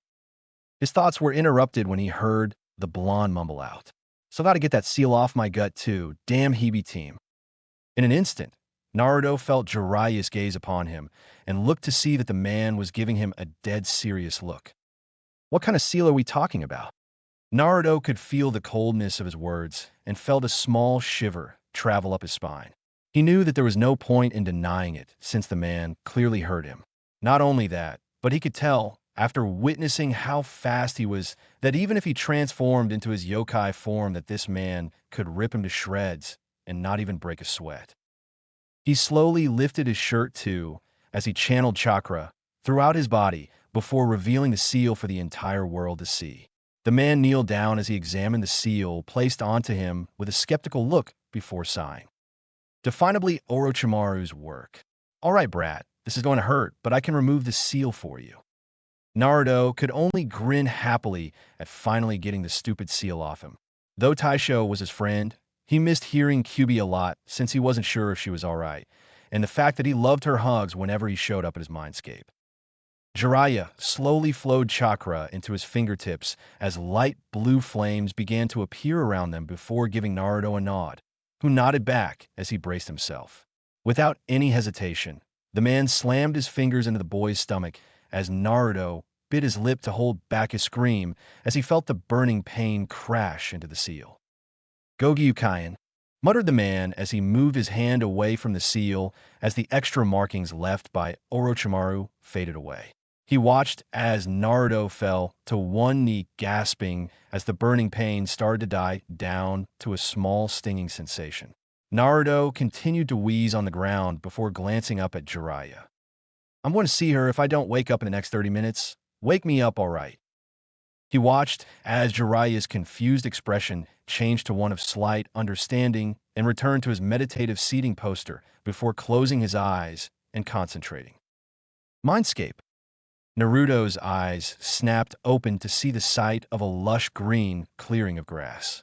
He sighed happily at finally being able to return to his own mind before getting to his feet. He walked towards a small path between the trees and walking towards the two huts.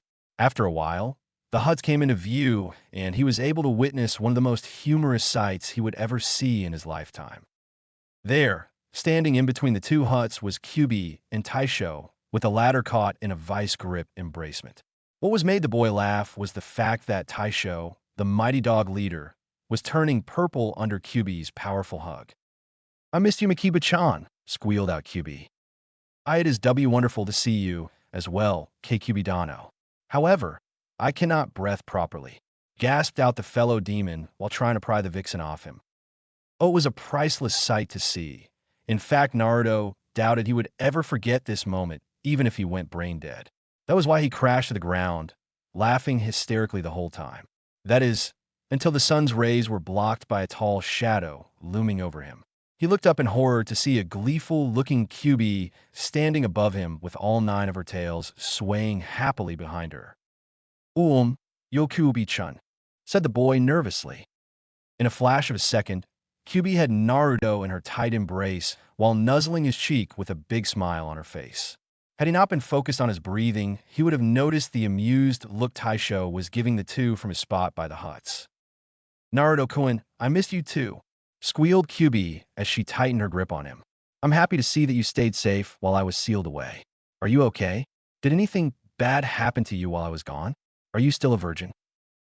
What does that have anything to do with any of this? Asked a now violet-faced Naruto while finally becoming successful in prying the vixen off him. Said woman only shrugged before replying. It was just a joke. Besides, I don't want to see some slut to take away something as precious as that. Suari, thought Naruto dryly, and I'm a 6-foot-tall bunny. I heard that, and I'm being honest. Hey, you promised no mind reading.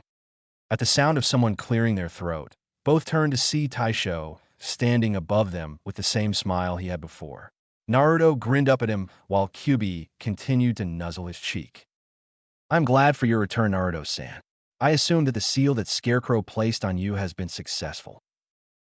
You mean Kakashi? Oh, well, yeah, it worked since I don't hear whispering in my head anymore, said the blonde Hanyu before looking back at Kyubi. You can stop that now. Doesn't mean I want to, though, mumbled the vixen to herself before getting off the blonde boy. So, what are we going to be doing now? Well, I don't know. I have 1 month to train for the finals. My sensei can't do it since he is training with Sasuke, and I still haven't mastered the Yuki whip. I was thinking you could give me something else to work on, or something. Taisho nodded his head a few times before striking a thinking pose. He knew Naruto's Yuki training had been doing very well since he last checked, but a part of him wasn't sure if he was ready for what he had in store for him next. Glancing back at Naruto, he pondered the pros and cons of what he was about to do and decided to test and see if Naruto was indeed ready or not. Naruto-san, I must ask you something, stated the dog commander with a serious stare. If you answer this incorrectly, I will halt all my teachings and force you to learn all Tesega's secrets without my assistance. Am I understood? He watched as Naruto slowly nod with staring at him with a raised eyebrow. What is it you plan to do with what I am teaching you? Naruto only continued to stare at Taisho, as though he grew a second head before answering. I plan to become Hokage and protect my loved ones. What if I told you it could turn you into a full-blooded demon? I wouldn't care, so long as my loved ones stay safe. Would you succumb to that dark side of yourself to obtain the full extent of my teachings? Now, Naruto's expression changed from confusion to dead serious. No. No. No matter what you can teach me or how strong you are, I refuse to turn into that monster. I'll bleed to learn what you teach me, but if I must be that way to turn into that thing for such teachings, then I don't want them cause they ain't worth having. Taisho and Kyubi both spared a glance at each other before going back to looking back at Naruto with a whole new perspective. It was even apparent in this voice that he indeed hated that darkness inside him with an undying passion. I will ask you one last time. Are you positive about that choice? Mind you, if you get this wrong, then I will not longer be teaching you any more or less. Look, Taisho-san, if you want me to give in to that thing, then you can keep them cause I don't want them. I vowed that I would never become that thing ever again. I even carved this kanji into my hand to prove it, stated the blonde with a straight face while raising his palm to show the kanji he had written on palm during the Forest of Death. Taisho didn't even try to suppress his smirk at the blonde who was still sitting on the ground in front of him. It was with it that Tesega began to glow bright yellow before disappearing from Naruto's side. The said boy glanced left and right until he spotted his sword floating mid-air about 7 feet away from him with yellow light still surrounding it in what looked like a cocoon of energy. Soon, the cocoon began to morph into a human-like outline before fading to reveal the same man he had seen in the forest. Naruto-san, this is my son, Inuyasha. Inuyasha, this is Naruto-san, the new wielder of Tesega, said Taisho politely while Inuyasha stared at the blonde who was gaping at him. What are you staring at, kid? You never seen a Hanyu before or something? Asked Inuyasha with a raised eyebrow. WW, what happened to my sword? Yelled the blonde, which caused everyone to wince at the volume of his voice. Calm down, it's still with you in the real world, I'm just the part that's woke up. What it means is that more techniques with the sword are now able for you to start learning. It will take time, and with me here you can learn the full extent of what Tessega can do. But then how did you come out during the Forest of Death? Well, when I met you then, I was only able to help you since it was a life and death situation. Overall, it was premature awakening and it wasn't intentional, so in the end it caused a little delay in the unlocking process. Still, I didn't expect for you to start training him on how to use that this early pops. The demon sighed heavily before replying. I fear that dark times will soon be upon us, and I wanted Naruto-san to be as prepared as possible for when that darkness comes. He will be able to confront it. Yeah, I get it. But still, I didn't learn this for the longest time, and even then, I had to learn it the hard way and almost died in the process. I can understand why, since you did not have any assistance on learning how to use it correctly. Hold it. What are you two talking about? Asked Naruto. It's the next thing you'll be learning, kid, so get used to me being here because I'm going to be your new teacher. Now get back to the real world and find someone with demonic energies around them so we can get started on you learning this thing. How do I find people like that? If you didn't already know, yokai don't exist in this time, and the only thing that counts as demons are the Biju, and I highly doubt that a giant raccoon is sitting ideally in the park. Don't be a smartass, or I'll crack your skull in half, shouted Inuyasha while shaking his fist in anger.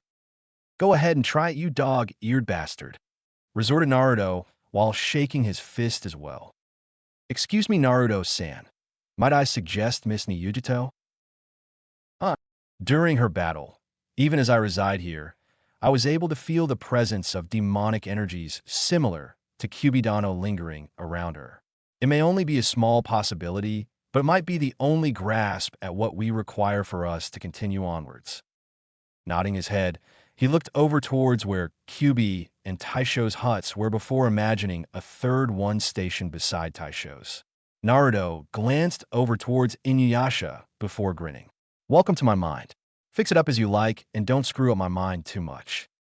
Before Inuyasha could reply, he saw that Naruto was already gone, leaving a confused and thankful half-demon standing next to his father and Kyubi, who were both smirking at Naruto's actions. Outside world. Naruto's slitted blue orbs snapped open only to immediately shut them due to the blinding sun's rays. After blinking a few times, his eyes readjusted before he reevaluated where he was. Currently, he was sitting next to the hot spring, just as before. The only difference was that Jiraiya wasn't around. Old bastard, I told him to wake me in 30 minutes. Is that too much to ask for? Grumbled out Naruto before standing and jumping off to find Yujito. Though he could just run aimlessly around the village, he knew of a more effective way to get information on where certain people were. In fact, the place wasn't too far away from where he was now. After running down a few blocks, he stopped in front of a narrow alleyway between two condemned buildings. Checking to make sure no one was watching him, he slipped in between the two buildings before coming into a wider alleyway, which was almost packed with people ranging from mere children to senior citizens. Naruto let out a small sigh as he prepared to start to ask around, when all of a sudden he was tackled to the ground. Naruto and I-Sen, yelled a young female voice. Hello, Hitomi-chan, replied the now smiling blonde before turning around to face the child. Now, standing in front of him was a small girl who looked around 7 years old. She had dirty brown hair that stopped just above her shoulders and had violet-colored eyes. She was currently wearing a dirty blue long-sleeve shirt and equally dirty white shorts along with worn-out pair of black sandals. She was grinning happily at him while hopping up and down like a kid that had too much caffeine. Yumaji-san, Naruto and I-San is here, shouted Hitomi, which earned her and Naruto quite a few shocked looks before almost cheering loudly at his return. Good to see you, boy. Welcome back, Naruto-kun. Nisan's back. Nisan's back. I thought you'd never get your sorry ass back here. Glad you found the time to do so, brat. Naruto could only laugh sheepishly at the people's comments. Yes, These people were the reason he never truly hated the village. These people treated him as an equal, not as a demon.